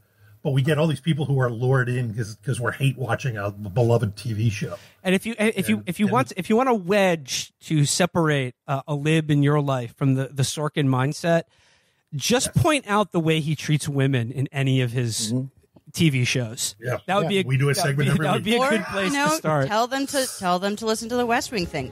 Wing pill them. Yes. I know we're going a little long, but I just want to one more. The now totally irrelevant Aaron Sorkin op-ed. When I first saw this, I was like, Aaron Sorkin, how I would script it. The Democrats nominate Mitt Romney, and I thought for a second he meant as Kamala's VP. No, he meant as president. You may as well just be okay, let's nominate Donald Trump. Okay, I'm not one of these. Unity. I'm not one of these people that's Aaron Sorkin hates women or whatever. I don't really know enough, but I feel like he definitely fucking hates women. Yeah. He says here. The Paley Center for Media just opened an exhibition celebrating the 25th anniversary of The West Wing, the NBC series I wrote from 1999 to 2003. Some of the show's story points have become outdated in the last quarter century. The first 5 minutes of the first episode depended entirely on the audience being unfamiliar with the acronym POTUS, while others turned out to be, not prescient, but sadly coincidental. Gunman tried to shoot a character after an event with President Bartlett at the end of season 1. At the end of second season, in an episode called Two Cathedrals, a serious illness that Bartlett had been concealing from the public had come to light, and the president, hobbled, faced the question of whether to run for re-election. Yeah, he said in the third season opener, and I'm going to win. I would love to see, by the way, Biden do the Two Cathedral scene where he's talking to God. Come on, man. Can you just give me another fuck? Well, anyway, man, why did you? It was a tugboat. That fucking man. You put the. Man, why did you kill my mom? Well, it really was prescient because in Bartlett's tirade to God, he's like, I lowered the unemployment rate, you cocksucker. yeah. And then Biden would be like, infrastructure bill. He'd be the whole Micho list of his accomplishments would include the infrastructure bill. I'm the only guy who got up there and made Europe put together. I did the EU, fucker. God. He's going to tell him Sweden and Finland join NATO. God's going to be very impressed. God finally responds, my bad. Yeah. But he says here, at their convention next month, the Democrats should nominate Mitt Romney. Nominating Mr. Romney would be putting our money where our mouth is. A clear and powerful demonstration that this election isn't about what our elections are usually about, but about stopping a deranged man from taking power. Biden is deranged. This is what we've all been seeing. This is why he dropped out. He is deranged. Surely Mr. Romney, who doesn't have to be introduced to voters, would peel off enough Republican votes to win, probably by a lot.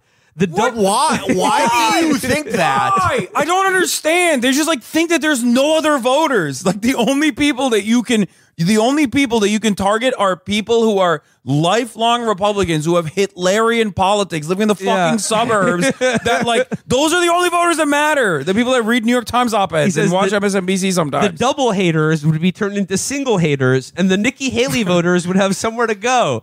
Ms. Haley having disqualified herself when she endorsed the leader of an unsuccessful attempt to overthrow the government. Why is he dick riding a loser on the Republican side? Like, if this was true, like, if, like, the math was there for, I guess, a moderate Republican to win all, like, half of all Republican votes, then, like, why have they lost every primary since 2014? And this is the best paragraph, to your point, Hasan, about Aaron Sorkin's attitude towards women. Does Mr. Romney support abortion rights? No. Does he want to aggressively raise the minimum wage, bolster public education, strengthen unions, expand transgender rights, and enact progressive tax reform? Probably not. But is he a cartoon thug who did nothing but watch TV while the mob he assembled beat and used tasers on police officers? No. The choice between Donald Trump and not Trump, and the not Trump candidate needs only one qualification: to win enough votes from the cross-section of Americans to close off the former president's electoral college path back to power. And this really sums up the anti-political worldview of so many liberals and people like Aaron Sorkin, because he's like, yeah, is supporting abortion rights important for a Democratic presidential candidate? No. What is important is that they felt bad about a cop being tasered. I will say this is emblematic. I don't know if anyone else this is emblematic of other than Aaron Sorkin. Like, to be fair here, I can't think of anyone at this point in history, besides maybe Joe Scarborough. Those are probably the only two people that think this. Part of the wish fulfillment of the West Wing was that oratory can be persuasive. So Barack Obama could come forth at the Democratic Convention next month in Chicago and remind us, once again, that we're not red states and blue states, but the United States, by full-throatedly endorsing his old rival. And Mr. Romney could make the case that the Democrats are putting the country before party in ways that the MAGA movement will not, and announce his bipartisan cabinet picks at the convention as well. That would go so good. You know what would go great? Running against Trump and being like, okay, you know all the people you hate from the political establishment, we're all working together to stop Trump. Genius. I mean, yeah, I don't have much more. I don't have much more on Aaron Sorkin, but I mean, like he's already walked it back. He was like, I take it back. This is like, it's amazing because like this is, could you design a situation that removes Joe Biden but makes Trump even more likely to win? It's this. Does he have no friends? Like, not a single person that he could have just been like, yo, do you guys think this is a good idea if I write this? Like, you didn't have a single person be like, dude, what the fuck did you say? Mitt Romney? Are you on crack? Hey, he brought the Olympics to Salt Lake City. Okay? Yeah. Yeah, that's right. It's great. I can't believe another guy who's inexplicably like now rendered in contrast to Trump as a decent, kind-hearted man. The fucking private equity dog torturer. Yeah. Yeah. Oh, there was another. Oh, this is like last second stuff, but I gotta mention fucking my boy Matty Iglesias. Ooh. What's he been on about? So one of the obvious villains of on the Democratic side of the Democratic Party has been obviously Joe Manchin, who like left the party, and now he like wants to come back and run for president in the open convention. And Matty Iglesias said it's actually a brilliant idea, which is like how are these people getting paid for political analysis? What do these people believe in? Like, that's what I want to know. Like, what do they actually believe in? I don't think even they know. Yeah, no. Like, why? Who would vote for Joe Manchin? Like, I don't understand. Like, I guess West Virginians, but that's it. Yeah. I mean, yeah, that's practically like winning California or Texas. You know, so many votes there. Well, it's been an unprecedented week in American history. R.I.P. to Joe Biden. Like I said, coming back to Kamala here, I would not be too confident that this is a layup election for the Democrats, even now that it's reverted back to norm. But the Republicans seem pretty pressed by this, and it's going to be interesting to see where it all turns out. If she runs like a normal, if she doesn't say the word NATO even once running for president, I think they should be pretty confident about their chances. Can they do that though? Is the question. I follow this stuff pretty closely, as you guys know, and I also get like real time feedback from a lot of people in my chat. And when she delivered her speech at the campaign headquarters, it was carbon copy Joe Biden. Like she was just basically, she had been handed a script that was Joe Biden's script that he was supposed to read at a certain point and failed to do so, but she was able to deliver it because, I guess they took her off the Xanax. I don't know. But like, it wasn't very convincing. It wasn't very charismatic. I said, like, she doesn't have charisma. She doesn't have riz is what I said. And people immediately were like, oh, you're expecting her to shuck and jive for you? And I was like, this is like, they're so ready. Yeah. The mind of like a ride or die Democratic Party liberal is so ready to just be like, oh, you must be like a racist, sexist person for saying that like Kamala Harris. But you were a racist, sexist person a week ago for saying that she should be the nominee. Yeah. No, but they were on board with that back then. They were like the people who were like, yeah, we got to get Joe Biden out. But now they're like, okay, but now Kamala's in, and we got to make sure that we are strongly committed to her. I don't know. I mean, like to put a religious cast over everything. On your point earlier, what God is saying to Joe Biden, I think he's saying to all of America, which is that we are cursed. Yeah, kill yourself. We are like the Pharaoh. God is saying kill yourself and everyone you know. Yeah. Gun to my head, just in general, but also if being forced to pick a winner of this election, gun to my head, if I had to pick it right now, I would probably say that Trump loses. Just seeing like the sheer degree of like panic and incompetence and just... I mean, and the fact that he is like kind of low energy, like he's losing. Yeah, his riz yeah. I just gun to my head. That's what I think. I think regardless, Democrats probably pick up the House. But beyond that, who knows? Who knows? We did say this was a great environment for what we want, the 50,000 voter election, and we just might get that. So I'm hoping for that. Well, who knows what events will hold in the coming weeks and months. Oh, yeah.